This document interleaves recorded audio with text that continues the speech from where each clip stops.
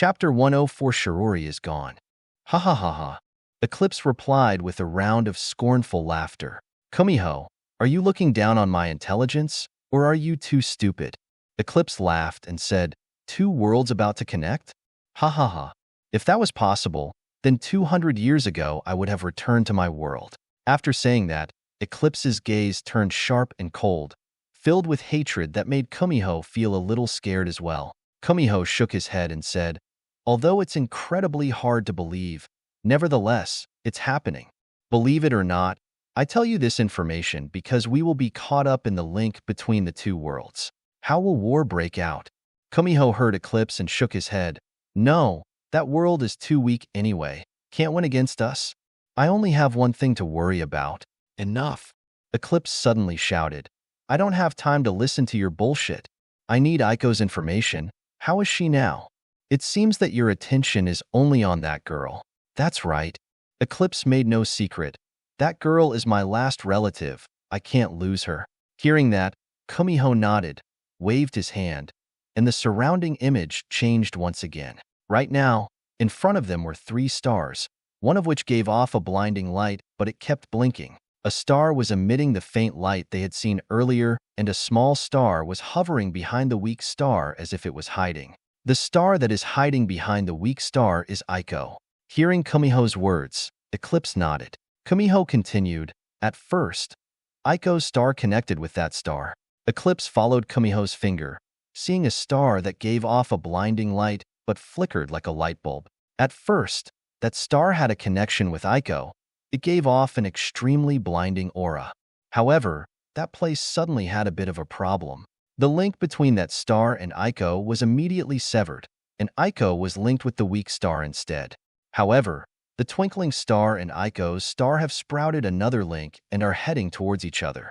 Although the process is long and difficult, what if? Enough.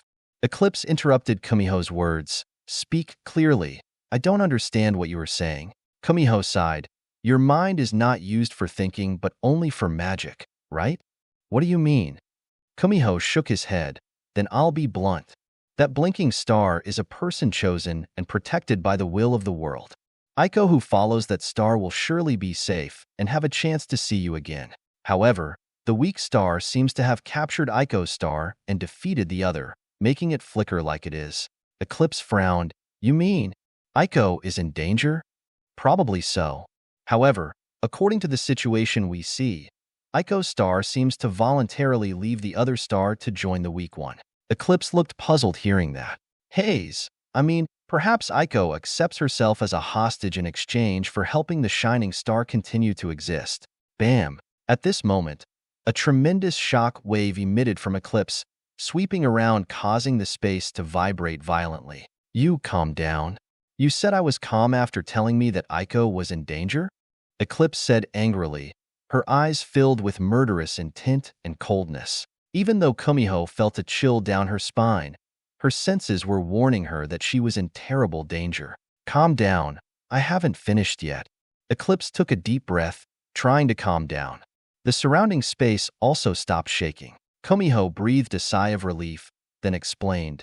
You also know those shining stars are people chosen and protected by the will of the world. They can grow quickly, can't be killed, can't be stopped. The people around them will also be protected by the will of the world, so Aiko is still safe. Eclipse heard that and relaxed his body. Although she was still very worried, Kumiho said that Aiko was safe, so she didn't have to worry too much. Seeing Eclipse calm, Kumiho continued, I just wanted to tell you that Aiko's situation is related to the person chosen by the will of the world. And the most important thing is that the person chosen by the will is related to us. The 2 worlds merge, that's for sure. You may see your relatives again, however. I hope when the 2 worlds merge, you can become a maintainer of order. Why me? Eclipse said frowning. Kumiho. She sighed. Haze, you are the Eclipse Queen who has the highest chance of becoming the new saint of this world. You're almost at the top of the world. If you don't become a maintainer of order, who do you think is qualified to do that? Eclipse smiled scornfully. Ha ha ha. I don't care. The only thing I care about is my family. After saying that, she stood up, turned to leave. Thank you for providing me with the information. If there is any other information about Aiko, please contact me. Right after that, Eclipse disappeared. Seeing this, Kumiho sighed, waved his hand, and the space returned to normal. The lake surface is quiet. The wind blows through the wind, carrying a few leaves falling on the lake surface. However, Kumiho's heart was not as peaceful as the lake. Haze, it's okay. Hopefully it's nothing to do with me, or else, maybe I should find a safe and mysterious place to hide. Eclipse to a bizarre space. In this place, there is a mirror that has been covered with a cloth. She took a deep breath, then pulled the cloth down. Inside the mirror showed an image of Eclipse. However, the image was extremely eerie. Eclipse in the mirror showed a happy smile, leaning on a man's shoulder. On the other shoulder was Aiko. She also hugged the man's arm, her face filled with a satisfied smile. At this time, the surrounding temperature dropped sharply. The space was like being covered with a layer of ice. Eclipse clenched her fists. A plume of black smoke escaped from the top of her head, turning into a ferocious monster, eyes red as blood. Who is that man? He dared to touch me and Aiko with that dirty hand. Damn it! Eclipse suddenly remembered the flashing star Kumiho had said. Could it be? Is he the one chosen by the will of the world? Huh.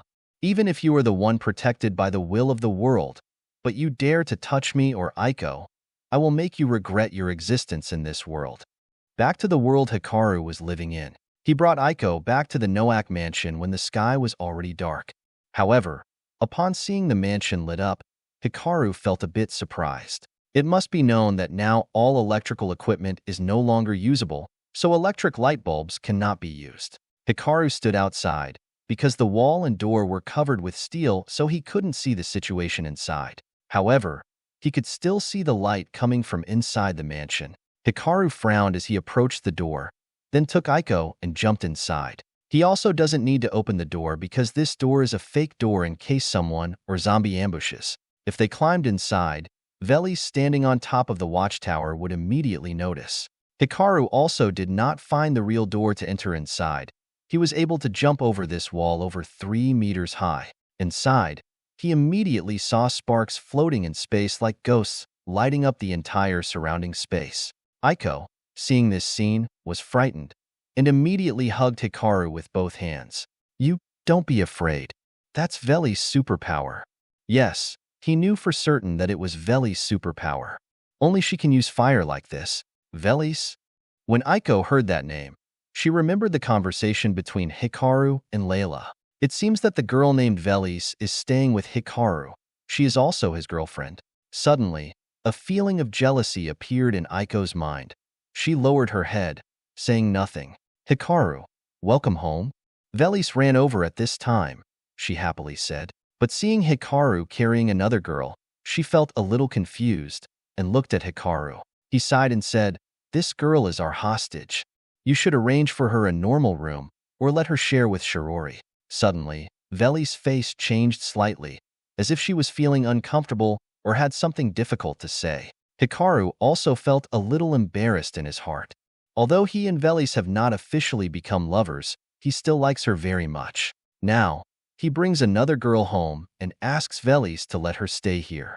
If he was Veli's, he would surely be extremely disappointed and miserable. Aiko also looked at Veli's at this moment, and immediately, she was surprised by her beauty. Blonde hair, blue eyes, snow-white skin, slim waist, breasts, but are all seductive curves. Besides, Veli's had such a beautiful face that even Aiko felt jealous. So beautiful. Is that girl Hikaru's girlfriend? Svel.Siamakronim. So, what is my chance? Suddenly, Hikaru spoke up. Veli's, don't misunderstand. I are not. Veli's shook his head, cutting off his words. She forced a smile. Hikaru, I said I don't care how many women you have. As long as there's a place in your heart for me, that's enough. Hikaru sighed. It seemed Veli's didn't trust him. However, I have something to tell you. I hope you don't get angry. When Veli's finished speaking, her body trembled slightly, her hands clasped together. Hikaru frowned. A feeling of uneasiness appeared in his heart. It's okay. Veli's, is something wrong? Veli's nodded. After a while, she took a deep breath and said, Sorry, Hikaru, Shirori is gone. Apocalypse chaos. I am the villain. Chapter 105 Shirori? Discover one of America's top 10 winery tours. An immersive exploration of biodynamic wine production in Sonoma Valley. Discover one of America's top 10 winery tours. An immersive exploration of biodynamic wine production in Sonoma Valley. Sponsored. Inspirations and celebrations. Read next story. Around the web. Surgeon. Anyone suffering from nerve pain and neuropathy, stop doing this now. Surgeon. Anyone suffering from nerve pain and neuropathy, stop doing this now. Wellness gaze neuro. Couple spends $1.7 million on motorhome. Couple spends $1.7 million on motorhome. Everil Nova. What causes tardive dyskinesia? The truth that's too shocking to ignore. What causes tardive dyskinesia? The truth that's too shocking to ignore. Tardive dyskinesia. Today chapter, smiley face. Hikaru frowned and asked, "Don't worry, let's go inside and talk." Veli saw Hikaru's expression and became even more worried, but she obediently listened to what he said.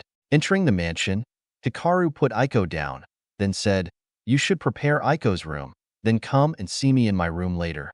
Veli nodded, then led Aiko to the room next to Shiori's. As she left, Aiko turned her head to glance at Hikaru, then back at Veli's, her eyes flashing a little strangely. In the private room, Hikaru changed, then sat on a chair, waiting for Veli's. He wasn't worried about her safety either. Veli's had used the power evolution potion anyway. She even possessed 2 types of superpowers and tier F+ weapons provided by him. Surely Aiko could not resist Veli's tremendous power. He didn't think that Aiko was stupid enough to leave this mansion at night. Besides, this villa was surrounded by a wall over 3 meters high. Ethan /o/vel/b//and c//om. Aiko could only grow wings if she wanted to escape from this place. Sitting on the bed resting, Hikaru opened the personal information panel to look at it. Name, Hikaru. Villain point, 110,200. Unused points, 54,000. Power, F+, perfect humanity. Hikaru saw the information board and frowned. Even though he had more than 10,000 luck points, he still couldn't kill Raken. Does that mean he needs more luck points? Master, your thinking is a bit wrong. Do you know how many lucky points are enough for you to be able to kill a protagonist with a 90% chance? You mean 10 times the number of lucky points that the protagonist owns. Hikaru heard that and took a deep breath, as he felt that the number was too impossible. Midnight, 031. Ads by Pub Future. So does that mean I can never kill a protagonist? No, there's still a small percentage that you can kill them. It's just that percentage is too small. Besides, the main character has a very high chance of being able to kill you. Hikaru sighed. He felt that this was becoming more difficult. Looks like even points can only help him to withdraw the prize. Wait, I took Aiko from Raken. Why didn't I get more luck? Master, did you really snatch Aiko from Raken? Hikaru could only stay silent when he heard that. That's right, he just took Aiko hostage. After this, Raken would still be able to save her from his hands. Moreover, as he was waiting for the other person to appear, maybe that person will help Raken save Aiko. In the end, although he brought back Aiko, it was like holding a slow exploding bomb without any benefit. Hikaru sighed. For now, he just wanted to throw Aiko down the mountain, regardless of whether she lived or died. Master, don't be so pessimistic. Aiko seems to like you very much. It would be nice to have her become a member of your harem. She's very pretty anyway. If you make her your woman, Raken will definitely spit blood. Ha ha ha. Hikaru, don't talk nonsense. If that person finds out that Aiko has become my woman, that person will surely drown me in a lake of lava or do even more terrible things. You should remember, that person from the fantasy world is Aiko's last relative. Hikaru shook his head and sighed.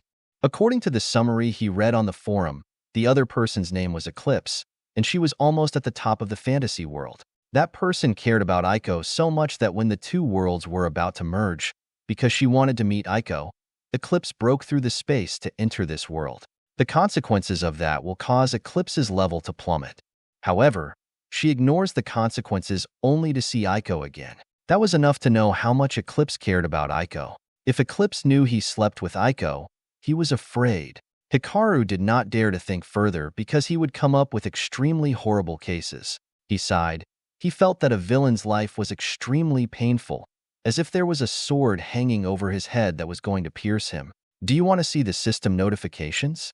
Perhaps you will feel happier. Hearing Rika's voice filled with teasing and mystery, he immediately opened the system notification. In fact, Hikaru temporarily turned off the system notifications to avoid being disturbed. Every time he kills a zombie or collects an energy crystal, the system's notification will appear, making him feel extremely worn out. He glanced at the system's notifications, and immediately, he spotted an important one. System message. You have reached the milestone of 100,000 lucky points. You can choose to pay 50,000 in used luck points to open the system store. System store? Ads by Pub Future. That's right. Rika's voice rang out and began to explain.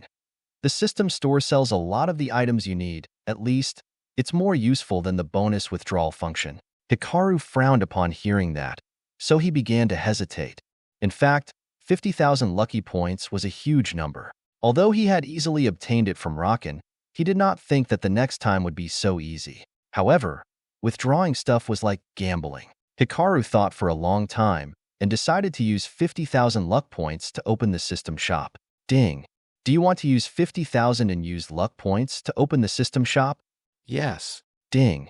The system store has been opened. Ding. The system shop will sell 10 random items every day.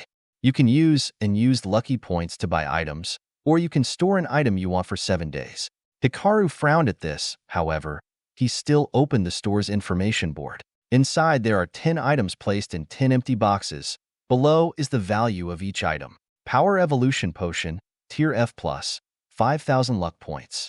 Purification Potion, 1,000 luck points. Skill Card, etc. Hikaru let out a sigh when he saw that the 10 items displayed inside the shop were all items he already owned.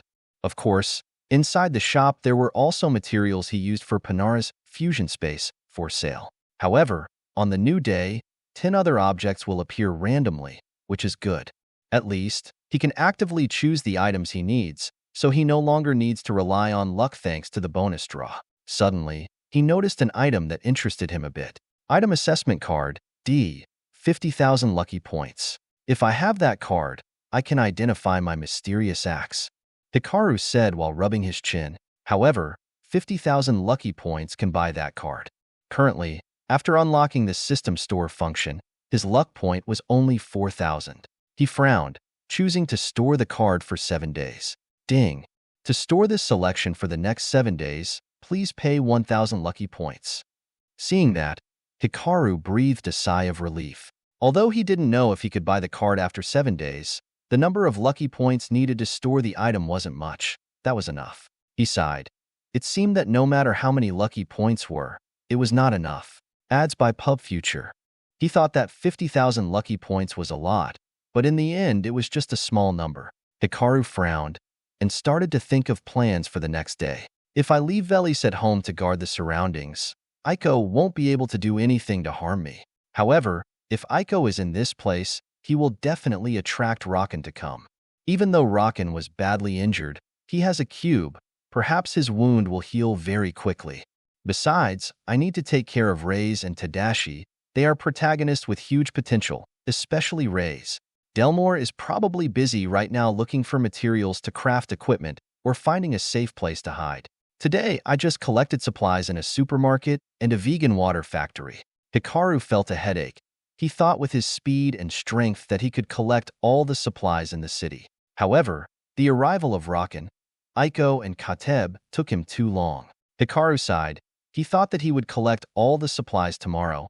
He didn't want to waste time with the main characters. Wait. Another problem was that Shirori was missing. Why was she missing? Hikaru couldn't think of a reason why Shirori disappeared. Is it because she didn't want to be here? Impossible. Shirori had the mentality of relying on him. She couldn't disappear. Besides, she was seriously injured and unable to move on her own. So, has she awakened her superpower? Also not true. Shiori's superpower was healing. There's no way she would be able to cross the 3-meter high wall with her body condition. Okay, I don't have to speculate too much. I will wait for Velis to come. Maybe she knows something. Knock. Knock. There was a knock on the door. Hikaru knew who knocked on the door, so he said, "Come in." The door opened. Velis, who was dressed in a black and white JK outfit, entered, with a slightly worried face. Hikaru saw the outfit and was a bit surprised. At this point, Velis was very cute. If he didn't know Velis' real age, he would think she was only 16 or 17 years old. "Hikaru," Velis said softly, her hands clasped together. She was looking a little worried and scared. Hikaru sighed and said, "Sit down. Stay calm and tell me what happened." Velis frowned. After a moment, she took a deep breath, then said, "Shiroi." She suddenly woke up. At that time, I was standing on top of the watchtower, so I didn't know when Shiroi woke up. I just heard a loud bang, like the sound of a door being violently broken. I saw Shiroi, wrapped in white bandages, slowly walking out. At that time, I was very surprised to see her move so smoothly, unlike before. Afterward, suddenly Velis faltered a little. "Don't worry," Hikaru said. "Tell me what you saw. I'm afraid you won't trust me," Velis said worriedly. Hikaru shook his head. "I trust you the same way you trust me." Velis looked up at him, eyes filled with happiness and joy. She nodded and said, "I saw a lot of ghosts flying around Shiroi." Chapter 106, How Can I Carry Her? Ghosts? What do you mean? Hikaru frowned and felt extremely confused. Velis sighed and said, "I mean, at that time, there were a lot of ghosts. Those ghosts were like plumes of black smoke that surrounded Shiroi, then helped her through the wall surrounding the mansion. I tried to give chase, however. She seems to have completely disappeared, without any trace left. I also searched around the mansion and the surrounding 5 kilometers, but there was no information about her." When Velis finished speaking, she silently lowered her head. She was nervous and extremely tense in her heart. Hikaru rubbed his chin and thought about the possibility that it was Shiroi who had awakened her superpowers. However, Shiori's superpower was a kind of healing, but as described by Velis, it didn't seem like her superpower was healing. After all, what's going on? Could it be because of my intervention that Shiori's superpower was changed, becoming a different kind of Esper? But what does that have to do with her leaving this place? Hikaru didn't know, nor could he rely on the surveillance skill to see what happened because Shiroi was not the main character. He could only sigh, as he felt that everything was so confusing and out of his control. Hikaru thought he was able to control the direction of the world's development. However, now he realized that everything is out of his hands. Perhaps the will of the world was laughing at his stupidity right now. Hikaru sighed and shook his head. Velis, upon seeing Hikaru's expression, was filled with disappointment, and she grew even more scared and worried. Her eyes were a little wet, and her voice trembled. "Hikaru, I'm sorry. Because I can't take good care of Shiroi. Sorry, please. Please don't be mad at me." Hikaru heard that and felt the despair in his heart disappear. "Yes, I still have Velis. She possesses 2 terrible superpowers. Besides, she loves me unconditionally. At least, I still have her." As soon as that thought came to him, he felt a little at ease. The smile on his face also made Velis feel less nervous. He stood up, walked over to Velis, patted her head and said, "Don't worry. I don't blame you, on the contrary. I have to thank you for taking good care of this mansion without me." But Velis wanted to say something but was interrupted by Hikaru. "Shiroi has her own mission. I know what she's doing. You don't have to worry," Hikaru said while stroking Velis' face. Her watery eyes and red lips, which were full of charm, seemed to be telling him to love her more. Hikaru took a deep breath. He felt that Velis' charm since becoming an evolved person had increased a lot. Sometimes it was hard for him to control himself. The atmosphere in the room suddenly changed. The candle light was not enough to light this dark room that suddenly became sparkling and full of romance. Velis' breath on Hikaru's face carried a scent that made it difficult for him to control his hands. Hikaru's hand caressed Velis' blushing face, his other hand wrapped around her waist, pulling her close to his body. The two stuck together, and there didn't seem to be any distance between them. Hikaru lowered his head and kissed those soft lips. Velis did not resist. After all, during their time in this mansion, they kissed many times. It's just, the atmosphere right now was so romantic that they lost control of their bodies. No, they couldn't even control their minds. Veli suddenly became more active and more daring. She stretched out her wet tongue and tried to pry open Hikaru's teeth. Of course, Hikaru worked well with Veli's. Two steamy tongues intertwined, as they constantly stimulated and attacked each other. Veli's hugged Hikaru tightly as if he wanted to fuse her whole body into his. The two kissed in the romantic atmosphere of the candlelight. Master, have you lost control? Hey, you have to think about the consequences after this. Rika's voice suddenly resounded in his head, causing him to wake up. He opened his eyes to see Veli's face with his eyes closed, enjoying his wet kiss. Hikaru gently ended the kiss and pushed Velis away. However, she hugged him tightly and didn't let go. Hikaru, don't leave me, Velis said, tears welling up in her eyes. The two lines of tears rolling down Veli's cheeks made her both pitiful and lovable. In /o/vel/b//n/c//om. I know you still don't love me, but in this chaotic world, I fear you will disappear. I'm afraid I won't be able to see you anymore. Please, let me be your woman. Master, you should remember. Shut up. Hikaru scolded Rika in his heart.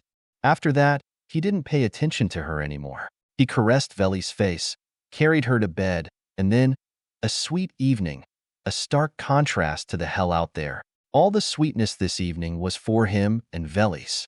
Velis received him warmly, and whatever he wanted, she did.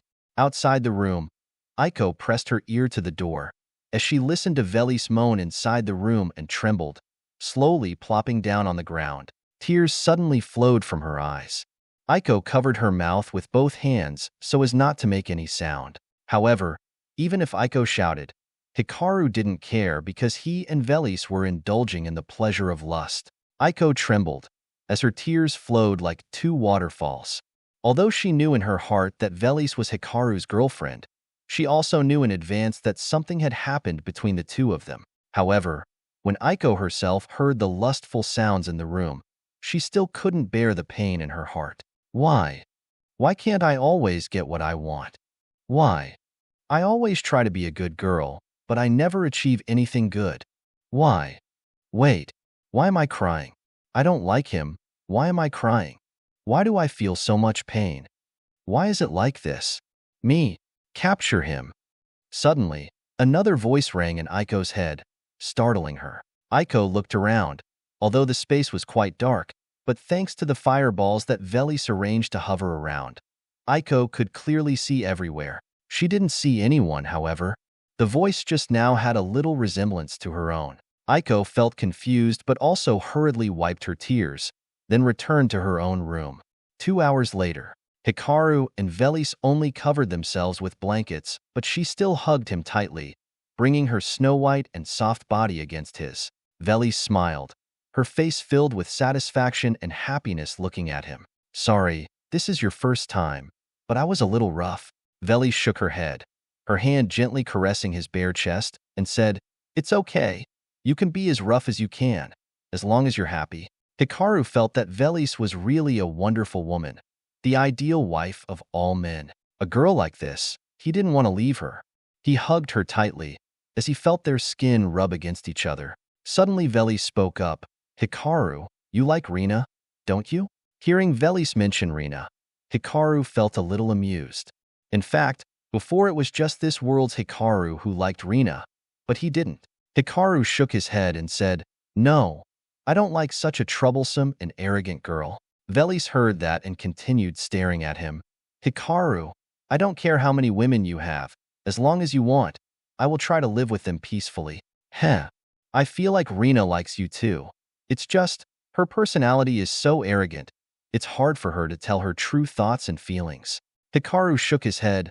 No, Velis, you are wrong. I really don't like her. Even if she likes me, I don't like her. All I need is you. Velis heard that and smiled, her face showing happiness. Hikaru, don't say that. Layla is also a good woman. She likes you too. Hikaru. He felt that Velis' thinking was a bit weird. He doesn't know if Layla likes him or not. However, He finds being around Layla very annoying and very dangerous. Layla is a main character. She can become his ally, but one day, what if she suddenly wants to kill him? Anyway, there is a huge gap between the main character and the villain. Hikaru really just wanted to borrow Layla's hand to kill the other main characters, but Layla's expression made him feel nervous. Besides, she was also very smart. If he was not careful, then all his secrets will be discovered by her. That's why he didn't want to be near Layla. Seeing Hikaru's hesitant expression, Velis immediately smiled and said, "Hikaru, I understand." "Do you understand?" "That's right. Don't worry, leave everything to me." Hikaru felt extremely surprised. He hadn't said anything yet, but Velis knew what he was thinking. Could it be that Velis had the ability to read his mind? However, Hikaru didn't care. As long as he had her, it was enough. A girl who understands him so well that he doesn't need to speak. He couldn't find a second person in this world. Suddenly, he wanted to bring Velis with him. Yes, in the end, he had to leave this world. However, he didn't want to abandon her. He wanted to take her with him. "Rika, is there a way to bring Velis along?" "Hayes, do you think it's that simple? Yes or no? Are you talking to me?" "Ah, beautiful Rika, lovely Rika. Is there any way you can help me?" "Huh. I can't help you, but there is an item that can help you carry her." "What item?" "A card, but its value is extremely high, up to more than 1 million luck points." Chapter 107: Hikaru and Velis. Hikaru saw the number Rika just said and felt that his wish was a bit impossible. Even adding all the lucky points of the main characters he had met was not enough to reach 1 million points. He could only sigh in despair. "Okay, maybe there will be many other main characters in the future. I'll just take the lucky points from them." Hikaru settled his thoughts, then continued to enjoy Velis' soft body. Suddenly, Velis spoke up. "Hikaru, aren't you mad at me?" "HM? Why am I angry with you?" "Because I let Shirori disappear. Surely she's important to you, isn't she?" Hikaru smiled upon hearing that, his hand gently stroking her face. "Don't worry, I'm not angry. In fact, I knew in advance that she would disappear. She would come back later." "Really?" Velis was surprised to hear Hikaru's words. However, she did not doubt his words. On the contrary, Velis completely believed what he said. So, he already knew everything. Hikaru is too cool. As soon as this thought occurred, Velis' eyes shone like twinkling stars. Thank you." Velis smiled, but then she blushed again and stammered, "But why?" "HM? What do you mean? Why did I know that Shirori was leaving but didn't stop her?" "No, I mean," Velis said, rubbing her head against his chest as if hiding from embarrassment. "I mean, why you? You did not come inside me?" "Heh." Hikaru was startled when he heard Velis' question. What are you talking about?" Velis hugged him tightly, trying to hide her face from embarrassment. I don't feel uncomfortable being pregnant." Do you want to have children?" "Velis, what the hell are you worried about?" Hikaru sighed. He felt that her thinking was a bit wrong. Now is the end of the world. If you get pregnant, everything will be extremely difficult. Velis nodded at that. Hikaru suddenly remembered Kateb and the pregnant woman he met today. He didn't know if Kateb was still alive or not, but perhaps if the child was born safely, it would be difficult for him to continue living. In the condition of lack of supplies, electricity, and various viruses everywhere, and even lack of breast milk, he did not think that the baby could continue to live. But suddenly, Velis spoke up again. "I hear a lot of people say, boys love human inside." Hikaru.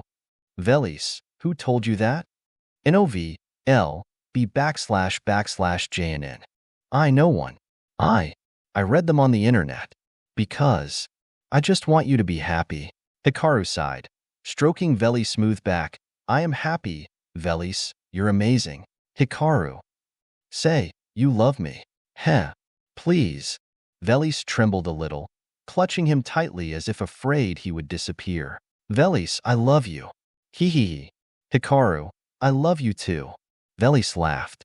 Although he couldn't see her face, he could tell that she was crying. Her tears streamed down his body. That wet feeling made him realize that Velis was crying. Hikaru gently patted Velis on the back, calming her down. "Thank you, Hikaru. Thank you for appearing in this world. Hearing Velis say that, Hikaru felt a little embarrassed. He really wasn't the Hikaru of this world. The one Velis loved wasn't really him either. However, he was not the Hikaru in the novel, who acted and fell in love with Rina blindly, forgetting about Velis. To him, Velis was 100 times better than Rina. Hikaru. Suddenly, Velis raised her head, her eyes filled with shame and expectation. I know a way that can make you feel better. New way? This is my first time. So, sorry for making you take the initiative. Velis' words made him laugh. Ha ha ha, you don't need to apologize. It's also my first time. Sorry for hurting you. Velis shook his head. No, I don't feel pain. On the contrary, I feel very happy. So, what will you do to make me feel better? Velis didn't answer. Her eyes were smiling. She lowered her head, stretched out her wet tongue, and began to move it across his chest. Hikaru lay on the bed, enjoying this stimulating wetness. At first, Velis was very clumsy, but then she seemed to be enjoying this too. That small tongue slowly moved downwards, then began to attack his thing. It continuously wrapped around the thing like a snake, bringing with it a warm and humid temperature.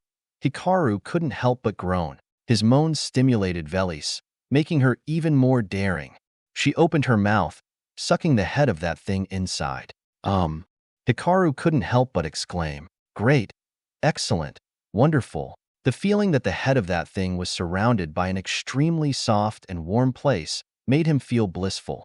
The small tongue, of course, did not lie still, as it continuously attacked the head that was already inside Velis' mouth. The feeling was quite invigorating, but also extremely stimulating. After a while, Velis sucked hard and released it, and Hikaru breathed a sigh of relief. Velis, where did you learn this? On the internet. I learned it when I entered college because I know one day I will need to use this knowledge to make you feel better. Hikaru had no words to describe how cute and wonderful Velis was. Perhaps, in this world, there will be no girlfriend as wonderful as Velis. Hikaru, I will try to make you feel more blissful. Velis continued to stretch out her tongue, licking everywhere. The slickness of Velis' saliva made him indescribably blissful. She suddenly opened her mouth and started sucking his two pearls. She used all her warmth and wetness to envelop them.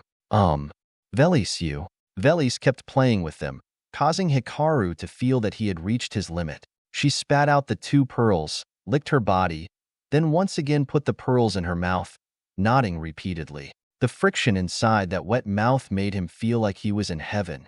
After a while, Hikaru hurriedly said, Velis, release it. Velis, of course, heard Hikaru's words. However, she did not obey and sucked harder. Velis startled, feeling a slightly viscous liquid spray directly into her throat. She still didn't release it, as she continued to suck it hard as if she was squeezing out what was left inside. Velis then panted but looked at him with a smile. Thanks for the meal. After that, it was not over yet. The fire of lust has just started burning, so it cannot be extinguished. The moans of the two of them once again reverberated throughout the room. Outside, after Aiko left, it was Layla who was pressing her ear to the door, listening to the lewd sounds inside the room. Layla sighed. Hayes, did you leave me to go home and have sex with Velis? Obnoxious. But he's also really strong. Isn't that long enough to satisfy him? Well, I'll forgive you this time. Next time. Velis, do your best. If you can't stand it, you can find me. We will endure him together. After that, Layla returned to her room, a little bit of joy mixed in with a strange feeling. In fact, Layla was still following behind Hikaru. After he returned to his room, Layla entered the mansion and also met Aiko and Velis. The fact that Velis wore a JK uniform and that she was more daring than usual is also thanks to Layla encouraging her. To be more precise, what Hikaru enjoyed tonight was all thanks to Layla. If he knew the truth, he'd be so surprised he'd open his mouth for a whole year. Elsewhere, Delmore is not as happy as Hikaru, who is struggling to find food for 20 people. That's right, actually 20 people.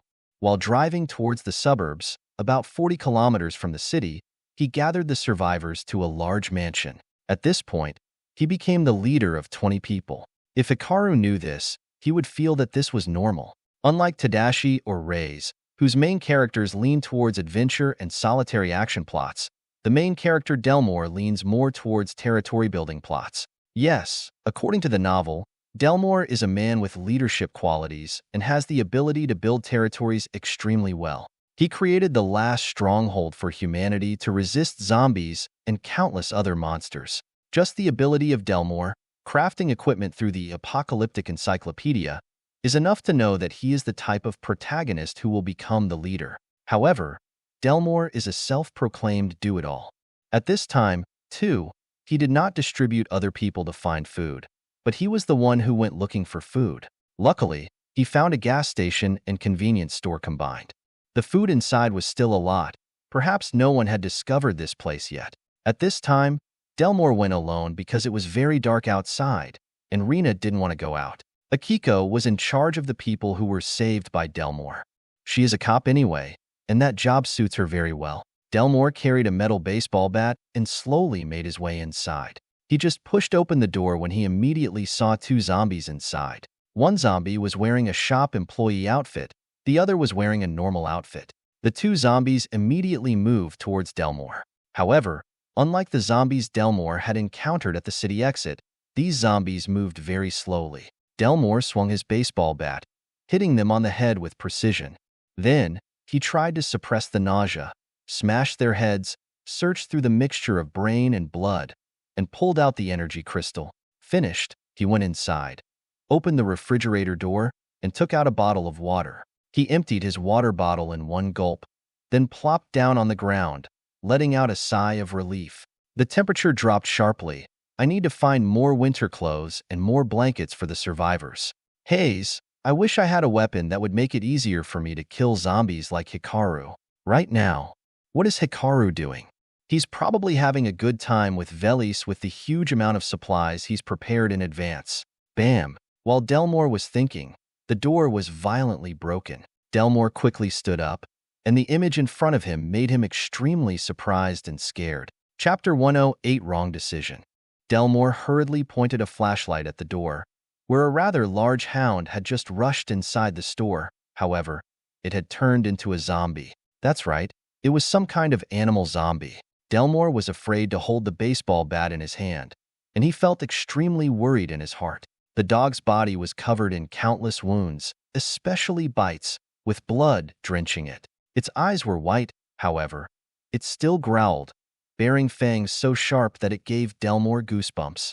He gently stood up, trying not to make any noise because he was afraid the dog would hear it. Delmore knew the dog couldn't see, so he held the flashlight in one hand and the baseball bat in the other, as he gently walked in another direction. That was towards the exit at the back of the store. By just getting out of the store, he could run away more easily. Crack! Delmore was startled.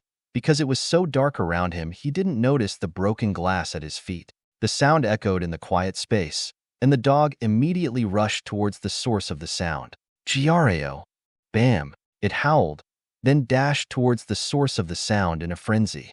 Delmore also ran away in fear. Fortunately, the store had many shelves, and the dog could not see anything. It just moved in the direction of the sound, so it kept bumping into the shelves. At this point, Delmore took a can of water and threw it into the distance. Kong, kong, kong. The water can hit the wall in the distance, then fell to the ground with a loud noise. The dog heard a noise coming from behind, immediately turned its head and ran towards the sound.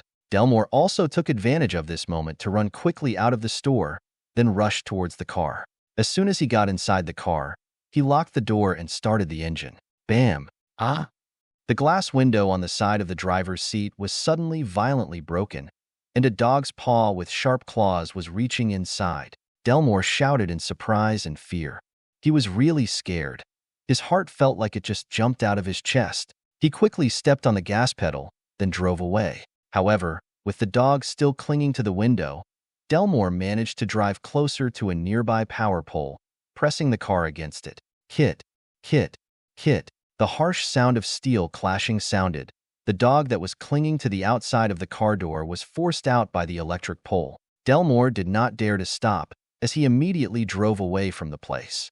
The sound just now was too loud, Surely countless zombies would come, so he didn't dare to stop. He drove for more than 5 kilometers. In the thick of the night, the street lights did not work. Without any light source, the light source from the 2 car headlights was extremely dazzling. Delmore leaned back in his chair, breathing a sigh of relief. Damn it! He couldn't help but swear.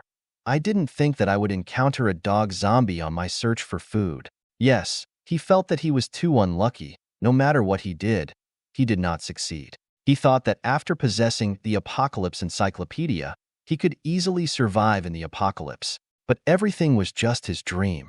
As difficulties kept coming, making him want to give up sometimes, suddenly, a thought popped into his head. I can serve Hikaru. Yes, I own the Apocalypse Encyclopedia. Hikaru definitely needs equipment to survive in the apocalypse. If I work for him, maybe he'll give me food and a safe place to live. No. As soon as that thought appeared, Delmore immediately shook his head.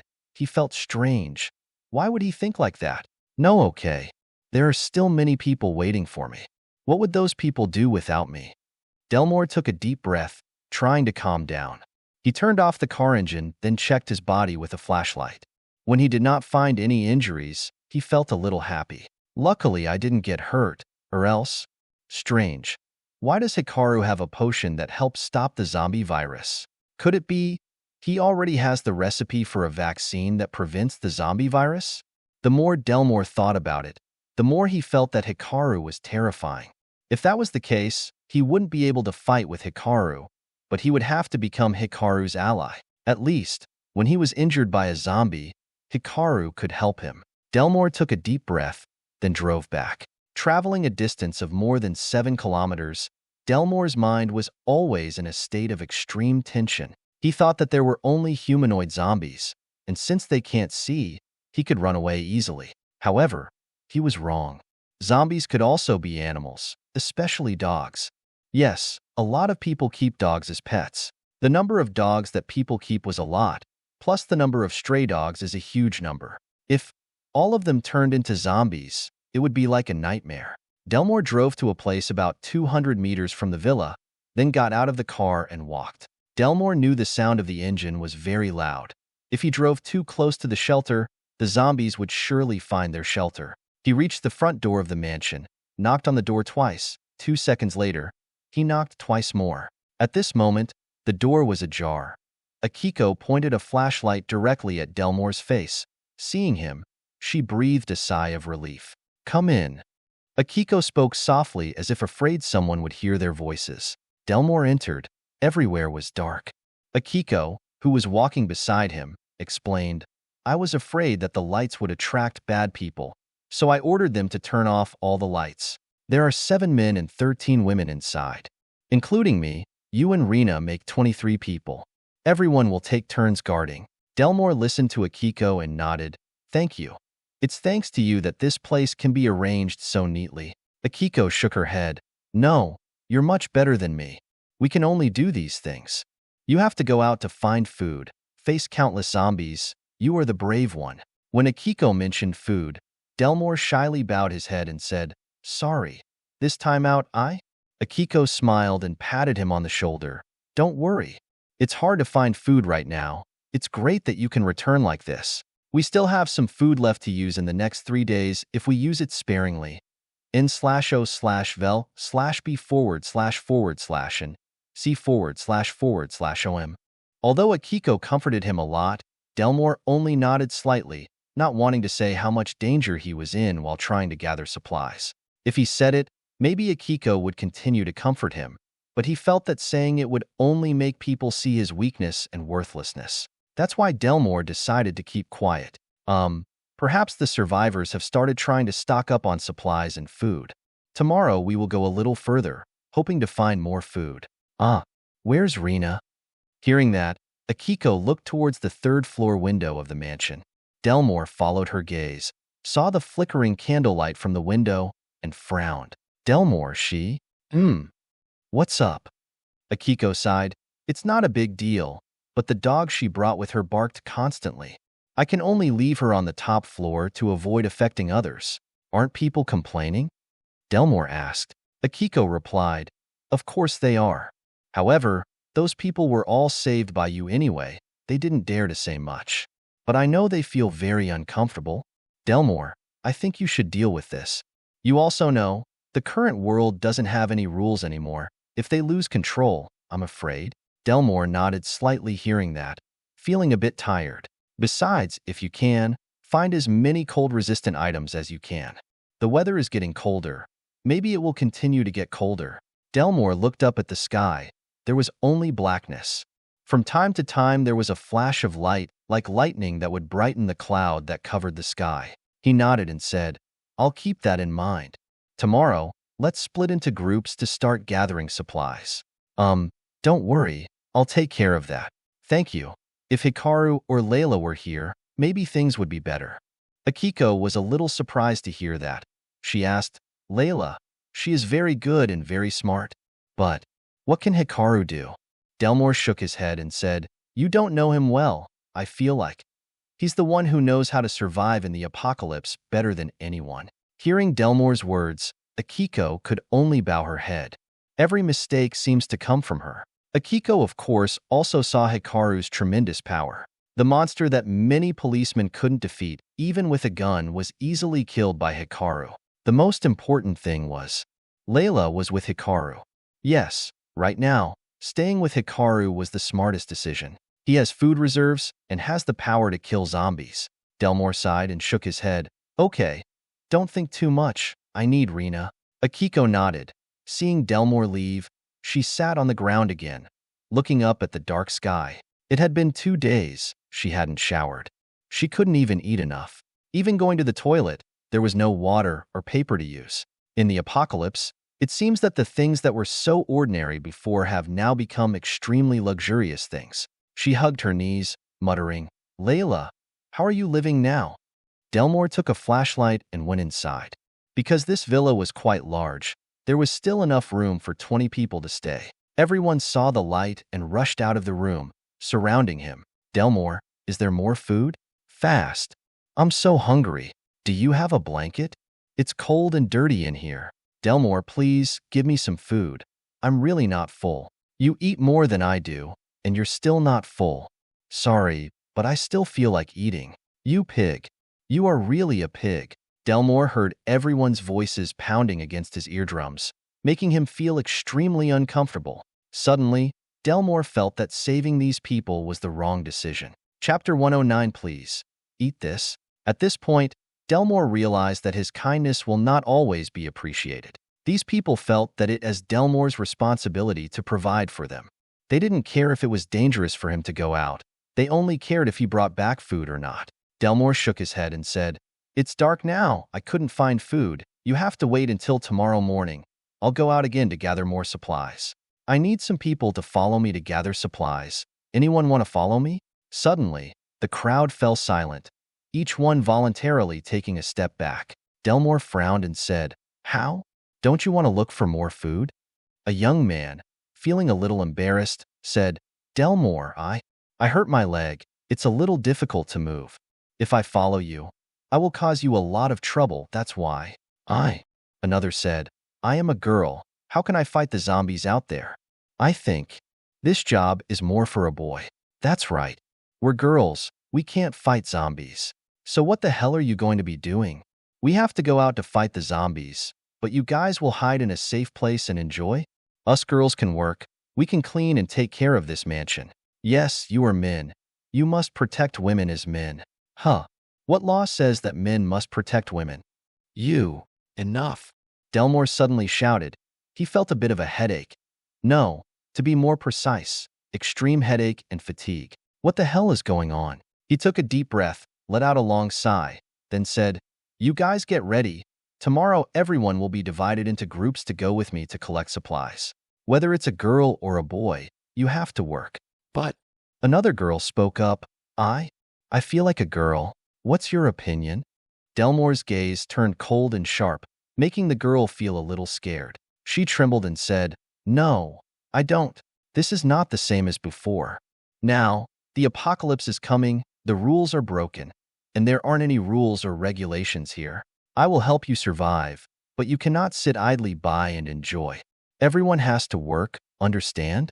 Everyone who heard Delmore's voice threateningly nodded. In fact, the people in this place were all cowards, and they could be easily manipulated by others. Why? Because if they were easily persuaded by Delmore to come to this place for refuge, they were not brave people. They were just looking for a safe place to live. Of course, Delmore probably also noticed this. He also recognized the cowardice of the people here. If not, after Delmore said those things, they might have worked together to overthrow him or drive him out of this mansion. However, they did not do so, which means that they did not even have the courage to protest. Like the silence of the sheep, Delmore didn't care about them anymore. He turned his head and headed to the 3rd floor, as he didn't care what they thought. Even if they were to leave this place, it would be even better. That way he would feel less guilty than if he actively abandoned them. Delmore went up a few stairs, then stopped, turned his head, and said to everyone, "If anyone wants to leave this place, you should go tonight. Otherwise, tomorrow you all have to work and face the zombies, understand?" After saying that, he turned his head and went upstairs, leaving the crowd speechless. In a room on the 3rd floor, woof, woof, before Delmore could knock on the door, a barking came from inside, making him frown. Fortunately, this place was on the 3rd floor, so the bark of a small dog could not be transmitted far. The door opened and Rena saw Delmore, but her expression was not one of surprise, but one of slight discomfort. "What did you come here for?" Rena's voice was filled with annoyance. Delmore could only shake his head when he heard that, but he replied, "I have come to bring you some food." "Food, give it to me. Aren't you going to let me in?" "You hate dogs. There are dogs in the room. I don't want you in," Rena said. It was as if she was trying to chase Delmore away. Hearing Rena mention dogs, suddenly, a thought popped into Delmore's mind. Ads by Pub Future. He smiled and said, "No, I don't hate dogs. On the contrary, Rena. You like that dog, right?" Delmore's expression made Rena frown in alarm. "You? What are you going to do?" "I won't allow you to harm that dog." "Ha ha ha, you misunderstand. Of course I won't harm it. On the contrary, I will make it easier for it to survive in this world." Delmore took out from his pocket an energy crystal the size of a thumb, held it in front of Rena and said, "Do you recognize this?" Rena saw the stone in Delmore's hand and nodded.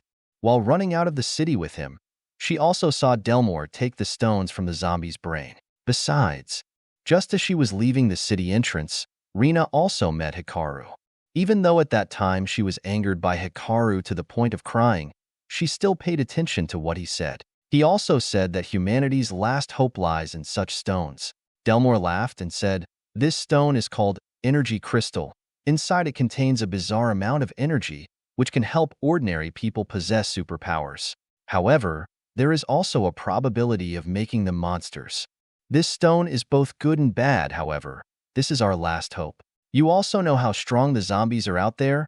They will not just be zombies forever. They are also evolving to become stronger. If we can't be stronger than we are now, no matter how hard we try, we will end up becoming the meal of the monsters out there. Do you understand what I mean?" "Of course I understand." Rena frowned and said, "I'm not stupid either. So, that has nothing to do with me." Delmore shook his head and said, "No, this has to do with you and that dog. Do you know what I came across while searching for food just now?" "What?" Rena asked, confused. "It's a zombie dog." "Zombie dog?" "That's right." That said, animals are also affected by zombie viruses. But it also says that animals can also possess superpowers. Rena heard a little doubt. "Are you sure?" "Of course," Delmore said confidently. "However, success or failure can only depend on yourself and your dog." Rena suddenly realized something and frowned. "Do you consider that dog a test subject?" Delmore shrugged. "So what?" "Rena, you also know that the fact that you brought that dog is affecting the people around you. Those people look at you with eyes filled with disgust and displeasure. Besides, you can't take care of it like this forever.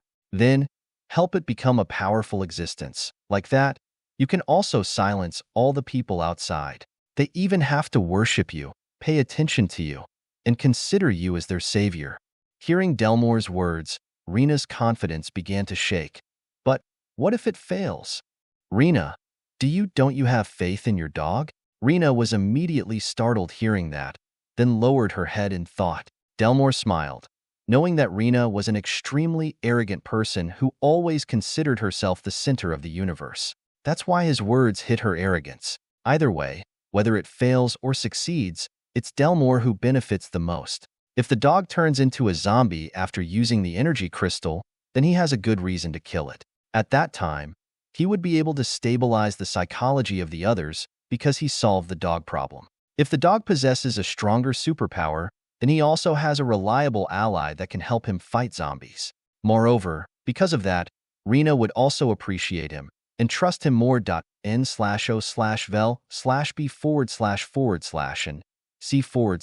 c//om. Either way, it's Delmore who benefits the most. After thinking for about 10 seconds, Rena suddenly raised her head to look at him and asked, "So, how should I use this stone?" Delmore laughed and said, "It's simple. Just let it swallow this stone. However, you should also be careful. In the process of digesting this stone, you should leave it alone." "Why?" Delmore shook his head and said, "I don't know what evolution will happen. If it turns into a monster, at least then you've hidden in a safe place." Rena frowned and said, "It won't turn into a monster."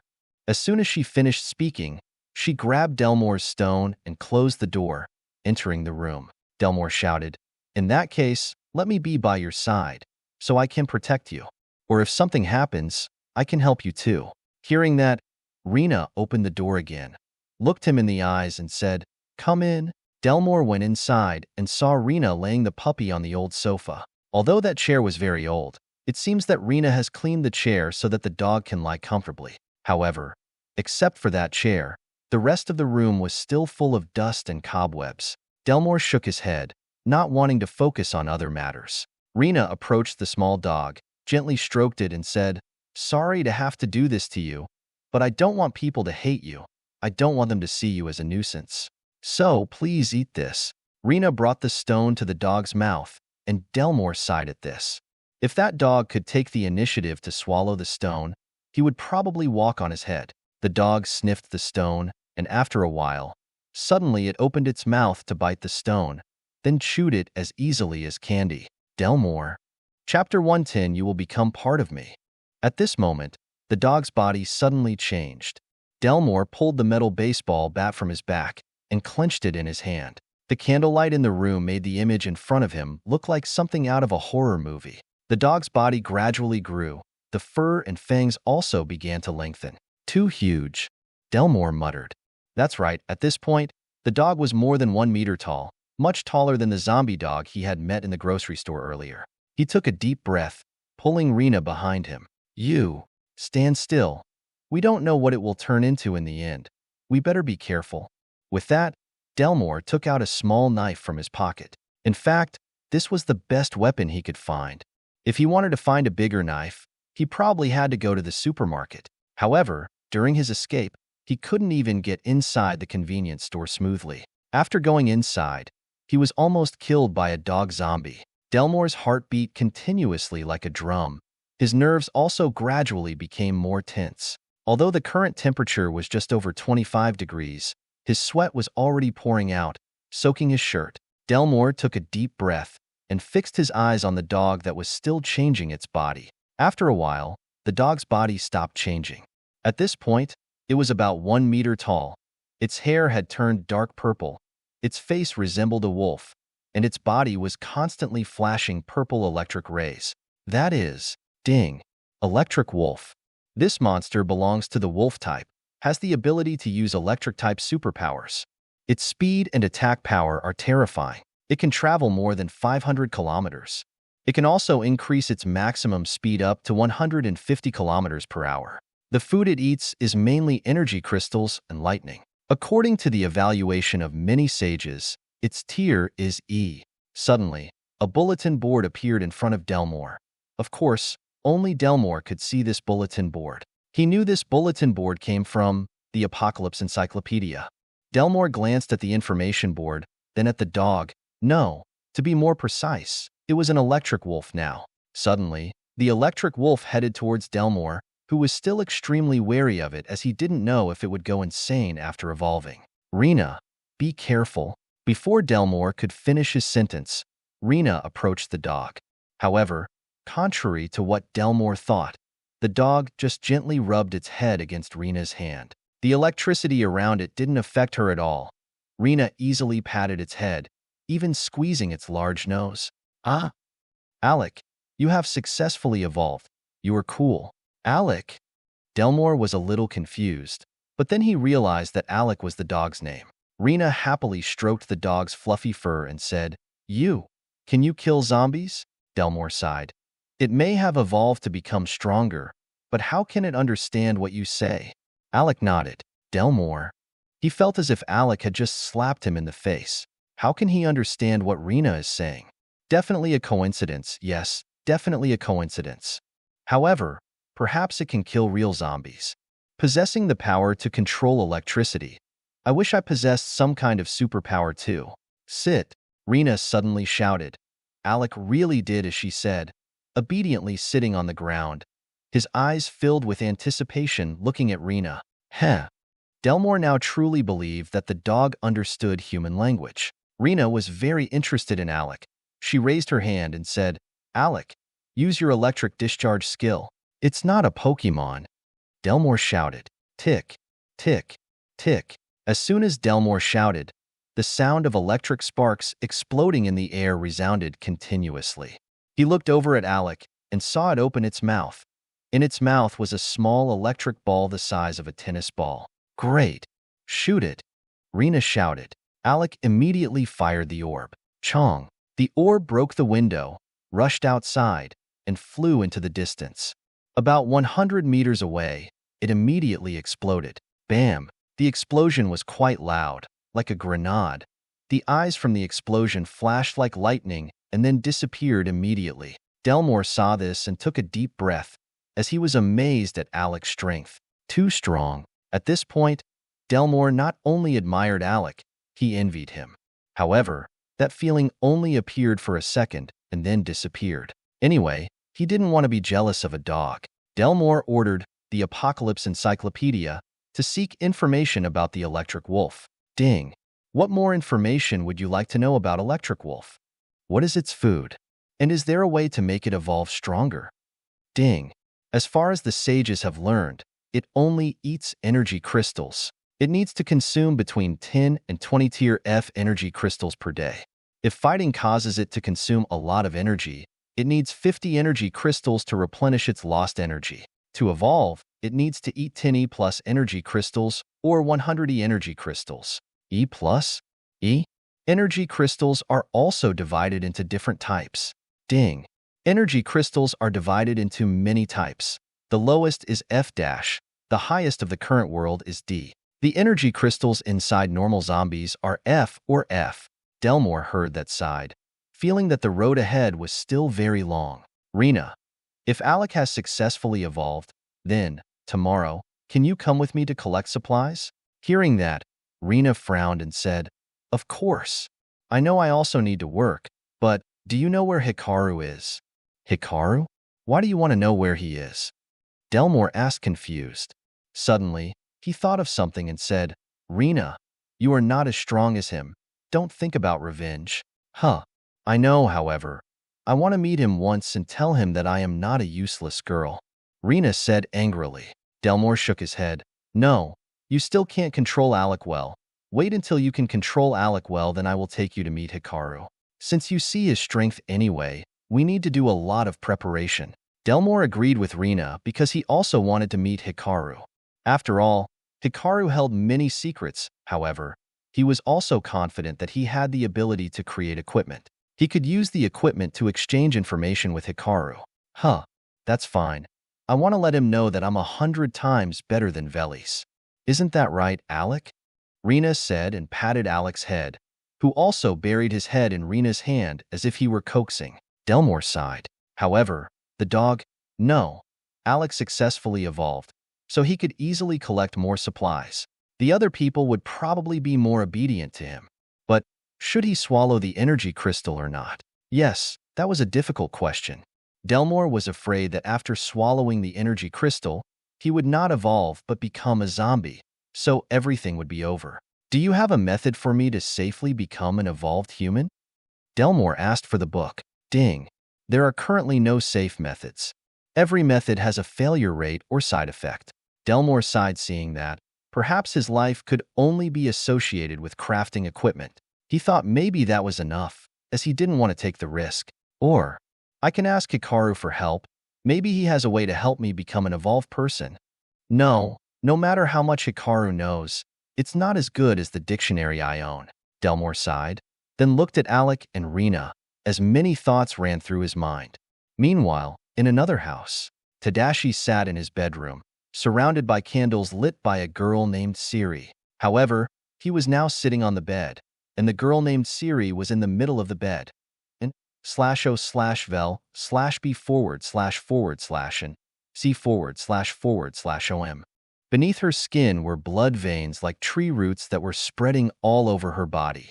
Tadashi frowned at Siri, who was panting. Sweat was pouring out like a bath, but his face was still extremely calm. He looked at Siri's arm, where there was a tooth mark. The blood veins started from that wound, then spread everywhere. Looks like you're about to turn into a zombie. Tadashi's voice was filled with eerie calm and cold. However, when Siri heard Tadashi's voice, she managed to open her eyes to look at him.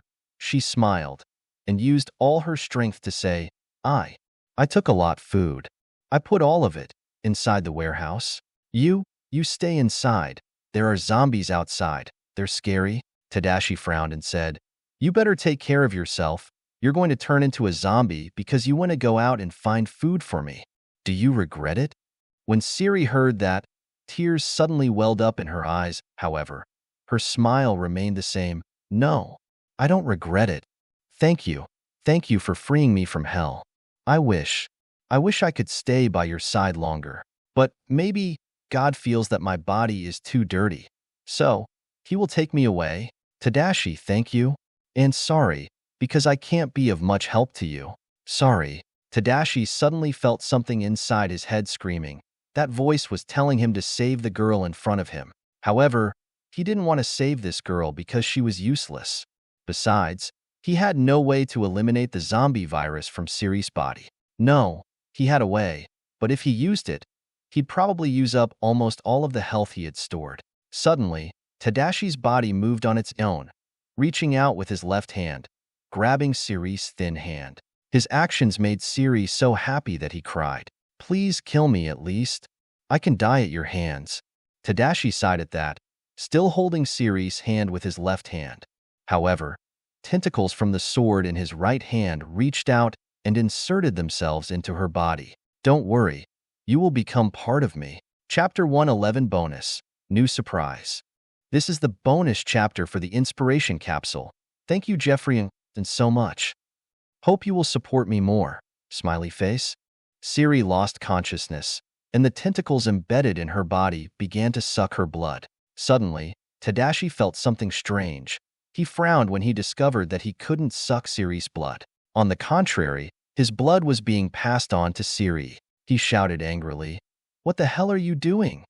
Tadashi, of course, wasn't scolding Siri. He was speaking with the sword in his right hand. A voice rang in his head. Not me. Tadashi frowned as he looked at Siri. Her body was slowly changing. The blood veins like roots that covered her whole body slowly disappeared. The wounds on her body were also healing at an amazing rate. Her thin body also gradually became a little fuller, and her skin also began to become softer. Tadashi felt extremely confused. The other voice sounded again. She will help you. Siri? Is she going to help me? The sword no longer spoke. Tadashi also silently watched Siri's change. Elsewhere, Reyes opened the door to the room, without a flashlight, and walked to use door. He wanted to knock on the door. However, the hand that was about to touch the door stopped. He sighed and then turned to leave. Inside the room, you lit a candle, placed it on the table, and thought about what just happened today. Her face was now pale, like someone suffering from anemia. No matter how much she thought about it, she couldn't understand why someone like Reyes would kill people. Even though he killed people to protect her, it was hard for her to accept it. You stood up and slowly approached the piano. She opened the lid, and her hand gently touched each key. She didn't dare press any keys because she knew that zombies were still out there. If she made any noise, the zombies would flock to this place and You placed her hands on top of the piano, caressed it, and felt a little more stable. It has been 3 days since I played any music. When will this horrible nightmare end?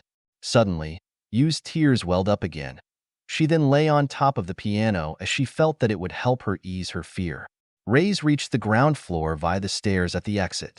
The place was so dark that even if someone raised their hand in front of you, you wouldn't be able to see anything. However, Rays walked very calmly, and he easily reached the ground floor without any difficulty. Rays saw the zombies roaming around and smiled.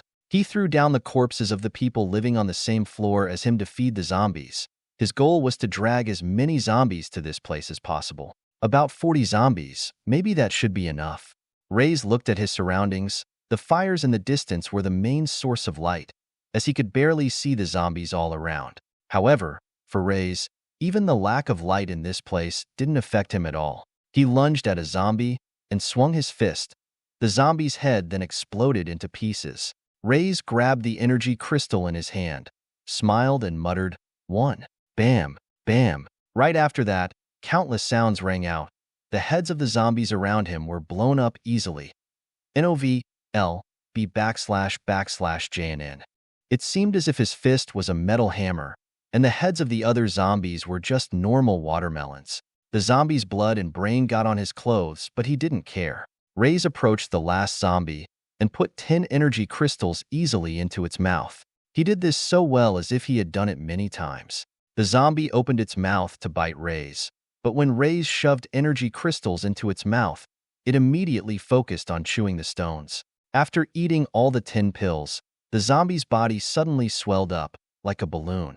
Seeing that, Rays frowned and retreated, about 10 meters away from the zombie. Boom! There was a loud explosion, and the zombie exploded into countless pieces of debris. Its blood and flesh were scattered everywhere, and the stench was overwhelming. Rays covered his nose, frowned and muttered, "Failed?" Suddenly, he saw a lot of zombies starting to move closer to this place because the explosion was too loud. He smiled, then went back to his room. As he passed by Yu's room, he wanted to knock on the door to meet her, but again, he could only shake his head and leave. She's probably still in shock. I should leave her alone. Yu, please forgive me. I only want the best for you. Rays returned to his room, sat on the ground, and leaned his back against the wall. He finished a bottle of water and then threw the bottle on the ground. I need to wait 5 more days. 5 days later, the first monster will appear. At that time, I will have a chance to evolve. Rays took out an energy crystal. On top of the crystal was a bit of zombie blood and brain. But he did not feel disgusted. On the contrary, he immediately put the energy crystal in his mouth, then ate it like a normal dish. In this dark space, there was no candlelight in Ray's room. However, he liked the darkness. This helped him remember the past, when he had to live in the dark, surrounded by zombies and monsters. To survive, he must hide among the decomposing corpses and eat the most disgusting foods to stay alive. Even then, he had to eat zombies to survive. Fortunately, he was not infected with the zombie virus. On the contrary, he awakened his superpower so he could climb to the top of this world. Therefore, a little zombie blood and brain was not enough to make him feel nauseated or disgusted. At this moment, he suddenly remembered his previous life. At that time, he was in a very desperate condition when you appeared. She helped him survive in this harsh world. She also helped him feel the tenderness and light in this dark and corrupt world. However, before Rays got the power to protect you, she was killed and became a toy for the men in front of him. She was raped to death. Then her body was dumped in a warehouse, in a survivor's area ruled by a highly evolved person. Rays was also the one who brought her body out of that place and buried it under a tree. He brought his hatred with him. He then became stronger to take revenge on those who caused it. In Ray's eyes, humanity was not worth living because they were extremely dirty and cruel. He started killing everyone he met, including children. The other evolutionists gradually realized his danger and decided to work together to kill him. In the end, while he stood between the boundary of life and death, he was reborn. He was reincarnated at a time before the end of the world, which made him so happy that he cried like a baby. "You, I won't lose you this time. I will protect you forever." The next morning, Hikaru woke up, but he did not see Velis beside him anymore. However, he knew she had gone to prepare breakfast for him. Hikaru lay on the bed. He felt like yesterday was like a dream. He did not think that one day he would be loved by such a beautiful girl. Velis' love for him was even hotter than fire. Last night, he and Velis didn't seem to sleep, as all night they were immersed in lust. After all, he and Velis both evolved, so their strength and endurance was many times higher than normal people. That's why, even if he did it all night, he still felt normal. Hikaru lay on the bed. He felt extremely happy and comfortable. Hayes, feel that last bit of comfort, master. What do you mean? Don't you understand what I mean? The consequences of you sleeping with Velis. I get it, but I can't continue to refuse her either. I'm just an ordinary man after all. I'm unable to contain myself in front of a beautiful and lovely girl like Velis. Yeah. You are right, but now the consequences are here. Hikaru let out a sigh when he heard that. He knew the consequences of sleeping with Velis, but he accepted it. Velis' love made him feel ashamed. He didn't want to hurt her because of his own fear. So, what are the consequences? See for yourself. Hearing Rika's words, Hikaru immediately used the skill surveillance, and an information panel immediately appeared in front of him. Delmore. He convinced and led 20 survivors. They are gathered in a mansion on the outskirts of the city. He helped Rena's dog, Alec, awaken. He possessed superpower and can use electricity. Alec has a tier E power, plus 50,000 luck.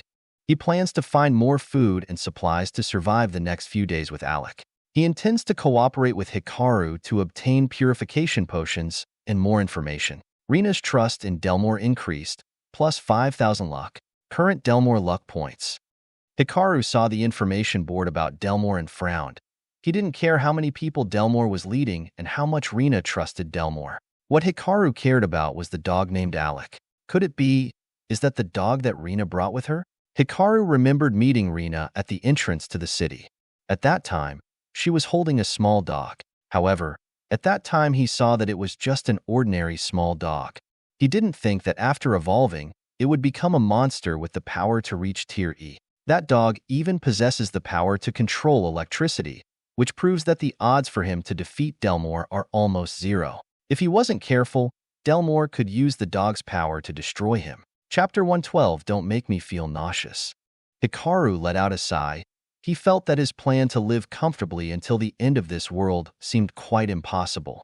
Master, don't think that if you accumulate a lot of supplies, you can live comfortably until the quest is over. You should remember that you are the villain, and they are the protagonist. Fate will cause you to meet and confront each other. Even though you have the ability to steal the main character's lucky points, they won't stand still and allow you to take all of their luck points. The main characters can still develop. Moreover, their ability to grow is much more terrible than you think. For example, it's normal for a single opportunity to increase their luck points overnight.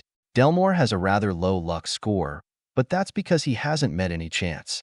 But thanks to you, he finally started to rise strongly. Rika's words were filled with scorn and teasing that made him feel a little embarrassed, so he said, he'll grow stronger anyway. Whether I sleep with Velis or not, it'll happen anyway. Can you still object? Because you slept with Velis he grew faster. Do you believe that tomorrow he will be invincible?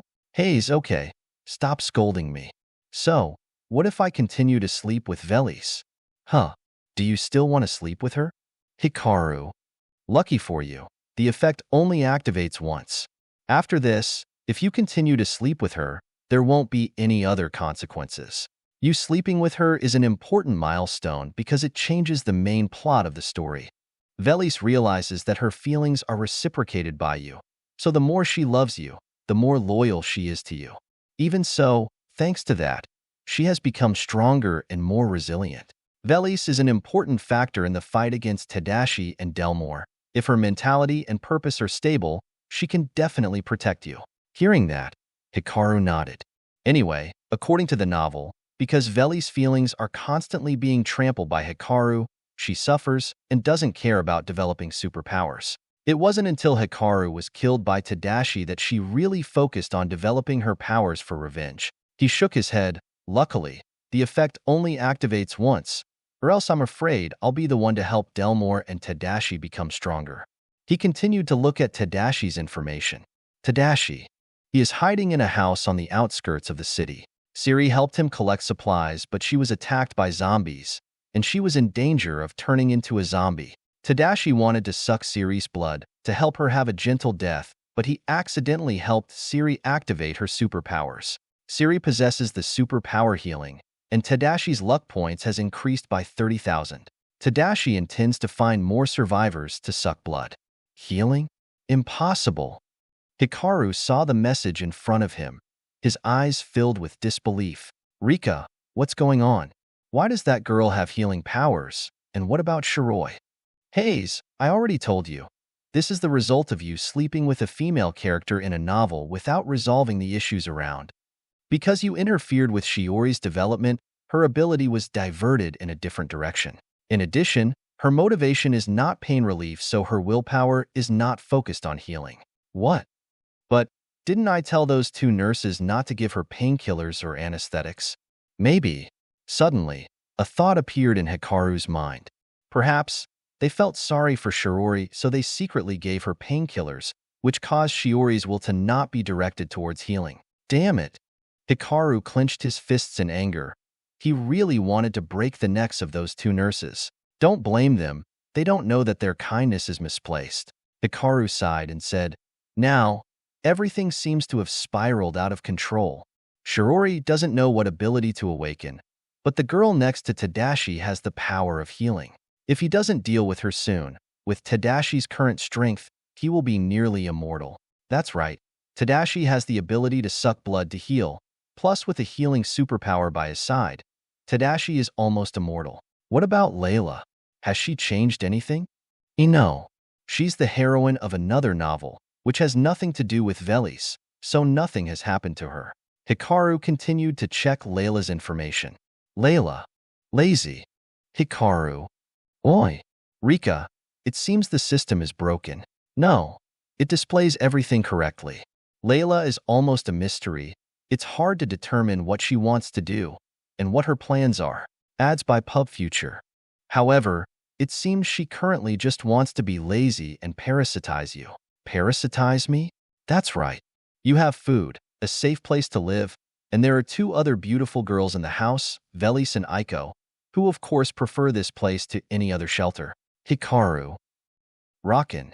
Quietly recuperating in an abandoned factory near the city. Hikaru rubbed his chin. He sensed that the current Rockin was no longer a threat to him. Now that Rockin was focusing on healing, his only threat was Delmore and Tadashi. No, there was still another person that the system does not show, and that is Reyes. That person is a real monster. He has memories of his past life. In other words, now, Reyes knows what the future is like. He even possesses tremendous strength and the ability to create armored zombies. However, Hikaru was still unable to obtain information about Reyes, as if he was a mysterious existence. Hikaru also had not read the novel series called God's Day, so he did not understand the character Reyes and the surrounding characters well. He sighed and continued to open the system store, but there was still nothing good today. Apart from the appraisal card that he had decided to keep for 7 days, the 9 items that were refreshed today were no good either. Wait, that is... Hikaru suddenly noticed a card worth 50,000 lucky points. Name, Event Information Card. Description. After using this card, you can learn some of the main events in the plot of a main character of your choice. He took a deep breath. He felt that it was the card he needed. However, now he only had 3,000 luck points left. Hikaru frowned and decided to keep the item for 7 days, then figure out how to buy it.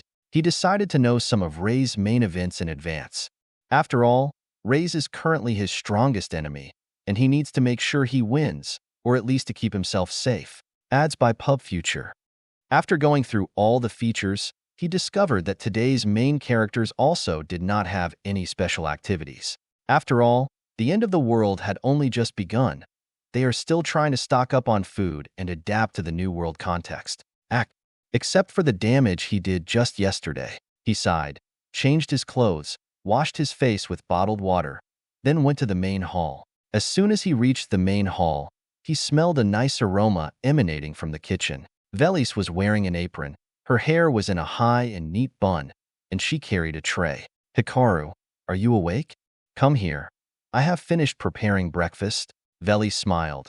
Her face was so full of happiness that even Layla and Aiko, who were sitting at the dining table, were jealous. Layla pouted and said, Haze, I just woke up now and I'm already seeing such a romantic scene. How will I be able to eat breakfast now? Aiko gritted her teeth and lowered her head, however. She still glanced at Velis and Hikaru. Yesterday's lewd sounds echoed in her ears, making her even more uncomfortable. She tried to control herself, hiding her face that was clearly showing jealousy. No, I don't like him. Why am I jealous? Or not? I must not be jealous. Aiko, restrain yourself. Layla suddenly glanced at Aiko. She seemed to notice something and frowned. Velis placed the tray on the dining table, then tiptoed and kissed Hikaru on the lips as if they were in their own worlds. You, Layla grimaced. Don't you know I exist? Oi, oi, oi. I'm still here. The kiss was gentle, their lips only touching and then parting. Veli stuck out her tongue in embarrassment and said, Hee hee hee. Sorry, Layla. I couldn't contain my feelings. That's right. You should remember this is my house. You are just staying here. To be more precise, you are renting a room here to live, and you need to pay the rent. Heh. You. Layla was angry, but couldn't refute Hikaru. All right. Velis patted Hikaru's chest. Sit down. I'll get everyone a drink. Velis finished talking and went to the refrigerator. She opened it. Inside there were all kinds of bottled water. Heh. Is the refrigerator still working? Layla was a little surprised and asked. Veli smiled and replied, No, this is my superpower. N/O/vel/b//b/ and C//om. What? Velis, can you use fire and ice at the same time? Veli smiled and nodded. Fire can be used to cook delicious dishes for him. Ice can be used to cool drinks to quench his thirst. Every word Veli said was directed at Hikaru, as if she thought her powers were only meant to serve Hikaru's normal needs. Layla glanced at Hikaru with contempt and jealousy. Huh, you are indeed very lucky to have such a girl. Hikaru shrugged. Of course. No. Veli shook her head. She smiled. A smile so full of happiness that it made Layla and Aiko jealous. I am the lucky one because Hikaru accepted my love. Layla. You guys. I haven't had breakfast yet. Don't make me feel nauseous. Chapter 113 bonus. You want me to get out of here? Aiko gritted her teeth. But luckily Layla and Hikaru's laughter drowned out the sound of it. She rested her hands on her thighs and clutched the dress as if she wanted to rip it off. Of course, no one noticed Aiko. Velis, who was busy preparing breakfast for Layla and everyone, only glanced at Aiko for a moment and then looked at Hikaru. While Hikaru was preparing to eat breakfast, on the table was a plate of omelets accompanied by freshly baked bread. Each person also had an extra bottle of mineral water. It could be said that their breakfast was extremely luxurious during the apocalypse. Although the apocalypse had just begun, people were already suffering from severe food shortages. In fact, in modern times, the most redundant and least concerning thing is food. Food prices were cheap. Even if we walked on the street, we could see a lot of restaurants and a lot of places selling food. Therefore, everyone had no idea that they would have to hoard food. When the apocalypse came, zombies were everywhere, there was not much food in the house, and people began to starve. This was easy to understand. There were very few families that stored a lot of food in the house. However, no matter how much food they hoarded, it was not enough to last them for a month. In the end, people still have to leave their homes, leave shelters to find food. Or, they could expect the army to come to their rescue. As everyone started to eat, Aiko felt that the food was extremely delicious, and she was surprised at Veli's cooking ability. It's delicious. Layla said, I didn't expect it to be this delicious. Since the apocalypse began, ordinary needs have become so luxurious that they are very hard to obtain. Layla said while smiling as she looked at Velis and Hikaru, Thank you for the meal. Velis also smiled and nodded. It's thanks to Hikaru. Otherwise, I would probably be a meal in a zombie's mouth by now, or trying to survive in this horrible world. Aiko was surprised to hear that. Could it be? Hikaru told Velis that the end of the world would come?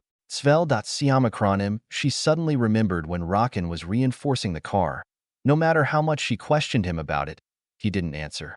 Rakan at that time just said that someday she would understand. He never so much as mentioned that the end of the world would come so that Aiko could prepare. Aiko enviously looked at Hikaru and Velis. Why could Hikaru trust Velis and tell her his secret, but Rakan won't tell her? She thought. NOVLB //JNN. Could it be, even if I sacrificed and did so many things for him, he wouldn't trust me? Why is that, Rakan? Why are you treating me like this? Hikaru glanced at Aiko, seemingly guessing what she was thinking, and said, because I trust Velis, and I know that she won't betray me. Aiko, Rakan knew that the end of the world would happen, but did he say anything to you? When Aiko heard Hikaru's question, her body trembled. She clenched her knife and fork in her hands as she grit her teeth. After a while, she took a deep breath and slowly said, no, he didn't tell me anything. It seems he doesn't trust me. After all I've done, no matter how much I sacrificed for him, how much I helped him, he wouldn't trust me. Hikaru shrugged his shoulders and said, because he has a serious illness, that's why he doesn't trust anyone but himself. You also know the reason he allowed you to hear his plans. That says he doesn't trust you either. One day, if you betray him, he will also kill you without hesitation. In Rakan's heart, there is only himself and his interests. You are just an item for him to use. Hikaru. Velis looked a bit worried. She hastily interrupted Hikaru, saying, she is a little out of control. Hikaru just shook his head when he heard that. I'm just telling her the truth. After all, since she's our hostage now, she should know the truth. Aiko trembled. She mustered up the courage to say, I know it. I just don't want to accept it. It's time for you to accept it, Hikaru said. Aiko nodded slightly. She knew that it was time to let go of what she had hoped for and a happiness so far away in the past. Hikaru continued to eat as if nothing happened. Layla also just sighed and started eating. Velis stared at Aiko while eating, as she felt a bit worried for her. After a while, Aiko sighed and asked, I don't understand. Are you going to keep me as bait for Rakan? Hearing that, Hikaru put down his knife and fork and wiped his mouth with a towel. He looked Aiko straight in the eye and said, probably. I intend to use you to trap Rakan. However, he doesn't seem to care about you for now. But he was seriously injured, so it's unlikely he can survive. Ha ha ha. Hikaru said with a smile, Aiko, you don't understand Rakan. He's very careful. I think for now, he's hiding somewhere to recuperate. Recuperate? No way. You cut off both of his arms and a leg. How can he still recover? Aiko glared at Hikaru. She couldn't believe what he had just said. Hikaru shook his head. Like I said, you know too little about him. Thanks to that cube, he can do anything. As long as he has enough supplies and energy crystals, he can reconnect the severed parts with ease. Aiko took a deep breath. Even though what Hikaru said was hard to believe, she still chose to trust him. Anyway, she currently didn't have anyone she could rely on. Hikaru was the only one who let her feel warm and safe. I don't know such things at all. Aiko explained. I know. Hikaru also nodded. Do you believe me? Of course, given Rakan's nature, he certainly won't tell you anything. So, how do you know? Layla glanced at Hikaru and asked, her eyes filled with teasing and triumph. Hikaru wasn't afraid of her either. He simply shrugged and said, because I have my own secret. What? Do you want to leave this place, or do you want to stay here? Layla pouted, looking the other way as she muttered, huh, stingy bastards. Hikaru ignored Layla. He looked at Aiko and said, keeping you as bait for Rakan is only a small reason. The bigger reason is that I want to wait for someone. Who do you want to wait for? Aiko asked, a bit confused. Hikaru also did not hide it. He said, I am waiting for your relatives to come and redeem you. What? My relatives? Didn't you say that my clan is dead in this world? I have no relatives left? Hikaru smiled and said, yes. In this world you don't have any other relatives, but in other worlds there are. Another world? What do you mean? I don't understand. Aiko felt extremely confused. Layla was also very interested when she heard that. She put down the knife and fork in her hand. and listened intently to what Hikaru was about to say. Hikaru smiled. He then propped his hands on the table, then looked at Aiko and said, "Your mother has a younger sister. She has been missing for a long time. Your family has also spent a lot of time trying to find her, but everything has been pointless. Everybody thought that the girl was dead. However, she was still alive. It's just, she's not in this world right now, but in another world." Aiko was puzzled. That person is not dead, but not in this world. What does that mean? Layla sighed and said, "That means your mother's sister is in another world, perhaps a parallel world to ours, or a completely different world." Aiko listened to Layla's explanation and didn't quite understand what they were saying. Anyway, Aiko didn't have time to read novels. She was only interested in studying and earning money to help support her family. Also, she didn't know about games, novels. Moreover, she didn't even know about makeup because she didn't have enough money to buy makeup. "Okay," Hikaru said, "you'll know then. However, I won't hide it from you. It's your only living relative. She will appear to take you away, but I do not know when she will appear." Hikaru did not worry that Layla would find out something through his words. He was tired of hiding, so he decided to ignore Layla. He glanced at Layla, and he was surprised. Contrary to what he thought, Layla didn't ask anything more, as she continued to enjoy breakfast. Bizarre. I thought that she would ask many things, to try to get as much information from me as possible. Could it be she already knows the whole thing, so there's no need to ask? No, it's impossible for her to know the existence of another world. Layla saw Hikaru's eyes that were filled with confusion and secretly laughed. "Huh, I won't ask you questions anymore. You don't like women who are too smart, do you? Good. I'll be a silly girl. I'm tired anyway. I don't want to use my brain too much." Both of them had their own thoughts, and Velis only looked at Hikaru, then looked at Layla, and then bowed her head to eat breakfast, feeling a little confused in his heart. After eating, Velis was about to clean up when Aiko stood up. "Let me do it. I can't help you, so let me do what I can." Hearing that, Velis looked at Hikaru and saw him nod. She then looked at Aiko with a smile and said, "We have a pipeline with underground water. You can pump water from there to wash dishes." Hearing that, Aiko nodded. Velis felt uneasy, so she followed Aiko to guide her. At this moment, only Layla and Hikaru remained in the room. He looked at Layla, frowned and said, "How long are you going to stay here? You want me to get out of here?" Chapter 114. What the hell are you thinking? Layla pouted, looking a bit annoyed at Hikaru. He shrugged his shoulders and said, "That's what you said. I didn't say I would send you away. Your attitude shows that you don't want me here. Ha ha ha. I welcome you here. It's just, you need to pay rent." Layla heard that and laughed. "Money right now is nothing more than worthless paper. So, are you going to take this?" she said as she pulled down one shoulder of her shirt, revealing her collarbone, white skin, and an extremely attractive right breast. "I have a habit of not wearing a bra in the house. Do you want me to pull it down a bit more?" However, Hikaru's gaze at her was filled with disdain and calmed in /o/vel/b//b//om. "Oi, what's with those eyes?" Hikaru shrugged. "Of course I don't care about you." Layla. "Okay, don't mess things up. I've got Velis. I don't want your old body." "Old?" Layla felt a bit angry.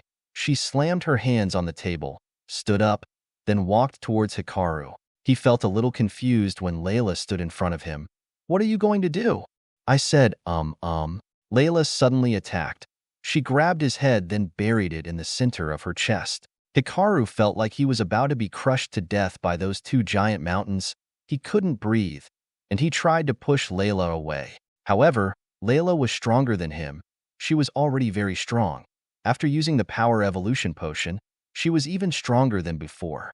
Layla used both of her hands to clamp Hikaru's head to the softest place in the world. "Nah, stop struggling. Enjoy it. You said I'm old? I'm proving to you my youth. How is it? Very stimulating, isn't it?" Hikaru felt that he was about to suffocate. Layla's two mountains were too big. They seemed to have filled the surrounding space. There was no space for air to sneak in. After a while, Layla finally let go. Hikaru sat on the chair panting. He felt as if he had just come back to life. Layla saw this and rushed out. "Layla!" "Ah!" As soon as she got out, she jumped when she heard Veli's voice. Velis, you. Velis tilted her head to look at Layla. Velis then said in a worried voice, Layla, do you have a fever? Why is your face so red? I'm fine. I just feel a little hot. Hot? The current temperature is only 20 degrees. I have also used fire to warm the house, and I am always making sure that the temperature in the room is only about 25 degrees. All right, I am going back to my room first. After Layla said that, he hurriedly left. However, when Velis saw that Layla's nightgown was a little disheveled, she realized something. Layla is blushing, her nightgown is a bit wobbly. It seems her relationship with Hikaru is going well. Velis smiled and nodded. Aiko, who stood behind Velis, with freshly washed dishes in her hand, felt confused. Don't you feel uncomfortable? Aiko spoke up. Velis turned her head to look at her with a puzzled look. Don't you feel jealous of Layla? Isn't Hikaru your lover? She seems to have feelings for him. Won't you stop it? Velis then smiled and shook her head. No, I don't know what you think about it. However, to me, I feel that it's normal for someone as wonderful as Hikaru to be surrounded by many women, as long as he has me in his heart. Besides, I feel Layla is a good woman. She can also help Hikaru with a lot of things. Moreover, I can live in harmony with her. Velis said while laughing. Aiko heard her words and felt like falling into a black hole. What the hell did I just hear? Who am I? Where is this? Has the world changed that much? Could it be that, because I work part-time and focus on studying too much, I can't keep up with the development of society? Aiko felt like she couldn't believe what she just heard. She took a deep breath and said, You? Aren't you jealous when Hikaru is with another girl? Velis tilted her head thoughtfully. Aiko, does that also require thinking? I don't think so. Velis shook his head and said, Like I said, as long as there's a place in his heart for me, I am contented. Aiko.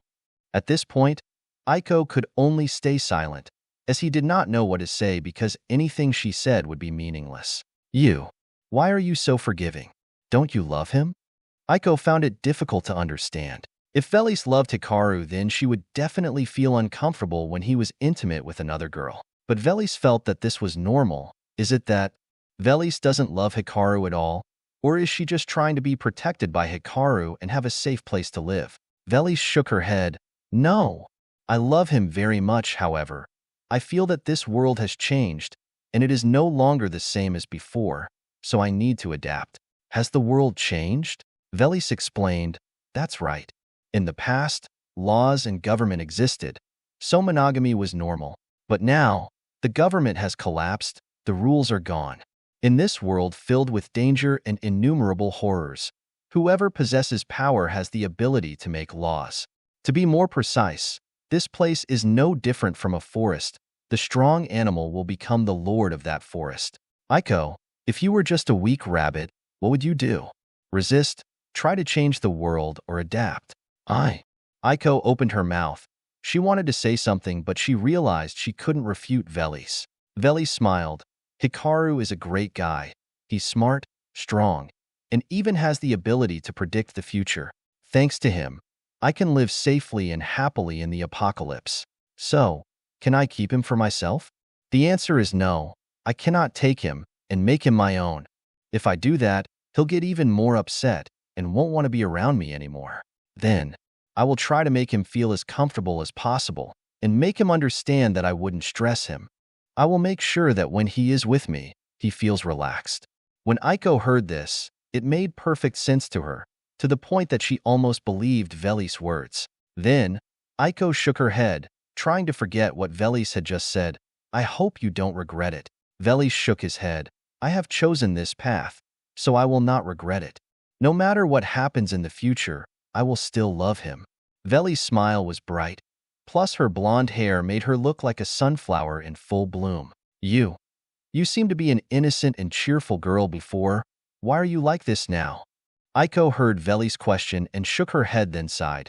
When you know that your family is dead, and that the person you consider as a parent, as a benefactor, is the one who killed your family, at that time, will you still feel happy? But at least now, you have a home. Aiko was startled to hear that. She raised her head to look at Velis, and it was as if she were seeing a blinding halo. Okay, do not worry. Even though Hikaru says you're his hostage, you can still move freely inside this mansion, right? Aiko nodded. You also don't need to face countless dangers outside. In this place, you can live a normal and safe life. Although it is a bit boring, you have food to eat, high walls to keep out zombies, and beds and blankets to keep warm.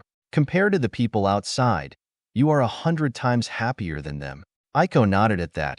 Yes, she was 100 times happier than the people outside. After comforting Aiko, Velis returned to the kitchen. She saw Hikaru sitting on a chair with a flushed face and smiled. Hikaru, how far have you and Layla grown? What the hell are you talking about? I almost got suffocated by her. Hikaru said angrily. Velis immediately sat on his lap, her arms wrapped around his neck as she said, Don't be angry, Layla really likes you. Hikaru shook his head. He asked, I overheard your entire conversation with Aiko. Why did you say that? Velis smiled. What I said is the truth. Hikaru, I love you. No matter how many women you have, I don't care. Besides, don't you want Aiko to be at ease in this place? What do you mean? Hikaru asked, confused. Velis caressed his face as he said, Hikaru. Aiko is feeling insecure. She seems to feel like she has nowhere to turn. To be more precise, she lacks family affection. So, Velis suddenly smiled mysteriously. We just need to let her feel the warmth of a family, and she will definitely become our ally. Her only relative who you say is in another world will surely find Aiko. At that time, if Aiko becomes our ally, then that person will also become our ally. Hikaru smiled when he heard that. He was really surprised at Velis' thoughts. Velis, you really surprised me, Hikaru said while stroking Velis' face. Then, Velis offered her fragrant lips, and the two of them started a sweet kiss in the kitchen again. 15 minutes later, Hikaru changed his clothes and arrived in front of Layla's room. Knock, knock. After a while, Layla opened the door, her face a little angry and annoyed as she looked at him. Oi, what is that expression? I'm the one who should be upset. Huh. Layla pouted, her eyes filled with contempt. Hikaru sighed, Okay, it's time for you to pay the rent. Heh. Layla immediately clasped her hands in front of her chest, her face full of surprise. You? So fast? I wasn't ready yet. Hikaru, what the hell are you thinking? I mean, we need to go out hunting. Unbelievable. Calculator shows the value of your house instantly. Chapter 115 Rina, go hunting? Ah. Suddenly, Layla frowned at Hikaru, then gave him a look of disappointment. What kind of look is that? Hikaru felt a little confused when he saw her. Nothing. Wait a minute, I need to change clothes. Layla finished and closed the door. Hikaru shook his head and said, I'll wait for you in the living room. After that, Hikaru left. He went to the living room, sat on the sofa, and looked outside. The sky was still covered with dark clouds. The temperature had also dropped sharply, as it was 20 degrees Celsius. In the near future, the temperature will decrease rapidly, and the Earth will also fall into an ice age. Currently, the water that this villa was using was gotten from the ground. However, that water was not used for drinking but for other activities. Either way, he and Velis didn't know if there was a zombie virus in the country. Besides, in a few more days, the temperature would drop below 0 degrees Celsius, and the groundwater would also freeze. At that time, the main source of water that he could use was bottled mineral water that he got from the water purification plants. Therefore, he needed to collect more supplies, especially clean water. Besides, he also didn't want the other main characters to be able to stock up on supplies. Although he didn't know how many of the main characters had yet to appear, if he collected all the supplies in this city, they would definitely have to go elsewhere to find supplies.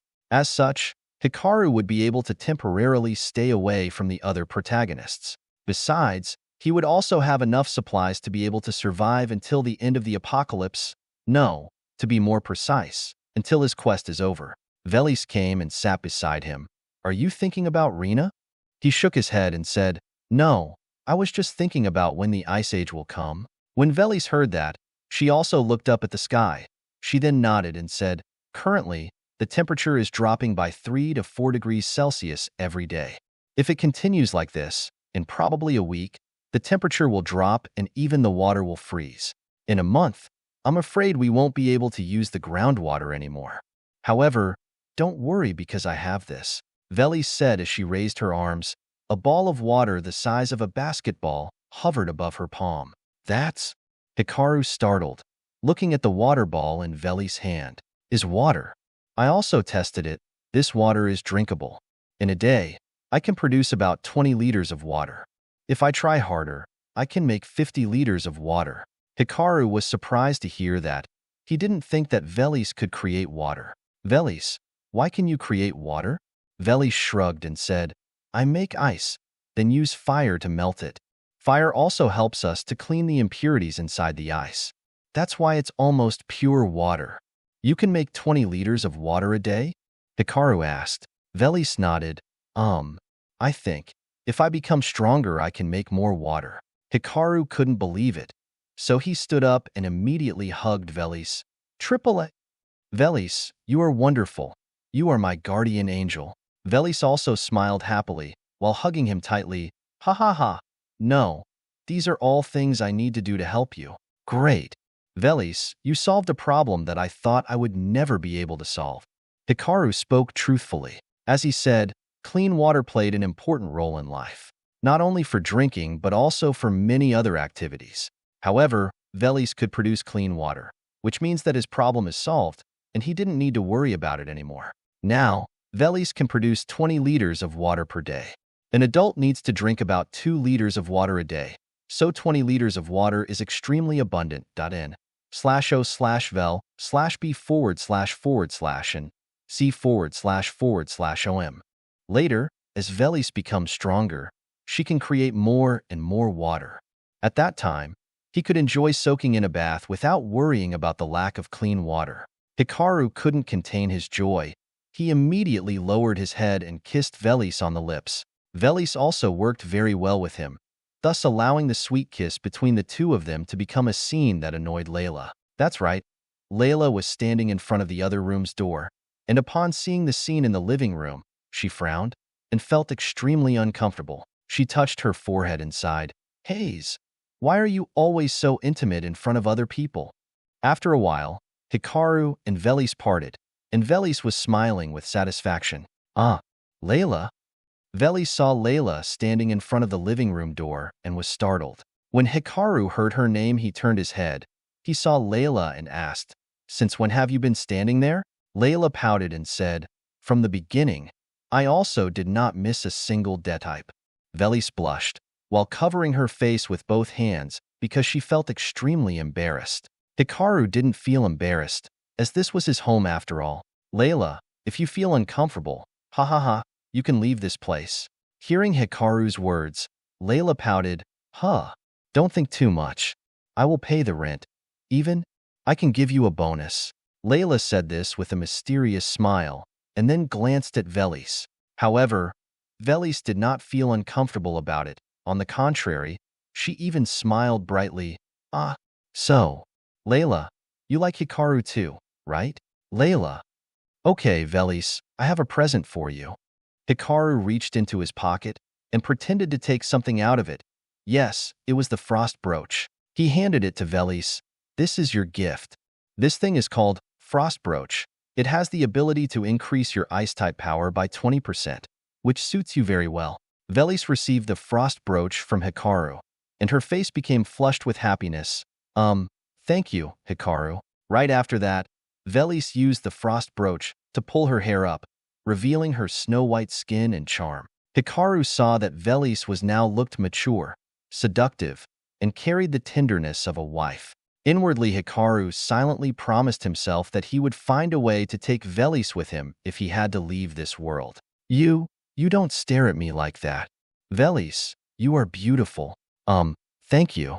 Layla saw this scene and noticed that the atmosphere around Hikaru seemed to turn pink. She could only sigh once more. After that, Velis left to go to the watchtower, leaving only Layla and Hikaru in the room. Layla frowned and said, Oi, you gave Velis a present. So, what about me? You? Hikaru was a bit surprised. He suddenly remembered something and said, The bow on your back, it's mine. Give it back to me. Huh. Stingy. Layla pouted, her voice filled with contempt. You should remember that. I know. I haven't paid the rent yet. If I want to stay here, I have to work for you, right? Hikaru nodded, a sense of triumph spreading through his mind. Then, he took a deep breath, stabilized his emotions, and pulled out a paper map. I want to know the areas with abandoned mansions or buildings on the outskirts of the city. Besides, I want to know where the supplies are located around those areas. Layla looked at the map on the table, rubbed her chin thoughtfully for a moment, then pointed at the map and said, this place and this place.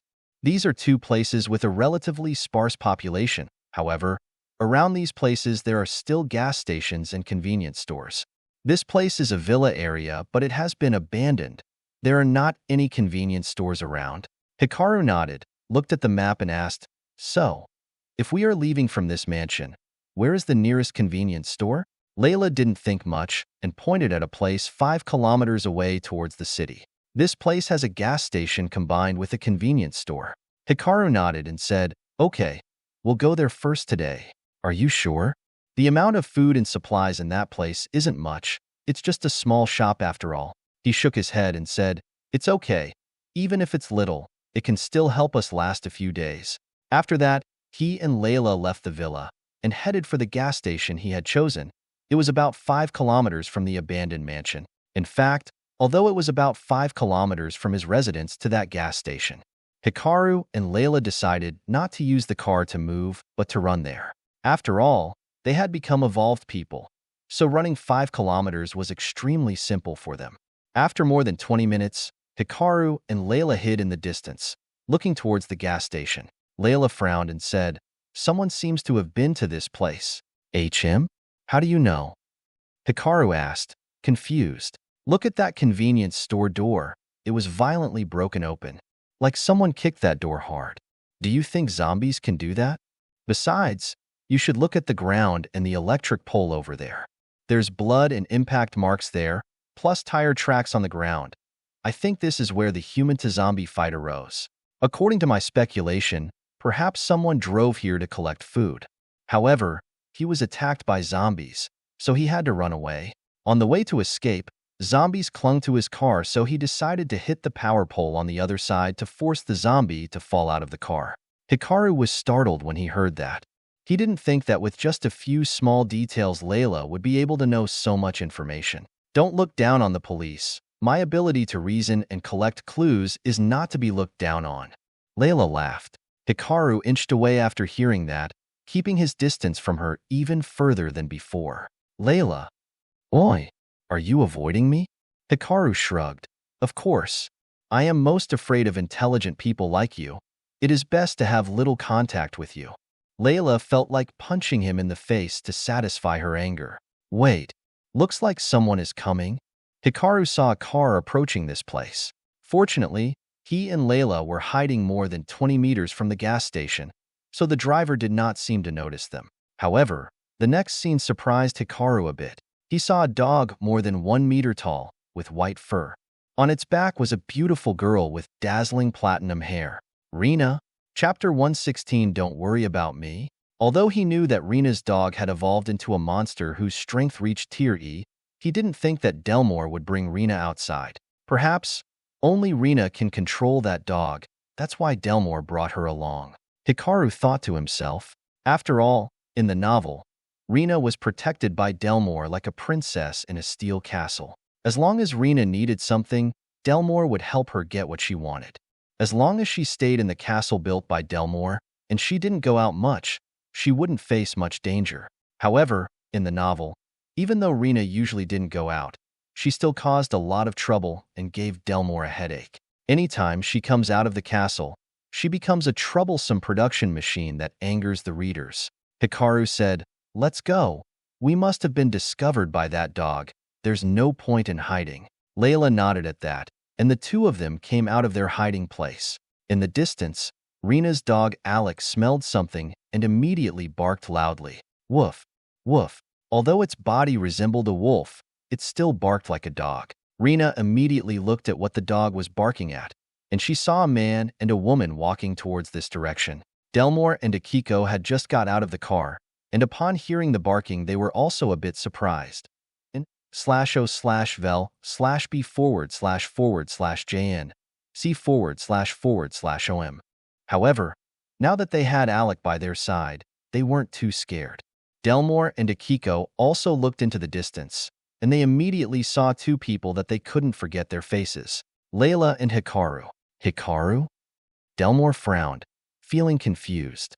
It must be known that Hikaru's mansion was more than 5 kilometers from here, and in his mansion there were also many supplies and resources, so he wondered why he came to this place. Could it be he intends to gather supplies here? Delmore turned his head to look at the convenience store, and he became a little anxious as he thought of the many possible scenarios. If he wants to get supplies here, should I stop him or give up on this place? Delmore suddenly glanced at Rena and Alec. He thought of something again and immediately said to Rena, "Rena, Hikaru is coming. Maybe he intends to gather supplies in this place. Please stop him so we can have time to collect everything." Hearing that, Rena confidently nodded and said, "Don't worry. I will make him regret it. I was still wondering where he was. I didn't think that he would take the initiative to find me." "Alec, go ahead." Rena rode Alec and immediately ran towards Hikaru and Layla. Akiko, who was startled by everything going on, immediately shouted, "Delmore, are you crazy? Why are you allowing Rena to face Hikaru?" "No problem." Delmore smiled and said, "Rena used to be someone Hikaru liked. Even though he gave up on Rena, he definitely won't hurt her. Besides, Rena also has Alec to protect her, and next to Hikaru is Layla. Do you think that Layla will let Hikaru harm other people?" Akiko felt that this was reasonable. She looked towards Layla as she wanted to talk to her.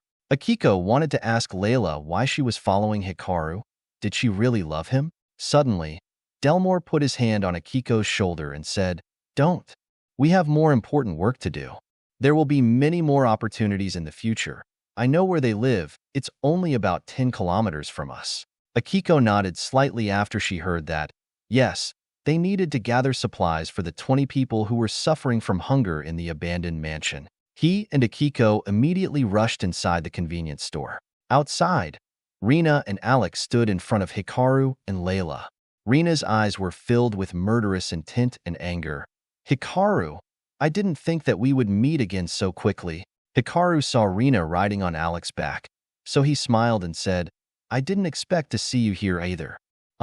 Your new boyfriend?" Hikaru pointed at Alec as he said, "Don't do it too hard. You'll break Rena from the inside."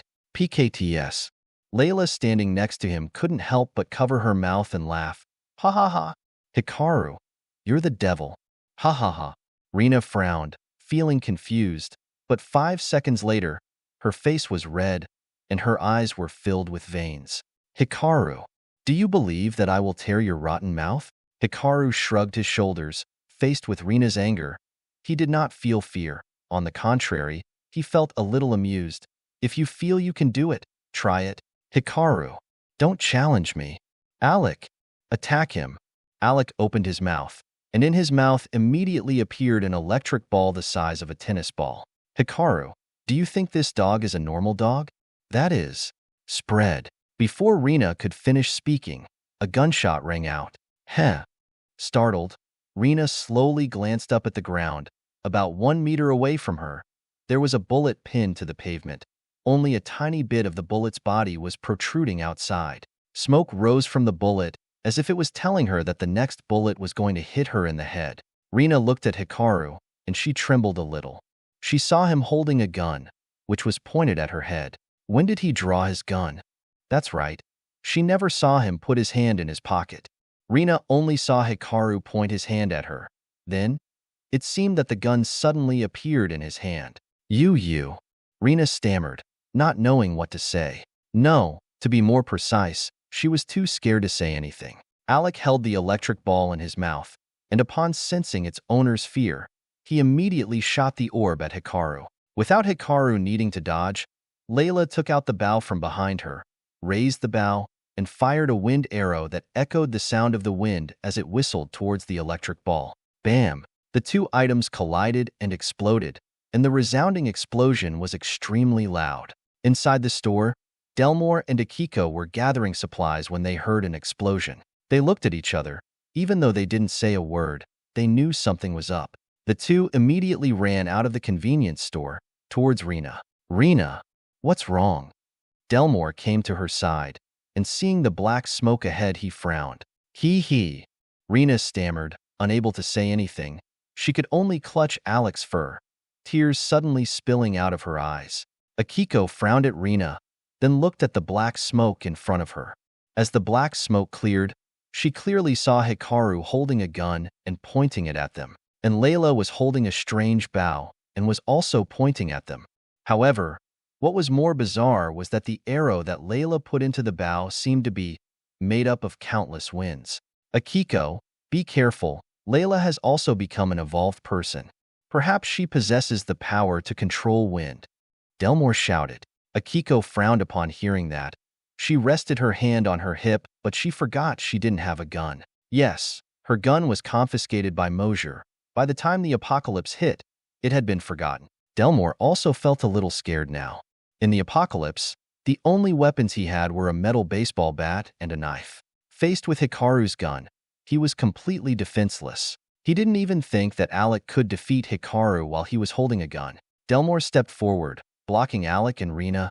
Hikaru, what are you going to do? Hikaru smiled. Collect supplies, of course. But you have already stocked up a lot of supplies. Why are you still competing with me? Competing with you? Hikaru felt amused. Ha ha ha. Delmore, what you said was funny. Am I competing with you? Ha ha ha. Delmore, I don't have time to talk nonsense with you. If you want to get supplies inside that shop, you can exchange them for something of equal value. Exchange? Delmore was a little confused and asked, what do you need? I don't have anything of value. I have no money, no food. Hikaru shook his head and said, you think I need those? What I need is energy crystals or your crafting. What? You. Delmore was startled when he heard that. He stammered due to the fact that he was lost for words. Why? Why does he know that I have the ability to craft items? Could it be he knows he owns the encyclopedia? Impossible. I never talked about this. No one knows about it but myself. But why does he know that? Could it be he can read my mind? Akiko frowned. She glanced at Delmore's expression that was now the same as Rena's. She didn't understand what Delmore's craft was, but what she cared about was Layla. Layla, Akiko spoke up. Why are you pointing your weapon at me? Layla calmly looked at Akiko. She lightly shrugged and said, Akiko, sorry, I was just following orders. Orders? Hikaru ordered you? Akiko startled and asked, what did he do to you? Layla suddenly sighed. Her face was full of sadness. Her eyes were a little wet. You don't understand what I'm going through. Hikaru, duh. Akiko saw Layla's expression and immediately felt more worried. What did he do? Layla, tell me. If you need help, tell me. I will help you. Layla shook her head and sighed. Akiko, you can't help me.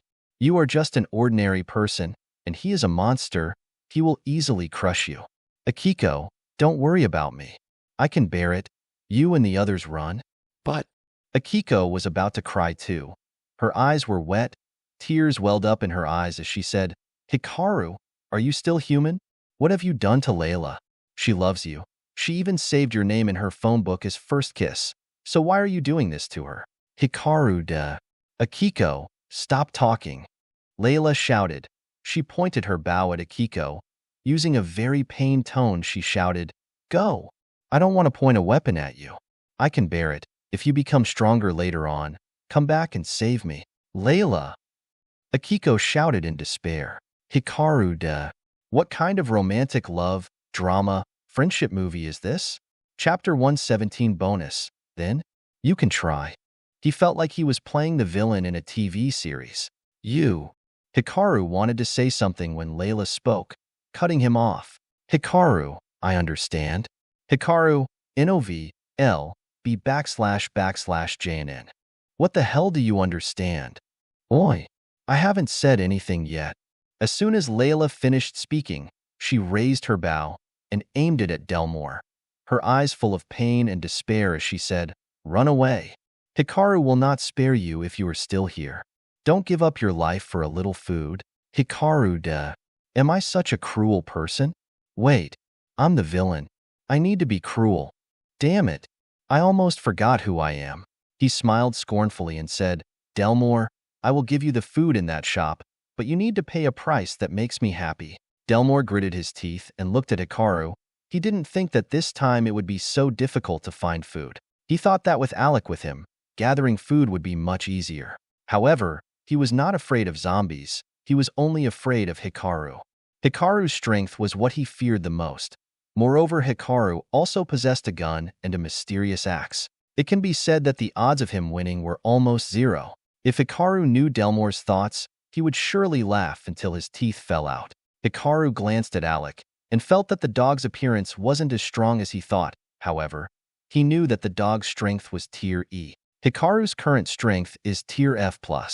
Although it was only one level apart, there is a huge difference. If he really fought, Hikaru didn't think he could win against Alec. However, he didn't think that Delmore was aware of his power.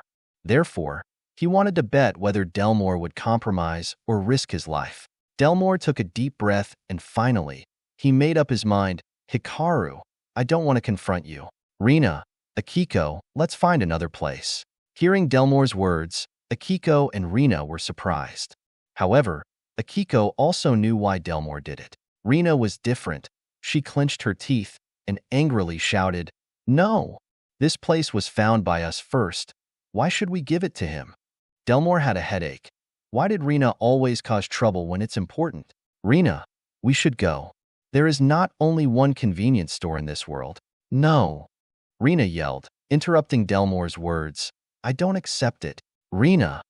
Delmore also angrily shouted, Can't you see what he has in his hand? A gun. That's a gun. Do you want to die? I have Alec. Can Alec handle a gun? Delmore was really angry. He didn't understand why Rina was so stubborn and stupid. Hearing that, Rina gritted her teeth, as tears flowed out of her eyes like two waterfalls. Enough. Delmore sighed. Let's go. We don't have to get tangled up with Hikaru. No. Rina suddenly shouted, Alec, attack that bastard for me. Stop. Rina.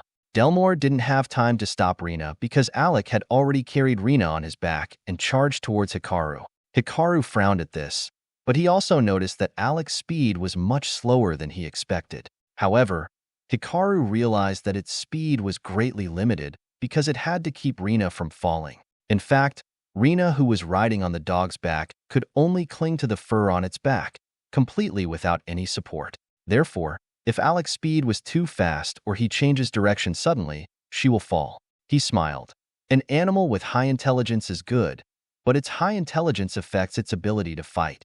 Akiko and Delmore watched in horror as Rina rode Alec towards Hikaru. Alec's body emitted countless purple sparks. His fur also started to stand up. Hikaru aimed straight at Alec and fired continuously. Bang, bang, bang, bang. As the gunshot rang out, Akiko was so scared she covered her ears with both hands. Fortunately, all the shots that Hikaru fired missed. For someone with high shooting skills like him, it was impossible to miss. However, Hikaru frowned as he clearly saw that the bullets that almost hit Alec were instantly deflected by the aura around its body. Hikaru frowned. At this moment, he realized that after his strength reached Tier E, he was able to withstand bullets. It must be known that this gun had been rebuilt. Its power was also higher than that of a normal pistol. However, the bullet fired from this gun was deflected easily. Hikaru was not afraid. He threw the gun into the Panera space, then took out the axe. Instantly, he slashed out a blinding streak of light. The streak of light was horizontal, as it flew straight at Alec. It saw the light trail in front of its eyes and was afraid to slow down. However, the speed of the light trail was also very fast. Alec immediately jumped to avoid Hikaru's light trail. Even though you're smart. Suddenly, Alec was startled when he realized that Hikaru was also in front of him now, his voice ringing in his ears. But you can't be as smart as a human. Hikaru finished speaking and swung his axe down. Another streak of light was shot out. Alec was in the air, with no fulcrum, so he couldn't avoid it. He could only lean to one side. PKS, even though it leaned to the side, it still couldn't escape. The streak of light slashed its left front leg, blood gushing out like a stream. Alec! Rena saw this scene and cried out in pain. Bam! Alec fell to the ground. He was in so much pain that he could hardly stand. Rena hastily jumped off its back, bent over, and examined its wound. Alec, are you in a lot of pain? Sorry, Rena said while crying. She then turned to face Hikaru, her face filled with anger as tears streamed down her beautiful face as she looked at him. Hikaru, why are you so cruel? It's just a dog. Are you still human? Hikaru then laughed. Ha ha ha. Rena, are you really stupid, or are you pretending? If I didn't defend myself, the one lying in a pool of blood right now would be me. At that time, will you shed tears for me? Hikaru said with a frown, his voice filled with contempt. But Rena gritted her teeth, wanting to say something when Hikaru's voice spoke again. Rena, you don't think I will tolerate you like before? This is the end of the world. This world has now become a giant forest. The strong will trample on the weak. There is no room for weakness and tolerance. Rena, you may survive today, but later, if you meet a real enemy, you will surely die. You will die because you are weak. No, perhaps you will die because of your pride. You should remember, in the apocalypse, the thing that is most useless and puts you in danger the most is your beauty. Your tears will not make your enemies pity you. It only makes your body lose more water. You should remember, clean water is very rare right now. Even if you have money, you can't buy it. Rena gritted her teeth. She could only cry, as she did not know how to protest. Hikaru brought the axe close to Rena's neck, looked at Delmore calmly, and said, You have no choice, Delmore. Either pay the price to redeem Rena's life, or she dies with the dog. Delmore was angry. He felt desperate. However, he wanted to try something. Hikaru, you won't kill Rena. If you wanted to kill Rena, you would have killed her long ago. You still love her, don't you? Hikaru smiled upon hearing that. He suddenly relaxed his hand a little, and the axe blade cut Rena's neck, and blood began to flow. I am so weak that I cannot hold this heavy axe. Delmore, you better decide quickly, or I'm afraid this axe will fall. Delmore gritted his teeth when he saw Rena's neck bleeding. His eyes looked like they were about to burst into flames. Hikaru, you can't kill Rena. I won't compromise with you. Hikaru shrugged. Then, the axe blade deepened further. Alex suddenly moved, swinging its uninjured leg at Hikaru, his claws reaching out. They were sharp as knives and carried countless sparks of electricity. Hikaru frowned. Immediately he turned around, then swung his axe. Chung! With the sound of metal colliding, Hikaru was immediately surprised that the dog's claws were able to block his axe blade. No, that was not its claws.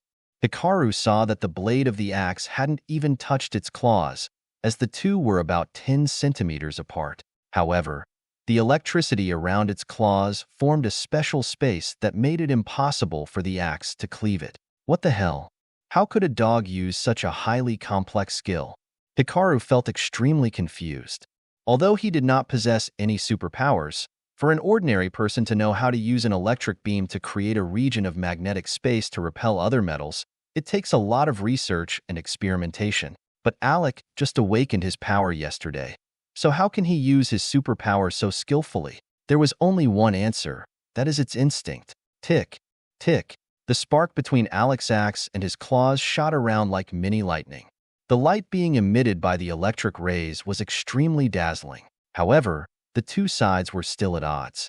Hikaru tried to push the blade towards its feet, but Alec still managed to kick back towards him. Several sparks shot up Hikaru's body. Hikaru got angry, and he swung his leg and kicked at Alec's injured leg. Bam! Grayo! Alec cried out in pain, but he quickly grabbed Rena's shirt with his mouth, then pulled her back. During that process, Rena was extremely scared. Her body was stiff and unable to move. Delmore saw Alec resisting Hikaru's power, and he was overjoyed. This caused the fire of hope in Delmore's heart to once again burn fiercely. He smiled confidently and shouted, Hikaru, looks like we're even. You are strong, but Rena's dog Alec is no weaker than you. If we really fight, it's unlikely that Alec will lose. Hikaru frowned, his eyes sharp as knives. Oh, then you can try. Chapter 118. I am not afraid of strong enemies. Hikaru's gaze really made Delmore feel fear. Delmore swallowed and felt a chill down his spine. He glanced at Alec and saw that his leg was badly injured and that he was unable to move normally. /o/vel/b /c/om. Rina was so scared that she couldn't even stand up. Akiko also couldn't help him. On the other hand, Hikaru was still normal. His fighting strength was terrible. Next to him was Layla, who possesses powers that allow her to shoot wind arrows. At this point, Delmore felt extremely jealous. Damn it. When it's important, I'm surrounded by useless people. Why are there always people around Hikaru who are many times better than those around him? Could it be? Hikaru knew in advance who would be useful, so he took the opportunity first. It's very likely that he even knows his secret power. Delmore panicked. He felt that Hikaru was now 100 times more dangerous than he had previously thought. A dangerous person like Hikaru who has the ability to foresee the future would be even more dangerous. He suddenly frowned and asked, "Did you know that I will be here today?" Hikaru didn't answer. He just shrugged. Delmore saw this and took a deep breath. Looks like I guessed right. He seems to be able to predict a few things that will happen in the future. So, no matter where I go, I can't escape his palm. Delmore sighed. He seemed to have decided on something as he said, "Good. I want to exchange." Huh? Akiko, who was startled, said, "Delmore, Akiko, you don't understand what's going on. No matter where we go, he knows that we can't escape. If we can't run away, then there's no need to run. It's okay to trade with him." Hikaru smiled upon hearing that. He knew that Delmore seemed to have noticed something odd. "Master, it seems that Delmore already knows that you have the ability to predict the future." "It's okay." Hikaru communicated with Rika's mind. He's a main character anyway. He can't be that stupid. The fact that he guessed that I might know some information in the future was something I foresaw. Anyway, there are too many coincidences. If Delmore hadn't been a fool, he might have realized I had that power. However, I will neither admit nor confirm it, so he can only speculate. So, he will have an invisible pressure. Let him think I know the future, so he'll be afraid of me and just stay in a defensive position, not attack me. Master, you are so smart now. Hikaru. He felt that Rika was mocking him. "So, you want energy crystals?" Delmore's voice rang out. Hikaru nodded. "Yes, energy crystals and a one-time crafting item." Delmore heard Hikaru and frowned. "It seems my guess is correct. Hikaru most likely has the ability to foresee the future or read my mind. However, perhaps his ability is limited and he can't know too much. If not, I would have died a long time ago. But that's just too scary. Tremendous strength, useful comrades, and he also possesses the ability to foresee the future. Perhaps, in the apocalypse, he seems to have one." Delmore took a deep breath and said, "I only have 50 energy crystals. As for the crafting item, you have to provide me with materials. I don't have the materials." Hikaru smiled at that. 70. I don't have that many energy crystals?" Delmore shouted angrily. Hikaru didn't answer. His sharp gaze was fixed on Delmore. Delmore felt a little scared. He could only sigh and nod. "Okay. 70 crystals and one craft item. I agree to this transaction." Then, Delmore took out a small cloth bag from his backpack, counted 70 energy crystals in the bag, and then threw it at Hikaru. In fact, the 70 energy crystals were almost all of the energy crystals he had. If he gave them to Hikaru, he would only have 4 energy crystals left. Although Delmore was currently unable to use energy crystals, Alex still needed energy crystals for food and healing. If not, but preserving his life and collecting supplies is a top priority. So he didn't have much time to consider what to do. Hikaru grabbed the bag that Delmore threw and immediately dropped it inside the Panera space, then smiled. "Ha ha ha, thanks. When I have enough ingredients, I'll come see you." He turned to leave, ignoring Delmore. Suddenly, Delmore spoke up. "Layla, why are you helping Hikaru?" Layla heard that.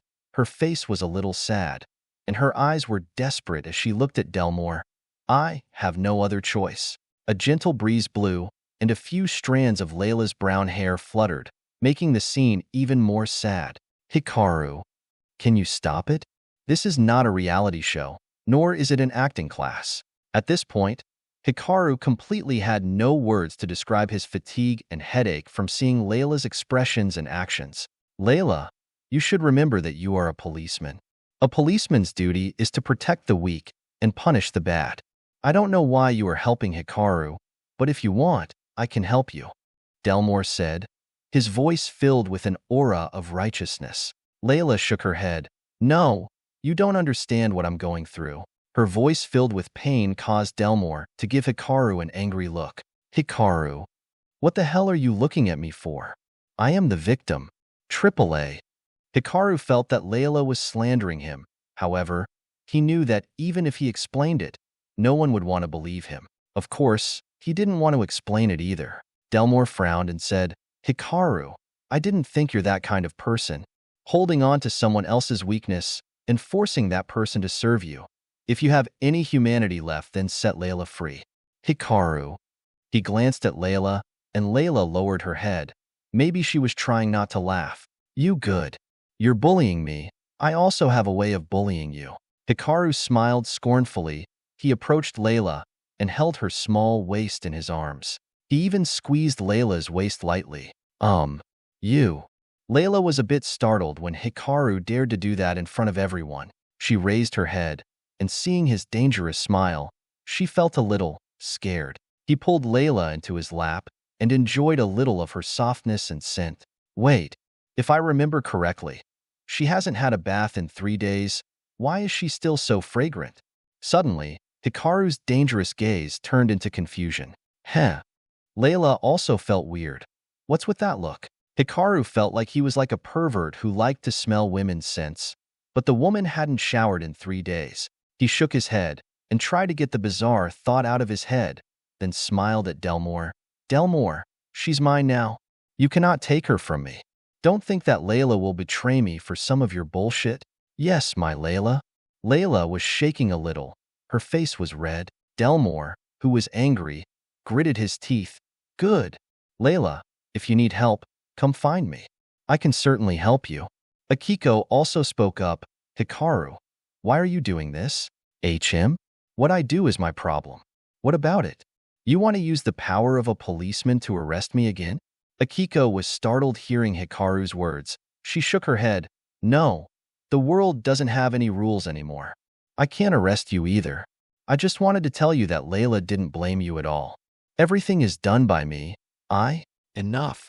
Hikaru interrupted Akiko's words. He used a very cold and scary voice to say, I don't care about such things anymore. That's why. Don't damage your ego, Akiko. I don't have time to recall the past or take revenge for the bullshit you've done. I am only living for the future. Akiko only lightly gritted her teeth when she heard that and nodded. However, she still managed to look at Layla and said, Please, don't hurt her. Ha ha ha, that depends on her expression, right, Layla? Hikaru brought his face so close to Layla's that she could feel his warm breath against hers. Layla's face turned even redder, and her body trembled slightly. This was the first time that a man dared to hug her like this. Moreover, he even squeezed her waist. Delmore's eyes nearly fell out. A beautiful girl, who possessed powerful superpowers, still eventually fell into the hands of Hikaru. What about Delmore?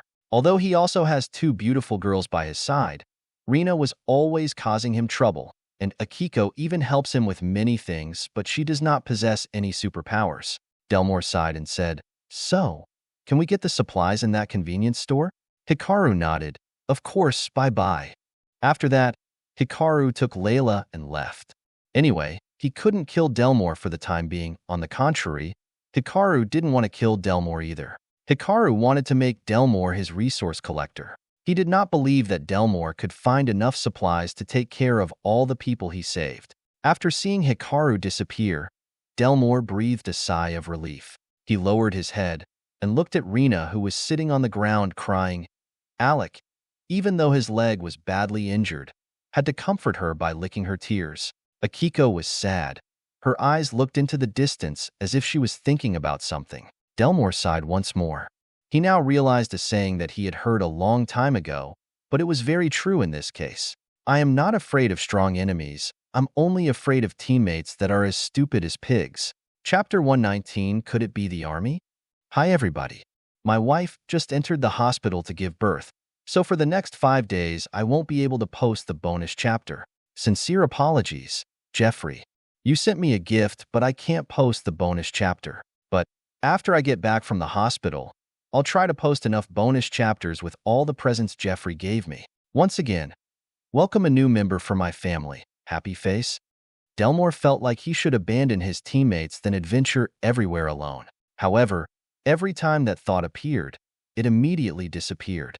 His will to establish an area for the living burned fiercely again. Delmore found it difficult to understand, then he decided not to think about it anymore. Seeing everyone's despair, he could only sigh. He took the last 4 energy crystals from his pocket and gave it to Alec. Eat it, you'll recover. Alec saw the energy crystals and immediately happily ate them all. After swallowing those 4 energy crystals, its wound immediately stopped bleeding. However, it was still not fully healed, but it was still better than before. Delmore felt a little jealous seeing this. He wished he had superpowers like Alec's. If he did, he might have enough strength to oppose Hikau. He wouldn't need to rely on Alec or anyone else to protect him. Even Alec's healing ability made him feel jealous. Delmore shook his head and said, "Let's go. Let's continue gathering supplies. We don't have time to sit and cry. Let's hope that the amount of supplies in this shop is worth 70 energy crystals." Suddenly, Akiko spoke up. "Sorry, Delmore. I'm useless." Hearing Akiko's words, Delmore sighed. "Akiko, now is not the time for us to blame ourselves or anything like that. We need to survive. The people in the mansion are waiting for us to return." Hearing that, Akiko nodded, then entered the convenience store. Delmore came to Rina's side. He examined the wound on her neck. The cut was not deep, it was more like a scratch. It's just, this scratch was on the neck, so it was bleeding a bit. Although this wound will heal quickly, it will nevertheless leave a scar, and girls don't want any scars on their body, especially pretty girls like Rina. Suddenly, Rina said while crying, "Delmore, why is Hikaru treating me like this? Is it he doesn't love me anymore?" Delmore heard Rina's question and sighed. "Hey, Rina, forget him. We still have a long way to go. Didn't you hear what he said? He doesn't care about the past, he only cares about the future. For him, you are the past, a useless girl. You also see the girl next to him. I mean, Layla. She's beautiful and even possesses superpowers, and she's also very obedient to Hikaru. I don't know what method he used to make Layla obey him without resisting, but compared to you, he would naturally choose Layla." Hearing that, Rina lowered her head, her teeth lightly biting her lips. She felt that Delmore's words were like knives which stabbed her heart. Delmore saw Rina still sitting silently, and he knew what she was thinking. He also knew that if he said that it would make Rina angry, but he needed to make her realize how useless she was. Even though Rina can control Alec, however, if she can't use Alec well, then she will turn him into a double-edged sword, both dangerous for enemies and allies. "Rina, I hope you can stay sober and think more maturely." Delmore shook his head, then pulled some medical supplies and bandages from his pocket. He gently treated Rina's wound, but he suddenly realized that in order to treat the wound, it was necessary to take off her shirt. He hesitated for a long time, then decided to let Akiko do this. "Delmore, what should I do next? I want to prove to Hikaru that I am not useless. I want to prove to him that he was wrong to leave me." Hearing Rina's words, Delmore clutched his forehead and shook his head. He felt that there was no way to wake Rina up from her delusions. "Wait, I can take advantage of this." Suddenly, a thought appeared in Delmore's mind. He frowned. There was some hesitation in his heart. Should I do that? No, I need to do that. I have no other choice. At least, I should be able to resist Hikaru's power. Even so, I must have enough strength to face future enemies and monsters. He took a deep breath, then said, "You must become stronger." "Stronger?" Rina asked confusedly. She didn't seem to care about the wound on her neck anymore. "That's right." Delmore nodded. "You also know that beside Hikaru right now, there are Velis and Layla. As I guess, maybe Velis also possesses superpowers. If you want him to regret it, You must have enough strength to defeat Velis and Layla. But why should I use violence? Rina asked. Delmore shook his head. Rina, Hikaru also said earlier, this world is not the same as before. He was right. The law and government have been broken. The only thing that exists right now is strength. This world has turned into a giant forest. Whoever is strong will become the lord of this forest. Rina, to survive in this world full of dangers and monsters, we need strength. But I have Alec. Rina said. No. Alec is Alec. You are you. Think about it. One day, when Alec is not by your side, what will you do? Rina, you must develop your own strength. You can't rely on others forever. Hearing that, Rina looked up at Alec with sad eyes. Alec also looked at her. Rina turned her head to look at Delmore and asked, So, what should we do?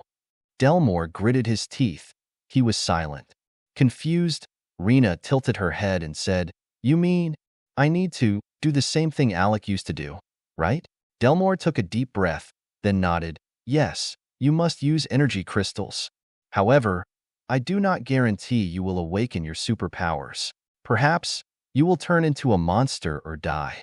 I do not recommend using this method. Hearing that, Rina nodded slightly. She sighed. I see. Elsewhere, Hikaru accompanied Layla for a long distance. At this time, Layla frowned and said, Are you going to hold me like this forever? At this time, Hikaru was still holding Layla's waist.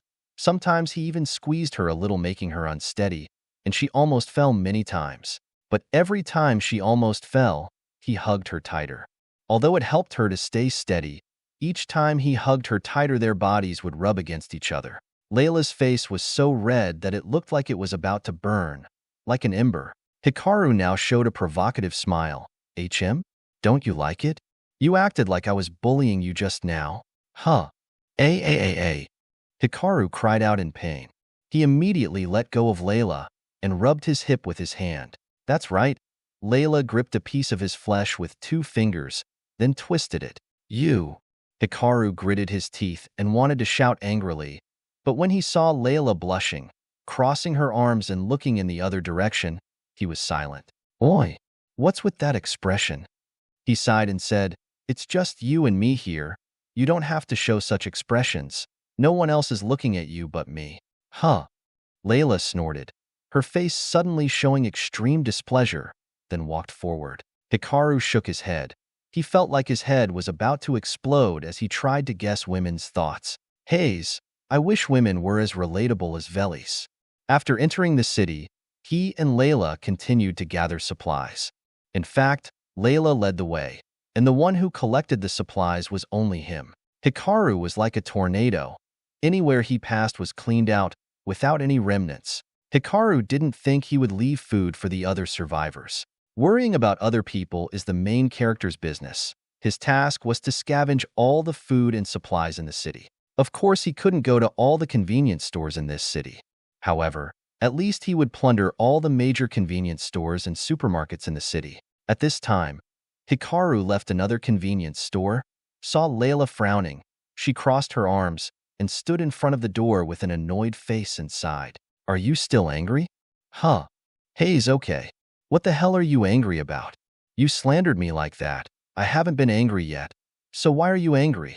Layla heard that and glanced at Hikaru with sharp eyes. Hikaru immediately fell silent.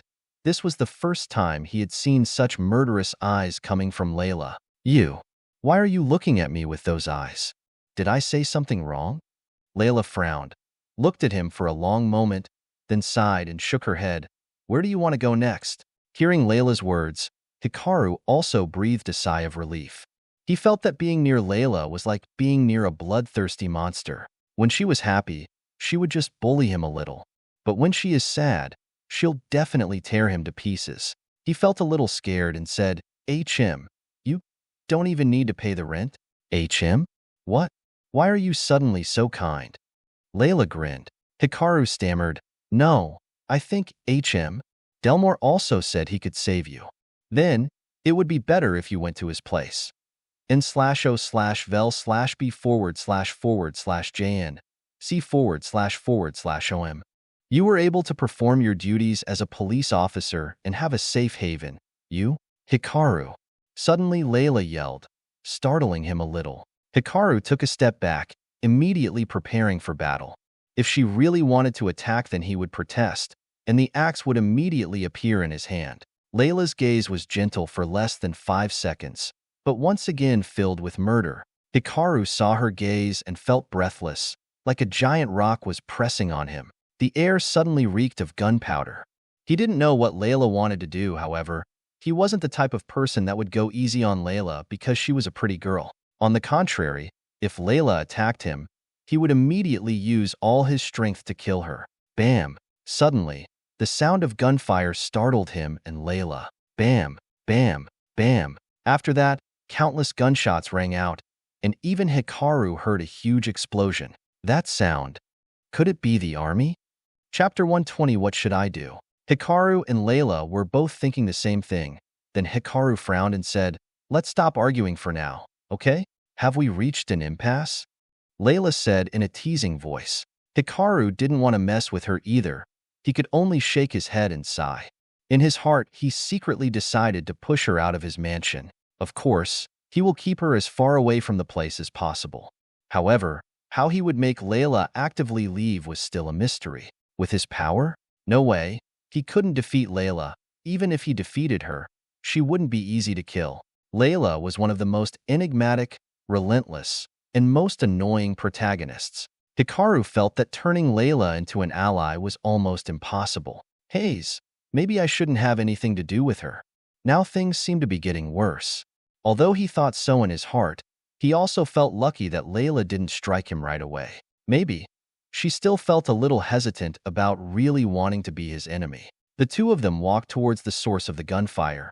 Of course, Layla walked behind him, and he kept a distance of about 5 meters from her. He also didn't want to die as he was moving. Going to a high-rise building, Hikaru and Layla headed to the top floor, then looked down below. Even though they were on the 15th floor, their eyes could still clearly see what was going on below. Layla and Hikaru clearly saw an army of infantry and tanks clearing zombies wherever they passed. Although the sound of guns and cannons was very loud, and it would attract more zombies, their firepower was enough to destroy the zombies. Walking in the middle of the army was a group of civilians. There were probably over 1,000 people. They were men, women, old people, and children. They were all surrounded by the army. No, to be more precise, the army was escorting them. Around them, cars carried headlights that lit up the surrounding area like daylight. Hikaru frowned and thought in his heart, why did the army appear so early? They should be dealing with the zombies inside their own ranks. How can they organize a search and rescue of the inhabitants? Could it be they stabilized the army and established a survivor zone? Impossible. No matter how many weapons an army has, they can't stabilize themselves so quickly. That's right. Zombies can appear anywhere, even inside the army. Soldiers still have the same chance of turning into zombies as normal residents. To destroy all the zombies inside the army would take a long time. Although they can kill all the zombies, they must settle down and wait for orders to come from their leader. But the apocalypse just happened a few days, yet the army was able to stabilize and destroy all the zombies inside the army and organize a search for survivors. Do not underestimate the army. Hikaru looked towards Layla. She looked at the army below. She smiled coldly as she said, "I am their test subject.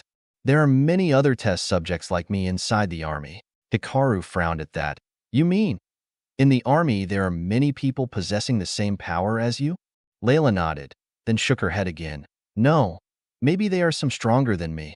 However, suddenly, Layla glanced over at him, giving him a cold smile that made him shiver. "Thanks to you, I'm much more complete than those test subjects. Perhaps I have become the most perfect form of humanity. Even those crazy researchers won't realize that I have become what they've always dreamed of." Hikaru felt that this was starting to get a little scary. Regardless of the world, the military is a place full of mystery and fear. When he was on Earth, the military was always a topic of curiosity. What kind of weapons are there in the army? What kind of technology do they have? After all, what are they hiding? There are many other questions. It seems, no matter what world the army is in, it's still terrible. Even In this apocalyptic world, the army is more formidable than the one on Earth. However, Hikaru shook his head. He did not want to care about the army's problems. He was considering whether to continue stealing resources from food stores and especially weapon stores. Now that the army has appeared, they will certainly go to the stores of food and weapons. Let's go. Hikaru heard Layla's words and felt confused. Where are you going? Layla laughed and said, of course, the food and weapons stores. Do you want them to take all the weapons and food? Hikaru frowned and asked, why are you helping me? You're a policeman, aren't you? Layla shrugged. What is it? Are you afraid I'll lure you into a trap? Ha ha ha, rest assured. The army is also our enemy. If you help me destroy this city's army, no matter how you want me to serve you, I will accept it. Hikaru frowned, however. Without waiting for his reply, Layla immediately dashed in another direction. He could only shake his head and follow Layla. In the apartment building, Reyes sat by the window. When he heard the sound of gunfire, he frowned. Guns? There are even tanks. Strange, the army is still struggling to kill the zombies inside of them. Why can they even go out to kill zombies? No, perhaps they are running out of the army barracks and are looking for a more suitable place to build a new barracks. Those who are still alive, please listen to me. I am representing this city's army, and I am searching for survivors. If anyone can hear my words, please focus on Area C1, located 15 kilometers west of the city center. Or people can leave the shelter to join the army. We are building a large shelter for survivors. Trust the army. We can deal with zombies and any monster with our firepower. Reyes frowned at that. It seems the army couldn't really deal with all zombies internally. They also have to find another place to build their barracks. Ha ha ha. Kill zombies with your firepower? Looks like you still haven't felt the horror of zombies. So, let me help you feel it. Anyway, I want to test whether the army is stronger or if my zombies are stronger. Reyes smiled, then stood up. He pulled the hood of his jacket over his head and tried to hide his face. He carried a backpack on his back, then went outside. Reyes stood in front of Yu's room, frowned and said, the army has arrived. We will be safe.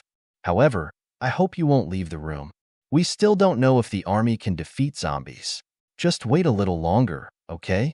If you agree, knock on the door. Reyes waited patiently in front of Yu's room.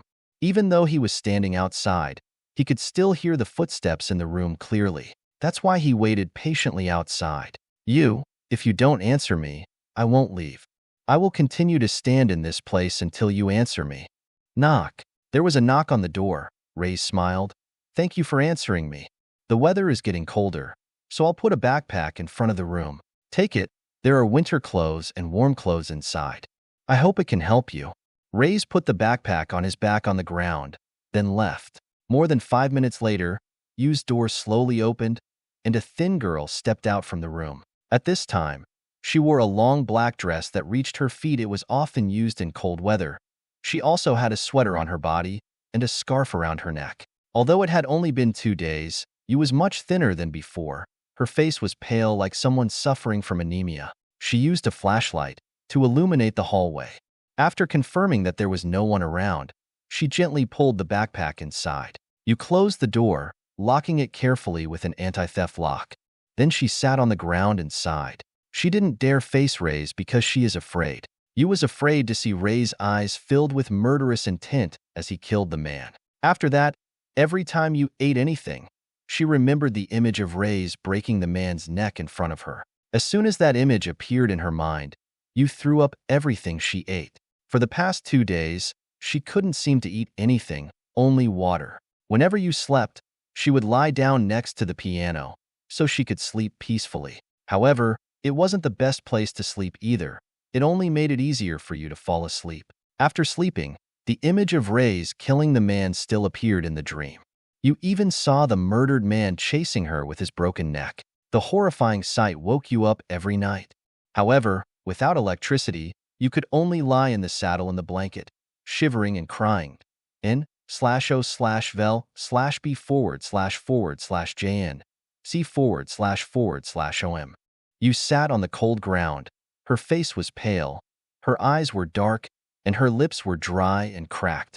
Her body shivered a bit, not sure if it was due to cold or fear. Looks like the army has arrived. But Reyes said that he doesn't know if they can resist the zombies or not. Is Reyes telling the truth, or is he tricking me? Does he want me to stay here? Why? Maybe. Reyes likes me? He wants me. No, Reyes isn't that kind of person. But you thought of Reyes killing that man. She didn't know what to do next. You lowered her head, tears flowing like a stream. What should I do? Chapter 121 New Quest. Elsewhere, with Layla's guidance, Hikaru successfully emptied all the food stores inside the city. At this point, Hikaru felt a bit confused. He wondered why Layla was helping him so much. Hikaru glanced at Layla, but Layla didn't notice him. She was just standing on the side of the road, looking in the distance as something occupied her thoughts. Suddenly, a bulletin board appeared in front of him. Ding! You have successfully activated a special quest. Do you want to accept this quest? Special quest? Hikaru frowned, feeling extremely confused. In fact, the system never offered him any quest. It seemed that this system had no tasks and only a few simple features. Due to this, Hikaru's survival depended on his wits and abilities. The system didn't even have any rewards for him. However, now that the system activated the quest function for him, he felt confused. Suddenly, Rika's voice resounded. The quest will be activated when you meet the requirements. Although the condition to activate a quest is extremely mysterious and difficult, after completing the quest, the reward will be enormous. Hikaru was happy to hear Rika's words.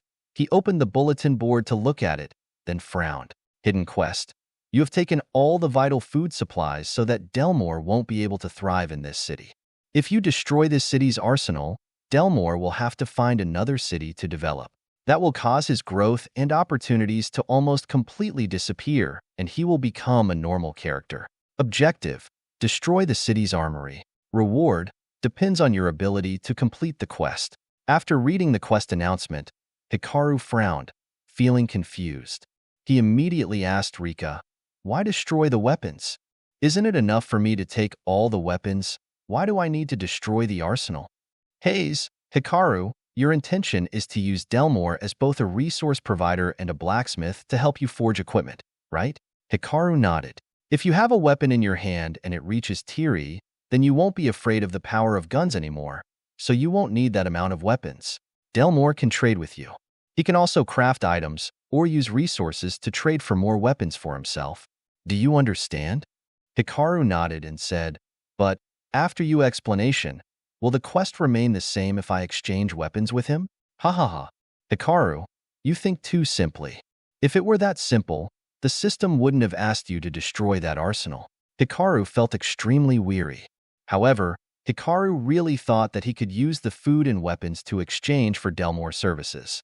After all, when his power reached Tier E, he wouldn't need to worry when facing gun-like weapons. But Delmore was different. He needed to have enough food and weapons for the survivors he saved. Delmore in the novel was a main character whose main strength was in territory building and leadership. Therefore, he believed that Delmore would need an extremely large amount of food and weapons for the survivors of his base to use. Secondly, why hadn't Delmore crafted weapons for other people? It was a simple matter. Hikaru discovered that Delmore didn't even have a special weapon of his own right now. That said, Delmore didn't have enough materials to craft any items. Hikaru didn't feel that this was strange. After all, the end of the world had just begun. The only danger right now are zombies. But the zombie's body doesn't have anything useful other than energy crystals. To craft items, Delmore needs a lot of things, much like how the Panera box's fusion space works. If the materials isn't enough for Delmore to craft weapons for himself, the others won't have anything to use either. Therefore, Delmore will aim for the most useful and easiest weapons to use right now: guns. And the place with the most guns is the armory of the city. As for the reason why this armory does not have many guards, it is necessary to ask the author again. Hikaru sighed and nodded, then approached Layla. Can you take me to the armory?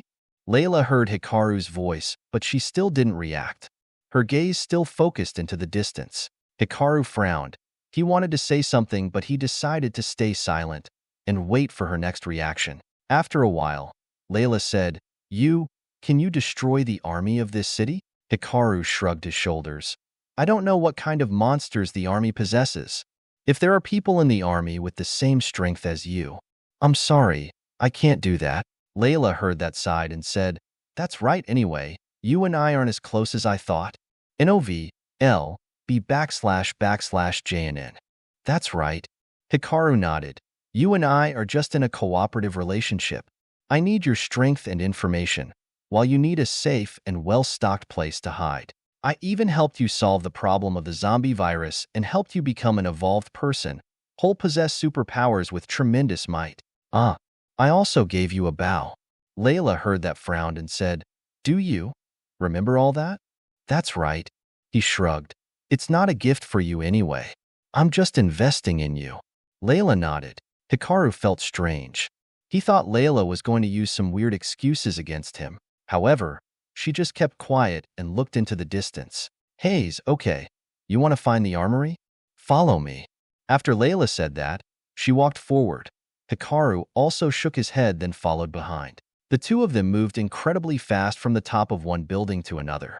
Reaching the last building near the edge of the city, Layla suddenly stopped and said, The armory is not inside the city, but about 10 kilometers west of the city. Hearing that, Hikaru nodded. In fact, the armory was always located outside the city square, however, not too far from the city. Because it was a position where if something happened in the city, the army could quickly reach the armory. However, I don't know the exact location. I only know it's in the west, 10 kilometers away from the city. And the armory's manager is Grey Wolf, right? Hikaru interrupted Layla's words. Even though Layla didn't understand why Hikaru knew this, she wasn't surprised either. That's right. Layla nodded. Hikaru took a deep breath. He seemed to be able to guess the exact location of the armory. Anyway, the map of this world is taken from the novel series Apocalypse. I own the Panera box, so Hikaru could guess where the city's armory is. Moreover, Hikaru could guess who was in charge of that arsenal. Grey Wolf. And of course, Hikaru also knew that Grey Wolf was the mayor of this city. In the novel, after Tadashi took the Noak mansion as his base, Grey Wolf still hadn't captured the arsenal. Why? Because although Grey Wolf had awakened his superpowers from the very beginning of the apocalypse, he still needed a long time to control the army. Of course, the time was not too long. Anyway, that was the plot of the author of the novel. Later, Grey Wolf decided to work with Tadashi to take over the arsenal. At that time, the armory was guarded by a monster with tremendous power. Don't ask why the armory has a monster guarding it.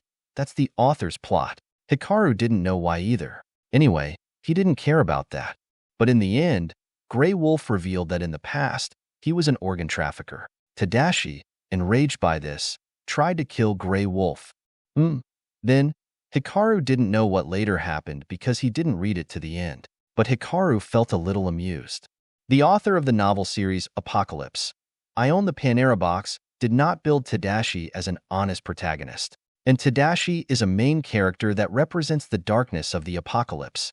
But in the end, Tadashi got angry when he learned the truth about Grey Wolf. Many people think that the author wanted to create a receiving point, making it easier for people to accept and support Tadashi's character. And perhaps the author also wanted to create a conflict between Tadashi and Grey Wolf, but didn't know how to. In the end, the author developed a plot that seems illogical. But anyway, this was a novel, so everyone was happy, as there was no need to care about logic. Back in the present, when Hikaru said the name Grey Wolf, Layla didn't feel weird either. After all, she already knew many things in her heart. She just didn't want to say it. And of course, Layla could happily accept being a stupid, questionless girl, so she could continue following Hikaru. Hikaru was different. He frowned when Layla didn't ask him any questions. This made him even more worried. Could it be Layla is up to something? Hayes, a woman's mind is like the ocean. No matter how much effort and time it takes, it can't be discovered. Hikaru shook his head. He felt like he didn't want to think about this matter anymore. He just felt lucky that the author of the novel series Apocalypse, I Own the Panera Box, has described the path to the armory very carefully. This time, Hikaru led the way, and Layla quietly followed him. Layla's silence did not reassure him. On the contrary, he was more worried. Even though Hikaru was running forward, he always took notice of Layla running behind him. Chapter 122 Run. After moving for a long time, Hikaru and Layla were already outside the city's outskirts. Hikaru led Layla to a road that hadn't been tarred. This road was still a normal dirt road. There seemed to be a lot of cars passing, so it was very flat. A car or a truck with a large tonnage can still easily cross this road. There was also a barricade in front of the road. On the barrier was a rusty board. Private area. No entry. This place. Layla frowned and said, "This seems to be the property owned by Hodai, your father." What? Hikaru was a bit startled. How do you know this? Heh. Didn't you know about this? Layla looked at him puzzled. In her mind, she felt that Hikaru must have known about this for two reasons. Firstly, Hikaru is Hodai's son. Although Hodai doesn't really like Hikaru, and he even wanted to transfer his inheritance to Tadashi. However, the real estate owned, invested, and exploited by Hodai's wife is no secret. Many people in the city's leadership position know this. Even many of Hodai's subordinates knew about this, so why wouldn't Hikaru know about it? Second reason, okay, Layla didn't want to think about that possibility because doing so would only alienate Hikaru even more. Hikaru shook his head. My father does not allow me to attend any of his businesses. Maybe he's afraid I'll ruin everything. Ha ha ha, but that seems to be the most wrong thing he's ever done. Layla laughed. In fact, she was saying the truth. Layla thought that if she was Hodai, and she found out that Hikaru wasn't as useless as she thought, she would definitely spit out a mouthful of fresh blood in anger. However, there was no such thing as regret in this world. Suddenly, Layla remembered Amanda. Yes, Amanda Rulia is Hodai's wife. However, that is only the tip of the iceberg. Hodai had never been able to touch Rulia's body. Even holding hands, Hodai could not. What is Rulia doing now? Will she become a zombie or awaken some superpower? Suddenly, Hikaru spoke up. If this is my father's property, does that mean Tadashi also knows the area? Layla shook his head. Actually, Hodai doesn't know what this area is used for. HM? What do you mean? Layla sighed and said, I only know through a few people. This area was formerly used as a laboratory. However, the government decided to cancel that experimental project, so the place became abandoned. Then the government sold this land to Hodai. Even though on the surface the government has announced that this land belongs to Hodai, in reality, this place still belongs to the government. Hikaru felt a bit of a headache after hearing that. In fact, he was not the smart type. He was not good at using his brain much. Even when he was faced with complicated issues, he just looked up the answers on Google. Hikaru sighed and said, You mean, is this still the government research headquarters? Layla shook her head. I don't know. Hikaru, are you crazy? You explained for a long time, and finally you say you don't know. He shook his head and sighed. Let's go in. Hikaru remembered that in the novel, when Tadashi and Grey Wolf entered the area, a spider-like monster attacked them. It had tremendous strength with skin so thick that it could withstand bullets. However, Tadashi is the main character, so he could defeat that monster. Hikaru kicked the barricade away, then entered the interior. Layla suddenly frowned, then shook her head and followed behind him. After walking for about 10 minutes, the two of them reached a cliff, surrounded by nothing unusual. Layla looked around, then said, Strange, this road leads to a cliff, but this place is not wide enough for a truck to turn around. What do you mean? Hikaru asked, confused. Layla shook her head and said, You also see that the road just now is quite wide, enough for 2 trucks to move side by side. However, this area is very narrow, just enough for a truck to enter. Even if that truck wants to turn around, it can't do so because the place doesn't have enough space to do that. That means this place must have a gate or another secret passage. Hikaru was startled. He then glanced at Layla with wary eyes. With just a few pieces of information, she could guess so many things. If she's with me, I'm afraid. Hikaru sighed, his anxiety growing stronger.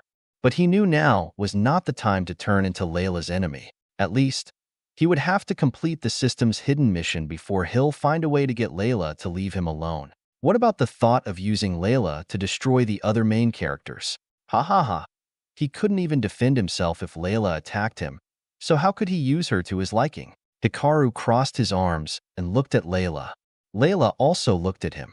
Hikaru frowned and said, HM? What are you looking at me for? Didn't you find the secret passage you just talked about? Show me where it is. Why do I have to do that? You certainly know the location of that secret gate. I don't need to act smart, right? In /o/vel/b/forward/jn. C//om. Hikaru.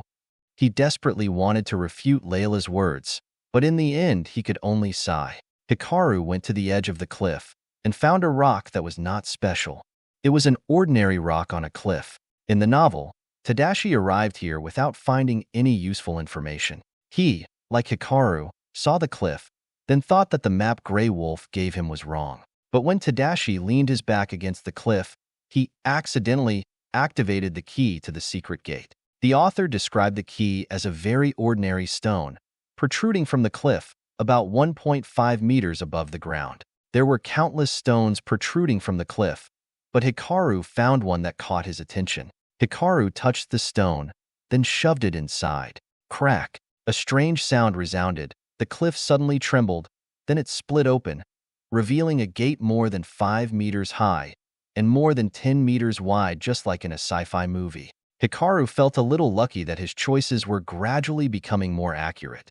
No, to be more precise, he had become much luckier than before. Perhaps thanks to his luck points, his intuition had also become as accurate as the main character's. However, he was still unable to match the main character. Suddenly, Hikaru glanced at Layla, who also crossed her arms over her chest, looking at him with a calm gaze as if she had predicted this would happen. Hikaru. Layla. Hikaru. Layla. What's with that look of yours? Layla and Hikaru said in unison. Hikaru. Layla suddenly burst out laughing. Ha ha ha. It seems like you and I have the same thoughts. How do you feel about having a second girlfriend? I think we'll get along really well. Don't worry about Velis. She will definitely accept me. Hikaru glanced at Layla, then silently entered the path behind the gate. Oi! What kind of attitude is that? Hikaru didn't turn his head to look at her, but continued to move forward. Layla sighed, feeling a little angry, but then she followed behind him. Hikaru went inside, and he saw a heavy solid steel door blocking the passage. Strange, the novel didn't describe this in detail. Hikaru thought to himself, that's right, in the novel, Tadashi and Grey Wolf, after going inside, immediately encountered a spider monster ambush. After killing the spider monster, they immediately went inside and took away all the weapons. And of course, in the novel, there was no mention of this place having a monolithic steel gate blocking the path. Hikaru frowned, feeling extremely confused. Suddenly, Layla approached the gate, where there was an electronic cipher box. Layla touched the cipher pad with a strange look in her eyes. Then she suddenly entered a series of numbers, then clicked the confirm button. Ding! A bell rang, and the monolithic steel door suddenly opened automatically. The light inside suddenly turned on, revealing a seemingly endless tunnel behind. Layla slowly approached the door, and with a slightly trembling voice she said, Hikaru, you are the first one who is about to see where I was born. Where were you born? Hikaru frowned. He felt like he was about to learn some terrible secret. That's right. Are you excited? Hikaru. Wait. Layla says she is the result of a research. However, she is just a failed product. So, is this the place where Layla used to live? After linking all the facts, Hikaru seemed to realize that he had just found a secret that had been buried after so many years. He didn't find it strange that the armory in Tadashi's novel turned into a laboratory that created Layla. This is a chaotic world anyway. Anything is possible. The plots will probably overlap, and somehow it will be logical. Or illogical. So, why did you say earlier that you didn't know the way to this armory? Hikaru frowned and said, You are lying to me, aren't you? I wasn't. Enough. Layla, you and I are just in a cooperative relationship. Moreover, you are withholding information like this. I don't think I can continue to cooperate with you. Layla heard that and fell silent. She really wanted to punch Hikaru in the face. He also wanted to push her away now, while she was trying to move closer to him. You are thinking too much. It happened more than 25 years ago. How can I remember everything clearly? You don't remember everything, so why do you remember the password of this gate? Hikaru sneered. Layla, you don't have to lie. It's normal for a 5-year-old girl to not be able to clearly remember the way home. But that little girl can clearly remember the password of this gate. Even a sci-fi movie wouldn't have such illogical scenes, Layla. Layla sighed. She didn't know how to explain it to him. Bam! Suddenly, a loud bang rang out from the end of the tunnel, and the lights illuminating the tunnel flickered continuously. Layla heard the sound and shouted in fear, Hikaru, run away from here. Hurry. Chapter 123 Layla yelled, then ran inside the tunnel in front of him. Hikaru frowned. He felt that her personality had completely changed since she saw the army destroying the zombies. Up until now, Layla seemed to be a different person. Moreover, her calm facade seemed to have disappeared. Hikaru shrugged, then turned to leave. Master, won't you go inside to do the quest? Didn't you hear Layla say that it's dangerous inside? She even told me to leave? Perhaps we just need to wait outside for everything to be over, then use a little fire to burn this place down to complete the mission. I don't need to go with Layla either. If I go with her, I'll put my life in jeopardy. Anything that Layla is afraid of would surely be terrifying. Do you think that it will be safe for me to go inside? But it's not safe for Layla to go alone. Are you willing to let her go alone? Hikaru shrugged. Did you forget that Layla is also a main character?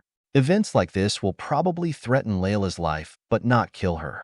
On the contrary, after this event, Layla will probably become even stronger. So, are you really ignoring her? That's right, Hikaru said with a smile. I want to stay away from her anyway. This is a good opportunity. I'll wait for her to finish the trouble inside the armory, then I will destroy it. Just sitting and waiting can complete the quest. Why should I risk my life to help her? I am just a villain, after all. Like you said, even though my luck is high, I don't have a main character's aura. Without the protagonist's aura, I would be in danger or even death. There is no reason for me to take the risk. Hayes, it's up to you. Hikaru felt a little strange. This was the first time she had spoken to him this way. Could it be Rika changed her mind? No, maybe she just didn't want to talk anymore. Why didn't you convince me? I often see that you will convince me to try to form close relationships with other women. Why are you saying that now? You said that I shouldn't control you. Now you are saying that it feels strange that I don't control your thoughts. Hikaru, you are hard to understand. Hikaru frowned. He felt that Rika was right, so he couldn't refute her. Actually, I don't want to control your thoughts or actions either. I only want the best for you, like a mother who wants the best advice for her son. Hikaru. He felt that Rika was scolding him, but he couldn't find an opening to reiterate. But I feel like no matter how much I talk, you won't listen to what I have to say. That's why, for now, I'm just giving you some advice. It's fine if you don't follow my advice. After all, the one who will suffer is you. You mean I have to go inside that tunnel, no matter how dangerous it is inside, and help Layla finish this event? That's right. Let's assume I'll do as you say. So what will I get? I don't know. Perhaps you will gain Layla's trust. n/o/vel/b//jn c//om. Ha ha ha, things like trust are the most useless things. Even if I gain her trust, if she wants to, she can still kill me. That's why I didn't convince you much. You don't believe what I say anyway. That's right. Because what you usually say is too hard to believe. Even though I trust you very much, you are an existence attached to me after all. However, what you have advised me to do so far is just to flirt with the heroines. Hayes, like I said, you can think whatever you want. I also only want the best for you. Besides, you already have Velis. I don't need to care too much anymore. You're acting weird, Rika. At first, you encouraged me to flirt with the heroines, but when I wanted to confirm that Velis was mine, you tried to stop me. Rika, what do you really want? Are you doubting me? I don't doubt you. I just find it difficult to understand you. Hayes, do you want to hear me tell the truth or a lie? Of course the truth. Wait, tell me the lie first. A lie? I want you to make all the heroines your heroines, then slap the male protagonists in the face. Hikaru. So, what is the truth? I feel that you are much better than those male protagonists. Hikaru was surprised to hear that. However, After thinking about it carefully, he felt that he was no better than those main characters. He is cowardly, lazy, and unintelligent. After all, he's just an ordinary office worker on Earth. He went to work at 8 a.m. and came home at 5 p.m. He did not have too many friends, nor did he have any achievements or memorable events in life. His life was very ordinary. So ordinary that even if he spends a day trying to find something special in his life, he can't find anything. That's why, when he heard Rika say he was better than the main characters, Hikaru felt that this was a lie. Okay, I get it. Rika didn't say anything more after hearing that. Finally, he turned to leave.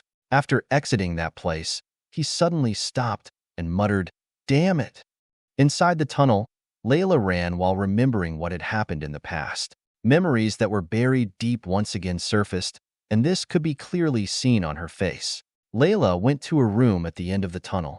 The door of this room was made of a special type of glass, so Layla could see inside. However, she had no intention of going inside and was just watching from the outside. The room was filled with iron cages. No, maybe it was some kind of special metal. In those cages were the skeletons of all sorts of creatures. There were even human bones and strange creatures that no one has ever seen. Layla frowned. She looked into the deepest part of the room, where there were cells used to hold large creatures. In it, there was a cell that had been violently broken open. Of course, inside that cell, there were no skeletons. Suddenly, Layla noticed some strange marks on the ground next to the cell. That mark was like a black footprint and handprint, as if someone was crawling with both their hands and feet covered in mud. Those footprints and handprints stretched from the ground up to the wall. Then, Layla followed the trail up to the ceiling. There, she saw a shadow that looked a bit like a human, but it wasn't completely human. It was twisting its body like a rope. Then, from its back grew 4 more arms. Those 4 hands were also not the hands of ordinary people. As they were longer, the fingers were also very long and even had claws. Layla, seeing this shadow, immediately muttered, "Derizo?" The shadow that was clinging to the ceiling seemed to hear the sound Layla just made. It immediately stopped what it was doing, then slowly crawled towards the glass door. As it walked to the glass door, Layla could clearly see that it was a skeleton-thin man covered in human skin. His long hair was tangled like a pile of withered grass. His face had an eerie smile like the ones monsters had in horror movies. He opened his mouth to speak. Although Layla couldn't hear his voice, she could tell what he was saying by the movement of his lips and mouth. "Layla, you finally showed up?" Layla was fearless, her eyes filled with anger and murderous intent. "Derizo, I finally see you again. It seems you have given up on being a human and have become an ugly monster." Derizo also seemed to understand what Layla was saying even though he couldn't hear any sound from her. He frowned and said, "Ugly? This is the beautiful shape of evolution. This evolution will take humanity far beyond the inherent mediocrity. Layla, you have left me, betrayed me. You even destroyed my research. Lucky. Ha ha ha. Luckily those idiots couldn't enter this room. This room has been created with a special alloy. Even if you use a diamond drill, you cannot drill through this glass gate," Derizo said as he tapped the glass with his claws. His claws were extremely sharp, however. No matter how much force he exerted, the glass door stood still, without any scratches. Layla smiled scornfully. "Derizo, this is the room you created. Even though it can prevent people outside from entering, it's also your prison. You can't go out either. You'll have to stay in this room until you die." Derizo saw Layla's mouth move and knew what she was saying. He just smiled and said, "Layla, you are much more beautiful than before. I wonder how beautiful you will become when you become my test subject. You should remember that, if I can build this room, I can also break it." "Oh." Layla nodded, then gestured with her hand. "Please, show me you can finally break through this room after years of being locked inside." Derizo suddenly stared at Layla, his eyes beginning to change. His pupils began to divide from 1 iris into 2, then 4, and then 8. The 8 irises were crammed in his eye, but it was not completely useless. 2 eyes, a total of 16 irises, stared at Layla. Derizo smiled and said, "Layla, did you know that eyes also contain a kind of energy? It can scare people and even make them obey orders." As long as there is enough energy in the eyes, I can control others to do what I want with just one look. Chapter 124 Desiro, Layla and Rurlia's Past. Layla was startled when she heard that. She wanted to close her eyes, but it was too late. The scenery around her suddenly changed. She then realized that she was now a 5-year-old girl who was wearing a white jumpsuit. Layla was sitting in a white room that was about 20 square meters. In the room were 9 other girls who were about 5 to 8 years old. Each girl was holding a doll or a teddy bear. However, Layla alone did not carry anything in her hand. Suddenly, the door of the room opened, and a thin man in a white blouse entered. The girls who were sitting all stood up and said in unison, "Good morning, Master Derizo." Layla also stood up, but she didn't say anything. She just nodded slightly, her eyes devoid of any emotion. Derizo glanced at all the girls present. His gaze then landed on Layla, and he stared at her. Layla also looked him straight in the eye without any fear. Her gaze was cold as if it would freeze anyone looking at it. However, Desiro just smiled and said, "Okay, everyone can sit."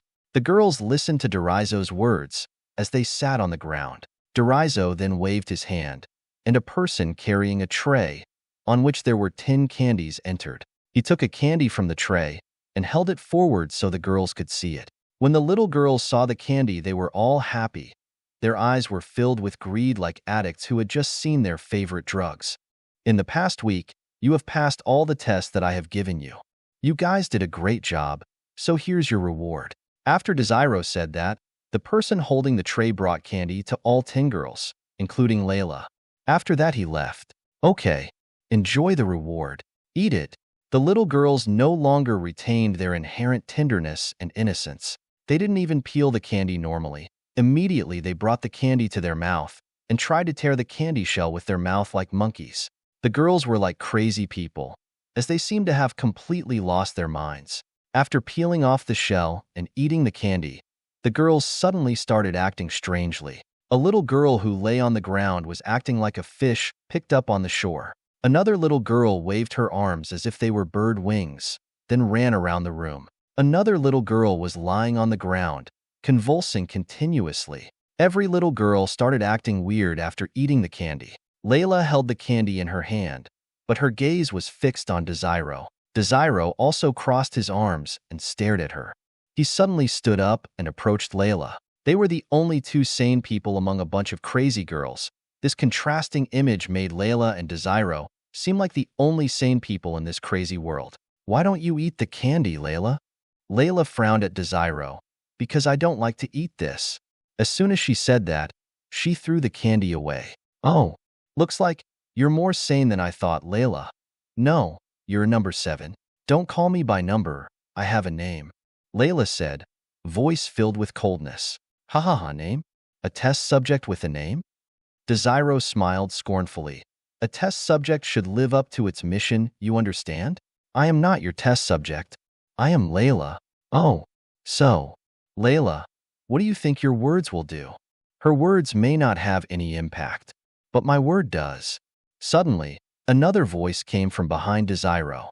He frowned when he saw another child wearing the same dress as Layla. However, this girl had blonde hair. "Number 3, what the hell are you talking about?" The girl called number 3 had a mysterious smile on her face, something that shouldn't have been on the face of a girl who was only about 5 to 7 years old. "I am Rurlia, Amanda Rurlia, not number 3. Desiro laughed at that. "Ha ha ha. Ha ha ha ha. You guys. Ha ha ha, you're so funny. The test subjects have never left the research facility, but they have already made a name for themselves. This world seems to have become very interesting.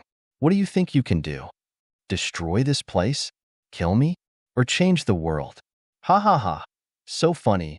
You guys are making me feel amused." Desiro laughed. Then, suddenly his smile disappeared, replaced by a cold face like ice. "Number 3, number 7, are you testing my patience?" Layla suddenly grabbed Desiro's wrist, then squeezed hard. Desiro frowned. He realized that Layla's strength was completely different from the other children. She was so strong that Desiro could feel that his wrist would be crushed due to it being squeezed by Layla. However, this only made him more angry. Desiro smiled fiercely. "Ha ha ha. It seems that you have awakened your power to be so confident. Without warning, Desiro suddenly swung his leg and kicked Layla in the stomach. Layla immediately grabbed his leg, then pulled. Desiro lost his balance and fell to the ground. Damn it! Are you kidding me? Desiro shouted angrily. Bam! He suddenly felt his head shake, as if something had hit his head. Desiro turned his head in anger. He saw Rurlia looking at him with a teasing smile. Behind Rurlia were 10 floating small wooden chairs. Desiro, you are not a teacher. You are just a pitiful person. You envy us because we possess the ability to awaken special powers, and you don't. Desiro gritted his teeth when he heard that, his face red with anger like an ember. You bastard! Don't think that because you awakened your superpower you're invincible. You are just a test subject, an ordinary object. If I don't like it, I can throw you away. Rurlia didn't listen to him. She waved her hand, and the chairs that were floating behind her immediately flew towards Desiro. Desiro clutched his head. He lay on the ground. As the chairs hit him repeatedly, this caused him so much pain that he cried out, "Damn it! Help me! Christ!" As soon as Desiro screamed, the door of the room opened, and a group of fully armed men with guns and electric batons entered the room. Immediately, Layla and Rurlia were restrained and pinned down on the ground, their arms bent back as they were unable to move. Desiro was helped to his feet by the guards, but soon after, he pushed the guards away. Desiro approached Layla and Rurlia. He angrily raised his leg, then stomped on Layla's head. Bam! Stand up! Bam! Continue to protest! Bam! You think you're strong? Bam! Desiro repeatedly kicked Layla's head, causing her head to hit the floor, her blood gushing out from her nose and mouth. Due to this, Layla broke a few teeth and her nose. However, Desiro still felt angry. He approached Rurlia, swung his leg, and kicked her in the head. Bam! This one kick caused her teeth to fall out a few times. Her jaw muscles were misaligned, and she was bleeding more than Layla. Stand up. Use your superpowers again. Bastard. You guys are just my toys. You want to protest? Ha ha ha. Desiro suddenly laughed hysterically. Give them the strongest dose. Desiro had just finished speaking when a man in a white blouse came in with 2 needles in his hand. Layla and Rurlia were restrained and lying on the floor, so the man easily stabbed their necks with needles. As soon as the medicine got inside their body, Rurlia and Layla immediately convulsed violently. Their pupils continuously dilated and constricted. This process repeatedly happened. Foam came out from their mouth, and blood flowed from their ears, nose, and even from the tips of their fingers. Ha ha ha ha. Are you feeling good? How do you feel about my medicine? It's great, isn't it? In /o/vel/b//b// and c///om. Enough. Suddenly, a voice rang out and another woman wearing a blouse entered the room with a face full of anger. She hurriedly sat on the ground and checked on Layla and Rurlia's condition. Desiro frowned and said, "Ah, looks like I found the person behind today's commotion." When the woman finished checking them, her face became even more worried. She stood up and said, "Desiro, let's end this here. If you continue, these little girls will all die." Heh. Desiro said with a slightly surprised face. Die? What does that have to do with me then?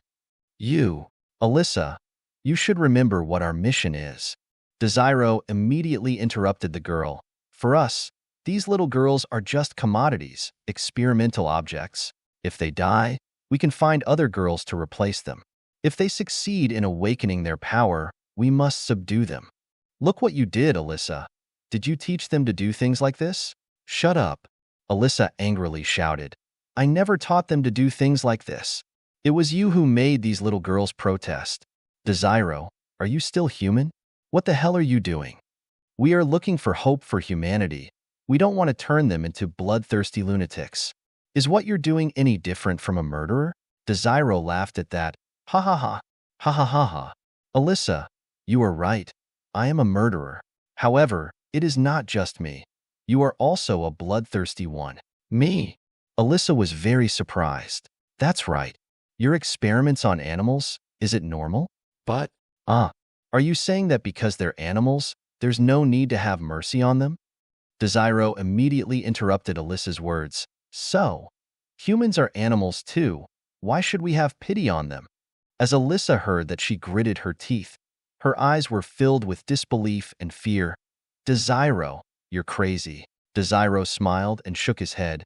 He went to Alyssa's side and whispered in her ear, Alyssa, you can protect them now, but you can't protect them forever. After saying that, Desiro laughed maniacally as he walked away. Alyssa sat on the ground again, her face filled with despair. Apocalypse Chaos. I am the villain. Chapter 125. This is the blood knife. Watch. Understand mesothelioma. Watch. Understand mesothelioma. Sponsored. Healthclips.com. Read next story. Around the web. Wife receives a divorce letter from husband. Her reply is brilliant. Wife receives a divorce letter from husband. Her reply is brilliant. Mystical Raven. Want to stop your nerve pain? Try this tonight. Want to stop your nerve pain? Try this tonight. Wellness Gaze Neuro. Couple spends $1.7 million on motorhome. Couple spends $1.7 million on motorhome. Viral Nova. The surroundings changed again, and Layla and Rurlia were lying in a special recovery room. Alyssa and a few other researchers exchanged something with each other. Then the others left, leaving only Alyssa in the room. She looked at Rurlia and Layla, who were wrapped with bandages all over their bodies like mummies. Alyssa sighed and shook her head. Then she took out a small knife from her pocket. The knife was red. It was about 30 centimeters long, and the blade was severely rusted. Its appearance would make someone think that it could be easily broken with 2 fingers. Alyssa stroked the knife in her hand absent-mindedly as she seemed to be thinking about something. Suddenly, her gaze became steady. Alyssa then put the knife back in her pocket, then turned to leave. Teacher Alyssa. Alyssa suddenly stopped walking when she heard the voice. She turned her head to see Layla lying on the bed, her face also covered with white gauze. However, Layla's gaze was fixed on her. Alyssa, don't do anything dangerous. Me and Rurlia are the only ones who are close to you. When Alyssa heard that, her eyes became wet, however. Her mouth still had a warm smile. Layla, of course I know that. Don't worry, I won't do anything dangerous. You are lying. Layla suddenly shouted, Ack! Because her wound had only just been healed. When she shouted, the pain from her wounds brought her to tears. Layla, don't worry too much. Alyssa approached, then patted Layla's head. I will forever be you and Rurlia's family. Layla fell silent, then nodded slightly. Alyssa smiled and said, try to rest well. In the future, learn to control your emotions. Don't let something like this happen again. Layla opened her mouth to say something, but then she fell silent, and in the end, Layla just said, I know. Alyssa nodded slightly. She glanced at Rurlia, who seemed to be still sleeping, then shook her head and turned to leave. After Alyssa left the room and closed the door, Layla said, Why are you silent? Rurlia suddenly opened her eyes. Her gaze was so calm that it was impossible to believe that it was the gaze of a little girl who was only about 5 years old. Why should I speak? What should I say? You, Rurlia said in a very calm voice. Layla, sometimes, if a smart person decides to do something stupid, that doesn't mean they suddenly became stupid. That's because they have no other choice. Alyssa did this to protect us and also to protect her dreams. Layla heard that, sighed, and said, So, do you have any plans? Not yet. Rurlia said, However, we can try. Don't let Alyssa's sacrifice go in vain. Layla nodded and said, Yes, we can't let Alyssa lose her last hope. After speaking, she took out a card placed under the pillow. Earlier, when Alyssa was standing next to Layla, she stuffed this card under Layla's pillow. Of course, Layla was smart enough to know what this action meant. Layla at that time did not speak out or stop Alyssa's actions, which means that she agreed with what Alyssa was doing. 002. 031. Ads by Pub Future. Although Rurlia closed her eyes and pretended to be asleep, she still knew what was going on around her. So, when does it start? Hearing Rurlia's question, Layla said, Alyssa patted my head 3 times. Maybe 3 days later. 3 days? Rurlia frowned. At that time, our wounds will also be healed, so we can try it. The scene changed once again. At this time, Rurlia and Layla were sitting in the recovery room, surrounded by 3 researchers and 7 security guards holding guns. Today, the researchers undressed Rurlia and Layla. The bandages were removed, and it could be seen that their wounds had also healed. Their speed of recovery was extremely fast. Even their broken teeth had grown back. Number 3 and 7's resilience is very good. Of course, Desiro injected those 2 with twice the normal dose anyway. Hayes, Desiro is crazy too. Number 3 and number 7 are 2 good seeds. If anything happens to those 2 brats, our superiors will definitely not forgive us. Without a word from our superiors, I feel that the conflict between Alyssa and Desiro will definitely not end like that. Ha ha ha, we don't need to care about them either. It's always the same. The superiors will reconcile them. That's right. They are both very important in this place. Desiro is the geneticist and Alyssa is the brain development specialist. Both of them are the most important characters in this project. Losing anyone would be a huge loss to our research project. Hayes, they're not like us. Above our heads hangs a sword at all times. If we are useless, PKDS, welcome to hell. Okay, don't talk anymore. Get rid of these 2 brats quickly and get back to work. The researchers were talking among themselves, so everything they said was heard clearly by Layla and Rurlia. However, their faces were calm. They seemed unconcerned with what the researchers were saying. It seems Layla and Rurlia were waiting for something. 2, 2, 2. Suddenly, the red alarm light was on, and the sirens sounded everywhere, startling everyone. What the hell is happening here? It's probably just a drill. Everyone calm down. That's right, 24 drills a year. Ha ha ha. Ads by Pub Future. Who do you think would be able to enter this place while this place is well protected by the government? Okay, I'm feeling a bit hungry. Wait, look, a researcher suddenly shouted, and everyone saw the door suddenly open. Rurlia. I know.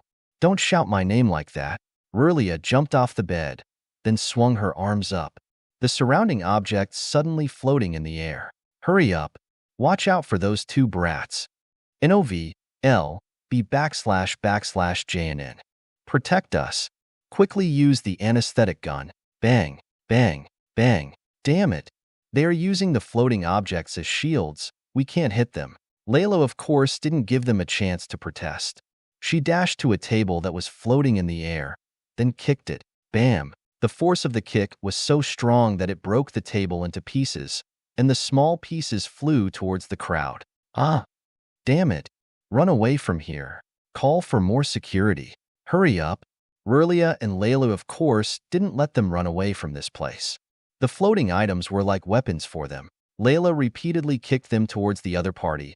Although it did not do much damage, it at least caused them to be confused. Damn it! He suddenly shouted. He shot wildly at Layla and Rurlia. But Layla used the objects floating as barriers. Layla immediately used it as a flying object as a barrier. Get out of here! Someone shouted, and the team of researchers and the guards quickly exited the room. A researcher rushed to the control panel and immediately entered a sequence of numbers to close the room door. In just 2 seconds, he entered the entire password and immediately selected Enter. But when his finger was about to reach the Enter button, another hand immediately grabbed his hand. The researcher lowered his head, and he saw Layla clutching his wrist, a teasing smile on her face. Thank you. Crack. Aaa. The sound of broken bones rang out, and the researcher cried out in pain. Ads by Pub Future. Bang. Bang. The guards pointed their guns at Layla and then opened fire. Bam. Bam. Bam. Layla didn't dodge because the needles that were shot out stopped and floated in space. When the guards saw this, they were terrified.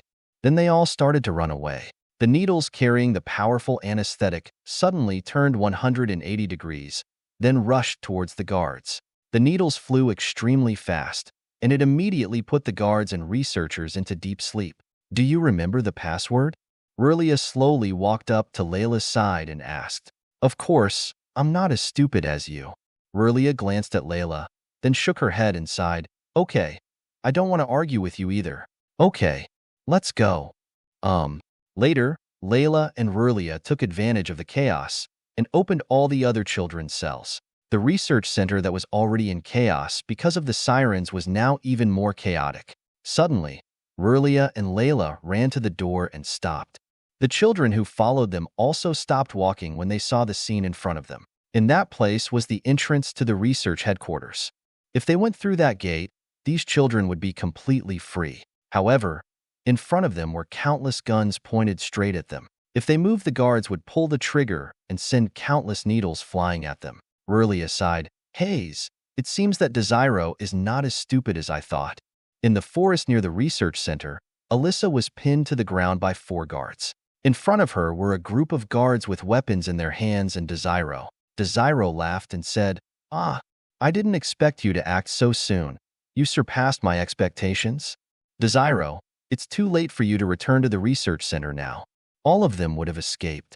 Alyssa said with a smile, her smile filled with confidence even though she was being controlled by 4 security guards. Ha ha ha. Alyssa, I didn't think that you're stupid enough to use a simple plan like this to trick me out. Alyssa, we are not fools. You know I already knew your plan. Why try so hard when everything is useless? Alyssa sighed. She looked up at Desiro and said, Desiro, this life is full of surprises. You can't know what's going to happen even if you think you know it all. Oh, so, Desiro sneered, what is about to happen that I cannot control? It's this one. Suddenly, a knife appeared in front of Alyssa. The blade was covered with dried blood, and the knife was rusted so badly that it looked like it was about to break. That is, Alyssa smiled and said, Desiro, your surprised face is also ugly. Yes, this is the blood knife. Box of Awesome only at Bespoke Post. Chapter 126. Layla and Desiro. Back at the entrance to the research center, Layla, Rurlia, and the other children watched the armed men aim their guns at them, and this frightened them. Oi, Rurlia, what's the next plan? Plan? We will be lucky if we don't die. Do you think I have a plan? Layla frowned. The current situation made her feel desperate. NOVLB //JNN. Fire. Someone's voice rang out. The armed men then opened fire on them. Of course, these children were all test subjects, so they wouldn't kill them. The ammunition that was fired were all anesthetic needles. Rurlia, seeing this, raised her hand. Pedicus. Suddenly, a needle suddenly hit Rurlia's neck from behind.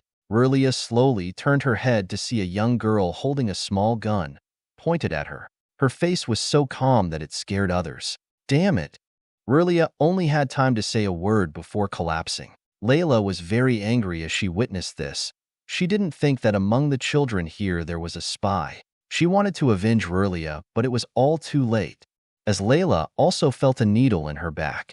Layla turned her head. At this point, she realized that it seemed that there was more than just one spy. Although Layla fell on the ground, she could still see other children falling to the ground and become unconscious.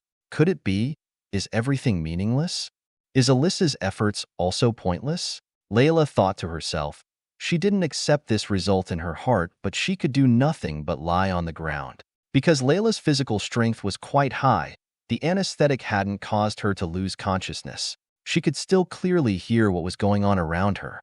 Apart from the screams of the children, Layla also heard the screams of other people. Wait, Layla suddenly realized something.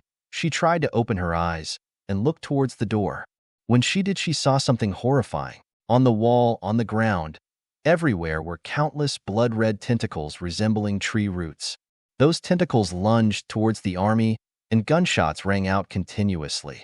Ads by Pub Future. Stop. Don't come any closer. Run. Monster, monster. Rescue me.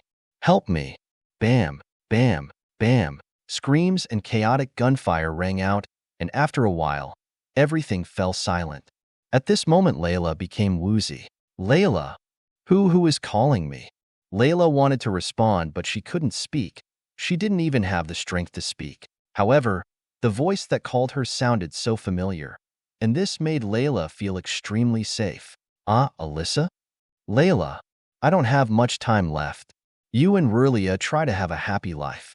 Never come back to this place. Layla used all her strength to open her eyes. She couldn't see clearly what was in front of her. Layla could only see that it was a red creature. and that countless red tentacles sprouted from the creature's body. Remember what I said? Never come back to this place. Then, Layla fell asleep. Huh? Layla suddenly woke up. She looked around and discovered that she was next to a highway. Beside her was Rurlia, who hadn't regained consciousness yet because Rurlia's physical strength was weaker than hers. Therefore, the effect of the anesthetic is stronger for her. Layla approached and checked on Rurlia. Seeing that Rurlia was not injured, she breathed a sigh of relief. Suddenly, Layla remembered the red shadow with countless tentacles that appeared before she lost consciousness. Could it be? Is that Alyssa? Layla looked into the distance, wondering where Alyssa was and if she was still alive. Alyssa, even if you are no longer here, Rurlia and I will surely find you.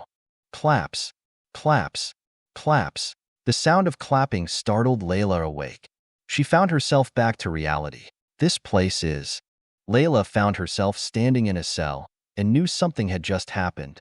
Ha ha ha, a good memory, Layla. Desiro's voice rang out.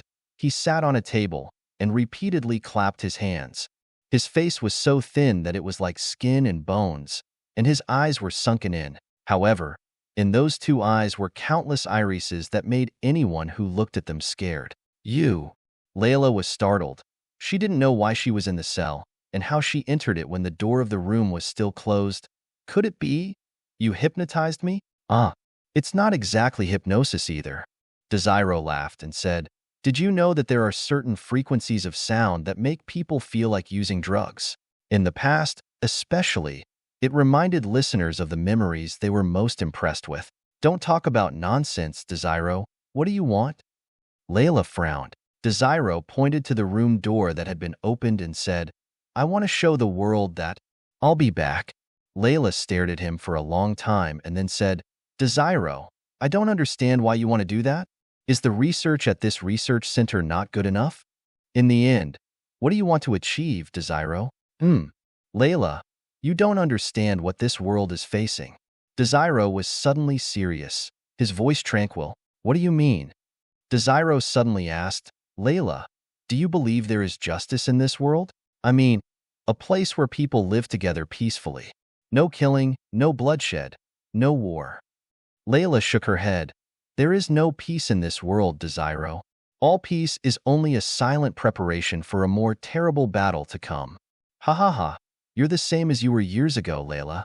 You and Rurlia, the two experimental subjects with potential. Desiro smiled and said, you and Rurlia are my hope for a peaceful and just world. Layla silently looked at Desiro and did not say anything. Desiro continued, in the past, I was a doctor serving in the army. On the surface, or at least in the media, the world was at peace. However, the reality was much more horrifying. Countless wars have been fought, countless plots were being made. I saw a lot of blood and corpses everywhere, accompanied by the screams and cries of the soldiers on the battlefield. In the military hospital, I take on a very noble mission to kill people.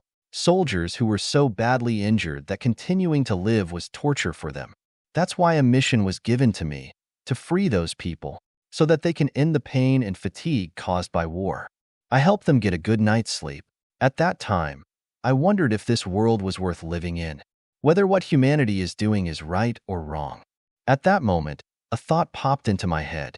Everyone wants to rule this world. People fighting each other for so many years still haven't decided who or what organization will be at the top of this world. What if a god appeared and took over the world?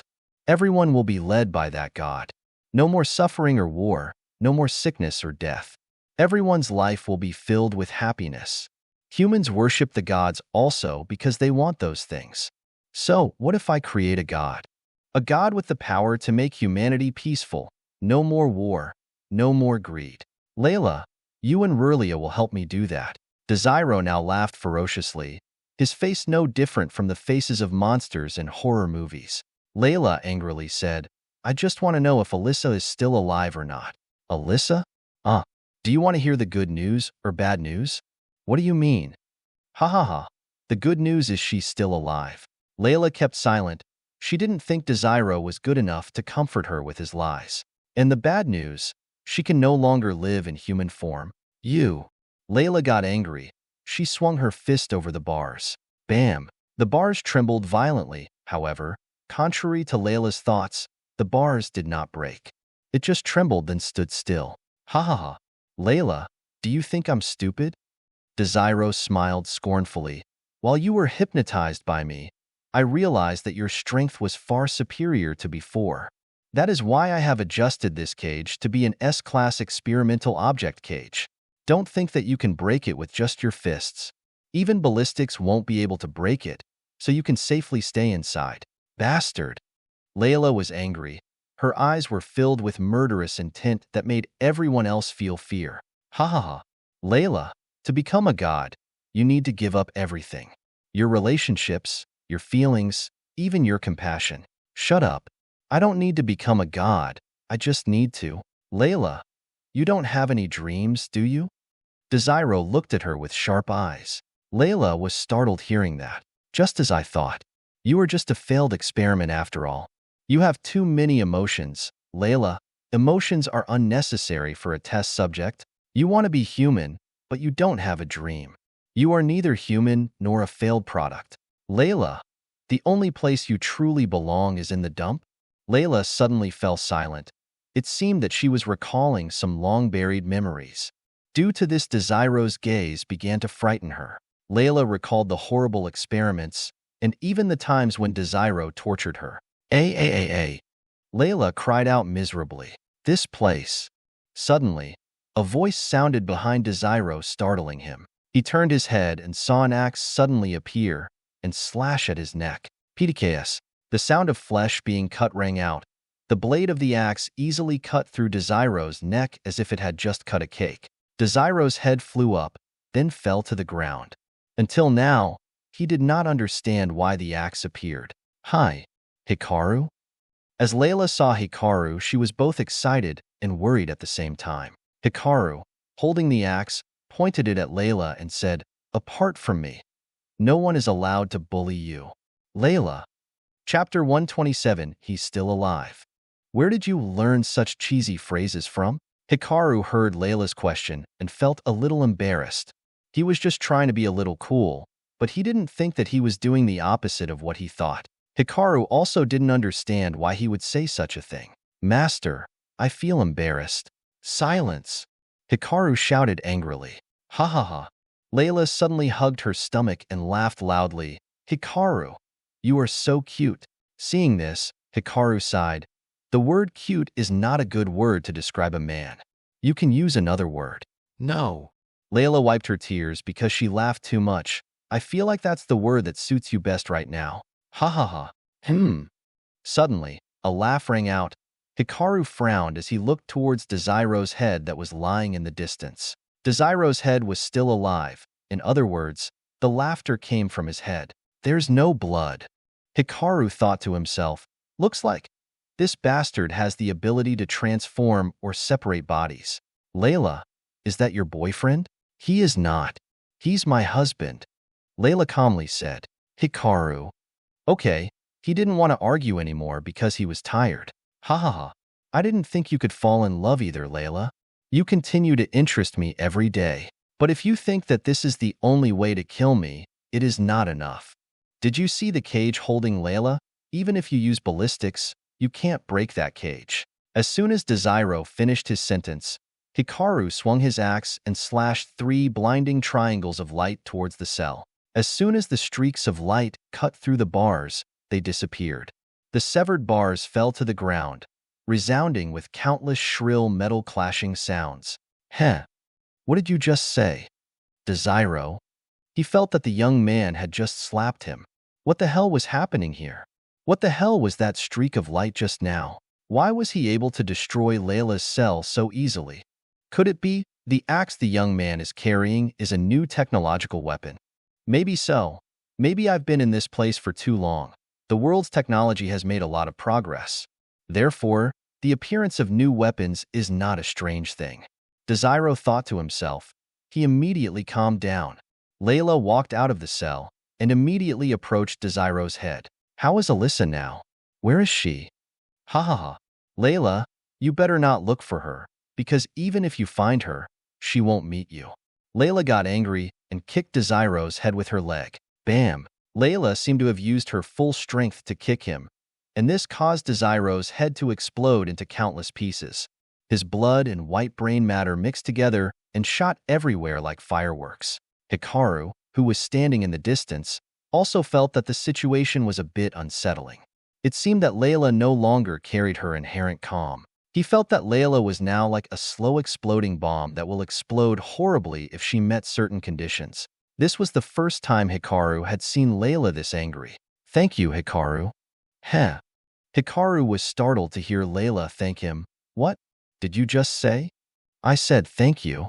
Layla's back was facing him, so he couldn't see what her expression was like. He only saw her bowing her head to thank him, her shoulders shaking a little as it seemed that she was crying. Hikaru frowned.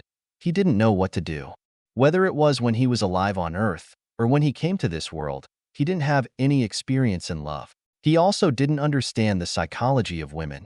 He also felt that Veli's falling in love with him was just due to the arrangement of the plot in the novel. Up until now, Hikaru didn't understand why Velis loved him. "You don't have to thank me. Like I said, our relationship only stops at cooperation," Hikaru said as he approached the table in the distance. He took the bow that was placed on the table and threw it to Layla. Layla didn't turn around, but she still grabbed the bow with ease. "So, why did you kill him? Don't you want to get more information from him about the girl named Alyssa?" "No need. Even if he knew, he wouldn't tell me that information." Layla's voice was filled with anger, but also a hint of despair. Hikaru frowned. He suddenly remembered something and said, "Oi, Layla, what if I help you find that person named Alyssa?" And /o/vel/b//jn c//om. Suddenly, Layla's body trembled.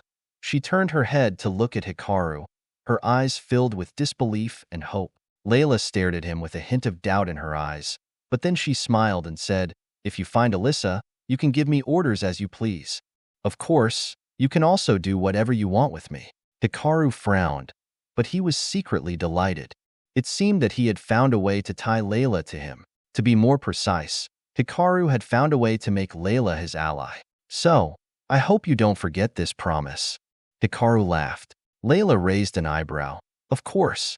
I promise to keep my promise. But these are just words. If by that time you don't keep your promise, I can't force you either."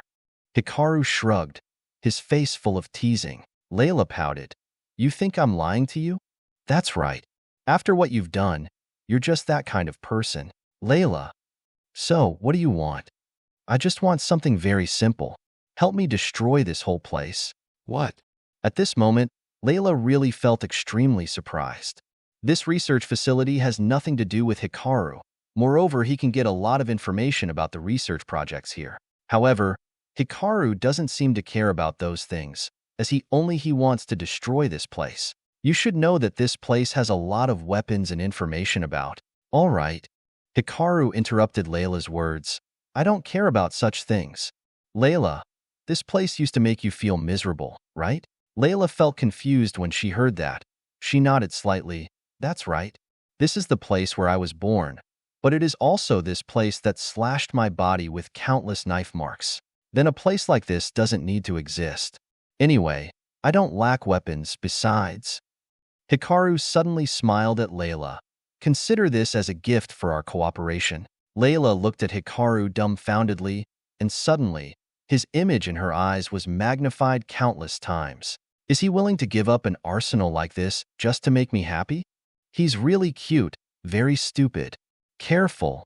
Layla suddenly looked towards Hikaru and shouted. Hikaru felt a chill down his spine. He turned his head to see a clawed hand reaching towards him. However, in an instant Hikaru disappeared and the clawed hand missed. That was Desiro's headless body. Although it had no head, it could still function normally. "Desiro is still alive?" Layla muttered. She didn't know why Hikaru disappeared. However, she knew that Hikaru wasn't dead. Layla held the tornado bow in her hand and drew the bowstring. A wind arrow manifested and was aimed straight at Desiro. "I didn't think that you're still alive, Desiro. Your survivability is higher than cockroaches." At this moment, at the neck of Desiro's headless body, a voice rang out. "Ha ha ha. I also studied the features of cockroaches. Layla, did you know that even if you cut off the head of a cockroach, it can continue to live for another 10 days? After 10 days, it will die. But it will die not from losing its head, but from starvation. Disgusting! Layla scolded. She let go of her hand, and the wind arrow shot towards Desiro. His body immediately retreated backwards, dodging the arrow. His speed seems to be faster than before. Layla thought in her heart, but she smiled confidently. Desiro, since you have lost your head, you can't hypnotize me. Do you think I will lose to you? If you think so, then you can try to kill me, Layla. It is easy to say but difficult to do, Desiro said teasingly. While Desiro was speaking, he suddenly felt fear. It was like there was a monster from hell staring at him. It was so terrible that all the thoughts in his head stopped for a moment. At this moment, the axe blade suddenly appeared again, cutting through his stomach. Haunted cloak. When wearing this cloak, you can enter stealth for 5 seconds. If stealth is cancelled, you will cause creatures within 5 meters around you to panic for 0.5 seconds. Although Desiro had no head, he is still a creature nonetheless, so he is also affected by the effect of the haunted cloak. 0.5 seconds is a very small moment, not enough to do anything.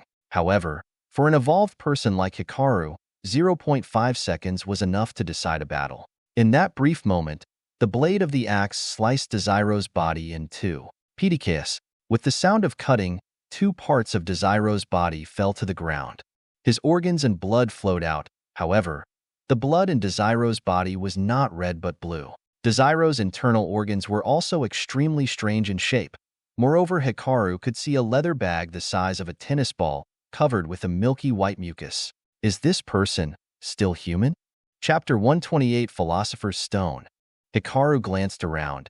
He used all his senses to try to locate Desiro, but he couldn't find him. Looks like he ran away, Layla said. She frowned as she looked at the glass separating this room from the tunnel that had been slightly opened. Oh, it seems he really does look like a cockroach. If he gets hit, he will quickly run away. Layla sighed and nodded. She knew that if Desiro was still alive, she would meet him again one day. Hikaru, have you thought this through? Layla suddenly asked. Hikaru knew what she was talking about. He smiled and said, Of course. Like I said, in order for you to be able to cooperate with me with peace of mind, you also need to be mentally stable.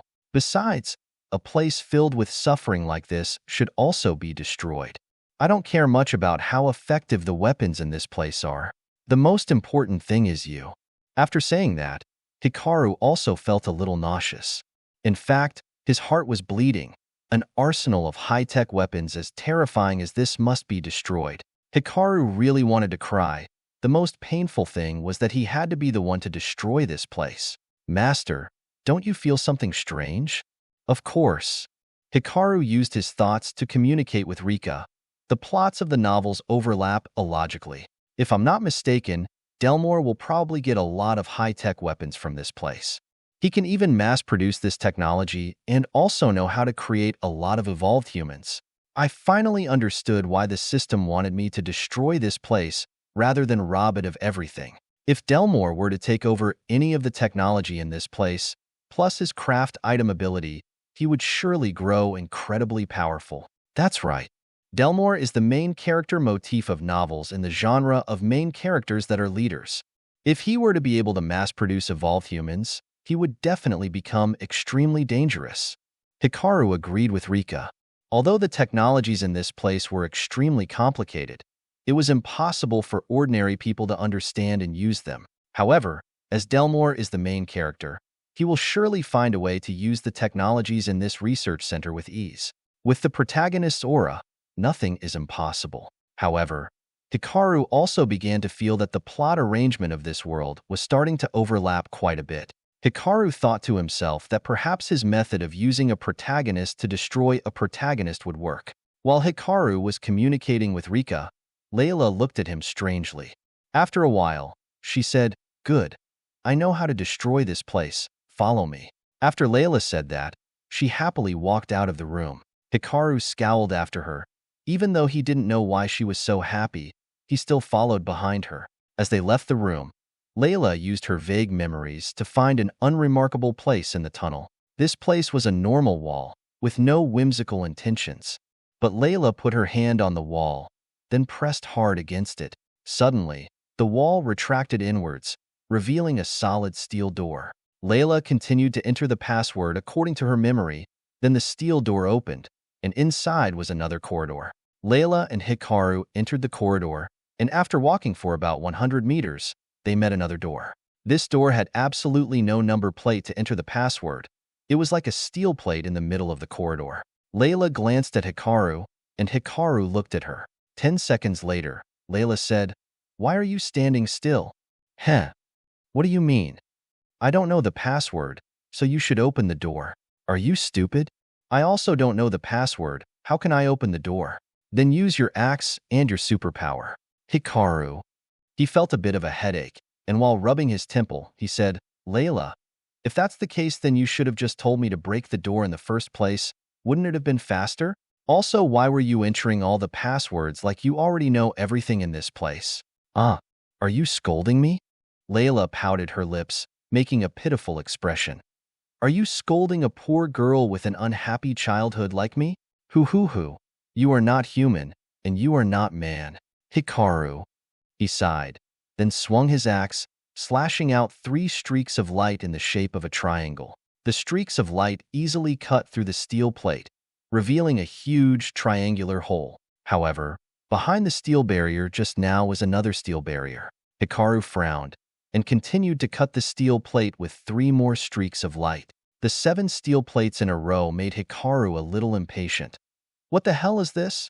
What does this place contain that has so many layers of protection? Of course, something that can destroy this place. Layla shrugged it off. In the end, in front of them was not a plate of steel but a sheet of glass. However, it was a one-way mirror, so the reflections of Layla and Hikaru were displayed on the mirror. They also couldn't see what was behind the glass. Hikaru was about to swing the axe when Layla said, "Wait, HM? Do you know the password?" Hikaru asked, frowning, his voice filled with teasing. "No, I feel like behind this glass is what we need to find. Don't use that streak of light to attack it, or you'll damage what's behind this glass." Hikaru nodded and carefully used the axe blade to cut the glass in front of him in the shape of a small doorway. The axe blade was extremely sharp. As soon as it touched the glass, it cut it like a piece of paper. Layla felt a little surprised seeing that. She thought that only the streak of light cut by that axe was sharp, but she didn't think that the blade of the axe was much sharper. Hikaru easily cut the glass, revealing a room behind the glass. There weren't too many things in the room like Hikaru and Layla thought. The room was only about 40 square meters wide. In the middle of the room, there was only a giant cylinder of transparent glass. Inside that cylinder was a blue liquid. Floating in the middle of that giant cylinder was a black stone resembling a coal, emitting an eerie black light. To the left of the room was a set of machines that looked like something out of a sci-fi movie. On the right is a bookshelf, and on the shelf there are many documents. Layla suddenly entered the room. She did not rush to the cylinder containing the strange stone. She went to the bookshelf on the right side of the room. The bookshelf was more than 3 meters high and more than 5 meters long, on top of which there were countless bizarre documents. However, in the middle of the bookshelf were 2 dolls and a picture.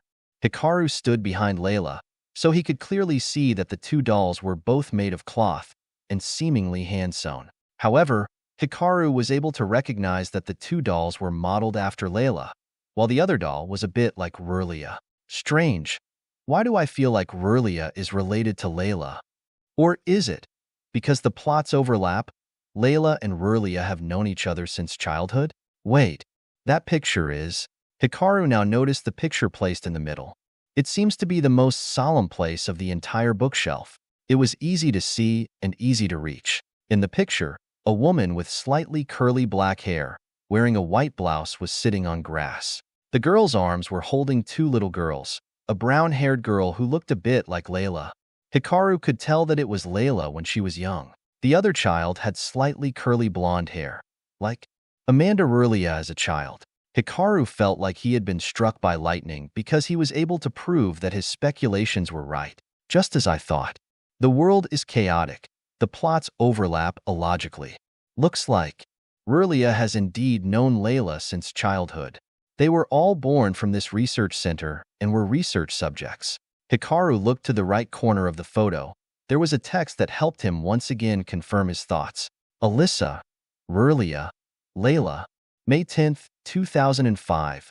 Forever together, forever happy. Layla reached for the two dolls in the picture. She gently brushed the dust off them, then hugged them. Suddenly, Layla lowered her head, slumped on the ground, and tears started streaming down her face. Hikaru didn't have time to care about Layla. He knew she was probably remembering the past. He shrugged and moved towards the cylinder containing the blue liquid and the eerie black stone. Master, don't you care about Layla? Rika's voice suddenly resounded in his head. Hikaru shrugged and said, don't bother her. She's in an evolved state. Evolved status. That's right. Like in the novels or manga we've read. The main characters suddenly remember their painful past or their friendship. Then, the main character who receives the power of friendship suddenly becomes unreasonably strong. Layla is also a main character, so she's definitely in a state of recalling the past. Oh, that's how it is. Hikaru really didn't care about Layla. She was in the process of evolving anyway thanks to the power of memories. What he cares about is what this cylinder contains. Was it something useful to him? Hikaru approached the cylinder. He frowned as he pondered how to remove the black stone inside. He didn't dare to thoughtlessly destroy this cylinder. He was also not stupid. He knew that the liquid and stone in this cylinder must be very dangerous, so there were many layers of barriers outside. Suddenly, a notice board from the system appeared in front of Hikaru. Ding! Congratulations on discovering the hidden plot. You have discovered the Philosopher's Stone. If you destroy it or use it, Delmore will almost lose his ability to continue as a protagonist. Hikaru frowned and muttered. However, Hikaru didn't think that things would end this easily. He took out a can of gasoline from Panara's space and poured it over the two parts of Desiro's body and then burned it. Layla saw what Hikaru was doing and suddenly looked around. She felt that something was wrong. I think he's still alive. Hearing Layla's words, Hikaru just nodded, not refuting. He knew that if one had prepared so many ways to survive, it would certainly not be easy to die. Chapter 129, Our Fate? Hi everyone. I have just returned from the hospital and have begun my series of days caring for the new member of my family. Sorry I didn't post the bonus chapter while you guys gave this book a gift, especially Edward Harkstorm and Jeffrey. I sincerely apologize for this, and with all due respect I thank Edward Harkstorm and Jeffrey.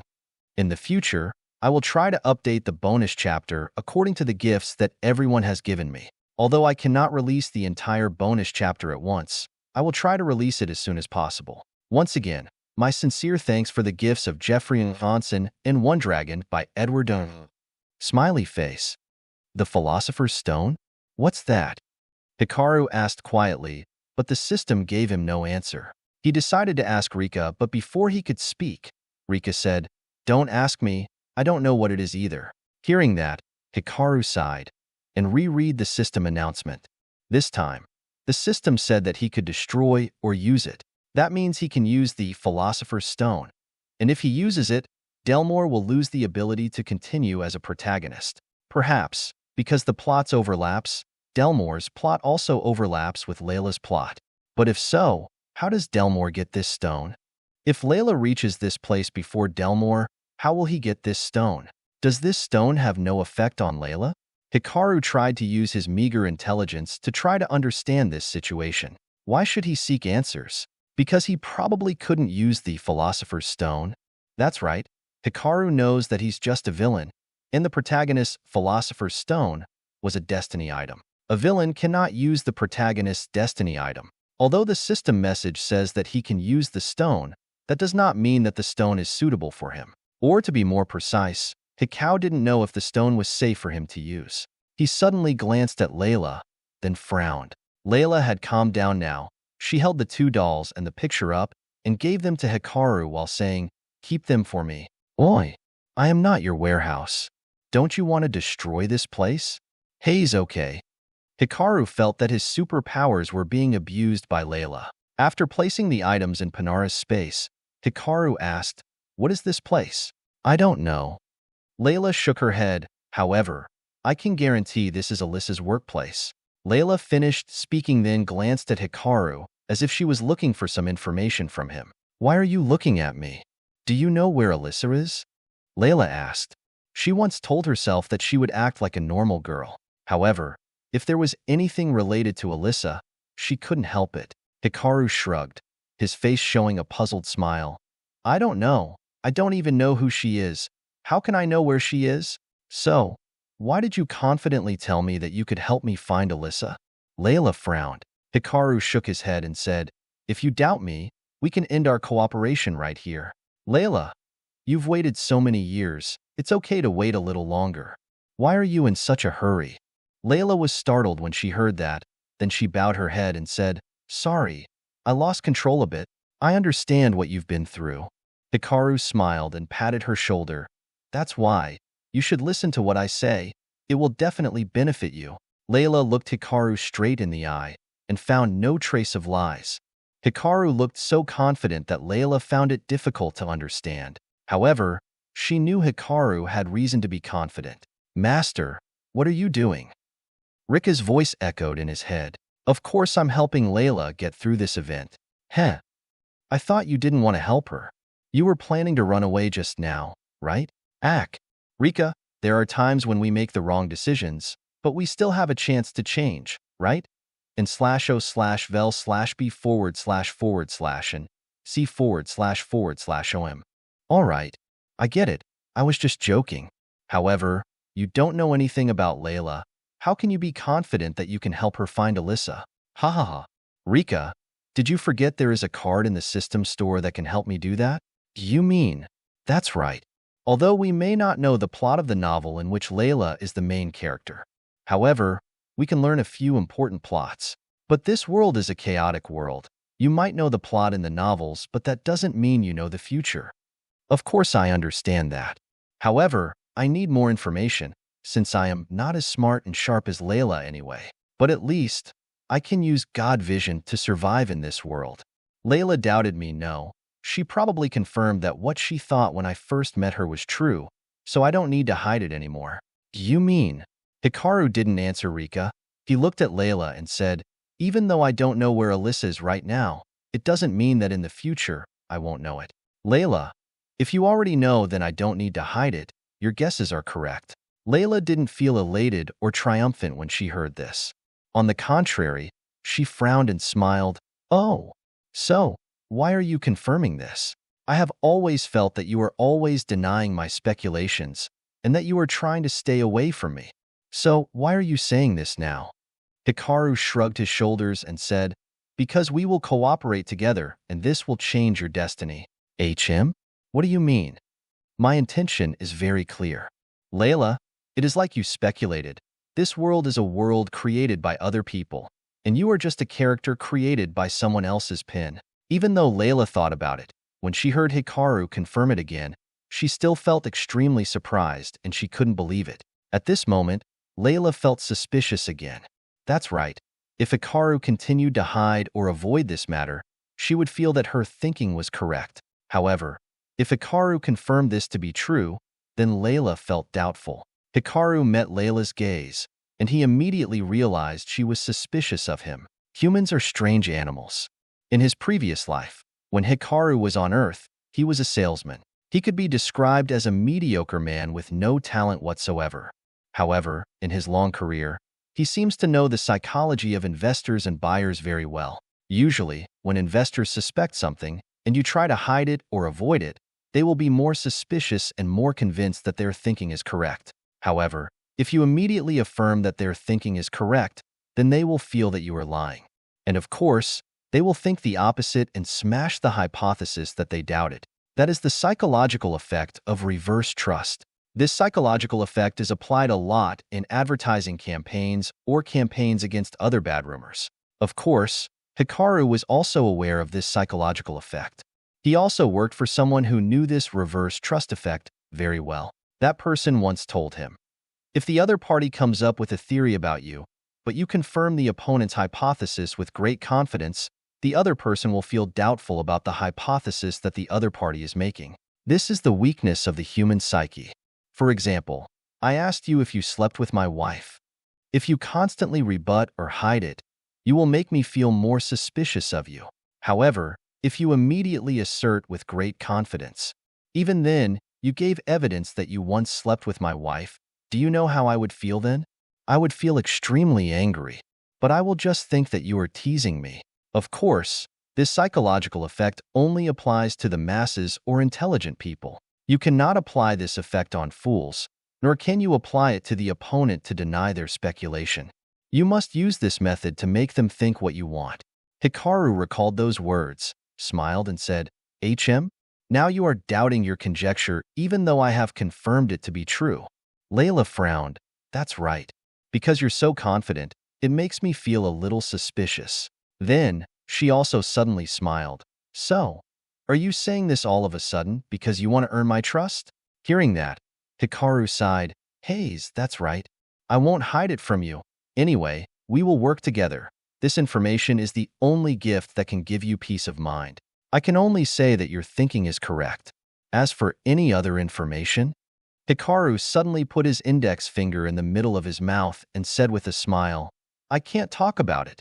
You can understand that there are existences that control this world. If I speak, they will hear and… Hikaru shrugged, and at this moment, Layla felt a little confident. So, you know me well? Hikaru nodded, then shook his head again.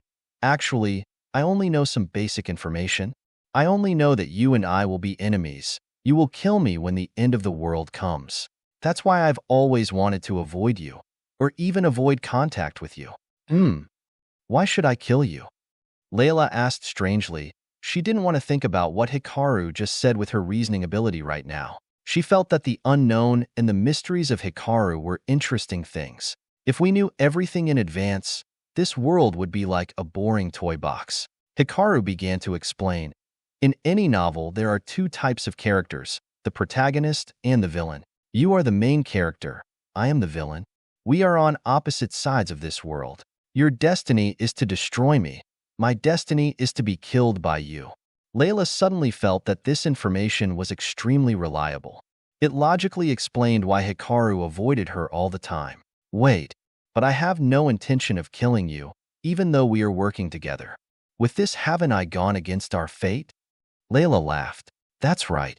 That's also why I agreed to tell you the truth. Chapter 130. I'll let you lick my feet. Because you've almost lost your ability to continue as a protagonist, Layla. Hikaru laughed.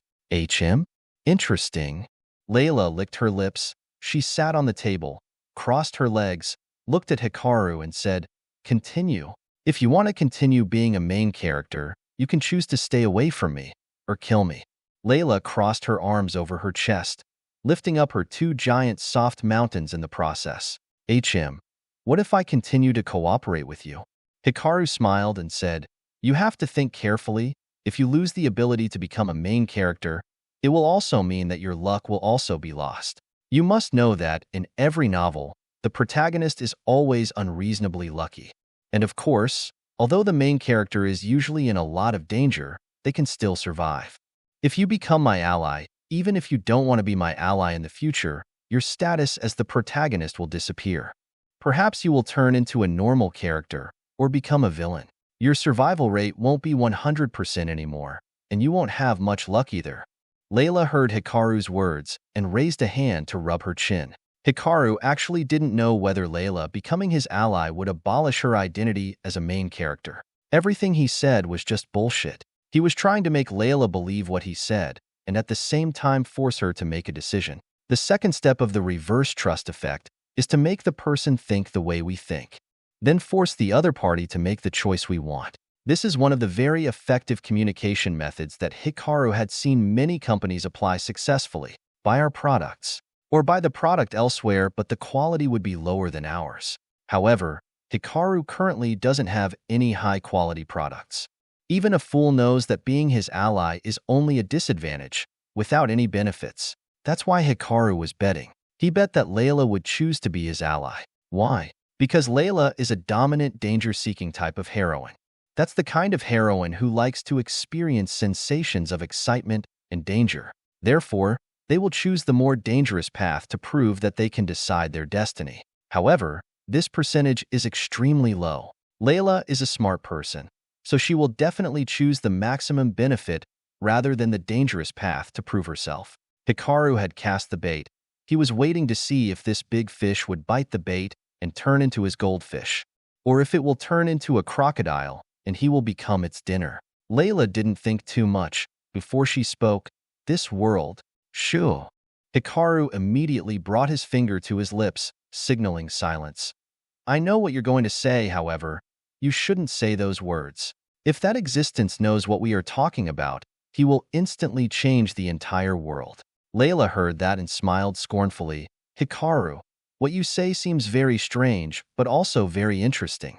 However, I can see that if I cooperate with you, I will be at a disadvantage. So, what benefit would I have by cooperating with you?"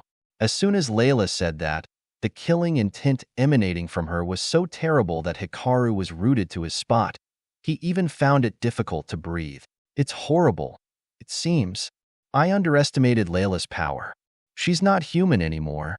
She's a monster." As expected, with a luck point of 250,000, she's not that simple. Hikaru took a deep breath, trying to control his fear. He smiled confidently, to the point that Layla even frowned when she saw that smile. "That's right. Like I said, there's no benefit in cooperating with me. However, the creator of this world only created the characters and built the plot. So how the story proceeds and how it will end is not certain because that person didn't write clearly. That means I still have a chance to change my destiny. Layla, I don't think you want to accept being a pawn in someone else's hands, do you?" Layla frowned.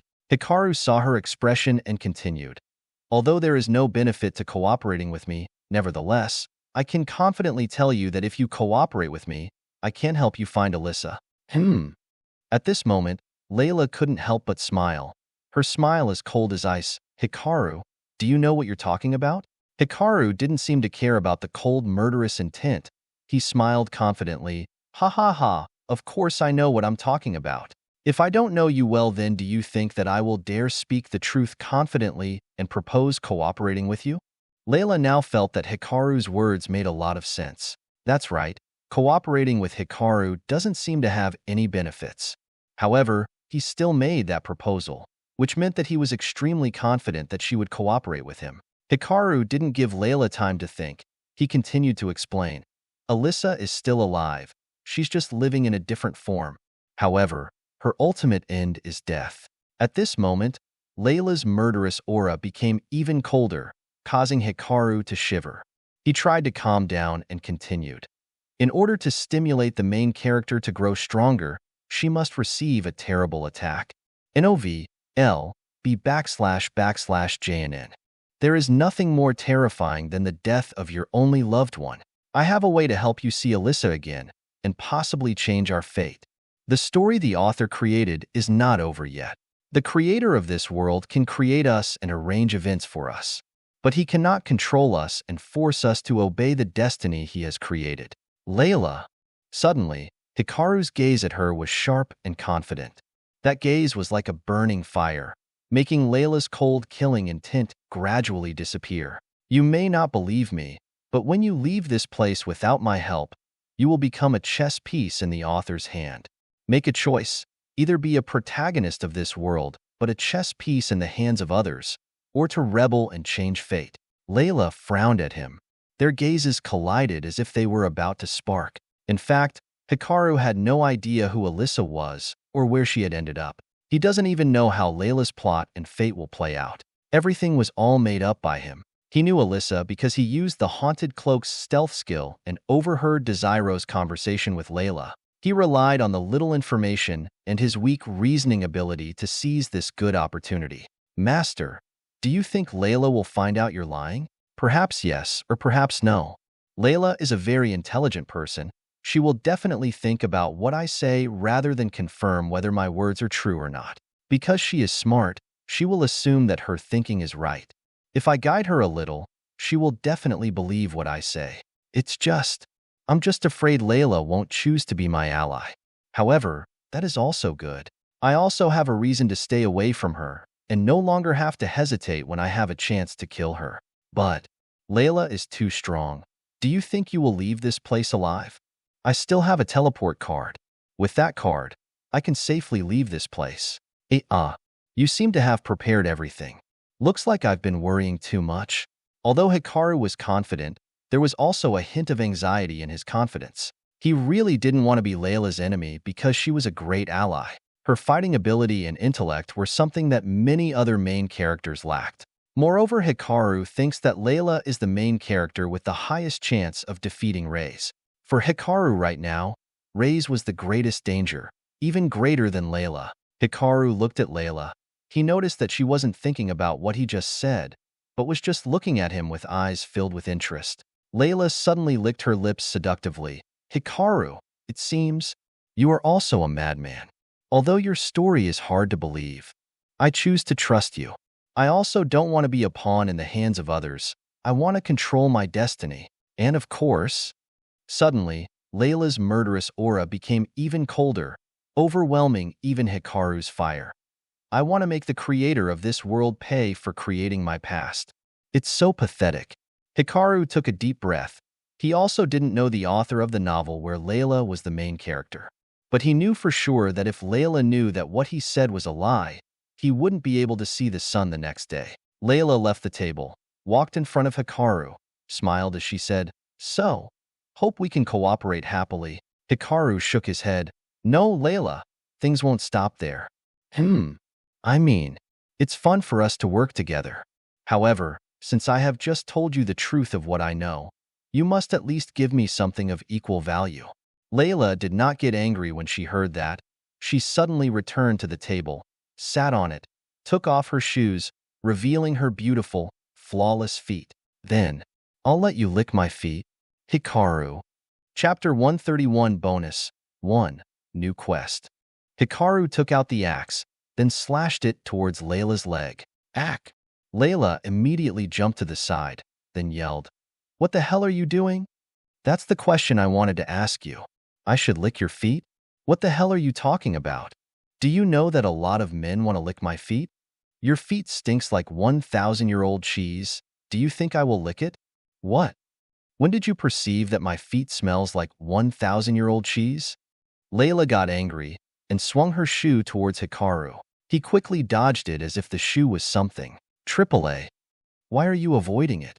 Are you crazy? Why are you throwing trash around like that?" "Trash? It's not trash. If it's not trash, what the hell is it? I thought you liked it. I am not a madman. Don't say nonsense." Layla was angry. She pouted her lips and crossed her arms over her chest like a sulking little girl. "Do you think that will make you cuter?" Hikaru said scornfully, "Sorry, I have no need to take care of a little girl." "So?" Layla suddenly smirked. She unbuttoned a button of her shirt, revealing a portion of her snow-white mountains and a trench like a bottomless pit. "Do you want to experience a bit of adult joy?" Layla said while licking her lips and showing a very seductive expression. Hikaru frowned. He immediately approached her and held her waist with one hand, while he lifted her chin with the other. Layla was startled by Hikaru's actions. She thought he would be embarrassed and leave. But she didn't understand why her heart was beating a little fast and why she was looking forward to what was about to happen. "So, let's get some benefits before we start cooperating." "Wait, Layla rolled her eyes. She didn't think that Hikaru would take the initiative to kiss her. NOVLB //JNN. Layla wanted to push Hikaru away, but she didn't. Her hands that were placed on his chest only exerted a little force. It was as if she was afraid that if she exerted more force, Hikaru would be pushed away. As their lips touched, Layla's eyes, which were wide open at first, suddenly closed and she was enthralled by the kiss. The feeling of suddenly being kissed by Hikaru made Layla's heart beat faster. It was as if she had just taken a potent stimulant. After a moment, Layla actively indulged in the kiss. She parted her lips, stretched out her tongue, and began to search for his. Sensing Layla's tongue trying to get into his mouth, Hikaru didn't feel surprised at all. What she was doing was similar to what he had thought. Layla is a masochist, same as yesterday's system announcement. Layla being happy when she was ordered by him amused him. Hikaru started thinking a lot about this. How could such a small detail net him luck points? Which means that it's not just her personality, it's a key to keeping Layla. It seemed that Hikaru was right. He actually realized that there was yet another method by which he could get hold of this woman. Suddenly, Layla wrapped her arms around his neck, then hugged his head tightly. They both indulged in a sweet and steamy kiss. After a while, the two of them separated.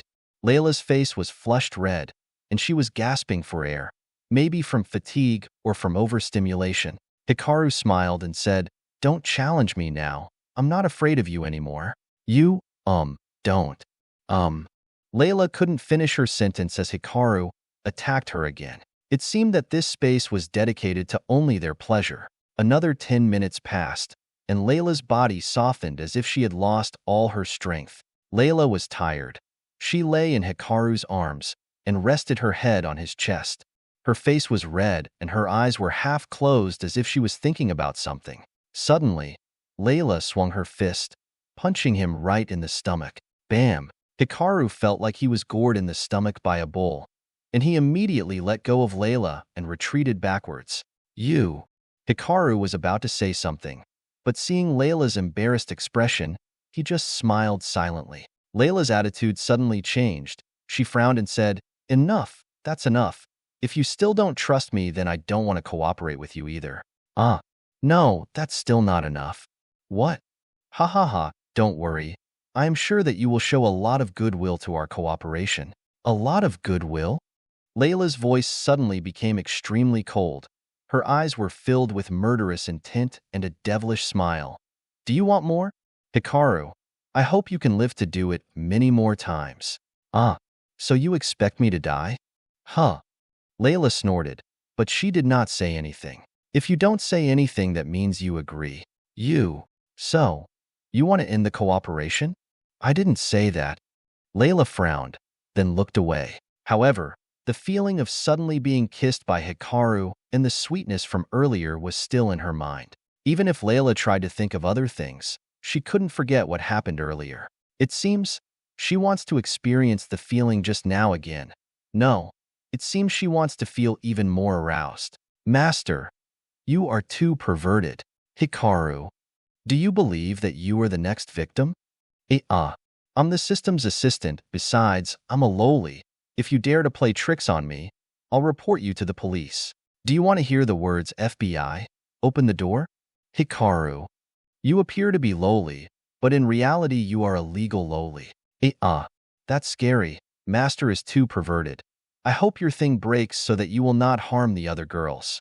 Hikaru didn't care about Rika's words. He shrugged his shoulders, said to Layla, "So, happy cooperation. If you dare to do that to me again, it certainly won't be as simple as a punch like before, understand?"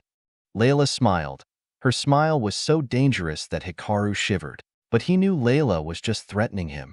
If she really wanted to hit him, then the previous punch wouldn't simply push him away. With Layla's immense strength and the distance between the two of them, it was normal for a fist from her to pierce his stomach. However, that said, Layla didn't want to hurt him either.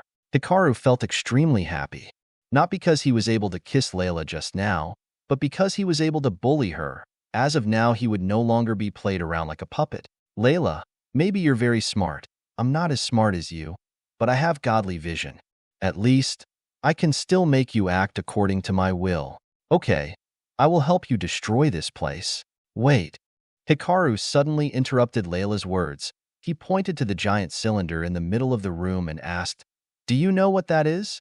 "That thing?" Layla frowned at the cylinder in the middle of the room and said, "I don't know. I've never been to this room before." "Well then, you can use that." "HM? You mean that thing is for me?" Hikaru shrugged his shoulders. "Not really. Anyone can use that stone. However, if you use it, you can make full use of it."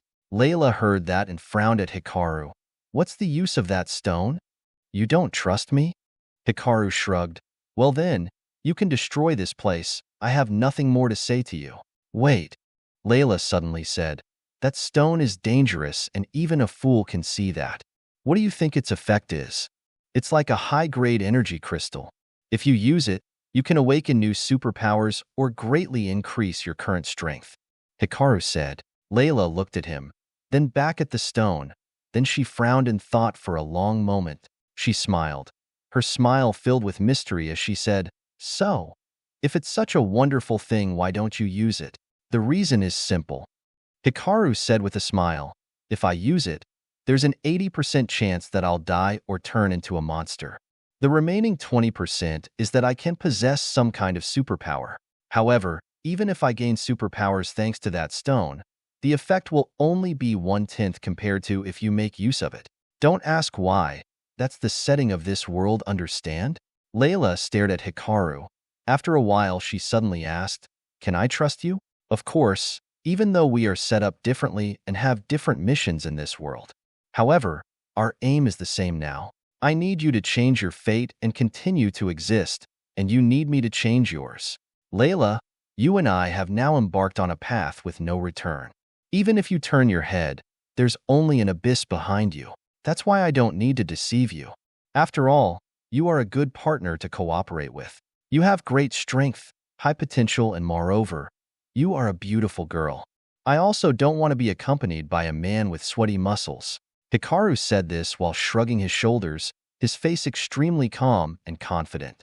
However, what he said was not necessarily the truth.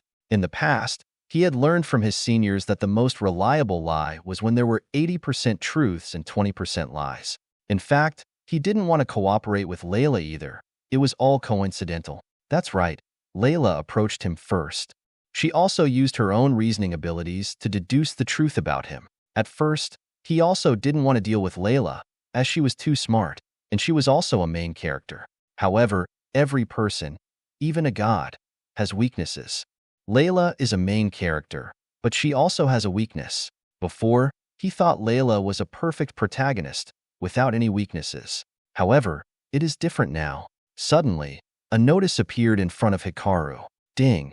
Congratulations on successfully gaining Layla's trust. Currently, Layla is in the process of changing and becoming an ally of the villain. Apocalypse Chaos. I am the villain. Chapter 132 Bonus 2. I refuse. Similar search topics for IDR. Similar search topics for IDR. Sponsored. Search ads. Read next story. Ads by PubFuture. Ding. Activate the hidden quest. Allies. Ding. If you can successfully make Layla completely your ally, you will receive a special gift package from the World's Will. Conditions. Fulfill Layla's biggest dream. Request time. 7 days. The sooner you complete the quest, the more valuable the special package will be. Note: after Layla becomes your ally, her protagonist perks will be reduced by 80%, and she will have a chance of being killed by other protagonists. Seeing the bulletin board in front of him, Hikaru was surprised as he didn't think that he would once again activate a hidden quest. The first quest was to destroy this place and the stone, and it is aimed at crippling Delmore. Now this quest needs me to undo Layla's identity as a protagonist. I have a feeling. It seems like the World Will is in a hurry to destroy the main characters. Could it be something terrible is about to happen? Okay, I don't need to worry that much. For now, I just need to focus on completing the quests. It says in the system's mission message that I need to help her fulfill her biggest dream. Based on Layla's feelings and the information I have, Layla wishes to see Alyssa again and hopes that Alyssa is still alive. Haze. I don't know if Alyssa is still alive. However, according to Desiro, she is still alive, but she is just existing in a different form. Perhaps. I need to get the card in the system store and ask for some information about Layla. in/o/vel/b//and c//om. After thinking about it, he said, "So, do you want to use it? Otherwise, I don't need it. Anyway, the odds of me being in danger if I use it is too great." Layla glanced at the stone and said, "Do you know how to use it?" Hikaru shook his head. "I don't know. I only know some basic information." Layla nodded and said, "Give me a moment. I guarantee that Alyssa has information on how to use that stone." Hikaru heard that and looked around. Indeed, this place was like a place dedicated to the study of the stone. Maybe, if Delmore hadn't appeared, Alyssa's research would certainly have been for Layla. "How long do you need?" "Not long." Layla smiled confidently. "Just 1 day is enough." 1 day. I fear the army will reach this place before you figure out how to use it. Ads by Pub Future. So, can you stop them? Layla looked at Hikaru, smiling teasingly. Don't provoke me. Although I don't know if I can stop them, I will try. Wow. So, good luck? Layla laughed. Hikaru sighed, then turned to leave. Hikaru. Suddenly Layla called out to him. As soon as Hikaru turned his head, he felt softness and warmth, accompanied by a seductive fragrance. At this moment, Layla suddenly rushed to hug him, then moved to his soft lips. This time, the kiss was just like a dragonfly gliding on the surface of the water, her lips breaking away as soon as they touched. Layla looked up at him, smiling seductively. This is revenge for you daring to kiss me earlier. If all revenge is as sweet as this, I hope you will show me more revenge. Don't think too much. However, just as he finished his sentence, Layla stood on her toes and kissed him on the cheek. After the light kiss on the cheek, Layla stepped back immediately and said, Good luck. Don't disappoint me. I also hope you won't disappoint me. The two smiled at each other. Then, Hikaru left. Layla watched Hikaru's back disappear. Then she sat on the table and smiled happily. Layla muttered, Alyssa, maybe I found a place to put my painful memories. 6 hours later, an army armed with bulletproof vests and guns approached the cliff. They not only brought guns, but behind them they also brought tanks and some other military vehicles. Behind the army was a group consisting of about 1,000 people. They brought a few personal items and food as they followed the army. What stood out the most, however, were not the tanks, but a black presidential limousine. In the car, a man in a black suit sat with his back on the seat. He was holding a glass of wine in his hand. It could be said that his life was as luxurious as a king. That's right, it was Grey Wolf. In this place, no one called him by name. Everyone just called him by the nickname Grey Wolf. Opposite him was a middle-aged man, with a few gray hairs on his head, who was dressed rather disorderly. Ads by Pub Future. Arik, I hope you don't deceive me, or I will make you regret your existence. Hearing Grey Wolf's words, Arik shivered. He felt the killing intent emanating from Grey Wolf, and he felt as if he was sitting in an ice cellar. Arik hurriedly said, Don't worry, I am one of the researchers who participated in that project. I certainly won't deceive you. Every researcher on that project had a chip implanted in their brain. That chip can eavesdrop on what we say. If we tell the truth, it will explode. However, fortunately, when the apocalypse arrived, the wave coming from the sky caused all electronic devices to be disabled, including the chip in our heads. Grey Wolf, I don't need anything. I just need a safe place. I might even be able to help you get the technologies inside that research center. Arik talked a lot. However, Grey Wolf didn't answer him. He sat still in the chair, while gently swirling the glass of wine in his hand. Arik began to feel a little nervous. However, Grey Wolf did not answer him, so he did not dare to continue talking. After a while, Grey Wolf took a sip of his wine, then calmly said, Arik, if everything goes as you said, you won't just have a safe place to live. Whatever you want, I can give it to you. Money, power, women. As long as you're useful to me, understand? Understood. Understood. Arik quickly nodded. At this moment, the car suddenly stopped moving. Let's go. Grey Wolf opened the door and got out of the car, and Arik hurried after him. After getting off the car, they found this place to be a rather narrow area, with only one normal path to enter. At this time, a person approached Grey Wolf and said, Master, what should we do next? Grey Wolf glanced at the cliff, then said, Camp here for the time being. Let the people following us camp outside. Let the army guard the surroundings. Don't allow anyone to approach this place. Yes. After the person left, Grey Wolf led Arik and a group of about 20 fully armed soldiers near the cliff. Arik quickly went to the side of the cliff and started to look for something. Meanwhile, Grey Wolf stood still and looked at Arik. After a while, Arik found a strange stone. He then used both hands to push the stone inside. At this moment, the cliff suddenly vibrated slightly, and a door appeared in front of them. Grey Wolf saw this scene and couldn't help but laugh fiercely and greedily. Arik came to the side of the door and entered a passcode on the number plate next to the door. Crack. Ads by Pub Future. The door, which was made of two heavy steel plates, slowly split apart, revealing an extremely large space inside. Gray Wolf looked inside, but he couldn't see anything because it was very dark inside. He then waved his hand, signaling the army behind him to go inside. The 20 soldiers were armed with guns which had a flashlight attached to the barrel to light up the area. Suddenly, the person walking in front stopped, then gestured for the others to point their guns at where he was aiming. Gray Wolf stood behind, frowning in the direction the flashlight was pointing at. There was a young man sitting cross-legged. His eyes were closed, and on the ground next to him was a metal axe. As soon as he saw that person, Gray Wolf immediately recognized who it was. Hikaru? That's right. Hikaru sat at the entrance to the tunnel for over 6 hours as he waited for Gray Wolf to arrive. You're finally here. You've made me wait for a long time. Hearing Hikaru's words, Gray Wolf frowned. He glanced at Arik. You said this place has been abandoned for more than 20 years. Why is there a rat here now? I don't know. I don't know who that person is. The password of this place is only known to me. Arik hastily explained. All the other researchers are in other cities. I am the only one in this city who holds the code of the research center. Gray Wolf glanced at Arik. Seeing his expression, he knew he wasn't lying. Then, Gray Wolf looked at Hikaru again. He still remembered the clip he had seen through the surveillance camera at the abandoned factory. It seemed that Hikaru's identity in his eyes became even more mysterious and dangerous. Gray Wolf was in no hurry to order the army to attack. He laughed and said, Hikaru, I never thought I'd see you here again. It seems that you were waiting for me? That's right. Hikaru opened his eyes.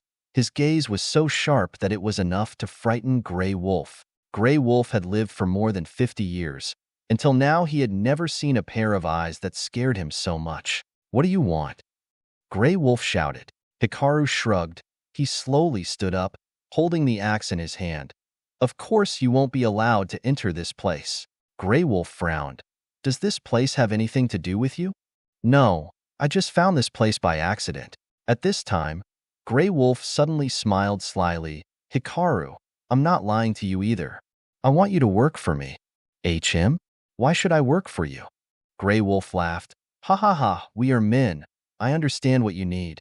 Money, power, women, or even if you want to take over a city and become its emperor. I have the strength of an army. You have superpowers. As long as we cooperate, the world is ours. Hikaru, in this world, your enemies may not always be your enemies. Only interest is what helps us turn from enemies to allies. Besides, we're not enemies either, are we? As long as you and I cooperate and exploit this research center, this world will be ours. You're right. Hikaru smiled and said, however, I refuse. Chapter 133 Bonus 3 Gray Wolf Superpowers. Hearing Hikaru's words, Gray Wolf didn't feel surprised either. Hikaru, I know you are strong, however, violence can't always help you defeat all of your enemies. Tack. Gray Wolf snapped his fingers, and immediately, laser beams were pointed directly at Hikaru's head. That's right, 20 gun barrels were aimed at him. If he makes any move, countless bullets will pierce his body in an instant. Hikaru, I watched your performance at the abandoned factory. Hearing Gray Wolf speak, Hikaru raised his eyebrows, however, his gaze was extremely calm. You're very strong. It seems that Hodai has secretly trained you. Hikaru. However, no matter how strong you are, you can't resist a gun. You can't be faster than a bullet. Hikaru, you have no choice but to work for me and become my dog. You should know, in addition to the 20 soldiers here, I have more than 200 soldiers, 5 armored tanks, and many other weapons outside. Oh.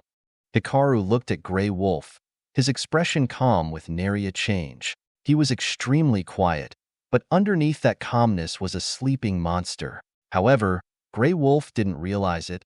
He thought that Hikaru was starting to think about his proposal. Hikaru smiled and said, looks like you're threatening me. You're not inviting me to join you. Yes. Do you feel uncomfortable? Gray Wolf said, this is a new era, Hikaru. Whoever possesses power is king. It is the new law of this world. So, Hikaru suddenly said, if I let you enter this research center, will you let me leave? Ha ha ha ha. Gray Wolf laughed. Hikaru, Are you really stupid, or are you pretending to be stupid?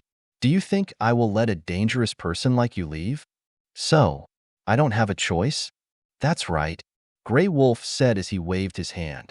The soldiers were ready, and as long as Hikaru moved, they would all shoot him. Hikaru wasn't worried. He smiled and said, "No, I still have another choice. I'll kill you." "Shoot!"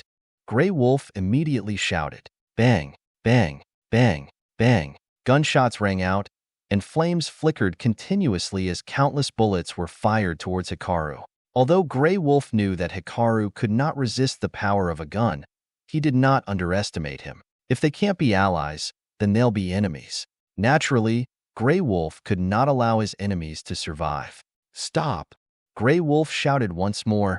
He frowned and looked ahead, but there he couldn't find Hikaru's body. There wasn't any drop of blood on the ground, which made Grey Wolf feel fear, and he broke out in cold sweat. "What the hell is going on?" Grey Wolf said to himself. He didn't think that even under the fire of 20 guns, Hikaru would inexplicably disappear. He took a deep breath, frowned, and said, "Hikaru, I admit you are very strong, but don't think that you alone can defeat the army I brought." Grey Wolf said as he gestured with his hand to the others to call for reinforcements.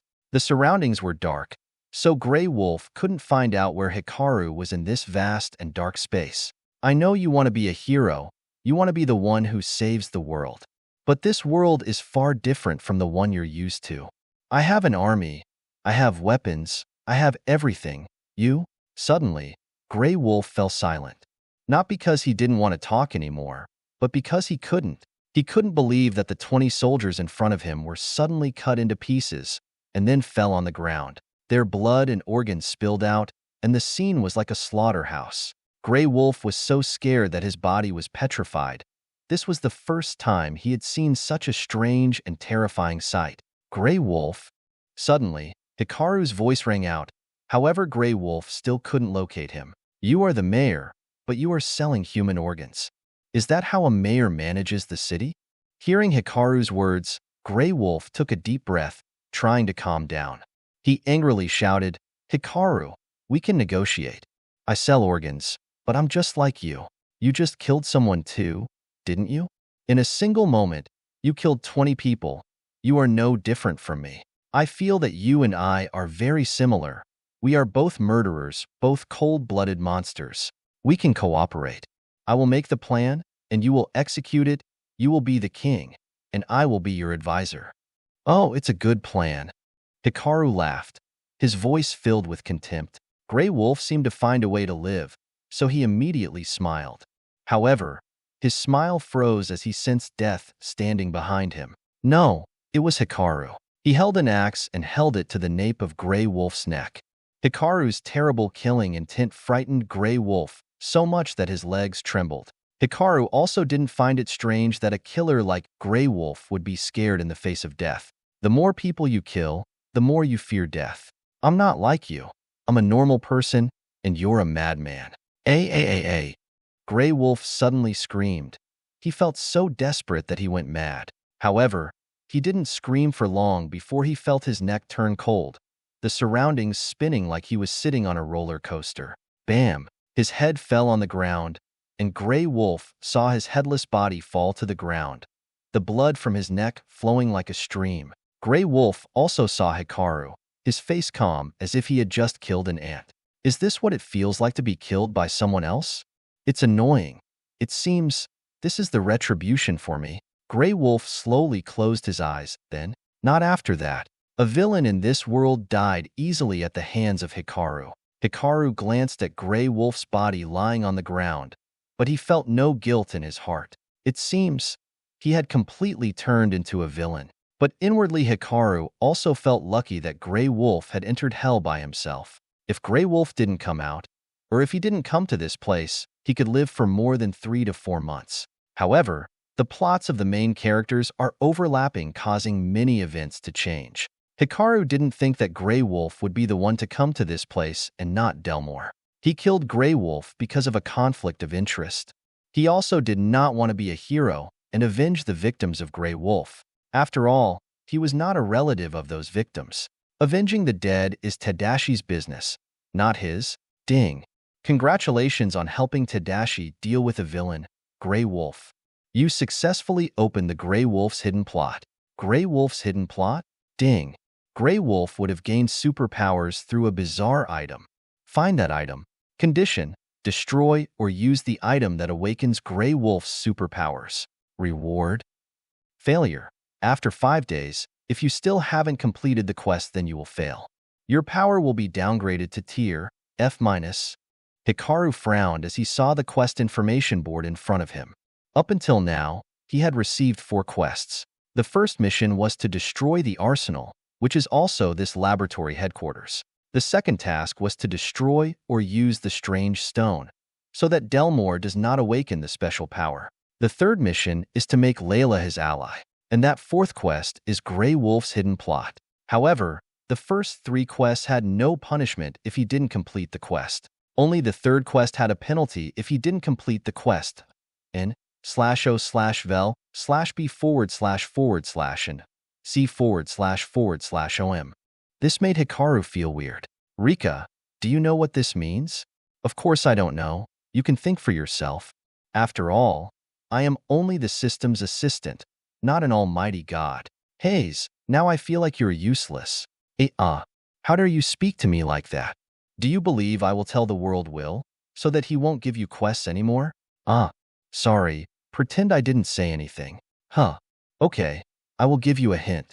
The system says that Grey Wolf would have accidentally obtained a special item that can help him awaken his superpowers.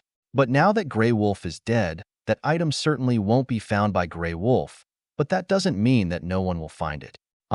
You mean, if Grey Wolf doesn't get the item, someone else will?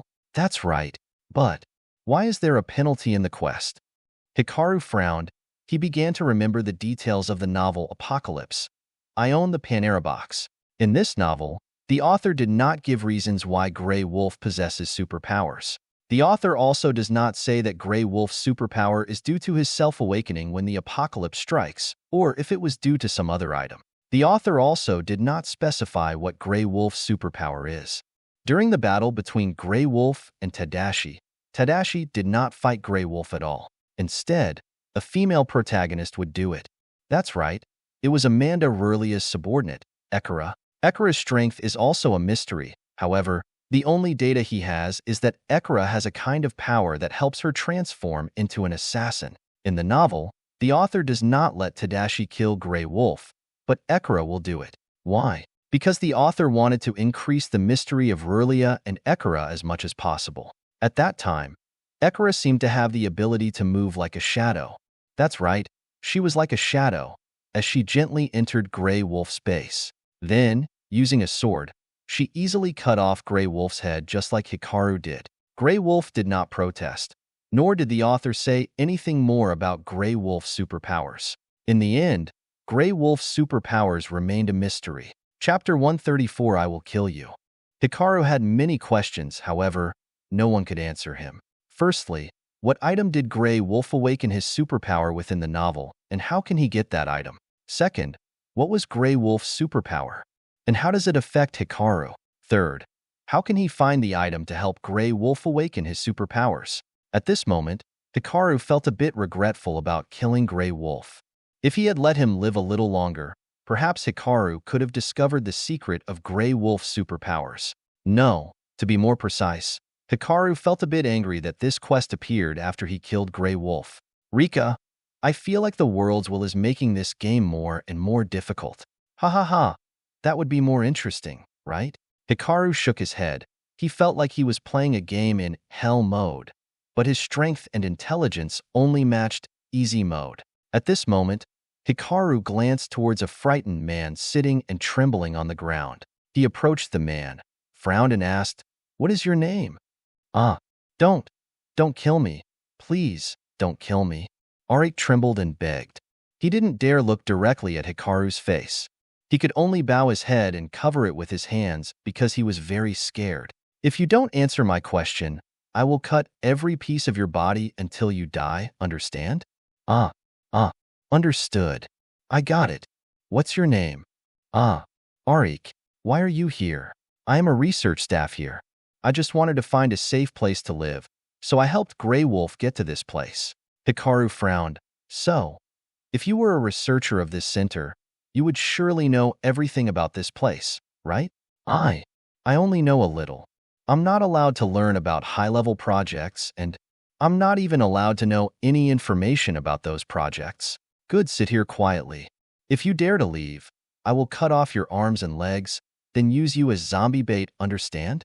Arik trembled even more intensely because Hikaru's cold voice made him extremely scared and desperate.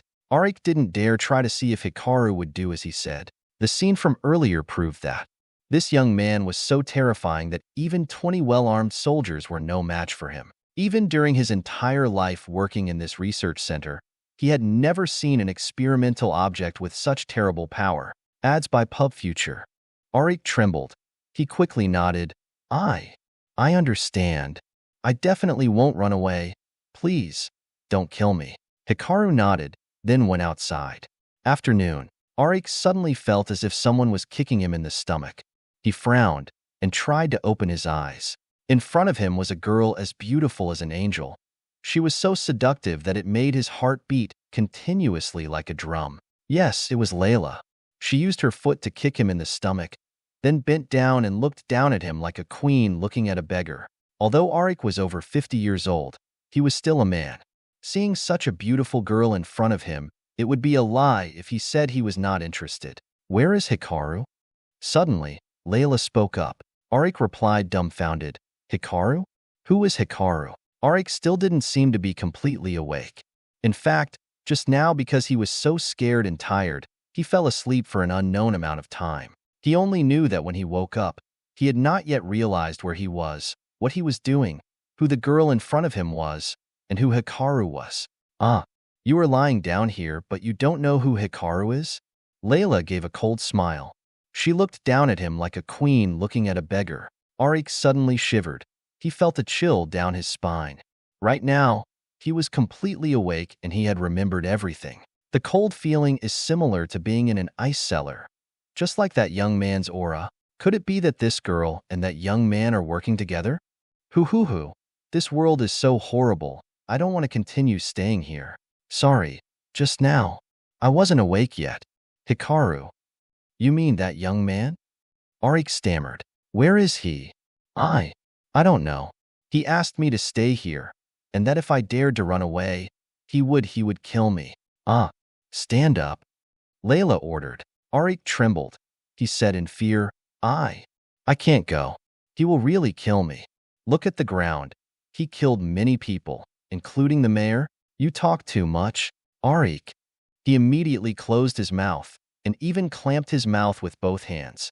Layla looked outside, then said, Follow me. She didn't wait for Arik to answer and went outside.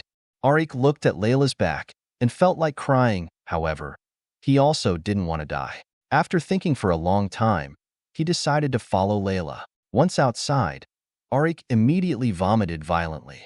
Even though he hadn't eaten much, he tried to vomit everything inside his stomach. Even looking at the way he vomited, people would think he wanted to vomit his internal organs. On the contrary, this place was extremely dark and quiet, terrifyingly quiet. There was only the sound of the wind blowing outside. The sky was gloomy.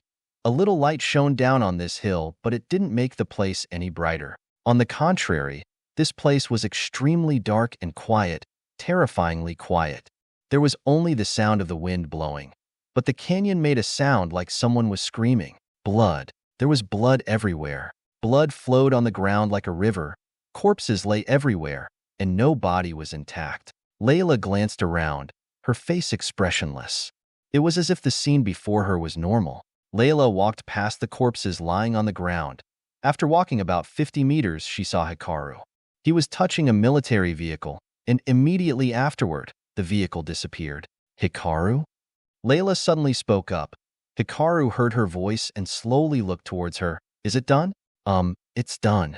He opened the system information panel, and there was indeed an unread notification. Because he was so focused on handling the entire army here, he had no time to read it. Layla tilted her head and asked, Did you handle all of these people? Hikaru didn't answer, he just nodded slightly. That's right, at first, he thought he couldn't handle such a well-armed army. However, thanks to the haunted cloak, everything went extremely easily.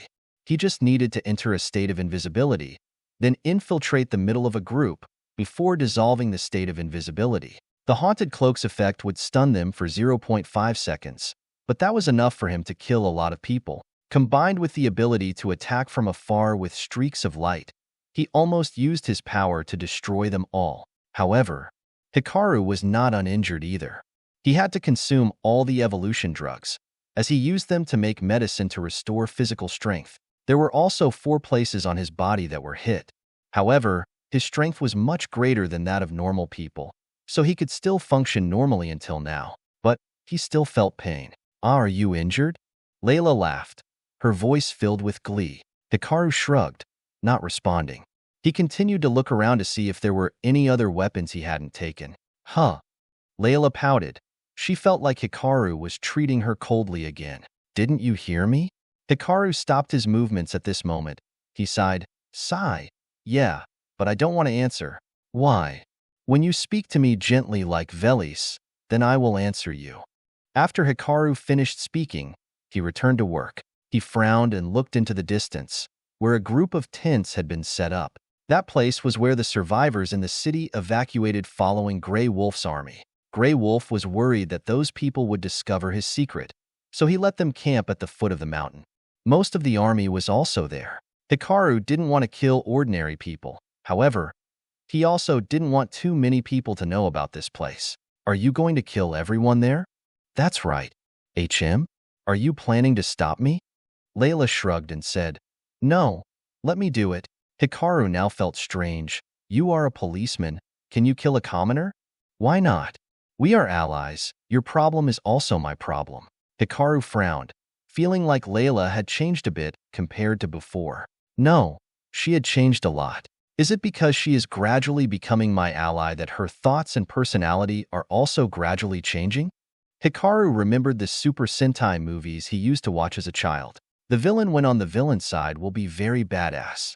But after being awakened and becoming a member of the main character's faction, they become useless. It seems Layla is the same way. He laughed and said, Oh, if you can do that, I will reward you.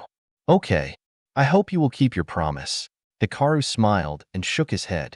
Suddenly he said, Wait, what effect does that stone have? It doesn't work at all. Heh. He. Just kidding. When I feel happy, I'll tell you. After Layla said that, he walked towards the foot of the mountain. Hikaru frowned and opened the bulletin board. Ding. Congratulations, Layla has successfully used the Philosopher's Stone. Delmore's protagonist's identity has been reduced by 30%. Hikaru looked at the bulletin board with both joy and worry. He was happy because Delmore's main character status had been reduced by 30%. He was worried because Layla had successfully used the Philosopher's Stone, but he didn't know what power the stone had given Layla. Hikaru shook his head. He turned back to the laboratory room and saw Arik vomiting continuously in front of the door. He came closer, swung his leg, and kicked Arik in the stomach. Bam! Arik was in so much pain that it looked like he had just been gored in the stomach by a bull. He spat out a mouthful of blood and then rolled a few times on the ground before stopping. He was in so much pain that he couldn't scream. He could only hold his stomach and lie on the ground as he groaned desperately. Hikaru walked up to him and said, I am giving you 1 day. If you don't find a way to destroy this entire place, I will kill you. Chapter 135. I didn't care anymore. Arik tried to suppress the pain. He raised his head to look at Hikaru, his face showing confusion. Destroy? Destroy this place? Don't you understand what I mean?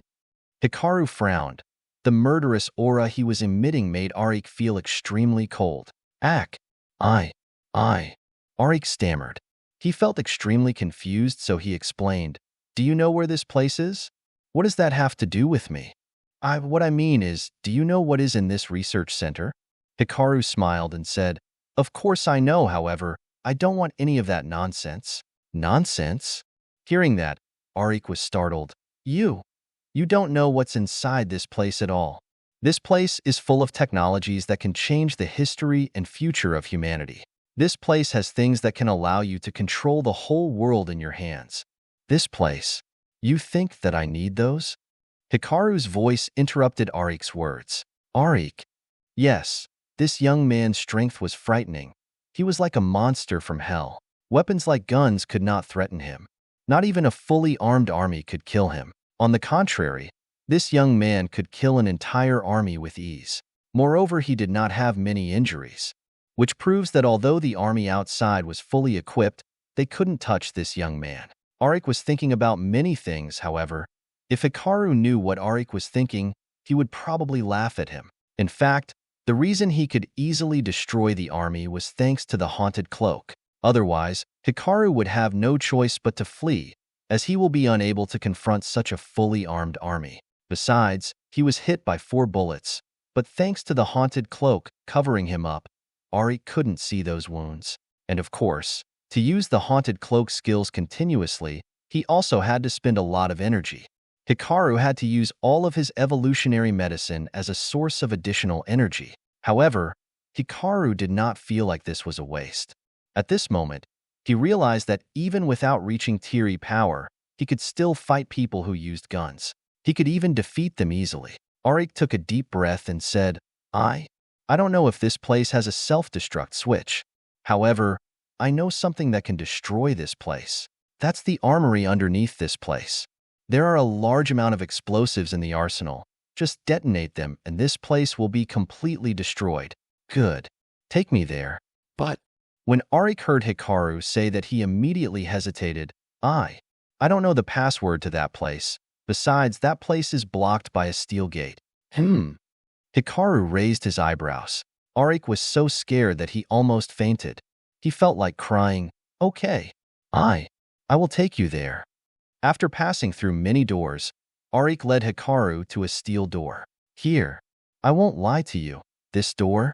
Pedikias. The sound of wind whistled, and a rectangular hole appeared in the steel plate blocking the path. The hole was large enough for a person to step out. The severed part fell on the ground. When Arik saw this, he was so scared that his eyes widened. The obstruction was a monolithic steel plate over 10 centimeters thick. Yet, Arik glanced at Hikaru and saw that he was holding an axe in his hand. How can you cut this steel plate? Don't talk too much. Continue moving. Okay. Arik was scared, so he immediately walked out of the steel door.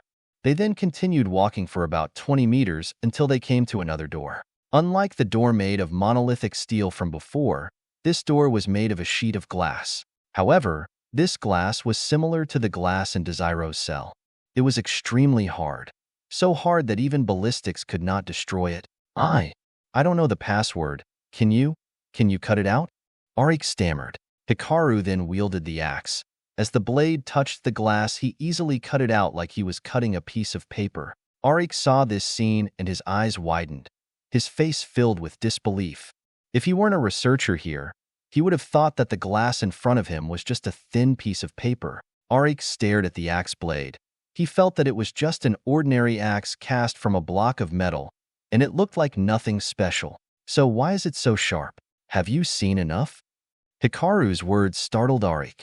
He nodded and said, Sorry, come in. Okay. Hearing that, Arik immediately went inside. Behind that one-way glass is a huge room. It's about 2,000 square meters wide and more than 7 meters high. In the room, there are many weapons and high-tech machines. Arik pointed to a box, then said, On the other side, there is a box. In that box is an extremely powerful explosive, like an atomic bomb. However, its principle is much simpler than the atomic bomb. Just enough. Hikaru frowned and shouted. Arik immediately shut his mouth. He wanted to slap himself. He explained out of habit without regard to the current situation. So, you can activate it? I don't know. I've only heard about it. I've never used it. That's good. You should activate it. Okay. Arik shook his head and sighed.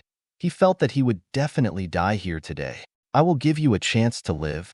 Hikaru suddenly spoke up. What do you mean? What I mean is, while that bomb explodes, if you find a safe place to hide or escape from this place, I will let you continue living. How about it? Hikaru smiled without speaking. Arik shivered. It seemed like what was waiting for him was the gate of hell. However, If Arik did not do as Hikaru said, he would definitely be killed by that young man.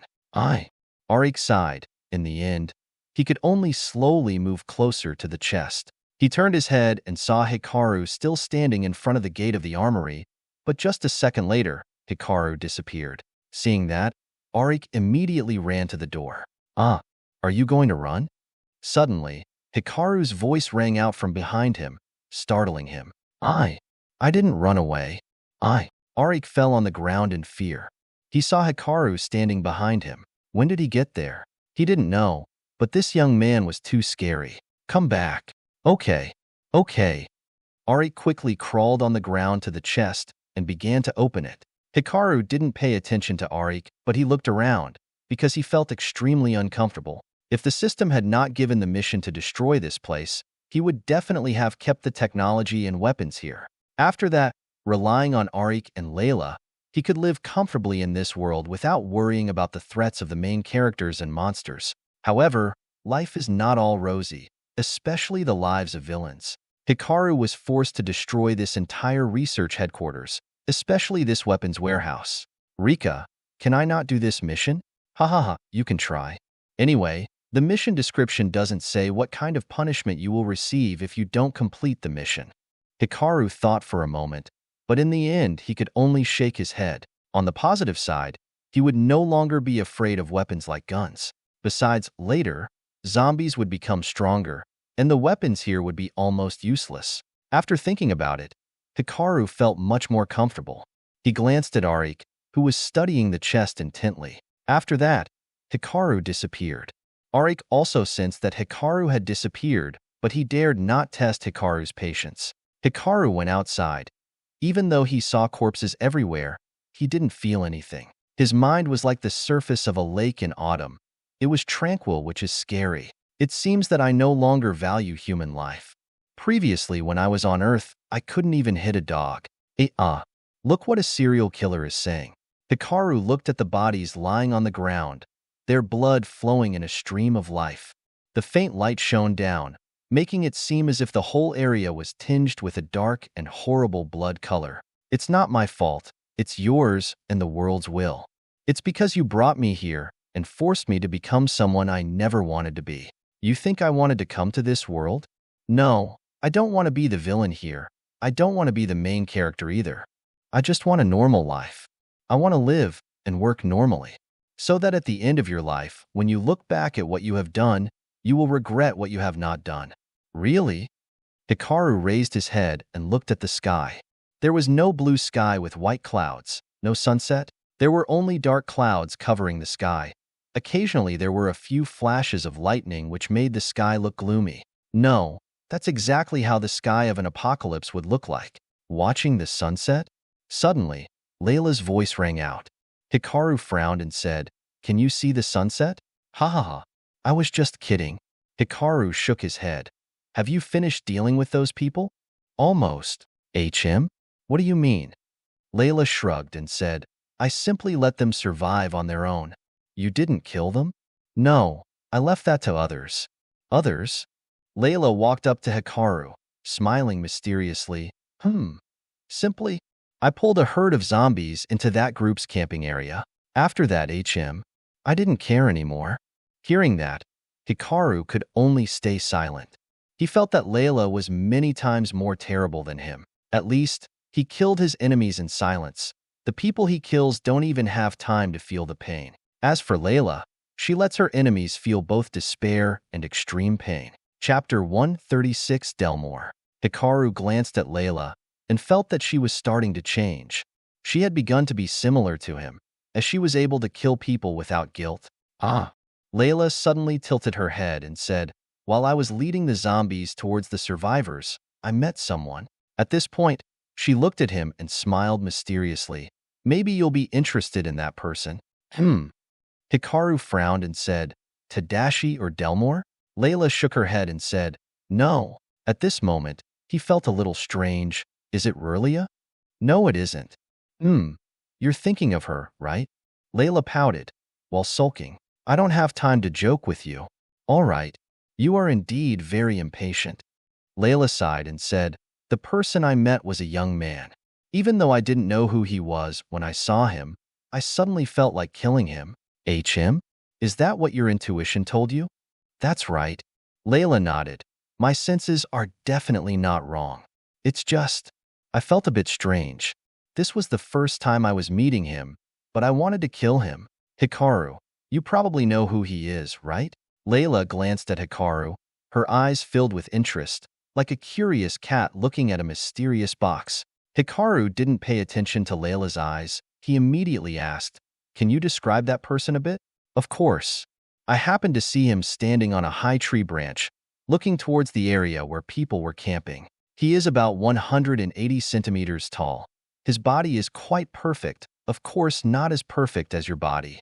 Layla smiled teasingly. I have a feeling he's very strong. As soon as I saw him, it seemed like he also sensed my presence. Right then, my intuition screamed that I needed to kill that person. But he saw me dragging an army of zombies, but he wasn't scared at all. On the contrary, he looked at me, smiled, and said. Hikaru frowned. What did he say? Black Queen, we will meet again later. Black Queen? Was he talking to you? Layla shrugged. At that time, it was just me and him. So do you think he was talking to the zombies behind my back? Did you see any other features? Layla shook her head. He was wearing a hooded jacket. He was also wearing a mask. I couldn't see his face clearly, but based on his voice and hair, I think that he's around 25 years old. What color is his hair? Black. Hikaru has now found a person who matches Layla's description. However, he had never met that person before, but his intuition was telling him that that person was Reyes. That's right, only Reyes could know what the future will be like, and what kind of person Layla will become. That's why he called her Black Queen. It seems the most dangerous factor is probably Reyes. Layla isn't as worrying as before. Maybe I should pay more attention to Reyes. Oi. Suddenly, Layla spoke up, interrupting Hikaru's thoughts. Do you know who he is? Hikaru heard that and glanced at Layla, many thoughts immediately appearing in his mind. Finally, he frowned, his face serious as if they were facing a very serious problem. Next time, when you meet that person, you should not act carelessly, understand? Heh. You know who he is, right? Hikaru nodded. Of course I know. He is just like you, however. He is much more powerful than you. In the future, he will be your most formidable enemy. He is even a danger to Alyssa. Layla heard Alyssa's name and immediately changed her expression. She frowned and said, "Explain it to me a little clearly." Hikaru then smiled and said, "Sorry, I can't tell you right now. When I feel happy, I will tell you." Layla. She of course knew that Hikaru used what she had said earlier. Layla felt a bit angry, but she couldn't do anything to Hikaru. After all, she couldn't threaten him. Layla suddenly approached Hikaru and hugged his right hand, burying his arm between her two soft mountains. Honey, you should tell me, please. Layla looked at Hikaru with the eyes of an abandoned puppy, making her look extremely pitiful and adorable. Hikaru smiled disdainfully. Layla, do you have any other tricks? This game is getting very old. Layla then gritted her teeth. She didn't understand why it was harder for her to control Hikaru now unlike before. However, Layla certainly wouldn't be able to know that it was because Layla's aura as the main character was gradually dimming. That's the biggest reason that a villain like Hikaru was no longer suppressed so much by her. Stingy. Yes, I am a stingy person. You've said this more than 10 times already. Hearing that, Layla pouted. She returned to the old topic. So, in the near future, will he pose any danger to me? I don't know. Hikaru shook his head. This was a true statement. Really, he didn't know if Reyes had anything to do with Layla and the other main characters. Why did Reyes appear here? What is his plan? Too many questions appeared in Hikaru's mind. However, he had no answers because he didn't have any information about Reyes. Hikaru asked, if you and that person fight, do you think you will win? Layla now let go of Hikaru's hand.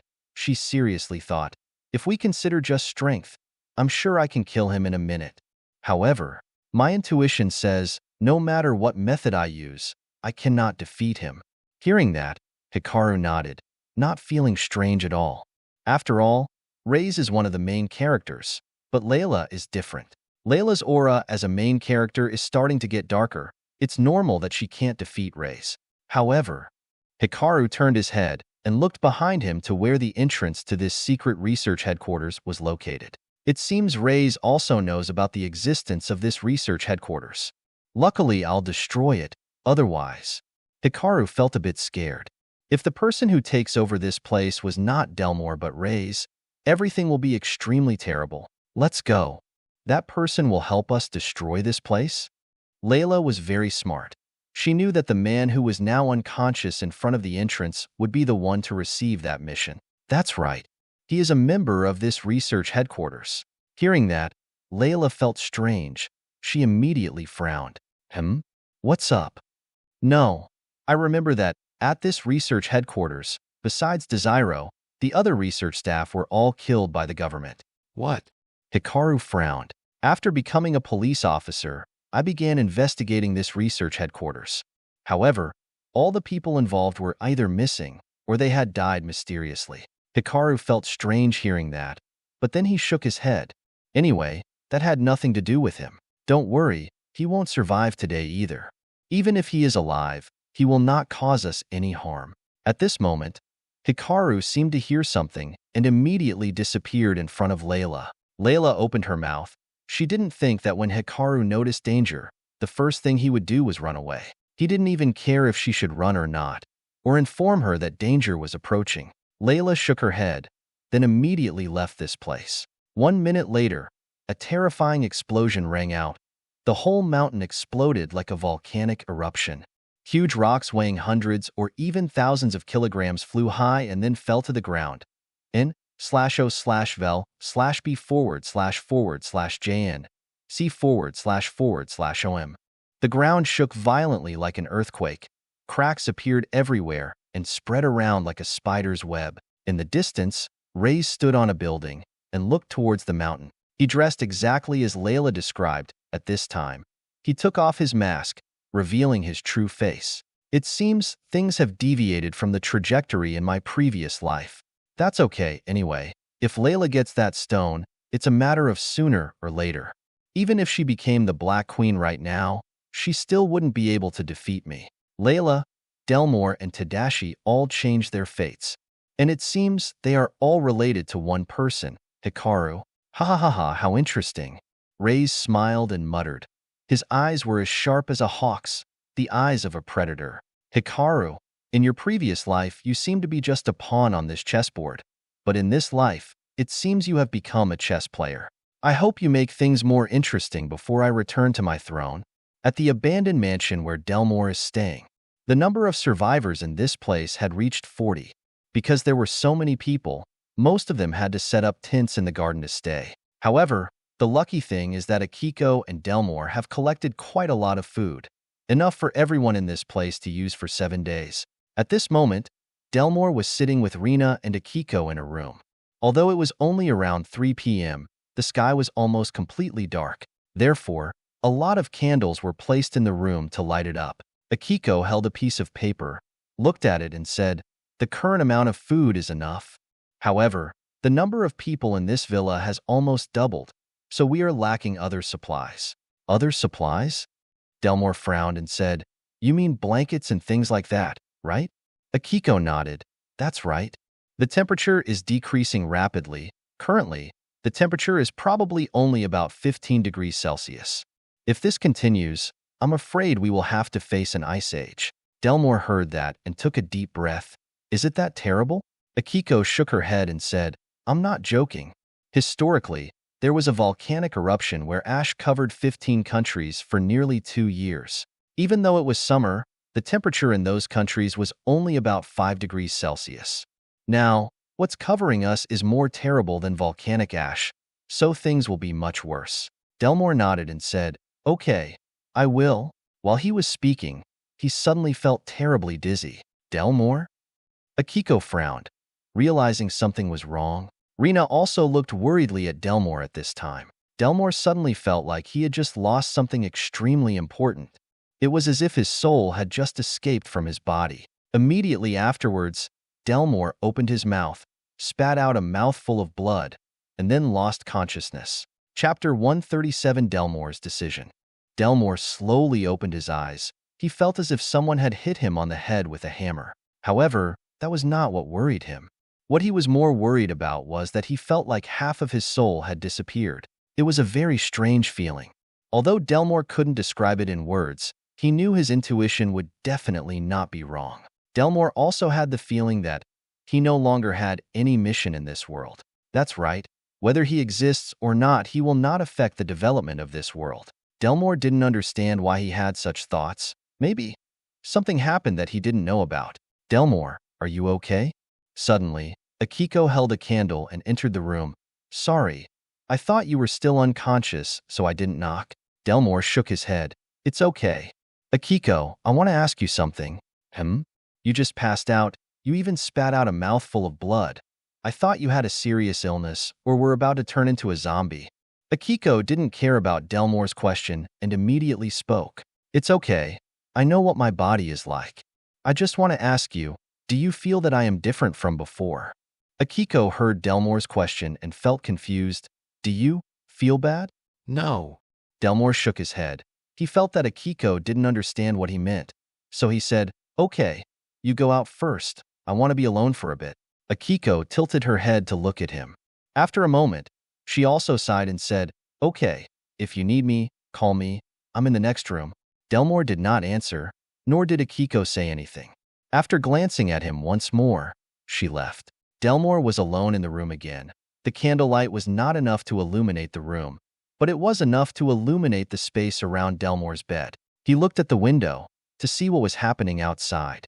There were no stars or moon in the sky, as everything was just dark. Sometimes lightning flashed and disappeared. How does it feel to lose something important to you? A voice suddenly resounded. Delmore, who was startled, looked around, but he did not see anyone. Although the room was not large, the candlelight could not illuminate the entire room. Apart from the area around his bed, the rest of the room was still pitch black. Hikaru? Delmore recognized it as Hikaru's voice. However, he couldn't believe that Hikaru could enter his room without him knowing. It must be known that Alec was patrolling around the mansion and that his nose was very sharp. As soon as a stranger appeared 1,000 meters away from the villa, Alec will immediately be aware of the person. Moreover, if a stranger approaches this place, it will immediately alert everyone. Did I just hear wrongly? How could Hikaru appear in this place? No, you didn't mishear. Hikaru's voice rang out again. Delmore then took a deep breath, as he felt extremely scared and worried. He didn't think that Hikaru would be able to enter his room easily. Suddenly, he felt a chill down his spine. If Hikaru could enter this place easily, then that meant he could also kill him easily. What do you want? No, Delmore, you still haven't answered my question. Delmore listened to Hikaru's voice and looked around the room, trying to find Hikaru's location. Suddenly, Delmore felt extremely uncomfortable, like he was a pawn and Hikaru was a player. The feeling he was experiencing was the notion of being controlled by someone, and that matter what he did, he wouldn't be able to escape. What did you do? Why do I feel this way? Delmore shouted angrily. He knew Hikaru must have done something, that's why he felt like he had lost half of his soul. Ha ha ha. Delmore, if you let everyone hear my conversation with you, I'm afraid there won't be anyone left alive here, including Akiko and Rina. You. Delmore angrily clutched the blanket. He felt extremely desperate when facing Hikaru. It seemed like Hikaru was a god, and he was just a commoner. Knock. Knock. Delmore, what's going on? Akiko's voice rang out from outside, accompanied by a knock on the door. Delmore was startled and immediately explained, nothing. I just had a nightmare. Akiko, who was outside, felt confused. It had only been about 30 seconds when she left Delmore's room to hers, yet he was already having nightmares. However, Akiko didn't ask much. She just said, I understand. Delmore, don't worry, we'll continue tomorrow. Don't worry about what happened today. Delmore knew what Akiko was talking about. Yes, it was what happened this morning. I know, good night. Good night. Akiko finished speaking and left. After a while, Delmore confirmed that Akiko was no longer outside, and he breathed a sigh of relief. At this time, he softly asked, Hikaru, what did you do? What do you want from me? Delmore, do you want to continue to exist in this world? Hikaru didn't answer Delmore's question, but instead he questioned him again. Delmore was perplexed, then he thought for a moment, then said, I. Suddenly, Delmore didn't know how to respond because he seemed to have lost the motivation to continue in this world. That's right, before, he didn't understand why he wanted to create a kingdom for those who survived the apocalypse. That's why he tried to do everything, trying to find as many materials as possible to build the kingdom he dreamed of. However, everything was different now. He didn't want to do it anymore. He also felt that he couldn't do it. Delmore also didn't understand why he felt that way. Maybe Hikaru was the one who knew the answer. Hikaru, I just need your answer. Hikaru's voice resounded once more. This time, his voice was not normal. It was full of murderous intent, making Delmore extremely scared. Delmore took a deep breath. He tried to calm down, then said, Hikaru, can you predict the future? Do you know what I possess? Ha ha ha. That's right. I know you're in possession of that book. However, you should feel lucky that that book is useless to me. If not, Delmore suddenly felt a chill down his spine, as if he had just stepped out of the gates of hell. Hikaru, who are you? Delmore asked, frowning. He glanced around as he tried to figure out where Hikaru was. You still haven't answered my question, Delmore. Delmore took a deep breath, then said, I want to continue living in this world. At the very least, I want to see what is happening to this world. Good, you have two choices, Delmore. Hikaru then continued to say, become my subordinate, or you can try to escape my grasp. N/O/vel/b//c/om. Delmore didn't think Hikaru would say it so directly. Becoming your subordinate, what benefit will I get? PKDS. Delmore had just finished speaking when a small streak of light suddenly appeared, passing across his cheek. It left a cut on Delmore's cheek, and the blood that flowed from the cut made Delmore much more awake. Delmore, you have no right to demand benefits from me. If I wanted, I could kill you like an ant. Delmore felt scared when he heard that. If the streak of light was aimed at his neck right now, he was afraid. Delmore's lips trembled a bit. He took a deep breath and said, Master, good. I don't have any orders for you for now, however. The supplies in the city have been taken by other people, so you don't need to waste time on that.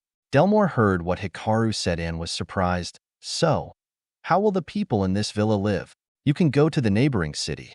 Delmore, the city of Ukko will be your stage. Ukko City? But that place is a heavy industry. Only minerals, wait.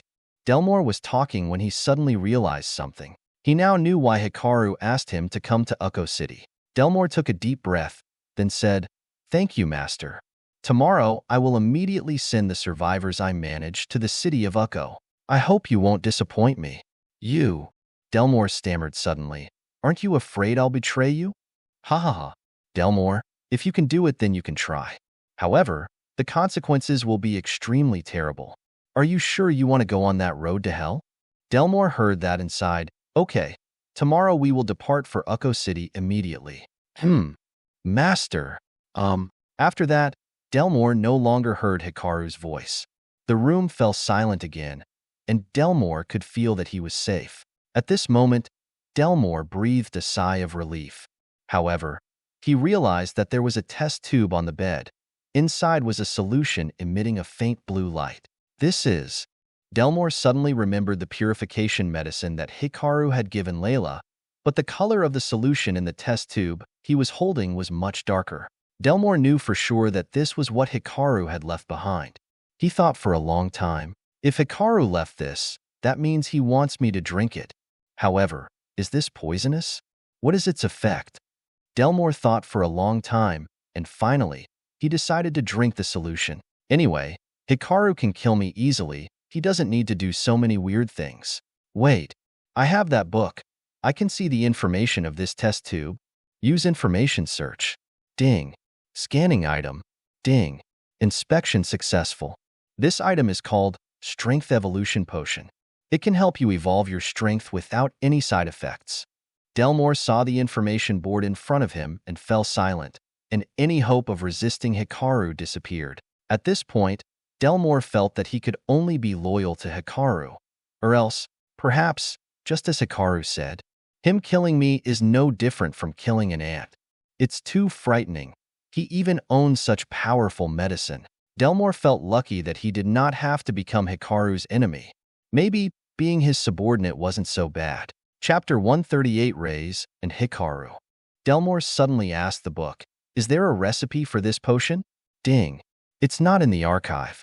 In fact, there is a potion that closely resembles the power evolution potion you hold. However, the failure rate is up to 70%. If successful, there are also many side effects. Seeing the bulletin board in front of him, Delmore could only sigh. Even my apocalyptic encyclopedia doesn't have a way to make this potion. So, how could Hikaru get this? Delmore had a lot of confusing questions running through his mind. However, at this moment he felt that he should listen to Hikaru's words. Maybe Hikaru was showing him that he was incapable of betraying Hikaru. Delmore looked at the test tube in his hand for a long time, then opened the cap and drank the entire thing. After all, the encyclopedia said that this is an evolutionary medicine, and that this medicine has no side effects.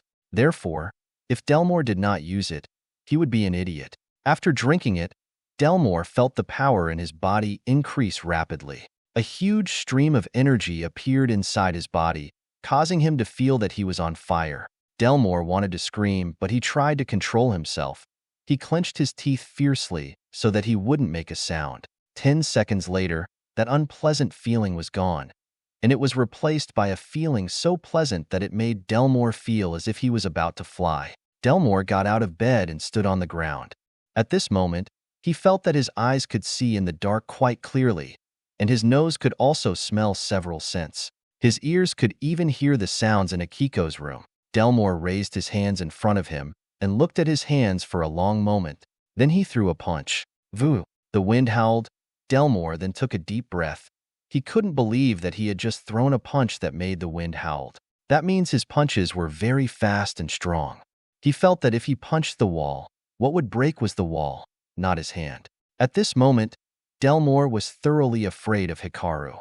If Hikaru can give me this power evolution potion, that means he has a potion even more terrifying than this. Too awful. Luckily, I didn't become his enemy. Otherwise, I'm afraid that even if I had the book, I wouldn't be his match. At this point, Delmore did not hesitate anymore.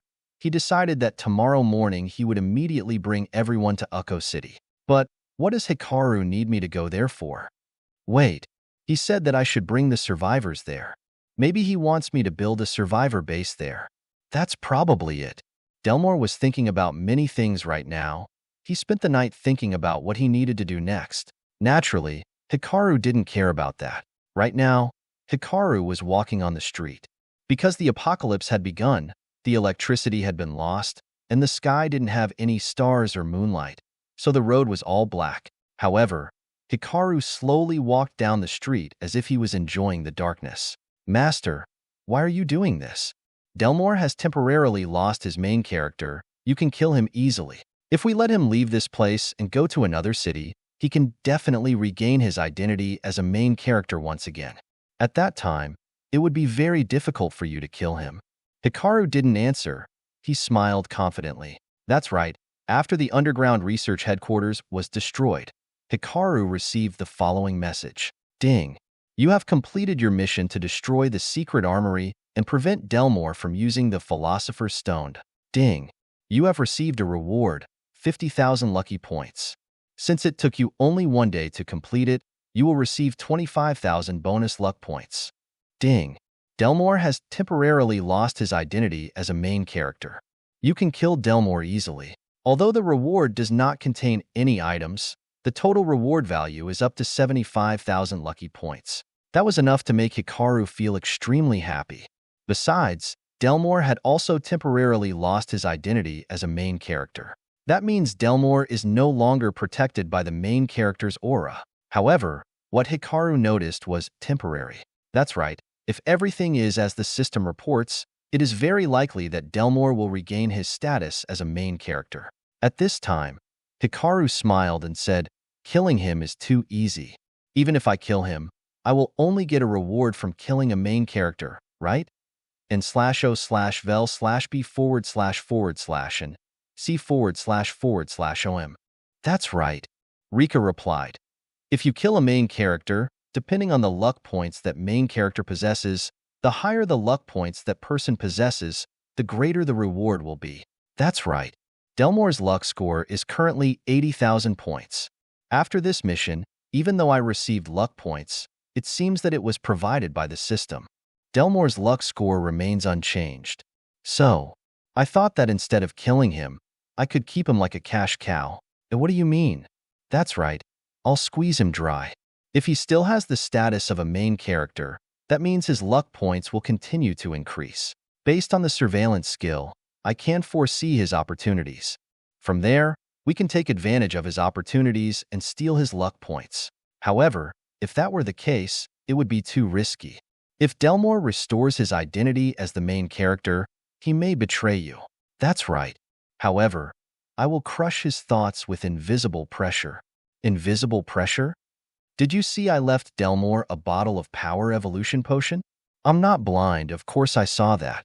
If you were Delmore, when you received the power potion from your enemy, what would you think? I would think that our enemy definitely has a higher quality medicine, and what we are using is just the lowest one. Correct. Currently, Delmore cannot create anything because he is still too weak and cannot collect many materials. Besides, he also has to spend time worrying about other survivors, so his item crafting progress will be much slower. In the meantime, I just need to show him that, while he was struggling to find food and supplies, I already had such wonderful medicine. I can even give him that evolutionary medicine. In the future, if he creates an item, I will let him see that I also own an even better item. So, Delmore's psychology will be suppressed. He will think to himself that he cannot defeat me and that he cannot betray me. But that would be too risky. No, I have another idea. Before we talk about that, we need to meet someone. Meet who? Hikaru didn't answer. He suddenly stopped walking because in front of him there was a person standing in the middle of the road. It seemed like that person was waiting for him. Even though the surroundings were dark, lightning flashed in the sky. Thanks to that, Hikaru could clearly see that it was a young man wearing a black hoodie, standing about 10 meters away from him. Raise, Hikaru said with a smile. Even though he couldn't see the person's face and appearance clearly, he could still deduce that it was Raise. Oh, just as I thought. You were just like me. Raise smiled and said, his voice extremely confident. It was the voice of someone confident, as if he had everything in his hand. Hikaru listened to Raise and realized that perhaps Raise thought that he regressed like him. Hikaru didn't answer right away, but silently stared at Raise. Did you know I would come and find you? Raise asked. Hikaru shrugged and said, of course. After Layla met you, I knew for sure that you would come to find me. After all the events have changed, and those changes are related to me. If you don't come to me, you're an idiot. Ha ha ha. Raise laughed at that. I didn't think it would be possible to meet someone like me. Hayes, maybe you died too early in your previous life, so you don't know who I am. No, I know very well who you are. Hikaru was in fact lying. The only information he had about Raise was his name, and that he was from the future. However, Hikaru could not admit that he knew nothing about Raise. Raise was not an idiot. His ability to reason and deduce things was no less than Layla's. If he were stupid, then in the novel God's Day, he would not become an existence comparable to God. Oh, how strange. If you knew who I was, would you still choose to confront me? Raise said, his voice filled with contempt. Hikaru, don't think that if you know a little about the future, you can become the lord of this world. In my previous life, even though I didn't know anything about the future, I was about to reach the level of God. Now, right now, when I already know the future, do you think I can't reach that level again? Or are you thinking that you can defeat me? As soon as Raise finished speaking, a terrible killing intent emanated from him, scaring Hikaru. This was the first time Hikaru felt this kind of fear since coming to this world. That killing intent was not the kind of killing intent that a normal person could possess. Raise had killed many people. The number of people he had killed had probably reached over 100,000, along with countless monsters and zombies. It can be said that Raise is like a monster from hell. Even though Raise may not be as strong as Hikaru physically, Rai's experience and fighting mentality were much stronger than his. Hikaru, hand over Dandite's axe. I can let you die comfortably. If not. Hikaru heard what Rei's said and laughed. Ha ha ha. Reis, do you want this axe? Hikaru said as he raised his hand.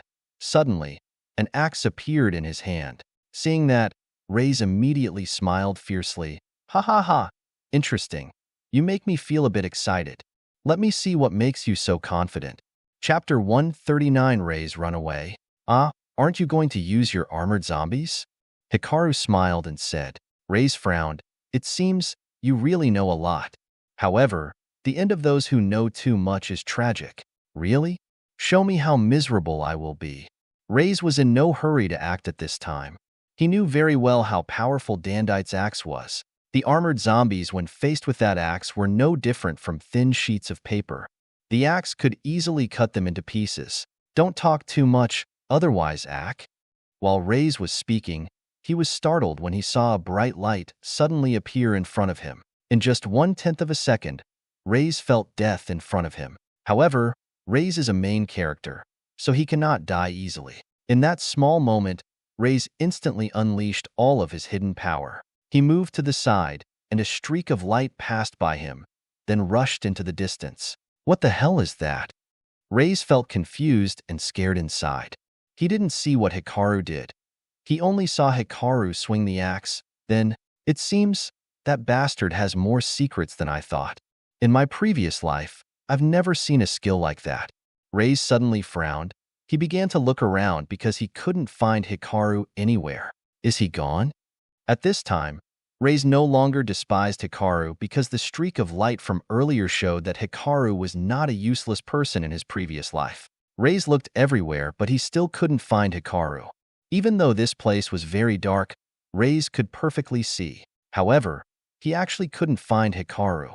All these things happened very quickly. Reis avoided the strange light and searched for Hikaru's whereabouts. Everything happened in seconds. Suddenly, Reis felt scared. That's right, he suddenly felt extremely scared, like death was standing next to him. He had never felt so scared.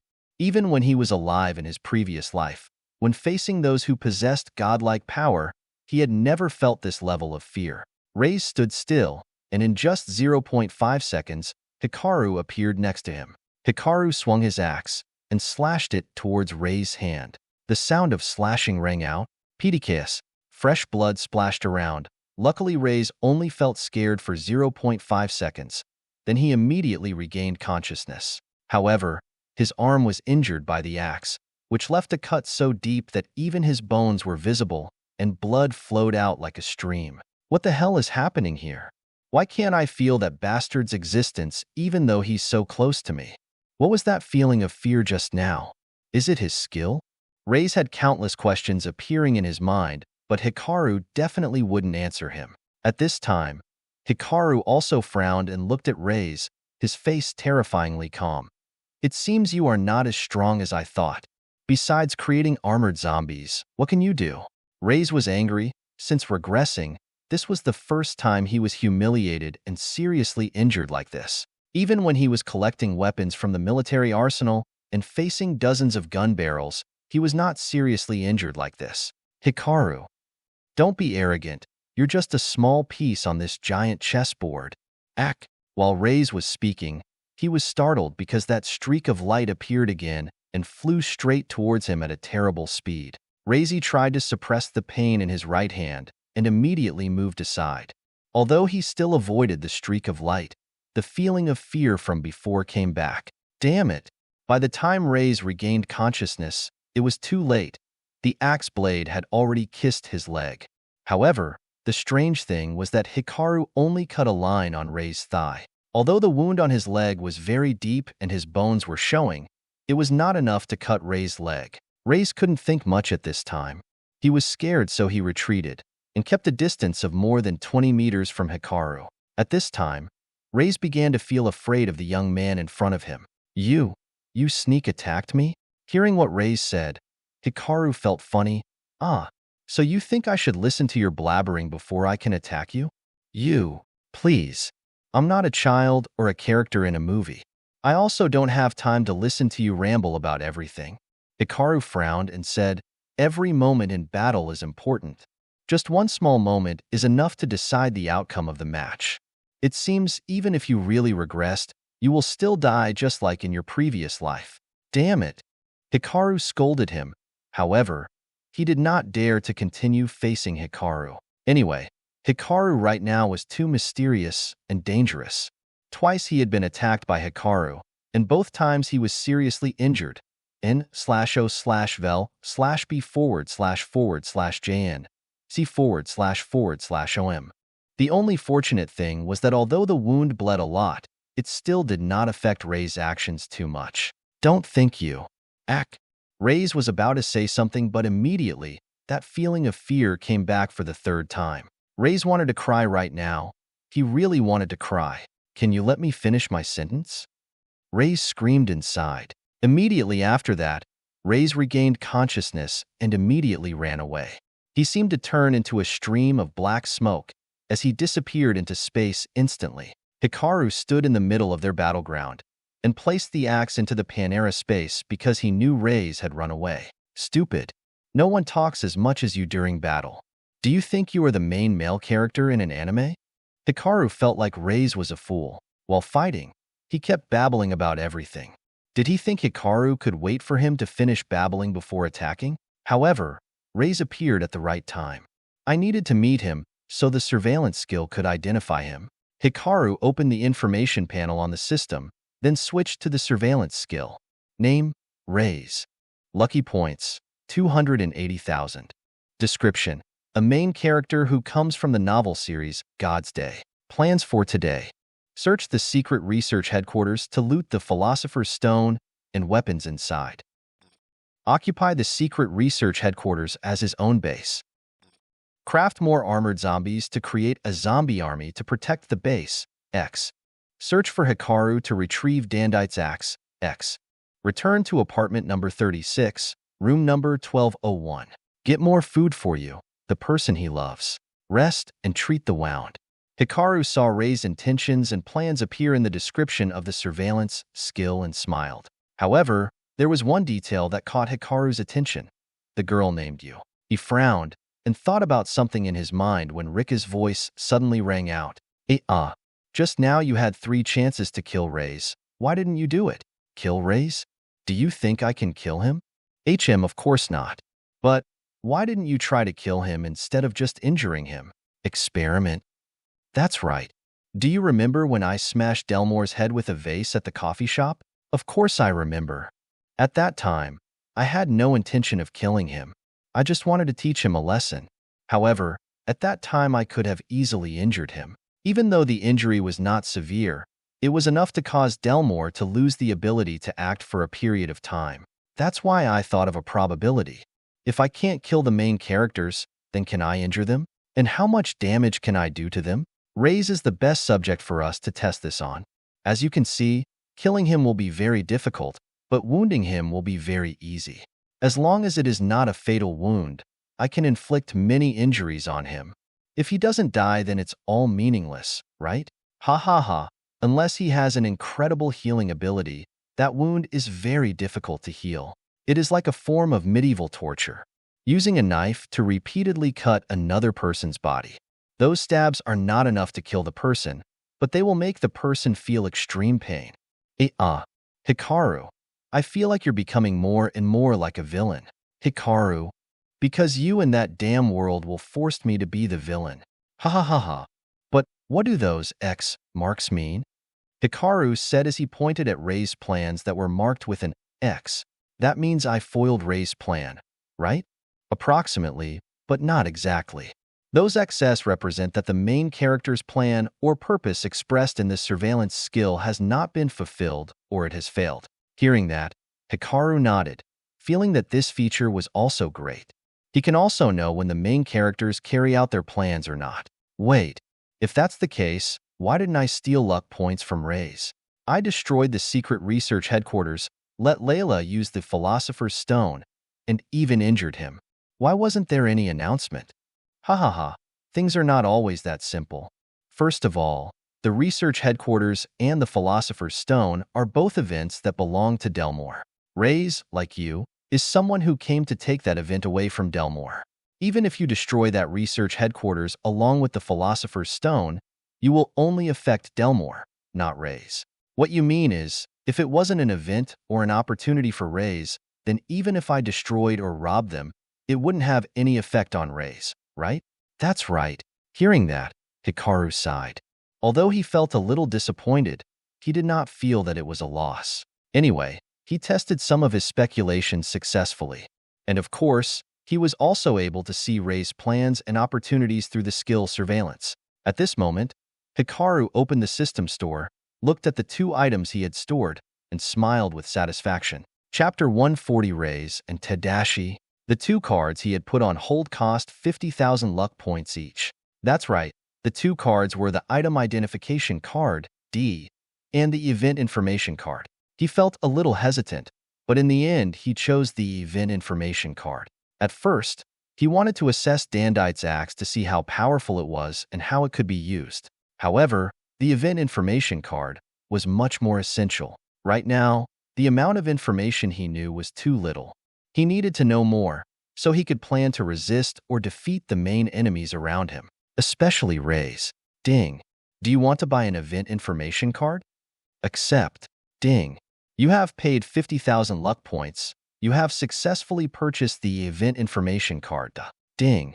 Would you like to use the Event Information Card right now? Accept. Right after that, countless images suddenly appeared in Hikaru's head, startling him. Fortunately, his body had evolved, so he was able to digest all the information that suddenly popped into his head without any problems. Hikaru stood in the dark and closed his eyes. He was trying to look through and remember everything that had just popped into his head. Every single detail the event info card told him was extremely valuable. That's why he didn't want to miss any details. Hikaru stood there for more than 30 minutes. Then he opened his eyes. His face was calm, as if he knew everything. In fact, he didn't quite know everything. He only knew most of the events that took place in the previous 3 days and what would happen in the next 10 days. Although the information was not much, it was enough to help him know what was going to happen and what had happened. Hikaru thought for a long time, then disappeared into the darkness. At apartment number 36, Ray's took more than 30 minutes to return to his private room. Ray's didn't have time to ask what he was doing. After entering the apartment, he immediately returned to his room and lit a candle. He began to take off all his clothes and started examining the wounds on his body. He had a cut in his arm, thigh, and back. Although these 3 wounds looked serious, as his bones could be seen, they were not dangerous to Ray's. However, he also didn't want to be harmed by Hikaru, so to him it was no different from being tortured by Hikaru. Plus, Hikaru's ability was too strange. He could not understand it, so he decided to run away. Ray's went to a small cabinet and took out a cloth bag from inside. In the bag were black stones, emitting a faint light. He took 3 ice cubes out of his pocket, brought them into the kitchen, put them in a small mortar, and started to crush them. After pounding those 3 stones into powder, he sprinkled that strange powder on the wound. A strange thing immediately happened, as his wound immediately stopped bleeding. Not only that, his wound was starting to heal at an extremely fast rate. In just 5 minutes, the 3 cuts that Hikaru left on his body disappeared completely as if it had never happened. Ray's breathed a sigh of relief. Although the wounds on his body had disappeared, his face became pale like a person suffering from anemia. Damn it! This recovery method is very effective, but it uses one's own life energy to heal the wound. Not good. I feel so tired. Luckily, that bastard doesn't know where I am, or else I'll be in mortal danger. Strange. Why does that bastard possess such strange and terrifying powers? Is that streak of light the power of the axe? That's strange. In my previous life, when Breville used that axe, there was no such skill. Could it be that Hikaru can harness the hidden power of the Dandite axe? Impossible. How did he know the hidden power of that axe? Wait, Hikaru also has the ability to become invisible and a skill that puts me in a state of fear. Even though the state of fear doesn't last long, perhaps only 0.5 seconds, that is enough to decide the outcome of a battle. Damn it! Why does that bastard Hikaru have such incredible power? Does he really know more secrets than I do? No, that is impossible. In my previous life, when I reached that level, I knew almost everything in this world, except the ocean. Could it be that the superpowers Hikaru possesses come from the ocean? That's not true either. With Hikaru's current ability, it's impossible for him to enter the ocean. Suddenly, at the mention of ocean, Ray's immediately shivered. Damn it. Every time I think of the ocean, I think of that bastard. Hopefully I can get to that level before the Sea King bastard shows up. Ray's thought about more things. At this moment, he felt that although he had regressed, things were not as easy as he thought, especially the appearance of Hikaru. Damn it. I kept thinking that I was the only one who regressed. I didn't expect Hikaru to be like me. How could he regress? Does he have that item? No, that item is unique. There is no second item like it. Ray shook his head. He felt that no matter how much he thought about it, he couldn't figure out what was going on and why Hikaru was so strong. Ray took out a bottle of water from his backpack, opened the cap, and drained the water in the bottle. Hikaru, you have successfully angered me. One day, I will make you pay 1,000 times more than what you did to me today. n/o/vel/b//jn c//om. Somewhere else, Tadashi sat at the dining table.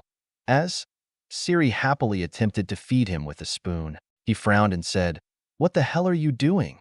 Siri didn't feel angry or sad when she heard that. Her smile was still on her lips as if she was very happy. Your right hand can't hold things on its own, so I'll help you eat. Tadashi shook his head. No need.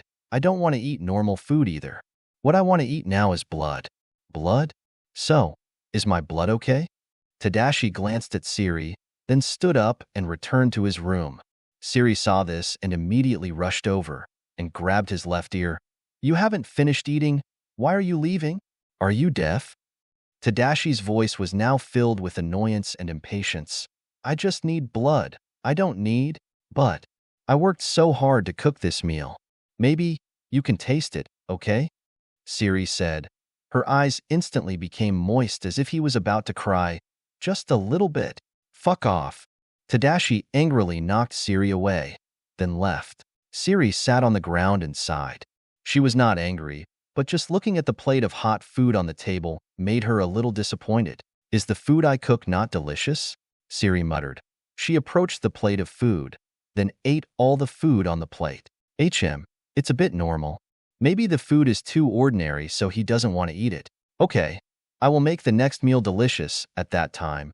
He will definitely eat the food I cooked. Siri was full of hope. Her eyes were like two sparkling stars as she thought about the future. In the bedroom, Tadashi lay on the bed, while looking out the window. Blood knife. Are you saying that that girl has the power to help me recover? Tadashi suddenly spoke up, but no one answered him. He frowned and said, If you don't answer, I will drain her blood. At this moment, the sword in his right hand shook. Then, a voice that was gender-neutral sounded in his head. She is helpful, very helpful. What do you want me to do next? When will I have enough strength to defeat Hikaru? Tadashi asked, frowning. Absorb energy crystals, kill zombies, kill monsters, be careful of. After that, there were no more sounds. Tadashi angrily shouted, Who should I be careful of? Damn it, can't you finish your sentence before you shut up? His response was still silence. In the end, Tadashi could only sigh. He did not understand why in the past 3 days, he felt the urgency of killing Hikaru. That feeling grew bigger and bigger, so big that it made him feel that it was his mission. He existed to kill Hikaru. Tadashi didn't understand why that thought appeared in his mind. Although it was Hikaru who caused him to turn into this state, he did not want to face him for the time being. Tadashi was not afraid of Hikaru. Rather, he wanted to find a greater purpose than killing Hikaru. However, the thought of killing Hikaru grew larger and larger, leaving him unable to think of anything else but to kill Hikaru. What the hell is going on? Is this world crazy? Tadashi frowned and spoke out loud. He knew he couldn't go back to the life he had before. At this moment, he suddenly felt a little regretful. When Hikaru refused the inheritance, if he had ignored Hikaru, perhaps he could have lived safely in his own mansion by now. You have a different destiny. Suddenly, the voice sounded again, making him a little surprised. What do you mean? The gates of hell are being opened. Monsters from hell? Tadashi shook his head. He didn't understand what the blood knife was trying to tell him. All he heard were cryptic staccato phrases. He did not understand, nor did he want to understand. He only knew that he needed more blood, and that he needed to evolve to a higher level. In the vast ocean, marine creatures were beginning the process of transforming. They were gradually turning into zombies, with a few turning into strange monsters. At a depth of more than 1,000 meters, a fish with alternating black and white stripes about 10 centimeters long suddenly appeared. It lay still on the sand at the bottom of the sea as if it were dead. Heh. Where am I? Where's this place? Chapter 141 Godi. Ding. Welcome to the apocalyptic world. Currently, you are an ordinary fish that can only eat plankton. I went to another world. But wait, I'm a fish? What the hell? Ding. Master, you can shut up and start living the life of a normal fish. Are you crazy? I'm a human, not a fish. The little fish opened its mouth in anger. Suddenly, it felt something start to enter its mouth, and it tasted quite delicious. It is plankton. What the hell is happening here? Why do I find plankton delicious? Because you are a fish. AAA. No, why a fish? You could have chosen any other animal. Why a fish? I don't know. Maybe it's just your bad luck.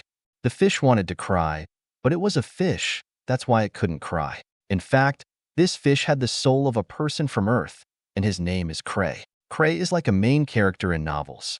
When he was on Earth, he was just an ordinary person, and he was nothing special. After getting into a traffic accident, he appeared in this world with the appearance of a fish. That's right. Not the appearance of a human, but a fish. Cray angrily said, System. So I have to be a fish for the rest of my life? You are the system, right? Help me become a normal human. Don't worry. Even though you're just a fish, and you're destined to eat plankton all the time, however, you can evolve. Me? Evolve? NOVLB //JNN. That's right. You can open the system information panel to see how things are. How can I open it? You can use your hands to operate it. Cray. I forgot you're a fish. Ha ha ha. Cray. Okay. I'll switch the manipulation method to thinking. Ding. Operation method changed successfully. You can now control the system with your mind. Cray. He felt like the system was making fun of him. However, he had no other choice. After all, he was still alive thanks to the system, so he could not oppose it. Immediately afterwards, the system information panel appeared in front of Cray. Name, Cray. Level, 00. Race, anonymous fish. Experience, 1 out of 100. Description, you can rely on eating ephemerals to gain experience. If the experience is full, you can level up. Excellent. So I can level up just by lying still? That's right. That's fine. At least, this is much better than having to go to work every day. Are you not angry anymore? Why should I be angry? After all, you gave me a new life. I have to thank you. But I felt a little angry when you kept bullying me. Okay. I hope you evolve quickly. If you have any questions, please ask. I'm going to sleep. Okay, good night. After that, Cray looked around him and noticed that everywhere was dark. Weird. How deep is this place? Why is there no light? Okay. I just need to open my mouth and swallow the planktons. I don't need to worry too much. Cray knows that his body is small and that he cannot swim around. That's why he tried to bury 3 of his body in the sand, while leaving only his mouth slightly protruding. Great. Like this I won't be discovered by bigger fish. Now then, planktons come to me. Ha ha ha ha. Hikaru naturally knew of Cray's existence thanks to the event information card. However, Cray's location was a mystery. In the vast ocean, finding a fish about 10 centimeters long at a depth of 1,000 meters is impossible under normal circumstances. At this time, the sky was covered by dark clouds, and the ocean was now completely in darkness. The creatures in the ocean had probably turned into monsters. Under normal circumstances, ocean exploration would have been an impossibility. In the apocalypse, that's even more impossible. Therefore, Hikaru had to ignore Cray's existence. Right now, Hikaru was aiming for another protagonist. He stood in front of a factory, Inside there were many zombies moving aimlessly. The zombies immediately spotted Hikaru, and they moved towards him. However, a second later, Hikaru was gone. In a secret room, Raken suddenly awoke with a start. He was panting, and his body was covered in sweat. Ding. Detects that the owner's heart rate is overloaded. Ding. Start investigating the cause. Ding. Detecting the cause of brain waves. Diagnosis. Nightmare. A series of mechanical sounds rang out. Raken gasped as he recalled that he was dreaming of Hikaru. That's right. He didn't understand why he dreamt that Hikaru found this place, then cut off his head. That dream was so real, so realistic that it made Raken think that he was dead. Not good. Surely my intuition is telling me that Hikaru found this place. Raken was an extremely careful person. Even if it was just a dream, he still believed in that dream. He quickly ordered, "System, start searching around." Ding. Searching around. Didn't detect anything out of the ordinary. Raken breathed a sigh of relief. However, he did not believe that this place was still safe. This time, he tried to sit up. However, 3 days had passed, and he was still unable to move. System, help me. System, system, what the hell? Raken fell into a panic. No matter how much he shouted, the system didn't respond to him. Just 3 seconds ago, the system also helped him check around. Why is it silent now? You don't have to call it. I've already deactivated it temporarily. Suddenly, a strange voice rang out that made Raken feel scared. However, that voice was not Hikaru's. It was a stranger's voice. Raken could not determine whether the person speaking was male or female. You? Who are you? Me. I can bring the system to a halt, so guess who I am? Raken, upon hearing that, immediately thought of a possibility. He took a deep breath and said, Are you the one who created the system? Exactly, but not exactly. What do you mean? The voice spoke again. Actually, the system was created by a group of people, including me. Of course, I'm not an Earthling. According to your interpretation, I am an alien. But in religions, people call me a god. You can call me Goaty. God. Raken was startled when he heard that. However, he quickly calmed down, his eyes scanning his surroundings in search of Goaty. If you're a god, then why don't you show yourself so that I can see you? I don't have a real body. Besides, humans can't look me straight in the eye. Ha ha ha, don't try to trick me. You're definitely Hikaru. You're pretending to be a god to trick me, aren't you? Right after saying that sentence, Raken suddenly felt extremely scared. He felt as if death were bringing a sickle to the side of his neck. It was as if he had just put one foot through the gates of hell, and he felt that he could die at any moment. Even though that feeling only lasted for less than a second, Raken felt that he would die at any moment. You wouldn't be able to bear even a little of my power. If you meet me, I'm afraid. Although Goaty didn't finish his sentence, Raken also knew how he would end up. At this moment, he felt as if the voice reverberating around was really a god. However, upon all this, Raken was still skeptical about Goaty creating the system. At this point, he glanced around and asked, What are you looking for me for? Why did you choose me to be the owner of the system? What is your purpose? After asking these questions, Raken listened seriously. If the god behaves weirdly, he would immediately use the escape function. However, Raken suddenly realized that he couldn't control the system right now. Sweat broke out of Raken as he was extremely nervous. Without the system, he was just like a fish lying on the cutting board, without the slightest ability to resist. Hayes, I didn't choose you. Anyone who finds the system can become its master. You're just a lucky guy. There was no choice here. Besides, I let the system come to this world for my own purposes. I needed a tool that could help me find and train someone to be strong enough to help me. Help you? Raken now felt extremely confused. How can I help an existence like you? You don't need to worry about that. Gods are just existences that have achieved enormous power that others admire. You can do it too. However, right now, you are still too weak to know much. If you know a lot, you will be in danger. Raken was silent after he heard that. In his heart, he began to trust Goaty more. If the other party only helped him without expecting anything, that will make him feel more suspicious of Goaty. So, why did you appear now? Raken asked. Goaty sighed. Hayes, I didn't think the system holder was this weak. The end of this world has just begun, and you were defeated by a guest and almost killed. As Rakan heard Goaty's statement, he felt both angry and embarrassed. He also did not think that the two people he encountered had such amazing superpowers. Especially Hikaru. He not only possessed superpowers, but he also knew about Aiko's past, causing her to betray Rakan. If you're here to laugh at me, then get out. Rakan shouted angrily. Haze, once the system has found a host it cannot choose, another one. That's why I'm here to help you become stronger. Help me? Rakan felt a little surprised and happy. How are you going to help me?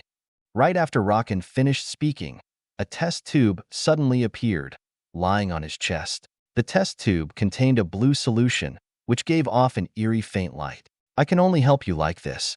I hope you won't disappoint me.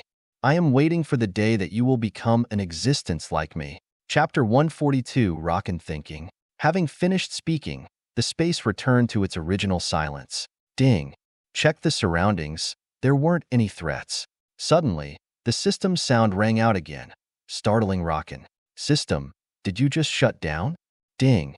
It seems that someone forced me to be inactive for a short time. Rakan took a deep breath. He felt frightened.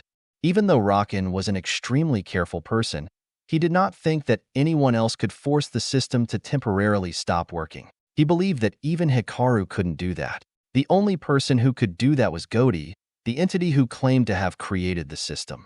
Perhaps Goaty does exist, and what he said is true. If Hikaru or anyone else had the ability to cause the system to temporarily stop working, I would already be in danger. Perhaps the dream right now has made me too suspicious. That's right. Rakan thought that if Hikaru had the ability to cause the system to temporarily stop working, he would definitely be dead. Anyway, he couldn't move now. Although his wounds have healed, the nervous system was not so easily healed. He couldn't figure out if Hikaru had the ability to stop the system from working, and if he did, why didn't Hikaru kill him? n/o/vel/b/c/om. Therefore, Rakan could only accept Goaty's existence. System, check this test tube.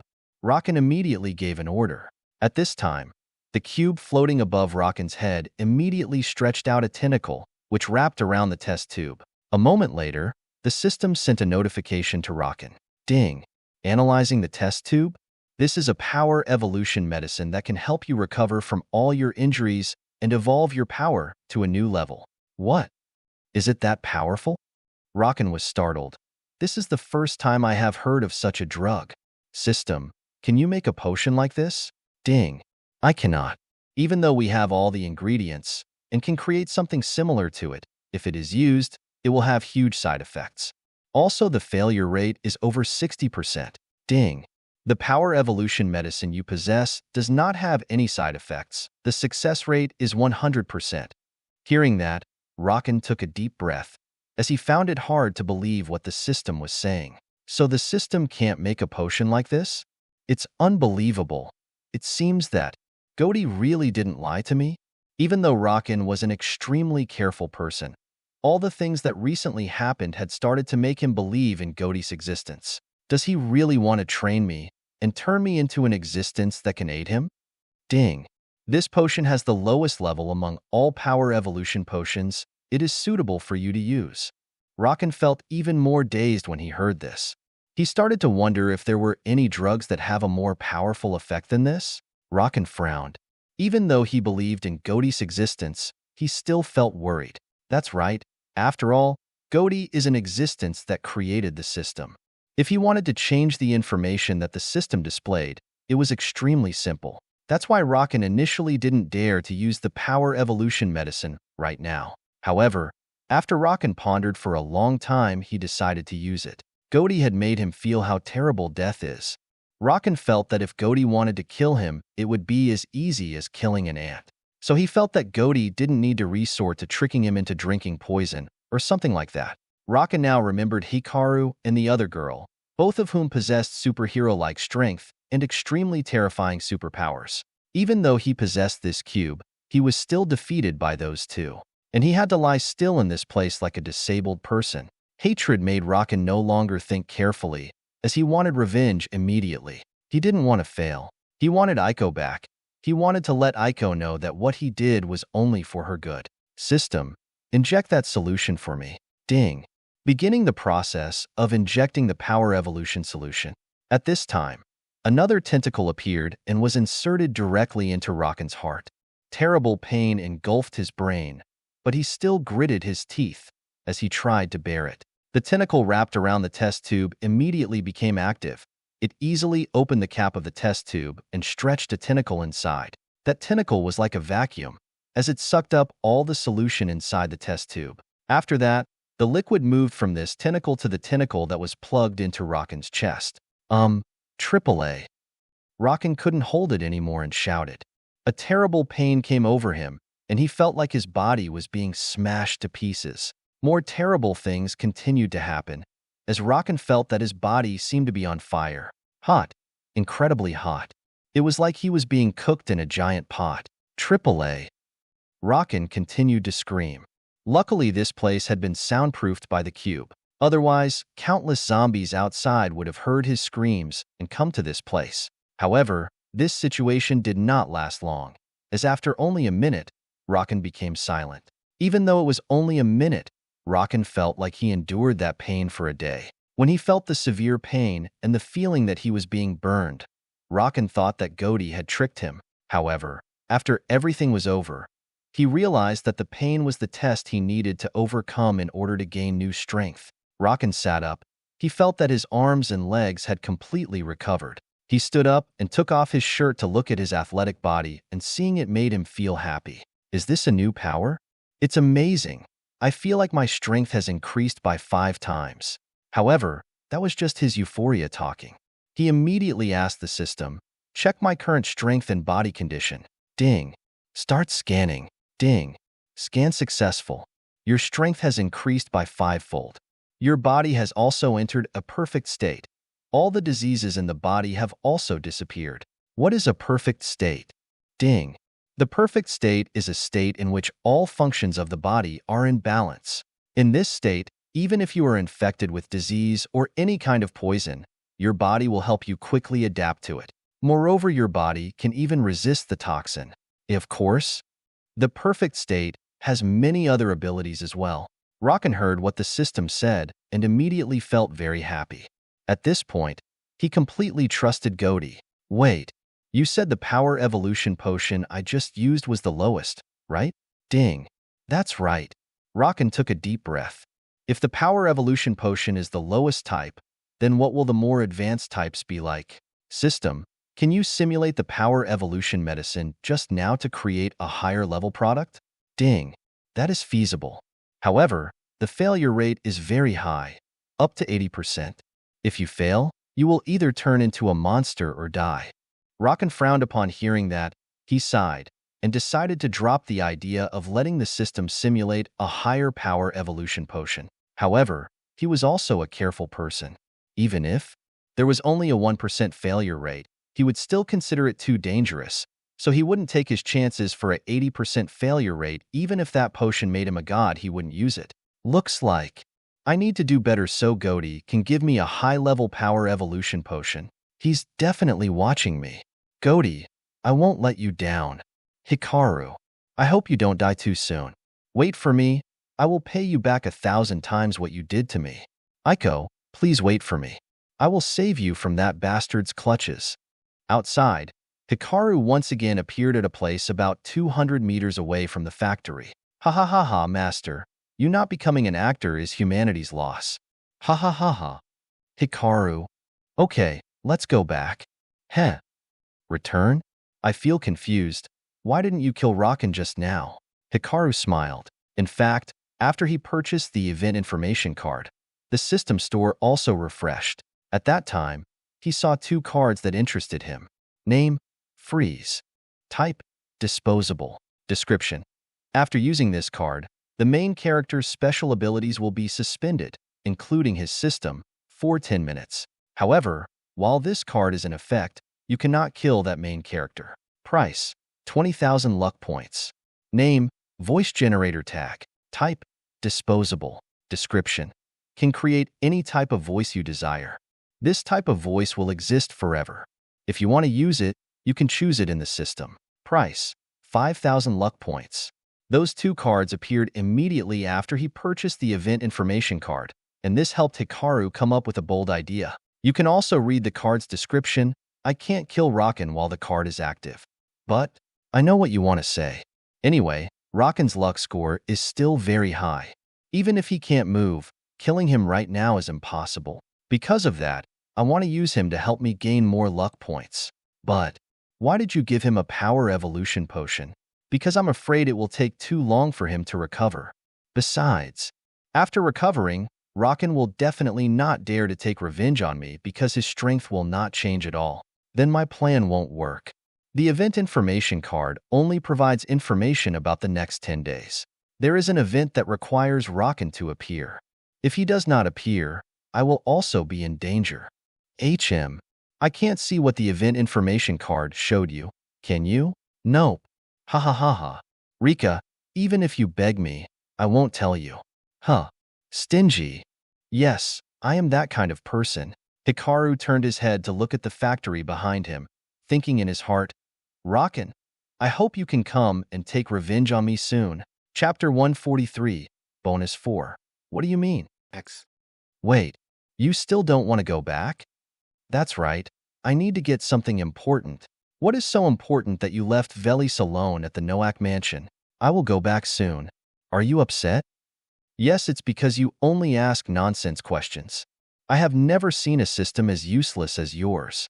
Besides asking nonsense questions, what else can you do? Are you doubting my worth? Do you believe that I will tell the will of the world that you do not need his reward? Hikaru. Besides this, what else can you do? Okay, I will concede, Hayes. Then, Hikaru disappeared into the night. At the Noak mansion, Velis was still sitting in the watchtower, guarding and waiting for Hikaru to return. Apart from the normal JK outfit she was still wearing, she was not wearing any other warm clothing. After all, Velis possessed the power of the elements of fire and ice, and she was already strong enough to self-regulate the temperature around her body. Therefore, Velis did not feel cold. On the contrary, she could warm the entire mansion with her fire element. That's right, inside and outside the mansion, there were fireballs the size of tennis balls floating in the air everywhere. It helped the place to be lit up like it was daytime, so there were no hidden corners. Thus, Velis could observe the entire area around this villa. Are you still waiting for him? Suddenly, a voice came from behind Velis. She didn't need to turn her head to realize who the voice was coming from. Layla walked up the stairs to the watchtower. Right now, she was only wearing a thin pair of pajamas. She had become an evolved person anyway, so the low temperature wouldn't affect her too much. Velis nodded. How do you know? Layla smiled and said, Velis, the puddles outside were created by you, right? Velis nodded. That's right. Layla, you are indeed very smart. Although those puddles are normal, we can observe our surroundings through the reflections on those puddles. Ads by Pub Future. Moreover, those puddles are like ammunition. As long as we want, they will immediately attack intruders who step on them. Layla now felt like Velis had turned into a completely different person. She was now extremely cold and calculating. But when she's with Hikaru, she's like a gentle wife. Or, she could also become a kitten if Hikaru wanted her to. Velis, I find it difficult to understand. Why would a wonderful person like you fall in love with Hikaru? Layla suddenly asked. Am I great? Velis laughed and said, if I'm great, it means that I'm great for him. Layla, do you love him that much? If the Hikaru you knew was gone, and the Hikaru you love now is a different person, and the fact that you fell in love with him was all arranged by some god, would that, if what I said was true, would you still love him? Velis suddenly turned her head to look at Layla. She then smiled. Her gaze also seemed to be extremely confident. Even if that were true, I will still love him. Layla, not everyone can be crazy about love. If I become insane due to loving him, then I accept it. Layla, have you ever been crazily in love with someone? As Layla listened to Velis, she was a little startled. Suddenly, in her mind, she thought of Elise. Then she shook her head again and said, I have never been, and never will be. Ha ha ha. Velis suddenly laughed. That's not certain. I feel like Hikaru is quite fond of you too, but for some reason, he doesn't seem to want to interact with you. Layla suddenly frowned. You seem to be smarter than I thought. N/O/vel/b/.jn C//om. Really? But Hikaru doesn't like girls who are too smart. That's why I have to become an airhead so he'll love me without worrying about anything. Layla suddenly felt that Velis didn't seem the same as usual. She seemed even more mysterious than her. Are you afraid of me? Velis suddenly asked. No, I just feel that you are very mysterious. Layla, sometimes, being an airhead is great. Being protected by someone you love is a wonderful feeling. I hope you will experience it too. Layla shook her head and sighed. She decided to remain silent. She and Velis sat quietly on the watchtower. None of them spoke. They both just silently observed their surroundings. How long have you been sitting here? Layla suddenly asked. I've been sitting here since you and Hikaru went out. What? It's been at least 12 hours now. Don't you feel bored? Ha ha ha, no. Don't you plan to cook dinner? If Hikaru doesn't come back, you will starve. Layla felt a terrible headache. It seemed that Velis only had Hikaru in her mind. Everything she did was directed towards him and only for him. Layla was confused. She wondered why Velis loved Hikaru so much. Was it because of the existence who Hikaru could not name that Velis blindly fell in love with Hikaru? Otherwise, Layla could not find any reason why Velis loved him. It must be known that, before the apocalypse began, Hikaru was still a young master. He was unable to do anything but go to bars and hang out with his friends. How could someone like that be loved by Velis? There was only one explanation. It was arranged by that unmentionable existence. Layla sighed.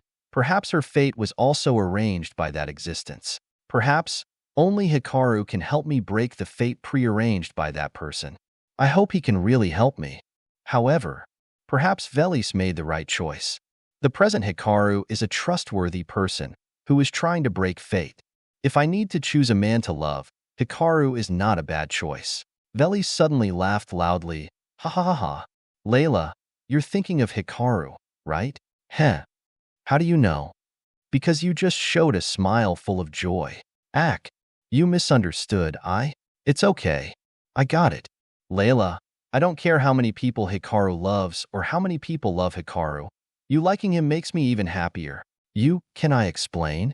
Hikaru is back. Layla was about to explain something when Velis shouted. Then she jumped down from the watchtower. Even though she was over 15 meters tall, she was able to land as easily as a small bird. However, Velis did not run outside to greet Hikaru. On the contrary, she ran inside the mansion. Layla felt very strange seeing that. Naturally, she was in no hurry, so she slowly descended the stairs. Arriving in the living room, Layla was startled to see that Velis had changed into a maid outfit with a white apron. She stood in the kitchen and quickly cooked the food that Hikaru liked. However, Layla felt that Velis was not cooking for them. Rather, she was showing off to Hikaru. Velis' movements were spectacular. It was as if she were dancing with the ingredients. Crack! The room door opened, and Hikaru entered. Seeing Velis in the kitchen, he was also immediately startled. He quickly walked to Velis' side and hugged her from behind. Velis was not surprised. She stopped what she was doing and happily said, I am cooking, wait for me. I can't wait. But Layla is here. I don't care. Hi. Hikaru, don't.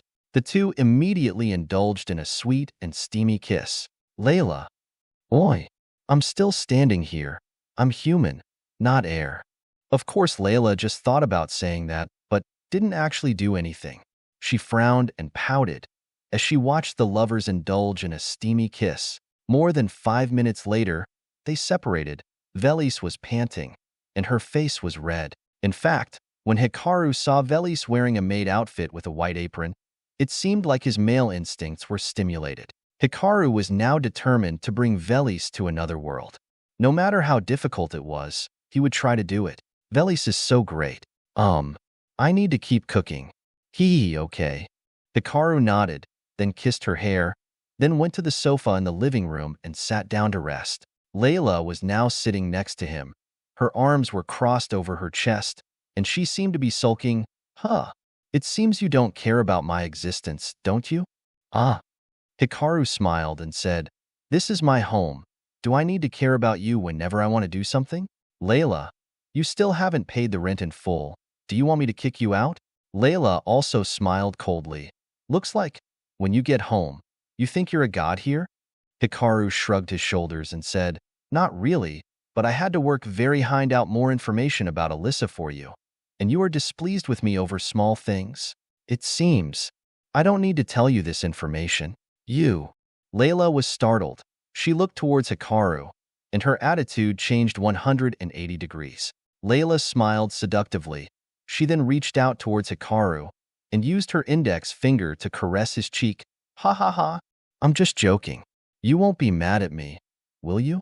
Hikaru glanced at Layla, his face extremely calm. I'm tired now. When I'm happy, I'll tell you. Layla, are you kidding me? Yes, what are you going to do? Attack me? Even though Layla used cold and murderous words, Hikaru still seemed unafraid. Layla felt extremely strange right now, as Hikaru now seemed completely different from before.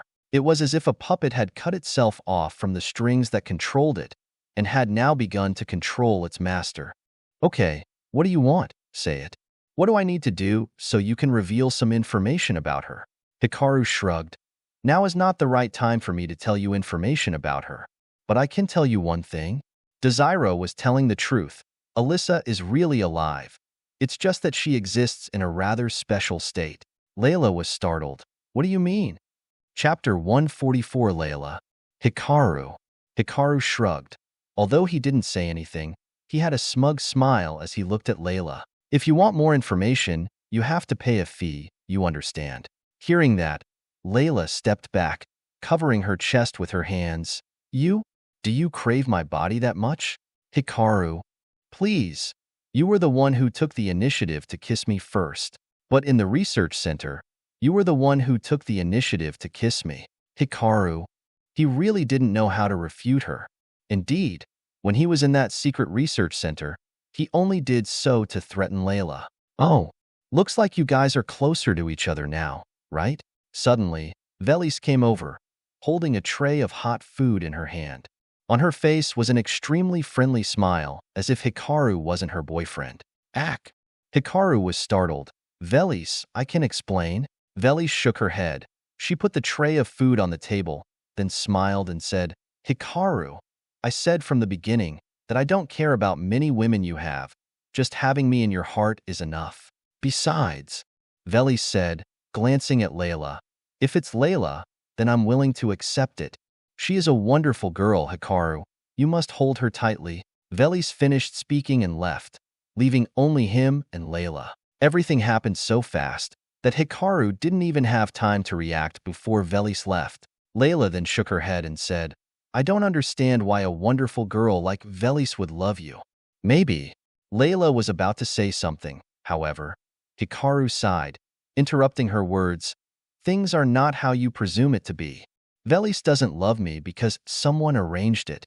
Layla knew who this someone in Hikaru's words was. However, she still found it hard to believe. I cannot find any reason why Velis loves you. Hikaru shrugged. Layla, you are over 30 years old, and old people often cannot understand the psychology of young people. What? Layla stood up instantly, her face brimming with fury. You said I'm old? That's right. Hikaru smiled and said, You are over 30 years old. You are both old and single. Maybe because of your personality, no one loves you, right? You. Layla felt so angry that she wanted to spit blood. For the first time, someone dared to call her old and prying. Did you know that the number of people who are in love with me can fill up an avenue? Hikaru looked surprised. Oh, that much? So, where are they? Why can't I see them? Layla clenched her hands. It seemed like she wasn't thinking as much as before. She immediately approached him, sat on his lap, and fixed her eyes on his. Hikaru was also startled by Layla's actions. He didn't think she would dare to do such a thing. Do you see how old I am? Hikaru swallowed. In fact, even though Layla was over 30 years old, she was still extremely charming and beautiful. Her curves could entice any man. Even though she had gone through a long day of activities, Layla's body still carried a seductive scent. Her soft body was pressed against his. Moreover, their faces were so close that they could feel each other's warm breaths. Hikaru frowned. If Layla was this bold, then he would be daring too. He then wrapped his arms around Layla's waist. He then began to caress her small waist, making her face red. Oh, look at the guy who just called me old. He can't control himself now? Layla laughed. Hikaru shrugged his shoulders. Haze, you took the initiative to give your body to me anyway. I had to accept it so you wouldn't feel inferior. Ah, so what is your hand doing? Layla immediately grabbed the hands that were caressing her bottom. I'm just checking to see if there's anything wrong. Ah, then I need to thank you, right? Layla's voice gradually became colder. Ha ha ha. No worries, this is what I need to do. Layla was about to say something when she was startled because Hikaru took the initiative to lock lips with her. Right after that, Layla also responded frantically. The two of them continuously attacked each other. At this point, Layla no longer cared where his hand was placed. Layla's arms wrapped around his neck, hugging him tightly. Layla opened her mouth, stretched out her fragrant tongue, and tried to attack the inside of his mouth. The two tongues began to entangle each other. However, this kiss was not only sweet but aggressive, but they were deeply enjoying this kiss. After a while, the two of them separated. Hikaru smiled and said, "Have you felt the energy of youth?" Layla gasped. Her face was red, but she still smiled confidently. Huh. Don't you feel how wonderful the experience of someone 7 years older than you is? Ah, so do you want to continue? You think I'm scared? Cough. Suddenly, a cough was heard, startling Layla and Hikaru. They immediately looked towards the door, where Velis, who had changed into a pink pajama, was standing. She looked at them with satisfied eyes. I don't mean to bother you, but you should do this in your own room. There's still Aiko here. She'll see what you're doing. Besides, Velis glanced at the food on the table. Don't waste food. Having finished speaking, Velis gave a thumbs up, winked once, and happily left. Hikaru, Layla. Both of them remained silent, however, they were not silent for long. Hikaru immediately spoke up. I think we should have dinner first. I also think so. Hikaru and Layla both silently enjoyed their dinner. After that, they all returned to their own rooms and did not say anything else. The atmosphere in the middle was a bit strange. Layla returned to her room. After closing the door, she suddenly sat down on the ground, her face red as an apple. Oh my God, what the hell did I just do? How can I be so bold? But why is it that lately, when I'm with him, I can't control myself? Is it because of the setting of the god that Hikaru mentioned? No. Hikaru once said that me and him were rivals, so this definitely didn't appear in that god setup. Could it be? Am I really in love with him? Layla didn't know what to do next. Although she is very charming, very mysterious, and is a main character in a series of novels. However, she has never loved anyone. Although Layla's appearance and actions indicate that she is very mature, she actually has no experience with love. Layla took a deep breath, trying to stabilize her emotions. However, many thoughts still appeared in her heart, making her unable to sleep. Hikaru stood on the balcony, looking into the distance. He felt that Layla's expression was a bit strange in his heart. Rika, do you think Layla's personality is slowly changing? I thought you didn't realize that. You mean Layla's personality change is inevitable? No, that's because she's getting close to becoming your ally. The more she comes into contact with you, the more she trusts you, and the fainter her protagonist aura becomes. Without the protagonist's aura, she's just an ordinary weak girl. Hearing that, Hikaru nodded. He thought so too at first, however. He didn't think that Layla's protagonist's aura would be easily dimmed by him. But when Rika confirmed it once more, Hikaru truly believed it to be true. Is the protagonist's aura so easily faded by me? Actually, it's impossible. However, Layla and you come from 2 different novels. In theory, you're not exactly the villain in Layla's novels. Because of that, the odds of the 2 of you becoming allies are very high. It's just, will you become her ally in the end, or she will become your ally? What difference does that make? Of course, it's very different. If you become her ally, you become part of the protagonist. However, the side character who is next to the main character still has a mortality rate. Hikaru nodded. He knew that.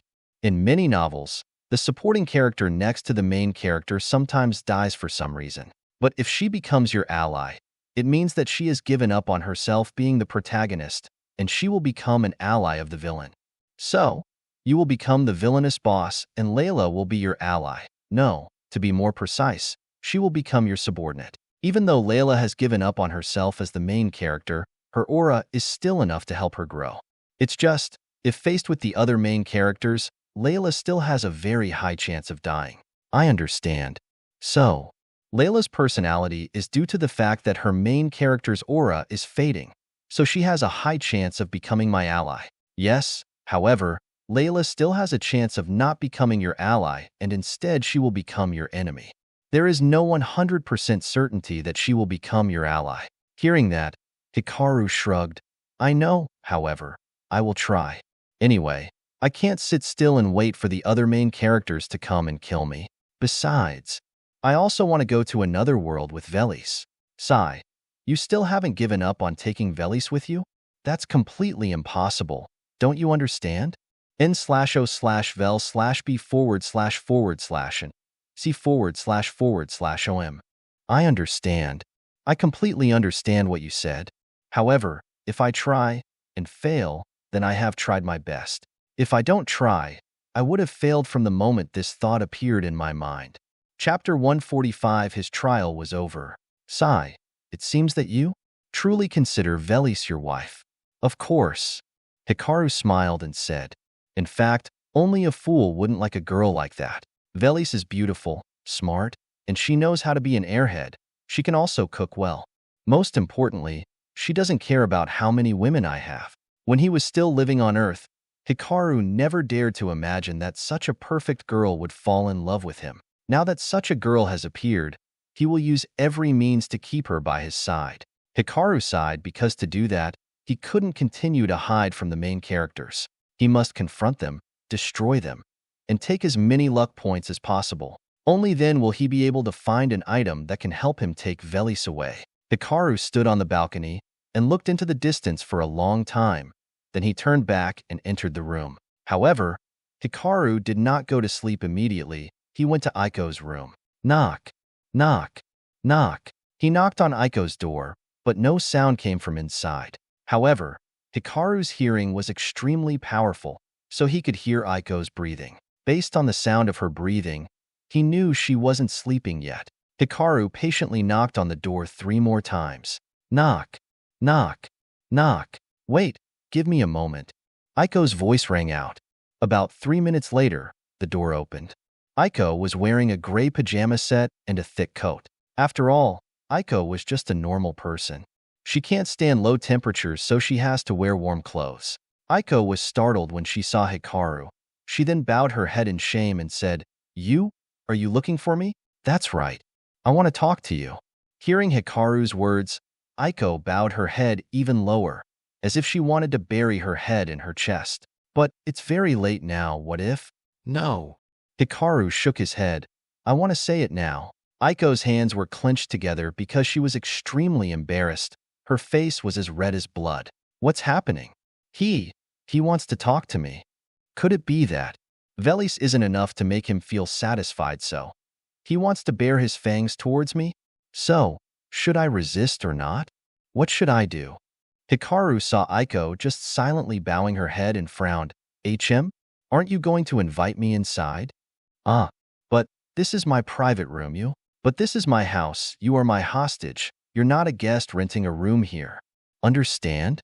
Aiko said embarrassedly. I understand." Aiko finished speaking and stood aside to let Hikaru enter. After entering the room, he felt a bit surprised that the room had changed. The surrounding area was decorated with feminine items. Moreover, fireballs were flying on the ceiling, making this place even more sparkling. "This is Aiko quickly explained. Until now, I have never had a room of my own. When Velis brought me to this room, she said this was my room. At that time, she agreed to let me decorate this room the way I wanted. Sorry. Aiko didn't know why she was apologizing. It seemed that it was her habit. Hikaru found a place to sit down, then said, "Where did you find these things?" I. I looked in the warehouse, plus, Velis gave me some things. If you don't like it, I will clean it up immediately. Hikaru did not rush to answer. He looked around for a long time, then said, it's okay. This place is very warm. Besides, Velis isn't wrong. This place will be your home. This will be your room. Listening to Hikaru, Aiko felt extremely happy, and tears suddenly flowed from her eyes. It was strange. It was just a normal thing, but Aiko felt happy as if Hikaru had just done her a huge favor. Hikaru smiled and asked, "Didn't you have your own room before? After all, you are a girl. How can you sleep with someone else?" Aiko stammered, "Before, when I was still living in the same house with Rakan, I could only sleep in the living room. On the sofa? No. I slept on the floor, but at that time I still had a small mattress along with a soft pillow," Aiko said, her face looking a bit pitiful. Hikaru frowned. He didn't think that Aiko's life was so difficult. Why did the author create such a character?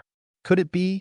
It was so that when Rakan makes up for Aiko's past sufferings, it will be easier for her to like him? Hikaru didn't know, and he didn't understand either. From now on, this is your home. This is your room. However, you should remember that you are my hostage. Understand? Hearing that, Aiko immediately nodded. I understand. I am your hostage. Ads by Pub Future. Good. If you meet someone else, what should you do? Aiko felt a bit confused. But right then, she immediately realized what Hikaru wanted. I will tell them that I am your hostage, and that I belong to you. After saying this, Aiko felt so bad that she wanted to melt into water. At this time, Aiko wanted to find a hole to crawl into. Very good. At this moment, Aiko mustered all her courage and asked, "Hi, Hikaru. Can I ask why you are being nice to me?" Hearing that, Hikaru stared at Aiko, his eyes looking at her from top to bottom, as if examining every inch of her body. Aiko's face became even redder and hotter because she could feel Hikaru's eyes looking at her. Because I think you're beautiful. Heh. Aiko now covered her face with both hands. She immediately replied, "No, you already have Velis. But I want more." But he laughed loudly. "Ha ha ha. Aiko, the world order has collapsed. You also saw how chaotic it was outside. Now that the police and military can't even take care of themselves, do you think there will be anyone to carry out justice and enforce the law? No. This world has become a forest. The strong make the law. In this villa, I am the strongest person. So do you think other people will stop me?" Hearing that, Aiko pursed her lips tightly, not knowing what she was thinking about. But suddenly, Aiko continued to ask, "You also said that you wanted to keep me so you could seek benefits from my last relative, right?" "That's right." Hikaru shrugged. "However, I feel that the benefits I need are no longer important. Now, I want to own you. What are you going to do? Are you going to look for Rakan so he can help you? Will you run away or fight back?" "Heh. Master, what the hell are you doing? Is that how you talk to a girl?" At this moment, Rika's voice echoed in his head. "Rika, I'm making a bet." "Bet?" "That's right. According to what the event information card showed me, Aiko's mentality is not normal." "Heh. What do you mean?" "What I mean is, because she was exploited by Rakan's family for a long time, and she was even psychologically manipulated by Rakan's mother into becoming Rakan's wife. It seems like her mentality is no longer normal. She wants to have a place to rely on, a place that belongs to her. She hates seeing other people have everything while she has nothing, even though Aiko's appearance shows that she is always shy and naive. However, the jealousy inside her is extremely great. That's why I want to try to see if I can control her after all. If we fail, in the end we won't lose anything. She and I are still two parallel lines that will never intersect with each other. If I succeed, then..." Hikaru smiled. He didn't explain further but stared at Aiko. Aiko suddenly took a deep breath and said, I'm sorry. I can't become your lover. I don't want to share my lover with someone else. N/O/vel/b/jn. C///OM. Hikaru suddenly smiled contemptuously. Aiko, you have no qualifications to become my lover. Heh. Why? What I mean is, you will be my slave. What? Aiko was startled and shouted, Slave? Hikaru. You. You are crazy. Aiko stammered, but she didn't understand why she felt a bit of anticipation. Yes, she looked forward to what was to come. Aiko felt as if she was seeing memories of when she was young. At that time, she was also forced to serve people like this. Yes, it was Rockin's mother. She forced Aiko to do housework and prepared her to become Rockin's wife and take care of Rockin for the rest of her life. Even though people considered those things extremely horrible, since it was like being a slave. However, it was different with Aiko. She easily accepted it. Why?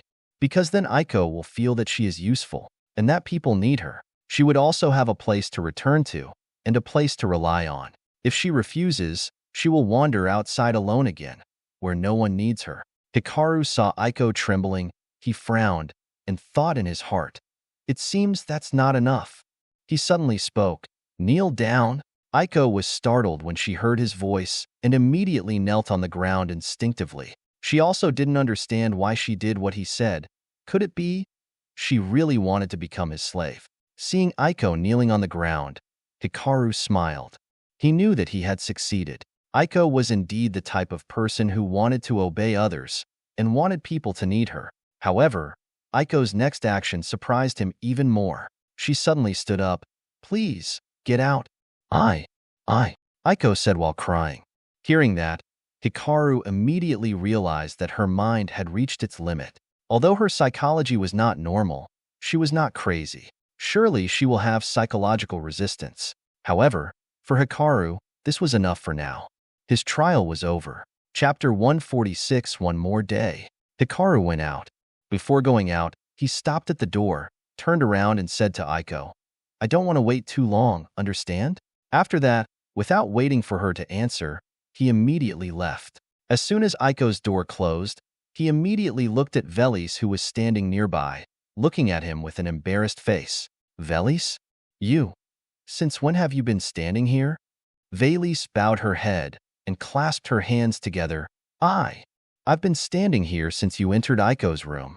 I didn't mean to eavesdrop. I just wanted to ask her if she wanted to have dinner or not. Anyway, she hasn't eaten anything yet. I really had no intention of eavesdropping on you. Hikaru sighed. He didn't think that the conversation between him and Aiko would have been heard by Velis. He didn't know how to explain it to Velis, however. He also didn't want her to misunderstand. Velis, actually. Hikaru, you don't need to explain. I understand. Heh. What do you understand? I know I didn't take good care of you. I know when you brought Aiko back, you had the intention of taking her. Don't worry, I will support you. Hikaru, in what direction are you understanding the problem? He really wanted to ask that question. Just what the hell was going on in Velis' head? Velis, it's okay. It's okay. If you want to play master and slave, I can accommodate that too.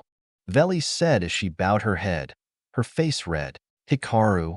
He knew that no matter how he explained himself, Velis would not believe him. Okay, Velis, you should rest. I want to be alone. Tonight? Don't you need me? Hikaru sighed. I'm a bit tired tonight. If you're tired of me, then I'll tell Layla. Velis. Hikaru really wanted to cry. He didn't think that Velis would be so enthusiastic. I'm really not bored with you. It's just, tonight I want to be alone to think about my future plans. Sorry. Hikaru sighed. He came closer and hugged Velis. Listen to me, okay? Do not worry. Velis leaned her head against his chest to enjoy his warmth. She then nodded slightly. After that, Hikaru returned to her room. Of course, Velis also returned to her own room. Hikaru lay on his bed. He felt a bit of a headache. Even though he had evolved and become a perfect human being, absorbing so much information also made his mind a bit tired. So he didn't think of any plans and went straight to sleep. In the private room, Velis had just returned to her room. She lay on the bed, her eyes looking into the distance. Hikaru is so obnoxious. If he wants, he can tell me. Why are you looking for another girl? I can play the master and slave game with him. Or, because he also loves me, he respects me, so he doesn't do that to me? Maybe that's it. Hee hee. Hikaru, next time, I'll definitely surprise you. Velis hugged her pillow and smiled, feeling extremely happy. However, she was suddenly startled because she felt something. Velis immediately opened the window, then rushed outside. She was like a cat. As she moved gently on the branches, she didn't even touch the leaves. Velis moved out of the villa area to the area near the foot of the mountain and saw a zombie that looked like it was cast in metal. If Hikaru were here, he would definitely recognize that it was a special armored zombie. That's right, unlike other armored zombies, this armored zombie had the ability to imitate other people. At this moment, it was standing still, looking towards the Noak mansion. Velis, who was lurking in the distance, was watching the zombie. She frowned. Armored zombies? No, it's different from other armored zombies. Could it be? It is a tanker? Velis suddenly remembered some memories in her head. However, she still lurked in the shadows, not rushing to attack it. The tanker slowly moved on the road.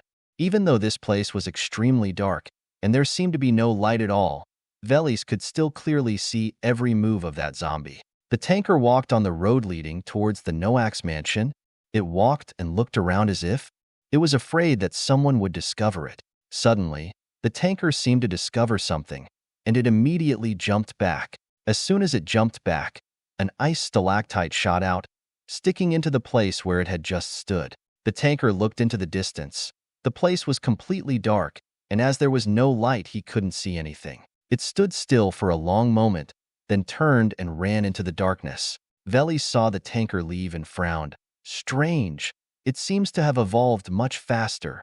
Maybe I should tell Hikaru about this tomorrow. Even though it was 8 a.m., there was still darkness everywhere. This morning was even darker than yesterday morning. The temperature even dropped to a scary level. Hikaru woke up. He stretched and looked out the window. When he saw the snow falling, he was not too surprised. Rika, what is the temperature now? Are you crazy? I am not your weather forecasting center. Ha ha ha. I just want to know. You are the system's assistant. Surely you possess many functions, right? Sigh. The temperature is now -5 degrees Celsius. It seems like overnight, the temperature has dropped more than 20 degrees Celsius. Hearing that, Hikaru nodded. He also expected this. Suddenly, there was a knock on the door, followed by Velis' voice. Hikaru, are you awake? You can use normal water. Although the snowfall and low temperatures caused the water to freeze, we used fire to heat the water. I know, thank you, Velis. You don't need to thank me. I will prepare breakfast. After Velis left, Hikaru entered the bathroom. He changed clothes, then soaked in the hot tub. Even though it's the end of the world, zombies are everywhere, and many people die of hunger and thirst. In Hikaru's villa, life is extremely comfortable and luxurious. He had enough water to bathe in, and moreover, thanks to Velis, the water he was bathing in was hot. While Hikaru was enjoying the hot bath, Rika's voice rang out again. Didn't you see the information about the surveillance skill? Hikaru shrugged. No need. The event information card already showed me many things, and it's more complete than what the surveillance shows. It seems you are feeling very comfortable. That's right. This is the right of those who know the future. Reyes is just like me. He thinks he is the only one who knows the future.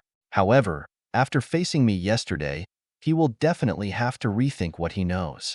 I have caused the wheel of fate to deviate from what Reyes once knew. Maybe he will be more careful, but there is still a loophole that I can exploit. And what is that? Hikaru didn't say anything more. He closed his eyes and relaxed in the bathtub. Rika. At this moment, Rika really wanted to bite him. She wanted to bite him till he begged. More than 15 minutes later, Hikaru got out of the bathtub, changed clothes, and headed to the living room. In the living room, Layla and Aiko were sitting there preparing to have breakfast. As soon as she saw him, Aiko was immediately startled and bowed her head. At this time, Aiko had tied her hair back into a ponytail, so Hikaru could clearly see her adorable red face. Layla also blushed, but only a little. However, unlike usual, Layla did not say sarcastic words to him. Instead, She looked at him a bit shyly, but caution could still be seen in her eyes. What the hell? Did Layla and Aiko suddenly change their personalities this morning? Because of what you did yesterday, it is understandable that their attitude towards you has changed now. Hikaru shook his head. He sat at the table and felt that the atmosphere had become even more strange. Hikaru frowned. He didn't know what to say to break this atmosphere. Everyone. Veli suddenly walked in, carrying a tray of hot food. She smiled and placed the tray of food on the table and shared it with everyone. Hikaru's food plate was even more beautifully decorated than the others. While having breakfast, Veli suddenly said, "Hikaru, last night I discovered a rather strange armored zombie approaching this place." Hearing that, Hikaru was not surprised at all. He replied, "So, what happened after that?" Seeing that Hikaru was still calm, Veli smiled and said, "I chased it away. Sigh, if it was a little slower, I probably would have killed it." Hearing that, Hikaru smiled and patted Veli's head. "You did very well. However, next time don't take such risks. If you discover anything dangerous, you must report it to me first, understand?" I understand." Veli smiled with her eyes closed, her face full of happiness. Hikaru now looked towards Aiko. "Have you thought carefully?" PKTS. Aiko was so startled that she spat out her food, then coughed continuously. Velis gave Aiko a bottle of water, which she quickly drank to steady her breathing. N/O/vel/B//jn. C//om. Layla glanced at Aiko, then looked at Hikaru with eyes full of confusion. A moment later, Aiko breathed a sigh of relief and said, "Sorry. I haven't finished thinking yet. Please give me a few more days." Enough. Hikaru interrupted Aiko. "One more day. Tomorrow night, I want your answer. If not, I will take you back to Rockin'. I don't need a useless person here either, understand?" Hearing that, Aiko bowed her head. Tears began to flow. Even though she felt very scared, she still nodded slightly. I understand." Layla frowned when she saw Aiko sobbing and shivering. Even though Aiko was crying, Layla felt that she was excited. Although Layla didn't know what Hikaru talked about with Aiko, or what conditions Hikaru gave. However, she knew for certain that the conditions would be disadvantageous for Aiko. But Aiko seemed to be feeling excited about that disadvantage. Layla sighed, suddenly remembering Veli's words. Sometimes, being an airhead is better than being a smart girl. Chapter 147. Hikaru's thinking. She suddenly felt that if she didn't think too much, things would become more interesting. Layla suddenly felt more comfortable and quickly stabilized her emotions. Hikaru, you are such a pervert. Now you are extending your fangs to this poor girl?" Hikaru heard Layla's words and frowned, feeling a bit confused. What the hell? She was shy just now. She didn't even look straight at me. Why has her attitude changed so much now? Sigh. Women are such strange creatures. Their habits are never the same. The speed at which they change their nature is uncanny. Hikaru shook his head and said, "You haven't paid the rent yet, Layla. I'm just asking for Aiko's rent money. I'm not a philanthropist either, so I can't let you live here happily without obtaining any benefits. At least you must show that you are useful. If you are useless, please leave this place, understand?" Layla smirked contemptuously. "Ha ha ha, look what the owner of the Noak mansion is saying. Hikaru, how much rent is enough?" Hikaru shrugged. "It depends on your performance." "So, what about Velis?" Layla glanced at Velis, her eyes filled with teasing. "Does she also need to pay rent?" "Velis is my girlfriend. She doesn't need to pay rent." Hearing Hikaru's words, Velis blushed and bowed her head. A smile full of satisfaction could be seen on her face. Since she sat next to Hikaru, she reached out to hold his hand. Even though this action took place under the table, Aiko and Layla knew what they were doing with just a glance. "So," Layla smirked, "being your girlfriend also means being able to stay here for free?" "Sorry." Hikaru shrugged. "I already have a girlfriend. There are no more slots for you and Aiko. So what do you want me to do? Secret lover? Do you want to play such an exciting game?" After Layla finished speaking, she licked her lips. That action alone made her look extremely sexy and seductive. Hikaru sighed. "Sorry. I don't like very old women." You are wrong. This time, Layla was not angry at all. On the contrary, she said, older women have a lot of experience, which is not something a small girl like Velis can have. Do you understand? Layla smiled and winked at Hikaru, as if she was trying to seduce him in front of Velis. However, Velis was not angry at all. On the contrary, she smiled and said, Hikaru, Layla has accepted you. It's great. From now on we will be a family. Hikaru. He felt that Velis' thinking was very skewed, but he liked the way Velis thought. Sigh, Velis, the more you do this, the more I can't abandon you. Aiko suddenly raised her head slightly to look at everyone. She felt that the atmosphere around Hikaru, Velis, and Layla was very warm and cheerful. She seemed to dream of integrating herself into that atmosphere.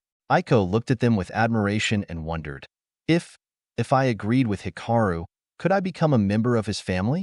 n/o/vel/b/and t/om. After finishing breakfast, Hikaru sat on the sofa and checked the system store. Today, the store once again refreshed.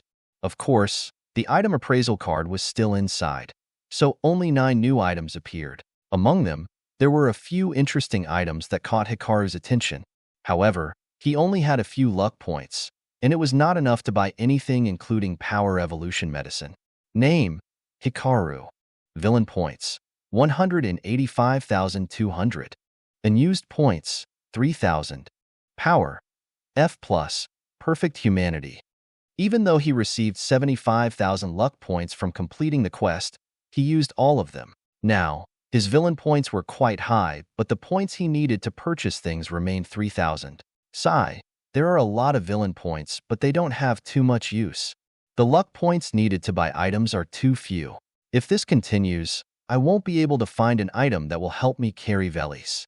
Hikaru sighed, feeling a bit hopeless. Finding a card that would allow him to take Velis with him was almost impossible. Even if he finds that card, whether he has enough luck points to buy it is still a mystery. However, according to Rika, the value of that card will definitely not be lower than 10 million luck points.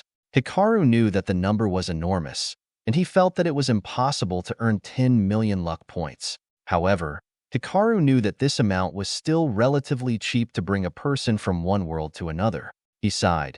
He felt that the road ahead was still too long. He was just afraid that even when he completed his mission in this world, he still wouldn't have enough luck points to buy a card to help Velis follow him. Next problem. Hikaru muttered, Does she want to follow me? He spoke while looking at the ceiling thinking. Although he thought that Velis would definitely follow him, the problem was that they would go to another world. Not to another city or country, but to another world. This means that Velis will never be able to return to this world again. That's why he was worried that Velis wouldn't agree to follow him to another world. Hikaru shook his head. He didn't know what the future held. Maybe he should respect Velis' decision no matter what it was. He sighed and began checking out new items in the system store. If he couldn't buy it, at least, with the luck points he had, he could store them for 7 days. Hikaru thoroughly went through them, and after a long time, 2 items caught his interest. Name: Nico Costume. Tier: E. Description: The person wearing this outfit will receive all the special abilities of the Nico Beast Clan. Their power will be increased, especially speed. Price: 300,000 luck points. Name: The Spear of Revenge. Tier: E+. Description: Carrying the power of hatred. The person who uses it will be subjected to heavy psychological pressure from the previous owners of this spear. Price: 150,000 lucky points. Even though there were only a few short descriptions, Hikaru knew that these 2 items were not simple. After all, their tier was Tier E. If they were not powerful, then they wouldn't be able to reach that tier. However, Hikaru noticed something about the Nico Costume. Even though the name of the item is Nico Costume, however, only 2 cat ears and 1 cat tail were on display. Hikaru didn't know how to use it, but he suddenly remembered the maid outfit Velis wore yesterday. If Velis wore cat ears and a tail, Hikaru imagined Velis wearing a maid outfit with 2 cat ears on her head and a cat tail on her back, and immediately felt interested. Oi, too cute, pervert. Huh. Rika, you don't understand the charm of cat ears and a cat tail. 300,000 lucky points. I hope I can buy it. What are you mumbling about? Suddenly, a voice rang out from behind. Hikaru turned his head and saw Layla standing behind him, wearing a loose tracksuit. Are you going out? Hikaru asked. Heh. Aren't you going hunting today? Hikaru shrugged. I have something to do today. You can do what you want. Don't talk like you can control me.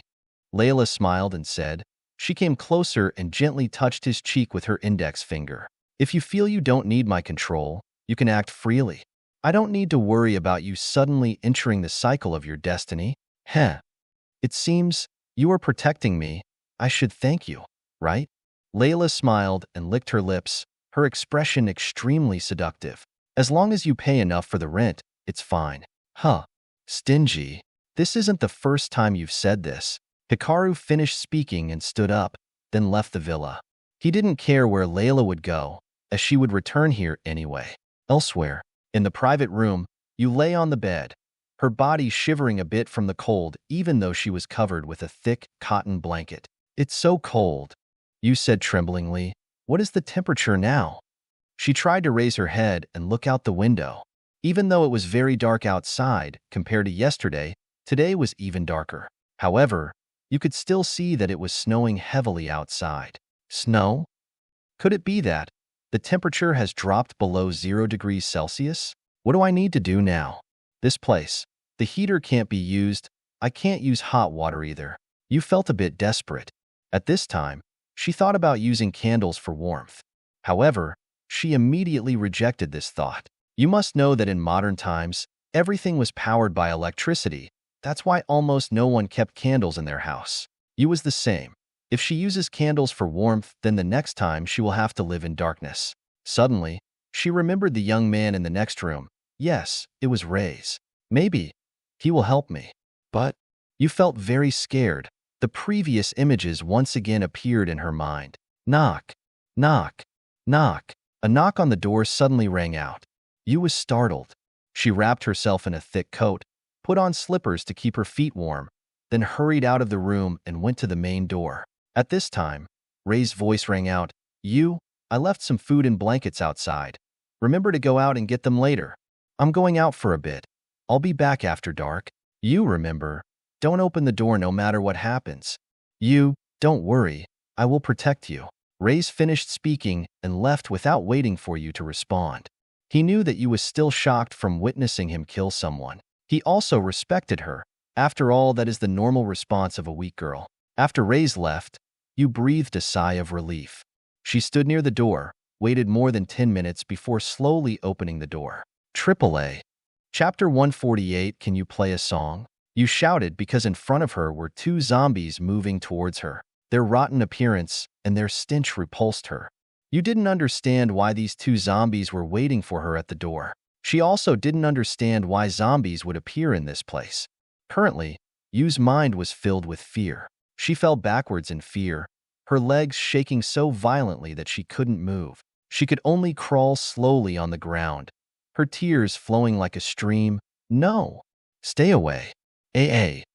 Help save me. However, no matter how much she screamed, no one came to save her. Ray's left 10 minutes ago, and with his speed, he would be more than 5 kilometers away from this apartment complex. You trembled as she watched the 2 zombies slowly walk towards her. They opened their mouths. The corners of their mouths were torn all the way to their ears, revealing an inner oral cavity filled with blood and pieces of flesh. Do I have to die? Why? Why did this happen to me? Why? Despair covered Yu's entire mind. Since the apocalypse started, she hadn't left the apartment. No, she hadn't even left her room. That's why she didn't know that zombies exist. Even if she knew about the existence of zombies, a girl like you would not be able to imagine the horror of a zombie. Now, when she actually saw some zombies, her psychology, which had already suffered a great blow when I saw Rays kill people, was now almost collapsed. You trembled. She was scared and desperate. It seemed like she could only wait for death to come. Close your eyes. Suddenly, a voice rang out. You didn't know whose voice that was, however. She didn't care since she was grasping for straws. She closed her eyes, and immediately afterwards, 2 whistling sounds rang out, startling her. However, Yu was still scared, so she didn't dare open her eyes. In addition, she tried to close her eyes even tighter. Crack! The sound of the door closing rang out, followed by a young man's voice. "You can open your eyes now?" Hearing that, Yu was still scared. She trembled, not daring to open her eyes. "Ha ha ha, don't be afraid. I've already killed those 2 zombies." Hearing that, Yu was a little doubtful, however. She still did as the young man said. Yu slowly opened her eyes. Before opening her eyes, she imagined extremely horrifying images when she opened her eyes. She imagined a scene filled with blood, the corpses of the zombies lying in the room, and a stench that would enter her nose and make her vomit. However, what she imagined was completely wrong. The room was still completely clean. However, the difference was that now, there was a young man standing in front of her. That young man was about 175 centimeters tall. He had black hair, a somewhat handsome and friendly face, and an extremely well-proportioned body. "You, who are you?" As soon as you finished speaking, she lost consciousness. Hikaru was not surprised to see Yu suddenly become unconscious. In the information he saw, Yu's mind was under too much pressure. These pressures stemmed from the end of the world, and it worsened when she saw Rays kill people in front of her. Just now, she suffered a rather terrible shock from facing a zombie for the first time. Due to this, her mentality almost collapsed. Therefore, Yu losing consciousness was something that Hikaru could predict. "Master, you are too evil. Why did you bring 2 zombies to scare her like that? What if she gets so scared that she turns crazy?" Hikaru shrugged and said, "Then it's okay that way. I can control her more easily." However, he suddenly approached Yu and sat next to her, his hand caressing her soft hair as he said, "It would be a pity for a beauty like this to become a crazy person." Not knowing how much time had passed, Yu slowly opened her eyes. She saw the familiar ceiling and immediately realized she was lying in bed. She tried to sit up, but as soon as she sat up, her head hurt as if someone had hit her on the head with a hammer. "Heh, am I lying in bed?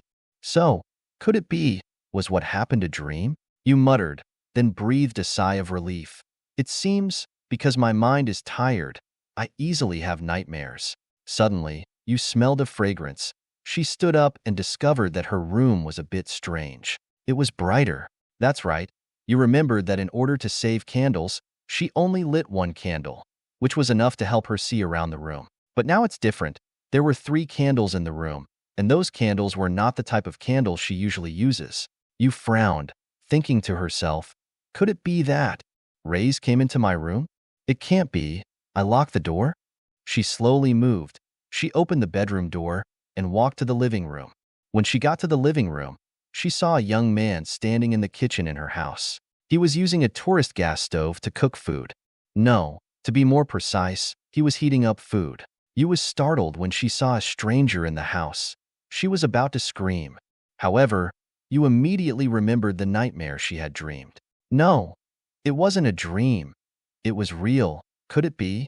Yu didn't dare to speculate. She hurriedly checked her body. After a while, she breathed a sigh of relief. Her clothes were still normal. There was nothing unusual about her body. That means the young man didn't do anything strange to her. "Ah." Hikaru turned his head. He looked at Yu, smiled and said, "Are you awake?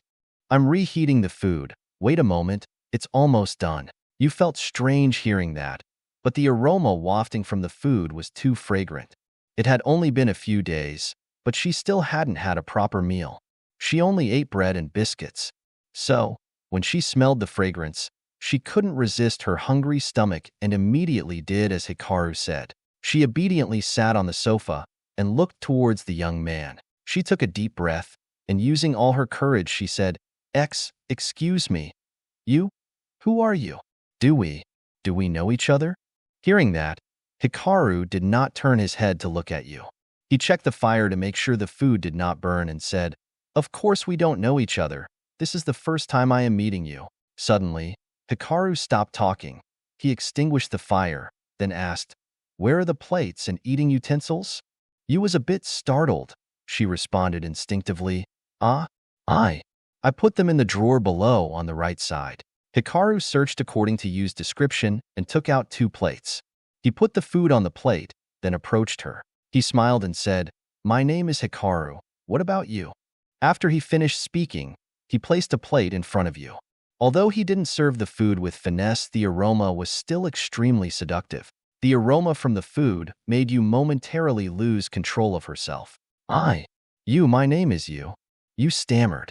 She glanced at Hikaru. She felt as if she was a guest, while he was the owner of this house. Eat, don't be polite. I know you've probably been fasting for quite a while. When I carried you to bed, I felt that your body was very light. Don't think too much. I just carried you to bed. I didn't do anything else. You blushed while nodding, and this made her both seductive and adorable. Yu's beauty was different from Layla and Veli's. She was like a gentle and seductive piece of music, capable of easily putting people to sleep. Eat it.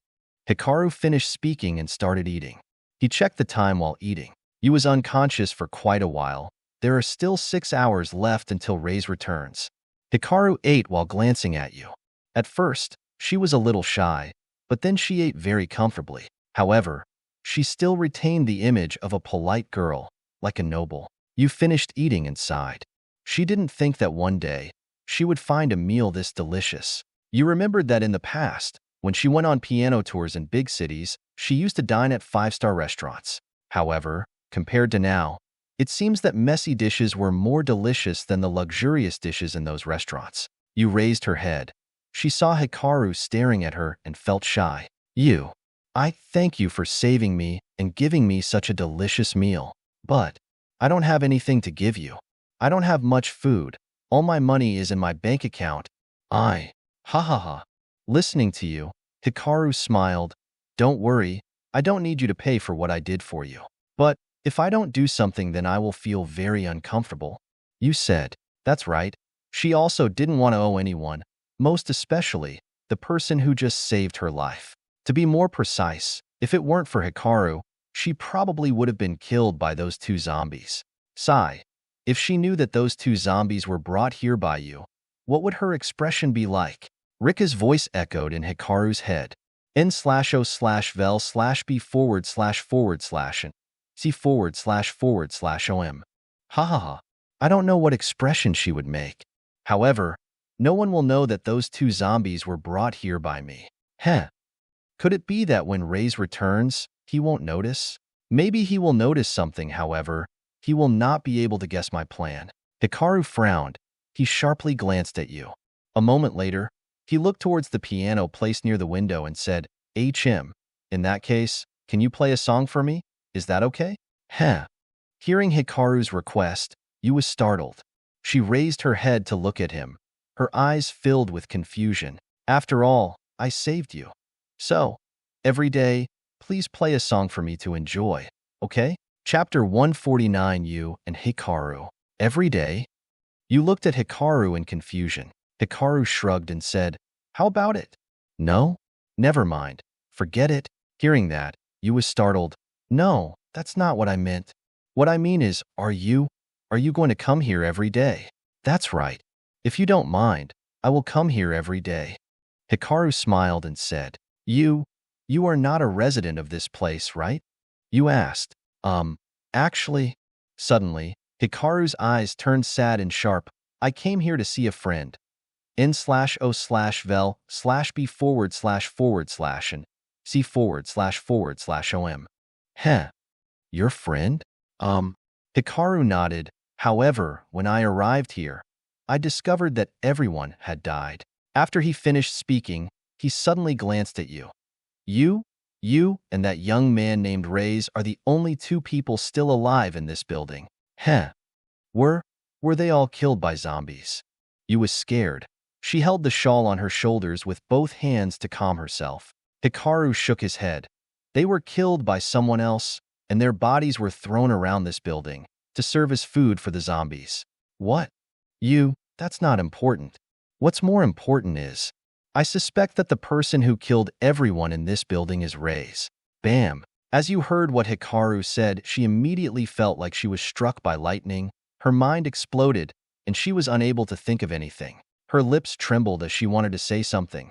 She wanted to say that Rei's would definitely not do such things. However, the memory of Rei's easily killing a man once again appeared in her mind, scaring her. She suddenly trembled. and covered her mouth with her hands. She felt like vomiting everything she had just eaten. Suddenly, she felt a bit cozy.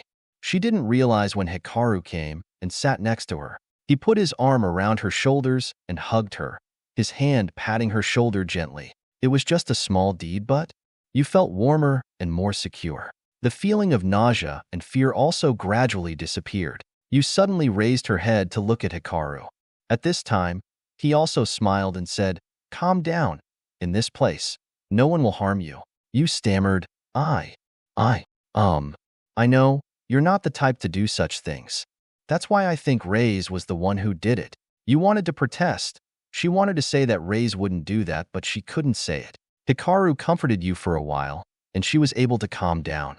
After calming down, she started to wonder why she was easily comfortable with Hikaru. No. Suddenly, you spoke, "Reyes. Reyes probably wouldn't do that. You have it all wrong. How could one person kill everyone else in this building?" You continued to choose to trust Reyes. Even though she witnessed Reyes kill someone, she believed that Reyes killed that man because he was a bad person. You couldn't believe that a young man like Reyes could kill everyone in this building. It would be very difficult for a serial killer to do that. So it was even more impossible for a normal person like Reyes to do it. You decided to place her trust in Reyes. Seeing Yu's eyes filled with determination, Hikaru frowned. "Ha ha ha, master. Your plan has failed," Rika said teasingly, her laughter echoing in Hikaru's head. However, Hikaru was not angry at all. He just smiled and said to you, "I'm just suspicious. Anyway, in this building, only you and Reyes are still alive. However, when you faced those two zombies, you could not even defend yourself, so I became more suspicious towards that young man named Reyes." You heard what Hikaru said and felt that it was extremely reasonable. She raised her head to look at him, her face a little embarrassed. "Sorry. It's okay. I understand how you feel right now." You nodded. She didn't understand why she spoke up to defend Reyes. Do I really trust Reyes? You thought to herself. She didn't quite understand what she was thinking anymore. She was afraid of Reyes because she saw him kill someone. You still clearly recalled Reyes' face when he killed that man. He was calm, composed, and there was a certain sharpness to his eyes. Those were the eyes of a serial killer. When she heard Hikaru say that the people in this building were probably killed by Reyes, she immediately believed it to be true. But she somehow changed her mind and immediately denied Hikaru's guess. She couldn't understand what she was thinking anymore. However, Hikaru continued, "If Reyes wasn't the one who killed everyone in this building, then why are only you and him still alive? This makes me feel very confused." You suddenly thought of something and said, Maybe everyone was killed by zombies a moment ago. There were also two zombies attacking me." "Maybe." Hikaru shook his head and said, "Everyone had their necks broken. Some people even had their heads broken. It was all caused by a human. There was no trace of zombies appearing. The two zombies just now were probably the neighbors of the people who turned into zombies after death." Hearing that, you tightly held the scarf around her shoulders with both hands as she felt confused. But You explained, "How could one person kill all the people in this building? Even if he is a professional athlete, he doesn't have enough strength to do that." "I know. I thought about that too."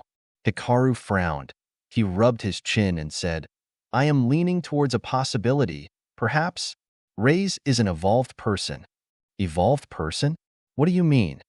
"What I mean is, he possesses superpowers. You can think of him as a superhuman." "What?" Hearing that, you found it even more unbelievable. She laughed and said, "Ha ha ha. Hikaru, are you kidding?" You breathed a sigh of relief. It seemed Hikaru was just thinking out loud. He shook his head. "It's up to you. If you don't believe it, that's fine. Anyway, I won't doubt you. I am just watching Reyes." "Hi, Hikaru, you don't have to do that. I promise Reyes is not the type of person who will kill everyone like a monster." Hikaru sighed. He shook his head. "No, your words are not trustworthy enough. I will continue to monitor him." You knew she couldn't continue to advise Hikaru. In the end, she could only say, then, be careful. Hikaru nodded. "So, can you play a song to help me relax?" "Okay." You covered her mouth, her expression a bit embarrassed. "Of course, but Can you take your hands off me, please? That's right. At this moment, Hikaru still had his arm around Yu's shoulder. He also realized that Yu was shy, so he let go, then returned to the opposite sofa. I can play any song you like. However, if there is a sound, zombies will come, right? That's right. It seems you know quite a lot. Yu shook her head. I've seen these things in movies. Just, what has the world become? I have been in my room for a long time, so I don't know what it's like outside. Hikaru smiled and said, outside? It's best if you don't go out. Outside is now full of zombies. The survivors have also started killing each other to compete for food. Dark clouds cover the sky, and the temperature is rapidly dropping. Now it is -5 degrees Celsius. Perhaps just through my words, you won't be able to imagine what's going on. But if you want, I can take you outside so you can see it more clearly. You shook her head and said, no need. I don't want to go out. You said, her body trembling. She was afraid that if she went out, the same horrible zombies as before would surround her. So, what is the evolved person you speak of? You glanced at Hikaru and asked. Her eyes seemed to be examining him. Evolved person, like me? Hikaru said as he raised an index finger in front of you. Look closely at the glass behind me. Hikaru said. You tilted her head and saw a glass used for drinking wine placed on the table. While you was feeling confused, Hikaru stuck out his index finger. A semicircular stream of light then flew out at the speed of an arrow. Protagonist. The wind whistled and the glass was immediately cut into 2 equal parts. Those 2 parts separated and fell to the side. Yu was startled. At this moment, she was really surprised by what just happened. Yu, I'm not joking with you. Hikaru shrugged. The apocalypse came. Humans and many other animals turned into zombies. However, there are many people who do not turn into zombies but possess superpowers. What? It's impossible that… Hikaru. I feel like you're lying to me, right? How can things like superpowers exist in this world? You still found it hard to believe and said.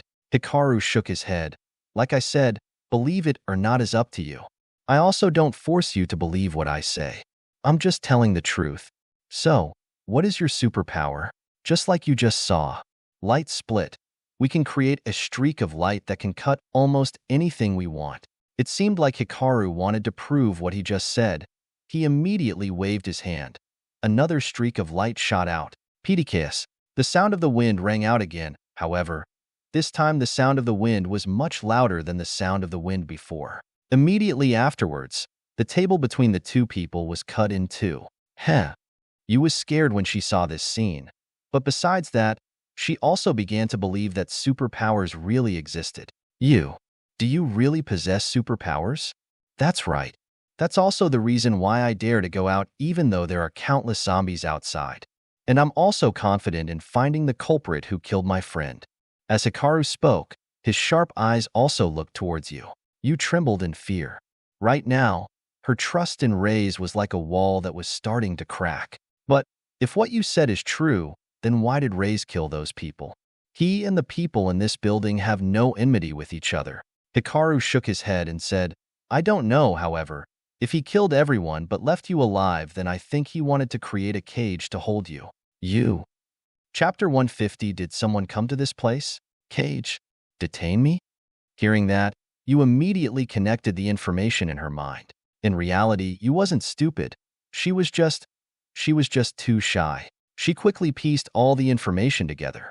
Why did Reyes treat her well? Why could he easily kill that man without feeling guilty? Why did Reyes know so much about the end of the world? Why didn't he want her to leave the room? This was all proving Hikaru's theory right.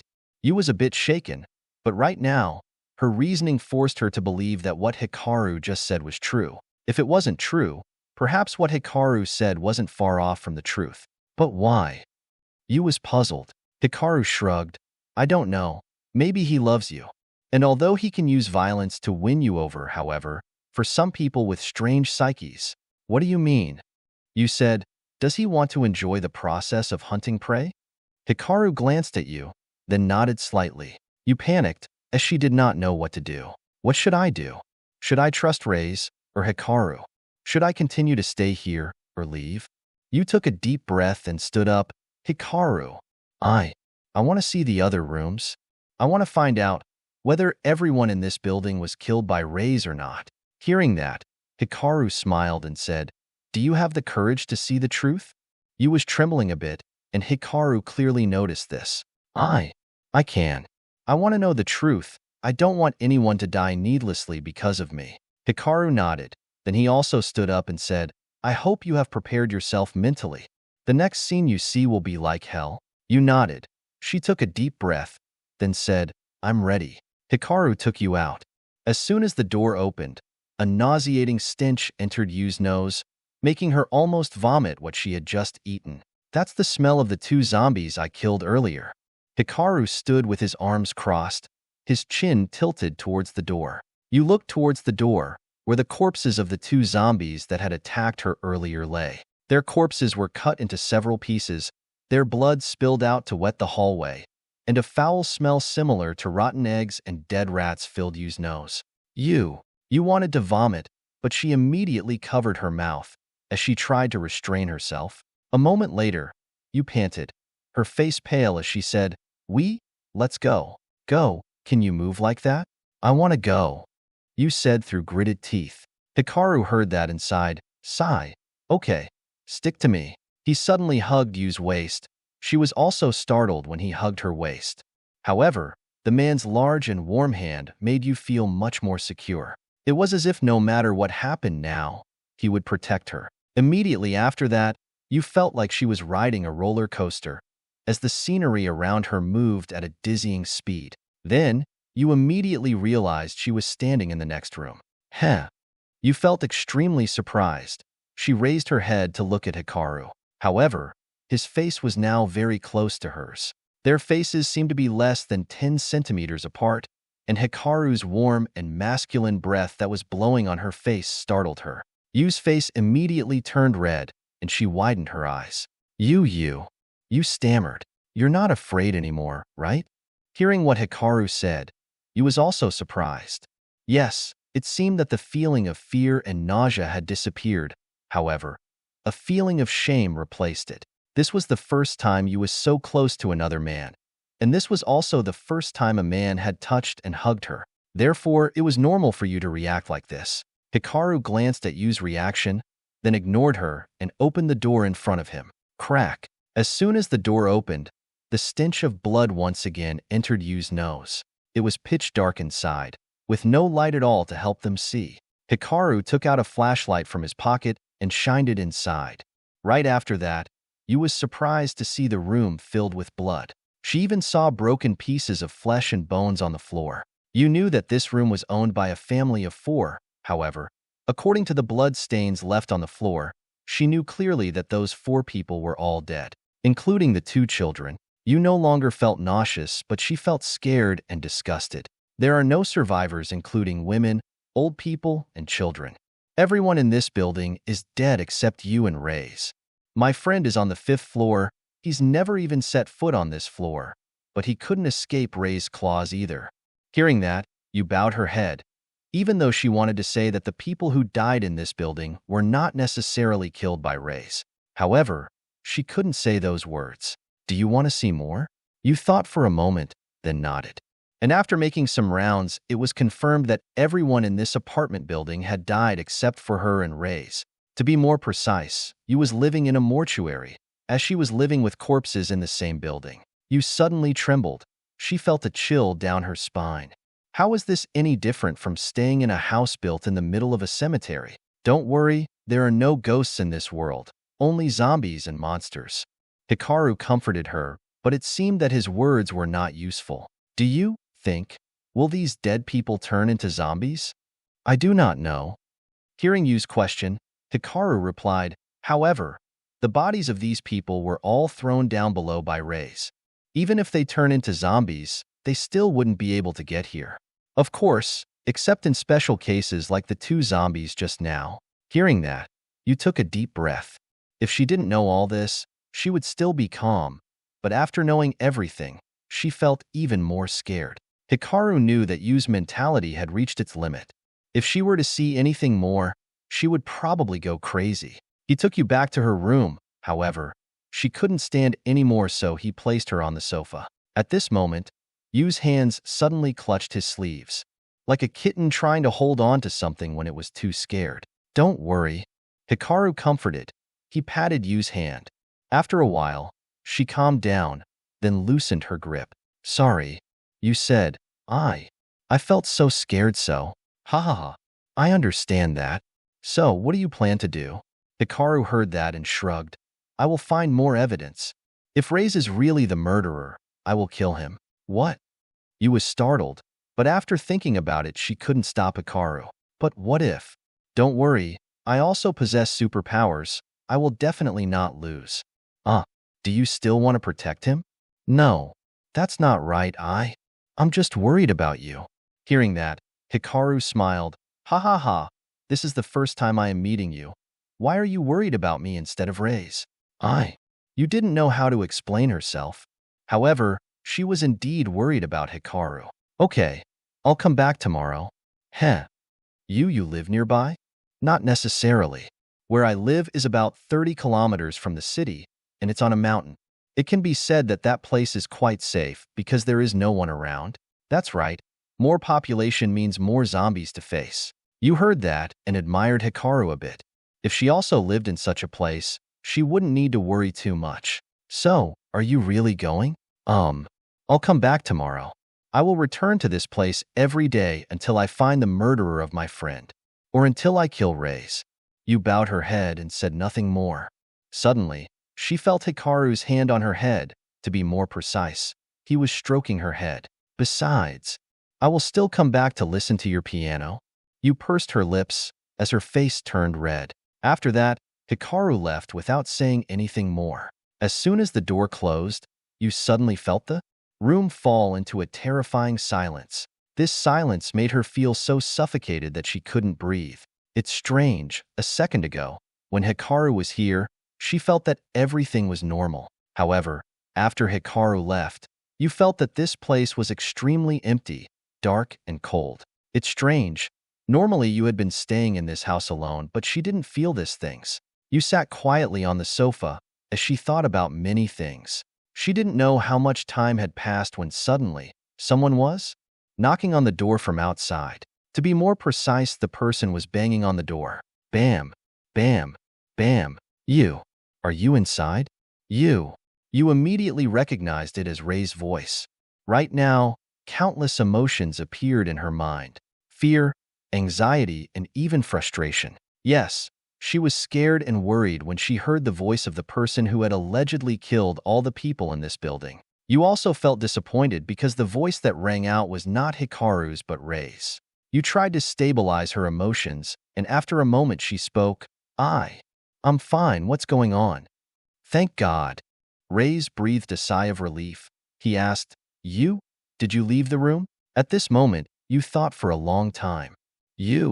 Rey's voice gradually lost patience. You was startled when she heard Rey's voice. She quickly said, No, I didn't leave the room. It's too cold outside. I just want to stay in the room. Oh, so, don't go out. It's very dangerous outside. Do you understand? I just want the best for you. I know. I won't go out. n/o/vel/b//jn. c//om. Outside, Reyes heard Yu's response and immediately felt reassured. However, he looked towards the two zombies lying on the ground and frowned. Did someone come to this place? Chapter 151 Zombie Hunter. Why did you ask that? You gulped, feeling a bit scared. She didn't understand why she felt scared when Reyes asked her that question. Nothing. Did you hear any strange noises outside? I didn't hear anything. The temperature was too low. I also felt a bit cold, so I just stayed in the bedroom. I just left the bedroom because I heard your voice. Reyes was silent, and she felt even more worried. Not good. Maybe. He saw the corpses of the zombies in front of his room. He will find out that Hikaru came here. What should I do? Should I tell him that Hikaru came here, or should I hide it? After a while, Reyes spoke up. Nothing. No matter what happens, you shouldn't open the door. You shouldn't also speak up, understand? I understand. Only when I hear your voice will I respond. Um, you should know that everything I do is because I want your life to be better. Don't hate me, okay? I. You wanted to say that she wouldn't hate him. However, she couldn't bring herself to say those words. I don't know.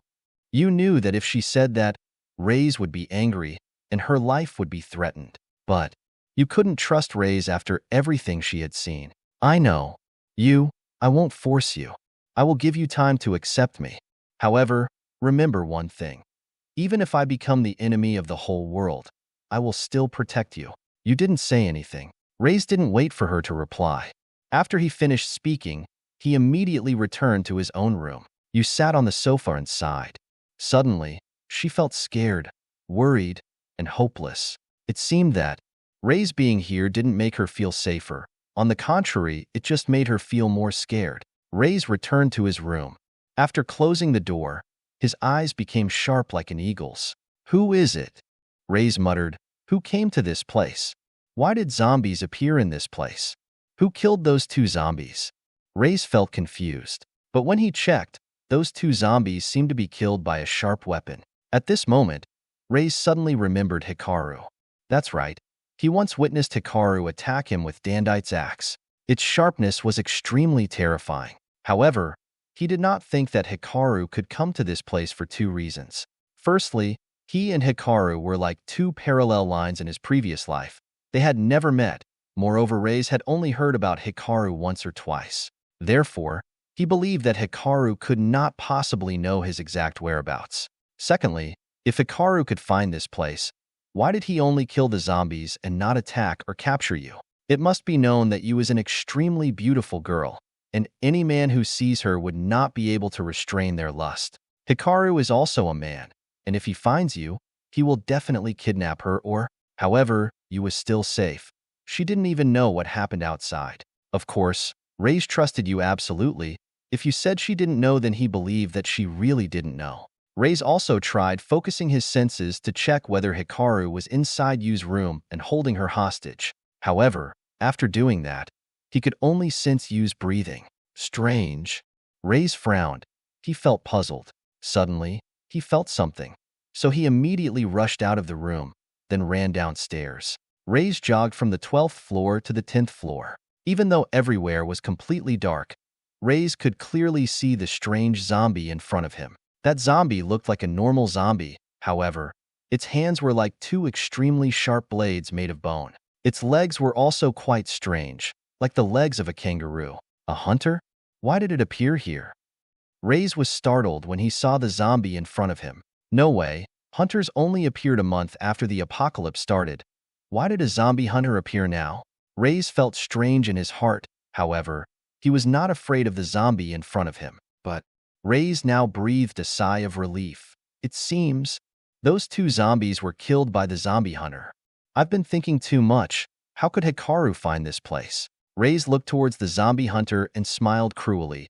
Even though you are a zombie hunter, however, you just evolved. Maybe other normal zombies can't resist your strength, but I'm different.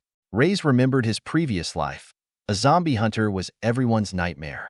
Even evolved people didn't dare face a zombie hunter. Why? According to Reyes' memories, a zombie hunter could be over 2 meters tall.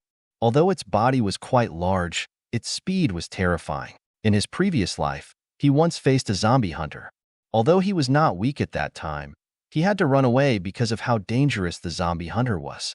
The zombie hunter was so fast that it could cover a distance of more than 50 meters in less than a second. A normal creature could not be that fast.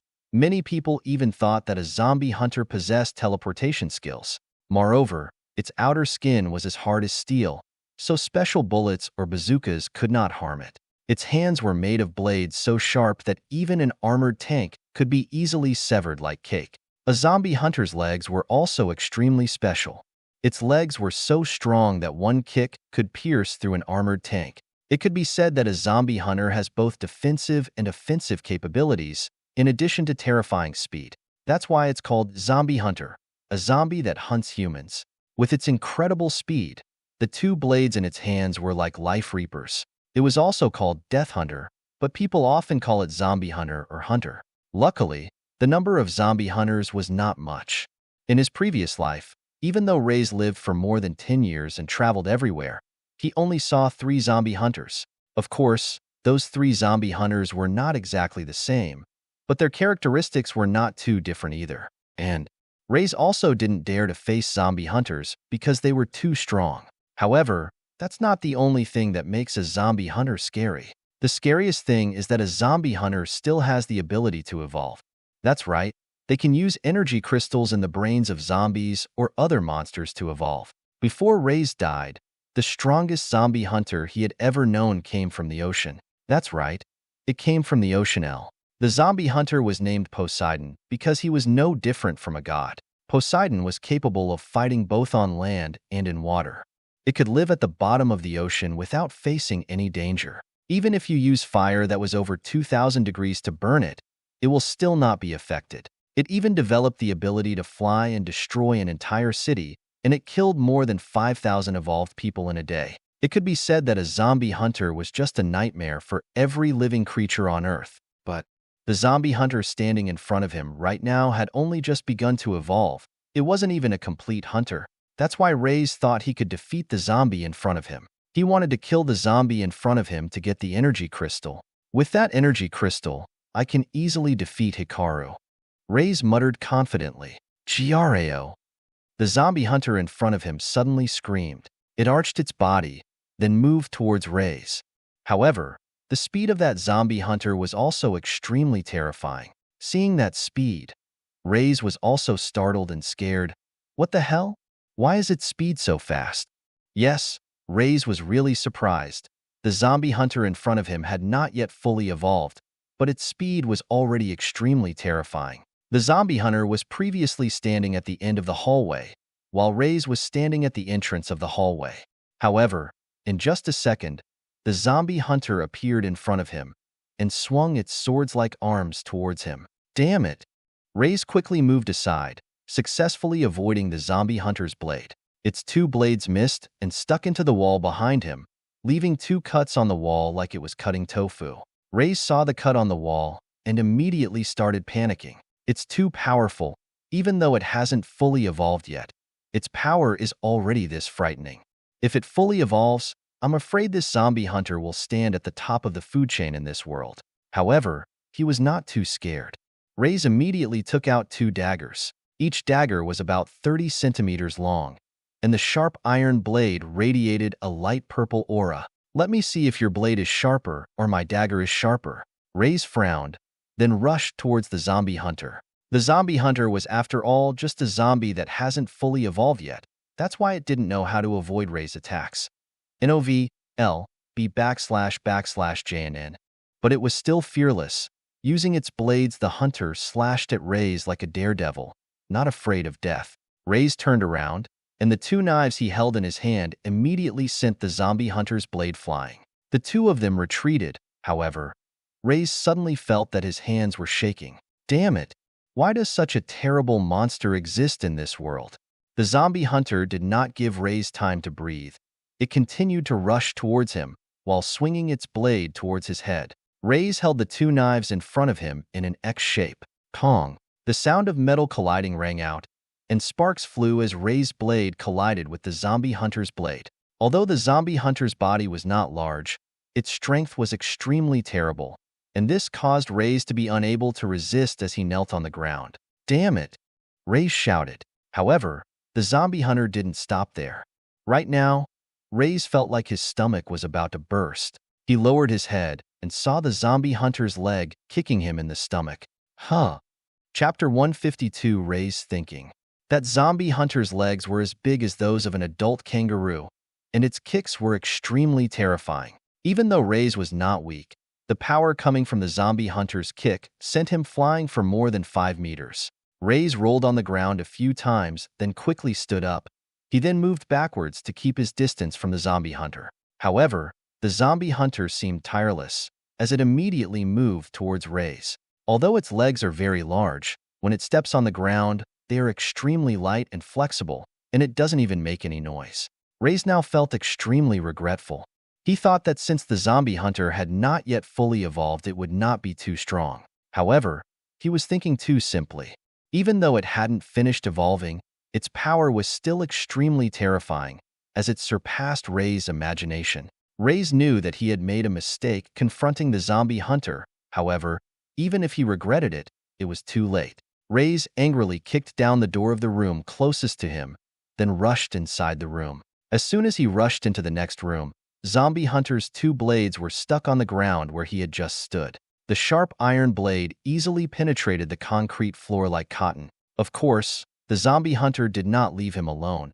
It immediately chased Rei and entered the room that Rei had just entered. The room was pitch black, and the strong smell of blood permeated the room. It's ironic that the hunter had now become the prey. That's right. Rei previously killed everyone in this building. However, now, he had become the prey of the zombie hunter. Although the room was very dark, the zombie hunter raised his head and looked towards the curtains. There was a strange sound there. Although the sound was so indistinct that humans could not hear it, the zombie hunter could still hear it. It jumped up and slashed its hands towards the curtains. Suddenly, as the zombie hunter jumped, Rei appeared behind it. Without hesitation, Rei swung his leg and kicked the zombie hunter's back. This kick was so powerful that when Rei's leg collided with the zombie hunter's back, it created a small shock wave. Rei gritted his teeth, as he felt that he was kicking a giant block of concrete. However, he still tried to kick the zombie hunter away. Bam! The kick caused the zombie hunter to hit the window and fly out. As it fell, the zombie hunter's sword-like hand hooked under the curtain, revealing a small hourglass wrapped inside. That's right, that tiny sound was the sound of sand flowing inside the hourglass. The broken window allowed some outside light to enter the room. The wind even blew into the room, bringing a few snowflakes inside. Rei stood in the middle of the room and breathed a sigh of relief.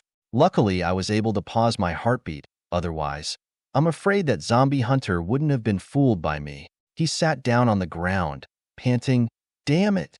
Why aren't things the same as before? Why is everything so chaotic? Could it be?" Suddenly, Rei thought of Hikaru. Could it be the butterfly effect? It's probably the case. My appearance has caused many events in the past to change quite a bit. With Hikaru, things will become even more chaotic. Damn it!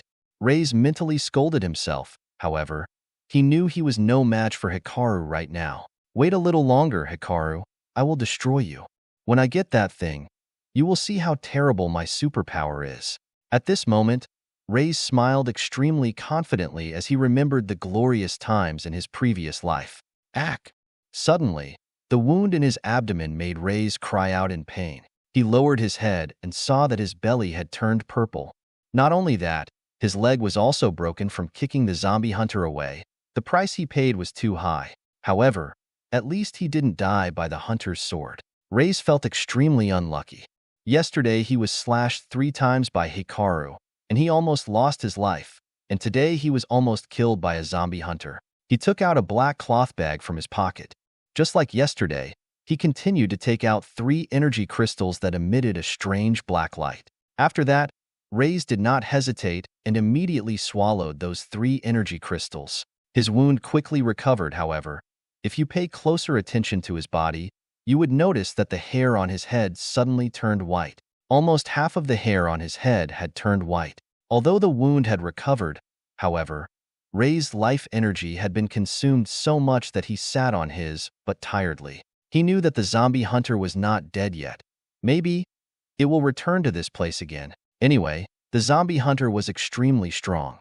So even if it falls from a height of 10 floors, it will not be injured. Rei tried to move closer to the window and look down below. It was snowing a lot, so the ground below was covered with snow. However, what Rei noticed was a large hole in the ground. Presumably, that's where the zombie hunter fell, but Rei didn't see it in the hole. He looked in the snow and saw strange footprints moving into the distance. Rei frowned. He moved around the building, looking for the zombie hunter's whereabouts. After more than 30 minutes, he finally determined that the zombie hunter had left. At this moment, Rei breathed a sigh of relief. Luckily, it left. Strange. Why did it leave so easily? Although Rei didn't understand why the zombie hunter left so easily, he also didn't want to find out the reason. Now, he just wanted to rest. At the same time, in an empty room above Yu's room, Hikaru sat in the middle of the room. All around the room were the blood and flesh of the people killed by Rays. However, Hikaru was not afraid, as he sat still in his chair like a lord of hell. Master, you are truly cruel. You even lured a zombie hunter to attract Ray's attention. Rays will definitely think that the zombie hunter is the one who killed the 2 zombies in front of Yu's room. Besides, now he has more injuries. According to what I saw in the event information, Ray's healing ability is not limitless. He must consume his own life energy to help the wound heal quickly. If he continues to consume life energy like this, his lifespan will soon be exhausted. You are indeed a villain. Hikaru shrugged. I don't understand why I became like this. It is as if I have become a completely different person. This is normal. The higher your villain score, the more your personality, actions, and thoughts will change. When your villain score is high enough, you can become a villain boss. How do I become a villain boss? If I become a villain boss, what benefits will I get? To become a villain boss, your villain score needs to be very high. You will obtain several benefits if you become a villain boss. The biggest benefit is that you have a high chance of killing male protagonists more easily. Hikaru nodded, as he felt extremely interested in the so-called villain boss. Perhaps, if he became a villain boss, things would be easier. Currently, Hikaru was just a normal villain who could die in the early stages of the novel. But if he becomes a villain boss, he could live longer and have a higher chance of killing the main characters. Anyway, in novels, the villain boss is a character who can live until the final chapters of the novel. So, how many villain points do I need to become a villain boss? I don't know. Hikaru. He shook his head and sighed. It seemed he couldn't rely on Rika for more information. One question. Why did that zombie hunter leave? Hearing Rika's question, Hikaru smiled and said, because Rays is the main character. Now, he has reached his limit. If the zombie hunter continued to attack him, Rays would definitely die. I think there was something more attractive than Rays, like a zombie that possesses high-level energy crystals. That's why the zombie hunter was attracted to that zombie and left. Hikaru stood up, stretched, and said, okay, that's enough for today. I don't need him to die right now. After he finished speaking, he jumped out through the window, fell from the 12th floor, and landed gently. Hikaru stood on the ground, and as he observed the snowflakes flying everywhere, many thoughts appeared in his heart. Previously, when he lived on Earth, he had never seen snow because where he lived was in the tropics. This was the first time he was seeing and touching it.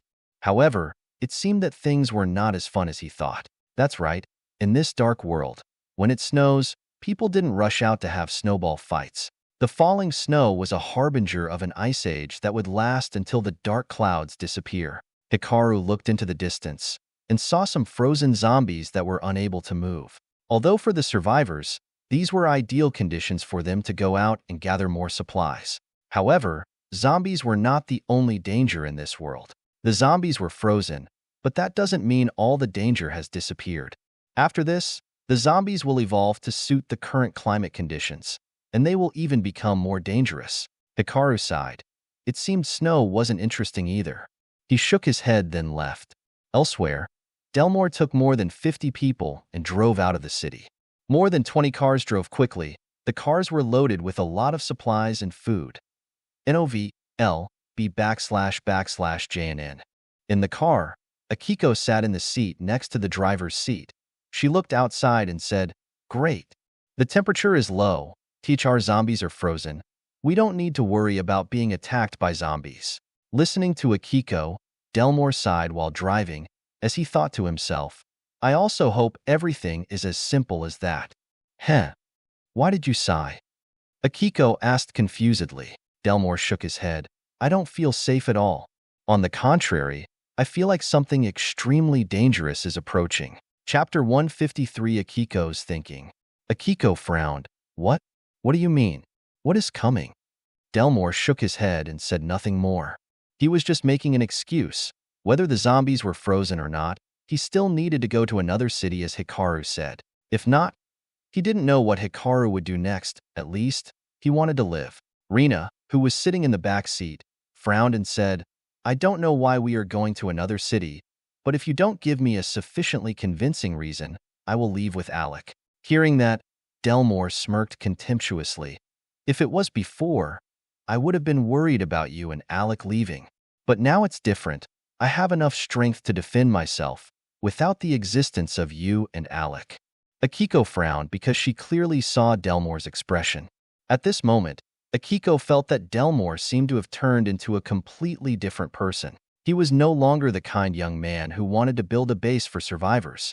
Now, Akiko only saw a person who was afraid of death and had strange expressions. Delmore didn't pay attention to Akiko's eyes. He smiled and said, "Rina, I'm too tired of your princess behavior." "Good. If you want to leave, I can stop the car so you can leave right now." "You." Rina was angry, but she suddenly felt a little worried. That's right. Rina was a girl after all. Although with Alec's support, her safety can be guaranteed, but nothing is 100% certain. If she separates from Delmore, she has to do everything herself. So she must find her own supplies, food, and shelter. Like Delmore had just said, Rina always thought of herself as a princess who needed to be protected and showered with attention. The princess didn't need to do anything, as everyone else would do everything and serve her. n/o/vel/b//jn c//om. Rina clenched her teeth. "Delmore, you don't seem to need Alec's support anymore?" Delmore paid attention to driving and said, "Of course we need his support. However, if cracks appear in our group, we must break the relationship right now. Like a cracked glass, if you treat it immediately, you can still use it. If we don't handle it and wait until we put more things on it, when it breaks, more things will fall." Hearing that, Rina took a deep breath, then looked out the door, ignoring Delmore. Akiko felt that Delmore seemed to have completely changed. In the past, even though Rina caused a lot of trouble and her personality also made many people uncomfortable, Delmore was still gentle with her. But now it's different. It seems Delmore didn't need Rina's existence. Even if Rina wanted, Delmore was willing to throw her away immediately. Akiko sighed. Suddenly, she remembered Hikaru and Layla.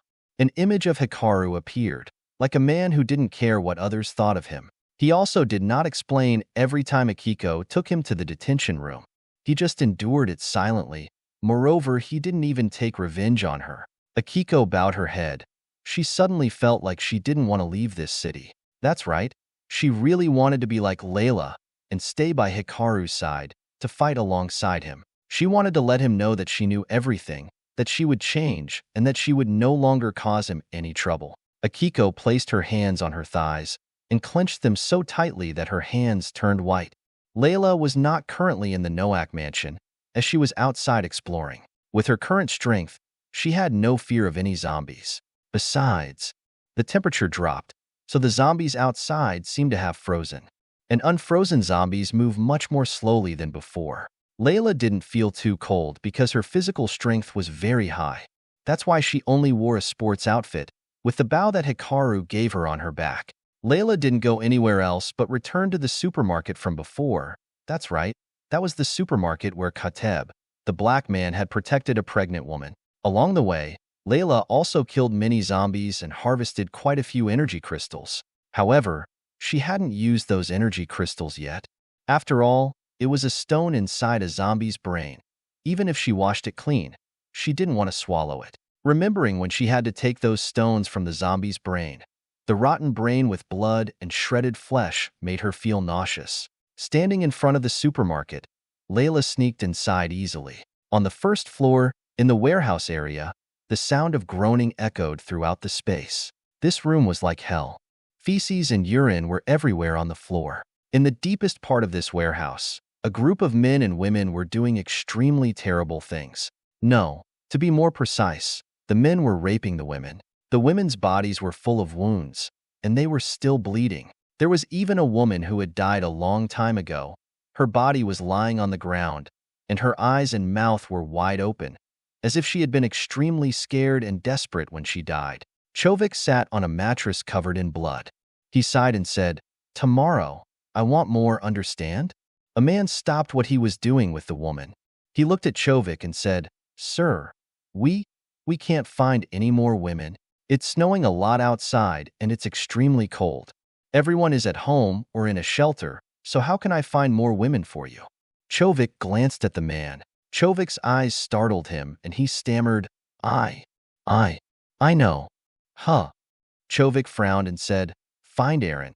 He is managing a group of people, including some women. Ask him to bring me some girls, otherwise. Chovik said this and immediately reached out. His right arm suddenly grew bigger, and it was green. That arm grabbed the head of the woman's body lying on the ground, then squeezed it hard. Bam! Blood and white brains along with a little bit of shredded meat splattered everywhere and splashed on the people nearby. AAA. Please, don't kill me, please. Help me. Is anyone there? Help me. The girls saw the scene before them and immediately screamed. However, there was no one here to save them. Chovik frowned and shouted, noisy. Everyone immediately fell silent. They were silent and afraid. Chovik angrily muttered, that bastard Kateb. If he were still here, I would definitely crush his head. At this time, Chovik took out an energy crystal from his pocket, then put it in his mouth and chewed it like candy. Since he learned how to evolve his strength by eating energy crystals and zombie brains, his strength had increased greatly. Now, he was no longer afraid of Kateb. Looks like you're having a good life, trash. A voice rang out from the darkness. Chovik heard that voice and frowned. Who? The surrounding area was pitch dark, as only the area around Chovik's group was lit by candles. Even though Chovik also possessed superpowers, he could not see in the dark as easily as Hikaru or Layla. At this time, a person emerged from the dark area to the area illuminated by candles. Upon seeing the person, Chovik immediately laughed fiercely. Ha ha ha ha, finally, I finally see you again. You're even more beautiful than before. Chovik licked his lips, his face showing extremely terrible greed. Yes, it was Layla. Chovik stood up. His body began to change, becoming a high orc with green skin. He was over 2 meters tall, and muscles covered his whole body. In particular, his face was also deformed, as 2 fangs grew from his mouth and extended to his chin. Ha ha ha ha ha ha. Layla looked at Chovik, laughing madly, then frowned and said, do you know that you look very stupid right now? You dare call me stupid? Chovik seemed unable to believe his ears. Normally, anyone who saw him like this felt scared, especially women. However, Layla was different. Her eyes were extremely calm. It was so calm that it made Chovik feel worried. Bitch, I will use this appearance to rape you to death. As he finished speaking, he pulled off his pants, revealing something more than 50 centimeters long, like a baseball bat. Layla, I didn't come here to watch you show off that disgusting thing. Chovik grinned. Without saying much, he rushed towards Layla. 1 step, 2 steps, 3 steps, Pedikias. Suddenly, Chovik stopped just as a howling sound of wind rang out. His eyes instantly lost their madness and ferocity. At this moment, there was only surprise and disbelief in his eyes. You, who are you? Chovik asked. You don't need to know. If there is a next life, I hope you will be a good person, understand? Chovik didn't say anything. He just stood there, silently staring at Layla as if he wanted to memorize her image into his brain. Layla turned then left. The people behind Chovik saw this scene and felt confused, especially his subordinates. It was the first time they saw Chovik let such a beautiful girl leave so easily. A man then spoke up. Big brother, don't you want her? That's right. Another spoke up. This is the first time we have seen such a beautiful girl. If I could rape her. Ha ha ha. It would be great. I think so too. My God, this is the first time I've seen such a beautiful girl. Even a beauty queen or a movie actress can't be compared to her. Big brother, why did you let her leave so easily? Boss, boss. The others kept calling for Chovik, but he stood still and motionless like a statue.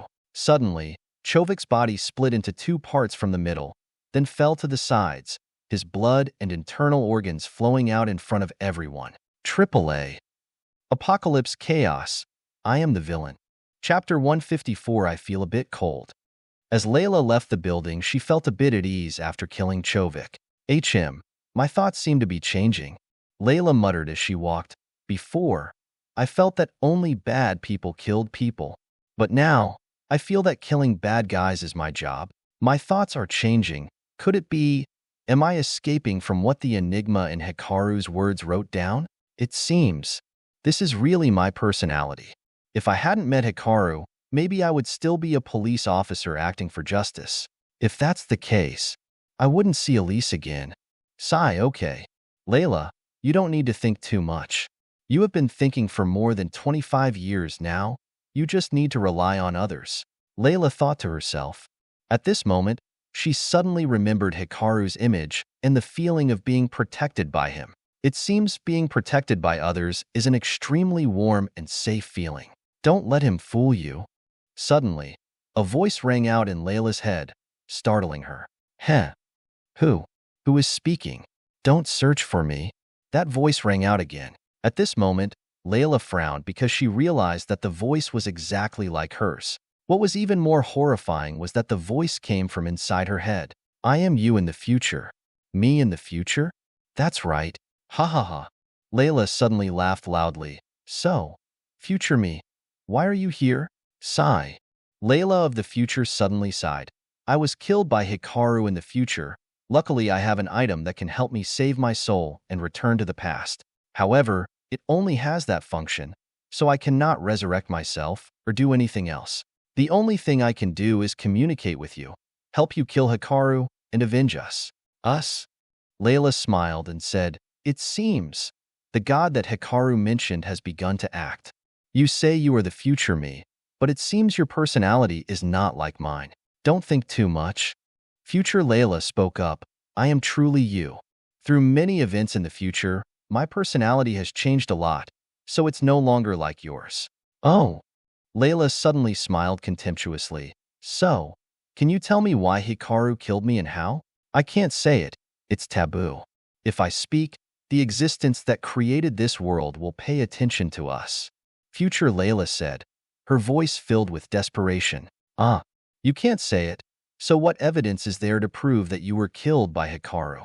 I'm just a soul hiding inside your body.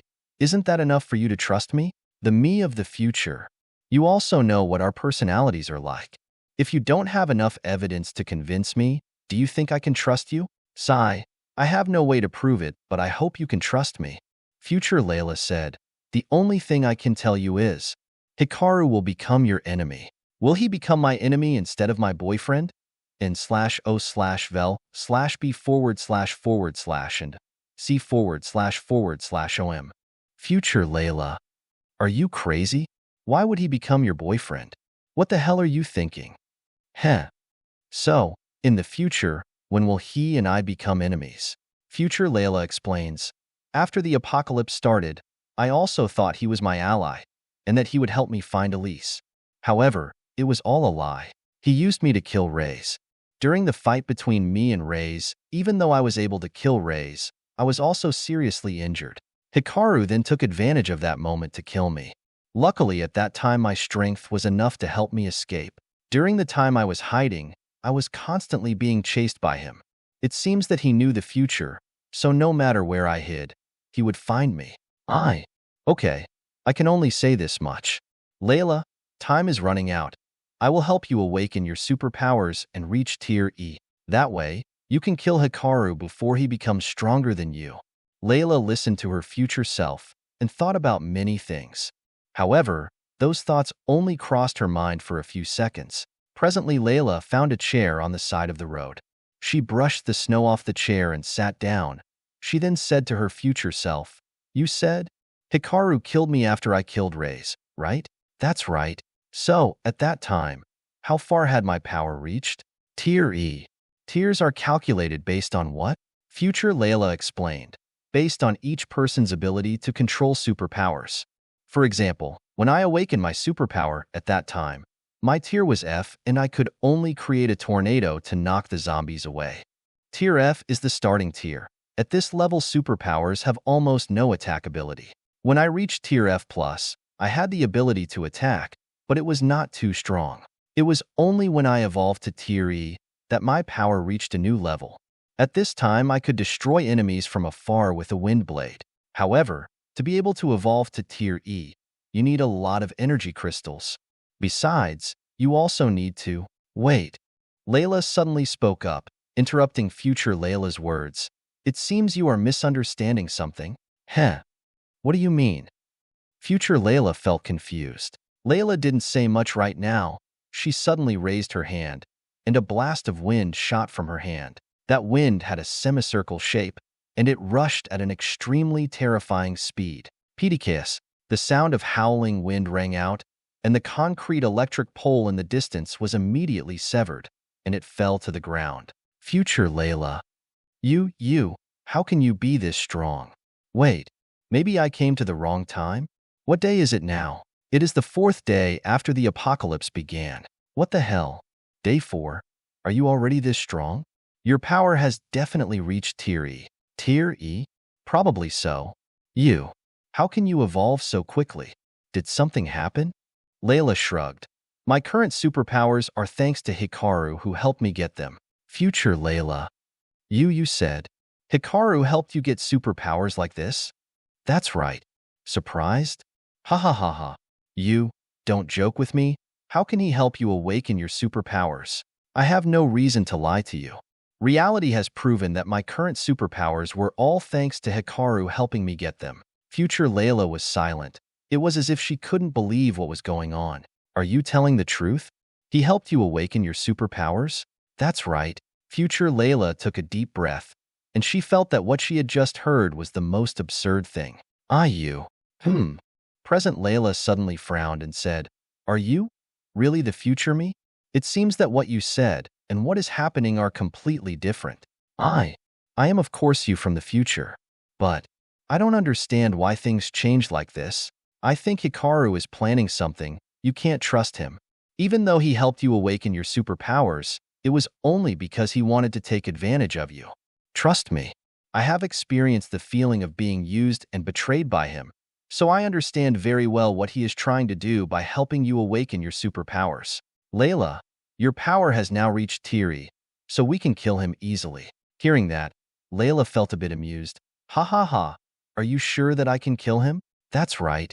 Future Layla said, Hikaru doesn't have any special superpowers other than the ability to enhance his physical strength. With your current strength, you are capable of killing him easily. Layla laughed loudly. Ha ha ha ha, you amuse me. Layla from the future, it seems you came to the wrong world. What did you say? Future Layla felt confused. Layla. Suddenly, a voice rang out in the distance. Layla raised her head and immediately saw Hikaru standing in the distance looking at her. What are you doing here? Hearing Hikaru's question, Layla smiled and replied, I'm looking at the snow. Don't you find it very interesting? The streets have never been so empty. There is no one, and the heavy snowfall is turning this place white. It's very beautiful and romantic, right? Hikaru looked around. As expected, this scene was a bit strange but also quite romantic. The zombies were all frozen, and humanity was trying to hide in safe places. This street used to be very crowded, as every hour there were thousands of people circulating on the road. However, currently there was no one on the road.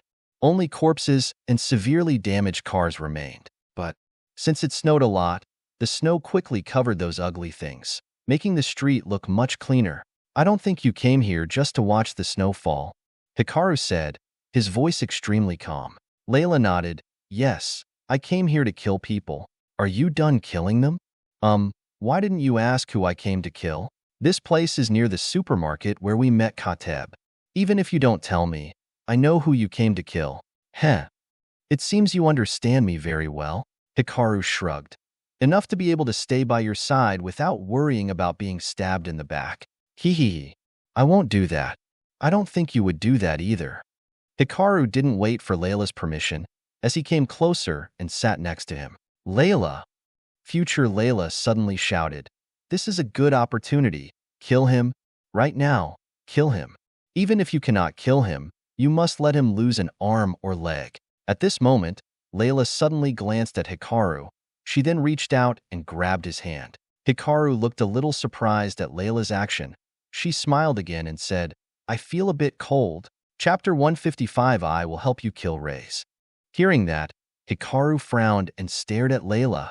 However, she still kept a gentle smile on her face. He of course didn't believe what Layla was saying. It must be known that both of them had evolved. So even though the current temperature is -5 degrees Celsius, it still doesn't affect them. Moreover, Layla was an experimental subject. Before awakening her superpowers and using Hikaru's power evolution drug, she was already extremely strong. That's why he naturally didn't believe Layla felt cold. However, even though he didn't believe Layla felt cold, he still let her hold his hand. Hikaru even pulled her hand and put it in his jacket pocket. To be more precise, the two of them were holding hands in Hikaru's cramped jacket pocket. Layla was a bit surprised by his actions, but she didn't protest. On the contrary, she sat close next to him and rested her head on his shoulder. Hikaru sighed and said, "I already have a girlfriend. Don't try to steal a flower that already has an owner." Ha ha ha. Layla laughed. But Veli said she doesn't care even if you have another girlfriend, right? Just because she doesn't care doesn't mean I don't care either. Ah, men are greedy animals. Don't you like me? I just like your appearance. Hikaru shook his head and said, "As for your personality, I feel like we're not compatible." Why?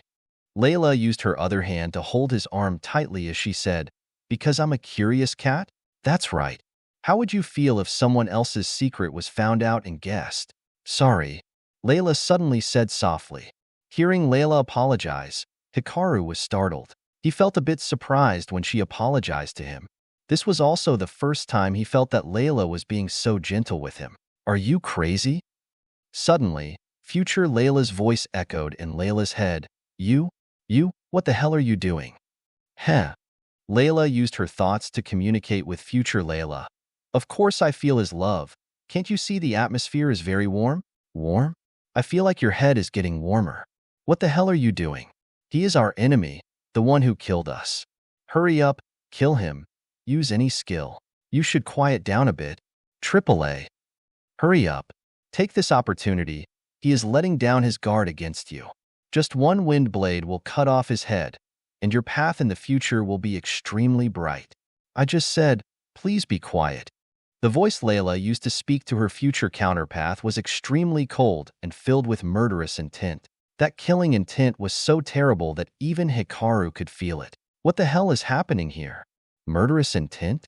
One second she was being gentle with me, and the next second she was emitting such terrible murderous aura. Future Layla felt extremely confused. Are you threatening me? Layla didn't answer her. She turned her head to look at Hikaru.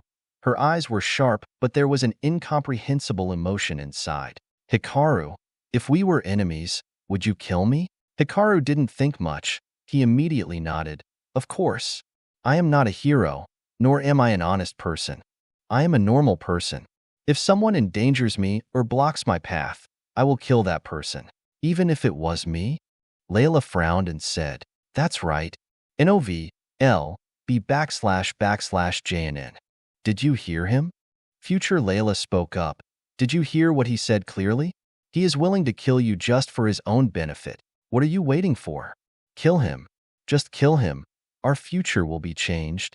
I will help you avoid all dangers. We will easily evolve and reach the level that everyone calls God level. Trust me, I have gone through countless difficulties and countless dangers. If it weren't for him, I would have become a god, left this world, and gone to another, more wonderful world.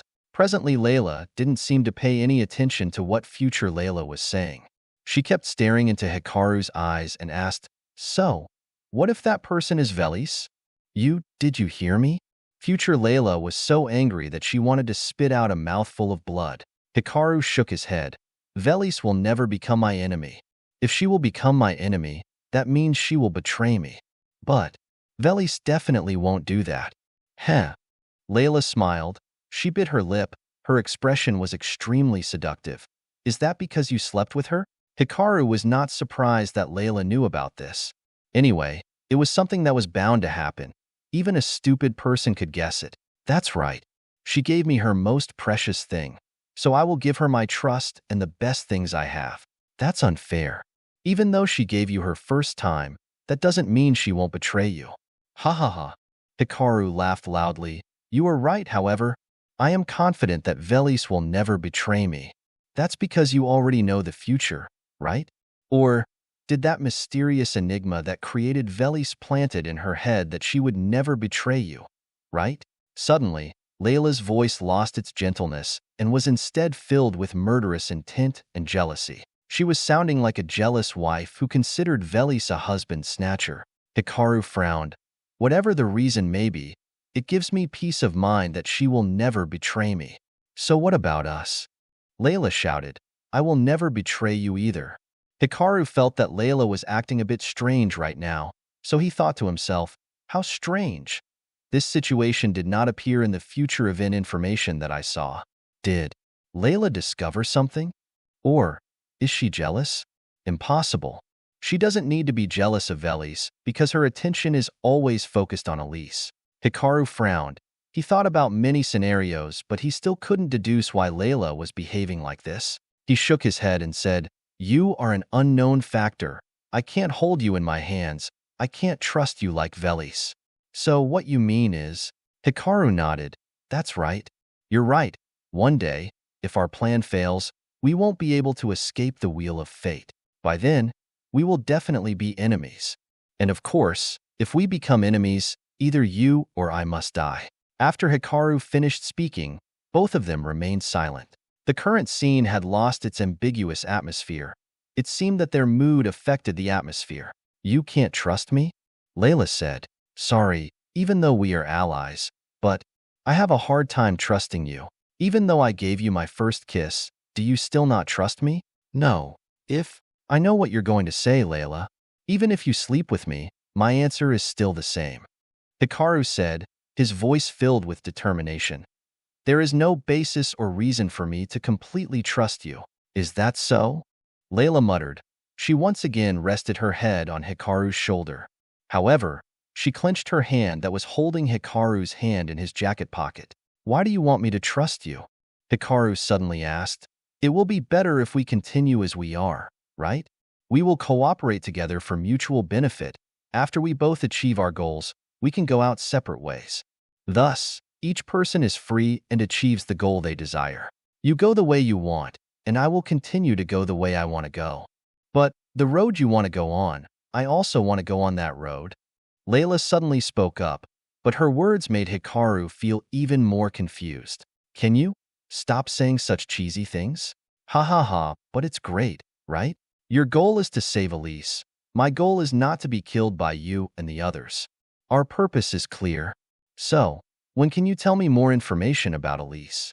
At this moment, future Layla suddenly shouted in Layla's head, ha ha ha, are you dreaming? He will never reveal Elise information. If you knew information about her, would you continue to cooperate with him? I have a bit of information, however. I think you won't want to hear it. Hikaru said. Future Layla laughed disdainfully. Ha ha ha. You heard it. He was looking for a reason not to tell you about Elise. I have mentally prepared myself for the worst. Layla's voice was filled with calm. Hikaru nodded. Actually, Elise is alive, but she is trapped inside a weapon. However, we don't know what weapon it is or where it is. That's all I know. What? How could he know that? Future Layla was startled and shouted, no way. He cannot know any information about Elise. Layla now frowned and said, I trust you. Do you trust me so easily? Ha ha ha, of course, why not? Anyway, right now, I can only trust you. Hikaru didn't answer. He just remained silent with Layla as they both looked into the distance. Layla, please. Future Layla spoke up, her voice now filled with pleading. Please, kill him. Why?